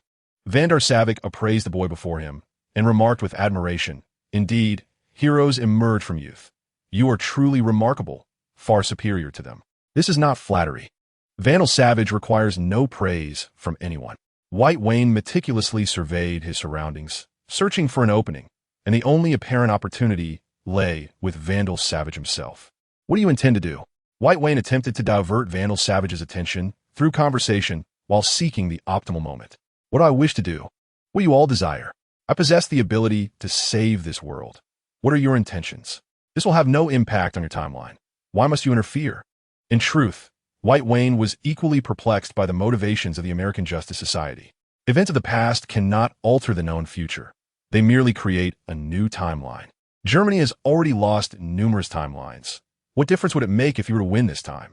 That damned sense of justice. Saving. What do you wish to save? White Wayne seized upon the key word in his discourse, save. Vandal Savage pressed a button, and the scene before them was all too familiar to White Wayne. Parademon, Parademon. He instinctively shouted, his body moving forward as if compelled to see more clearly. Vandal Savage restrained the approaching captain of the guards, whispering, "Do you know something, child?" White Wayne braced himself against the table. The supercomputer he had longed for was within reach. The screen displayed a landscape of ruin, a sky obscured by a multitude of parademons, where even the sun could not penetrate. The ground was littered with the remains of superheroes, both familiar and unfamiliar, all fighting for the Earth. This was the future. Vandal Savage gently patted the boy's shoulder, speaking softly. Through the boy's eyes, he perceived fear and anguish. They were of kindred spirit. This was an event not far removed from the future. The parademons of Apocalypse would obliterate this world. The Earth we cherish would become fuel for their cosmic conquest. God had granted him the opportunity to alter this fate, and he would seize it. Vandal Savage's eyes glinted with determination. No one loved this planet more than he. He had inhabited this land for 50,000 years. He had traversed every corner of this azure sphere and would not permit anyone, nor any being, to destroy this beloved place. White Wayne offered a bitter smile, remarking, "It sounds as though we resemble the villains more." What wrong had Vandal Savage committed? This world adhered to the law of the jungle, where the powerful could trample the weak at will. What justice or equity could exist? Justice and equity were merely the crumbling barriers the weak erected before themselves, incapable of withstanding the ambitions of those who invade. Moreover, he was acting to save this world. As long as I can integrate the whole world, grant me 50 years, and I shall elevate Earth's technological prowess to that of a Type 2 civilization. Coupled with the presence of those superheroes, Earth will undoubtedly endure. Vandal Savage's eyes gleamed with fervor. Those who possess faith are the hardest to vanquish, especially when that faith is rooted in the salvation of the planet. To him, anyone who obstructed his path deserved death. The lives lost in warfare were merely contributions towards the greater cause of saving Earth. History would remember them and honor the sacrifices of each individual. What a grand narrative! White Wayne found himself at a loss for words, feeling as though he was gravitating towards Vandal Savage, the prospect of the monstrous entities flooding his mind. He suffered nightmares at night, visions of grotesque creatures feasting upon the corpses of humanity, terrifying and sanguinary. But what if we fail, Mr. Savage? White Wayne was not merely inquiring of his counterpart. He was also questioning himself. He was uncertain whether his efforts still bore significance. He did not know if these creatures would indeed descend upon Earth or if Darkseid would launch an assault. These uncertainties weighed heavily upon him, the hideous form of the creatures looming like a mountain in his heart. He feared failure, terrified that despite his utmost efforts, he might not be able to save this world. Selena, Bruce, Martha, Thomas. These were all he had, everything encompassed within this azure planet. Chapter 52. Humanity shall not fail upon hearing the boy's words. Vandal Savage felt neither anger nor contemplation. Instead, he ruffled the boy's hair with a spirited declaration. If we fail, I shall perish before everyone, proclaiming that I did my utmost. Two individuals who should have been adversaries found a kindred spirit in one another. I understand now, White Wayne said quietly, his gaze fixed intently on the image displayed on the screen, lost in thought. Let us collaborate, he asserted with conviction. Collaborate? Vandal Savage raised an eyebrow in surprise. We are out of time. Our timeline converges in 1988. How much longer do I have? 10 years, 20, or 30? It is simply insufficient. However, you possess time. Your timeline begins in 1943, granting you at least 50 to 60 years. Ample opportunity for another leap in technological evolution. We must share our resources. What can I offer? Do not speak of your technology, Vandal Savage replied, lacking interest. Having acquired this supercomputer, he had little regard for the mundane technologies of the future. White Wayne gazed at the man before him, articulating each word with clarity. I possess specimens of the creatures. What? Vandal Savage grasped his shoulder, oblivious to the weight of his hold. I was attacked by one of those creatures at the age of 12. After neutralizing it, I secured most of the specimens. Half of them remain with me now. Vandal Savage, indifferent to the specimen, inquired instead, they attacked you, but why? Uncertain, White Wayne remained perplexed as to why Darkseid pursued him relentlessly, even traversing the fabric of time. You must ponder deeply why it is you, rather than anyone else from that timeline. Time is never deceptive. It is impartial to all, Savage remarked with a hint of significance. So, shall we collaborate? Share your terms. In the presence of this man, White Wayne felt a twinge of inadequacy. Some individuals simply radiate brilliance. I will transfer the specimens of the demonic beings and our current research findings through the time portal. As for how far you can go, that depends on you, Mr. Savage. You can surely succeed, can't you? Ultimately, White Wayne was but a child, burdened with undue stress that should have been absent in his university years. His assertion of you can surely succeed was not only directed at Savage, but also a question posed to himself. Do not worry, of course I can. I led the Greeks to conquer Troy. My Mongolian cavalry swept across Europe. I commanded the valiant French at Oscaralis, defeating the united forces of Europe. Now, my army has vanquished the entire continent, leaving only the Soviet Union in the Far East. Is there anything I cannot accomplish? No, for I am Vandal Savage. I have achieved it all. Savage's audacity was something White Wayne could never emulate. His confidence stemmed from a history of victories, an invincible force. Then let us reconcile. Gazing at the man's assured demeanor, White Wayne felt the shadows of doubt dissipate. Return them all. I shall find a way to convince them. And then we shall unite to resist the unknown dangers. This is a collaboration that spans the future, the past, and the present. Time shall bear witness to our endeavors. Slowly lifting his gaze, White Wayne's eyes suddenly sparkled with hope. Indeed, child, time will witness everything. Just as White Wayne and Vandal Savage reached an accord, their small team remained embroiled in a dispute. Selena sought a more stable approach to infiltrate the Prime Minister's office, while Constantine was primarily concerned for the safety of his friend, suggesting a spatial teleportation for everyone to enter. At that moment, a voice echoed throughout Berlin. Crisis averted. All personnel stand by. I repeat, crisis averted. All personnel stand by. White Wayne's voice resonated, and a collective sigh of relief swept through the group. I told you he would be fine. Whether as a friend or a teammate, you ought to have faith in him, Bruce said softly, surveying the faces around him. Easier said than done, Selena muttered, and upon witnessing Bruce's grim expression, she refrained from further comment. At this moment, the booming passage nearby unexpectedly opened. The atmosphere within the squad was rather somber. Selena intended to offer an apology, yet upon witnessing her brother's demeanor, her temper flared. Suddenly, a wave of palpitations surged through her, a sensation she had experienced countless times before.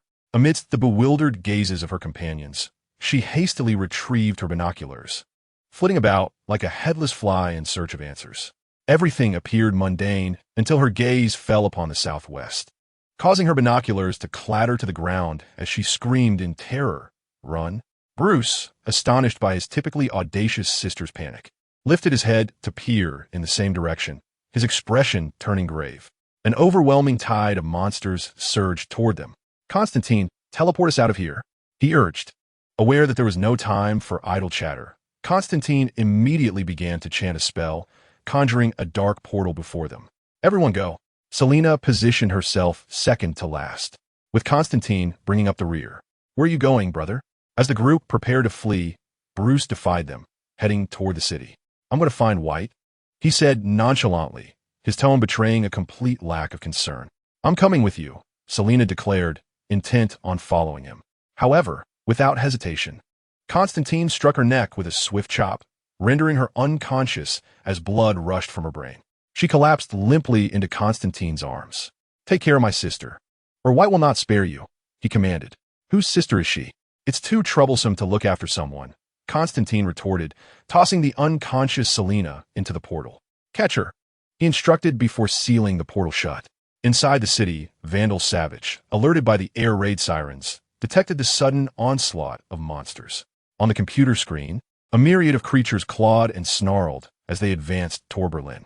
"They have arrived," he stated with an unusual calmness, having anticipated this moment for a long time. As he beheld the overwhelming horde, a cruel smile crept across his face, instilling fear even in White Wayne, who stood beside him.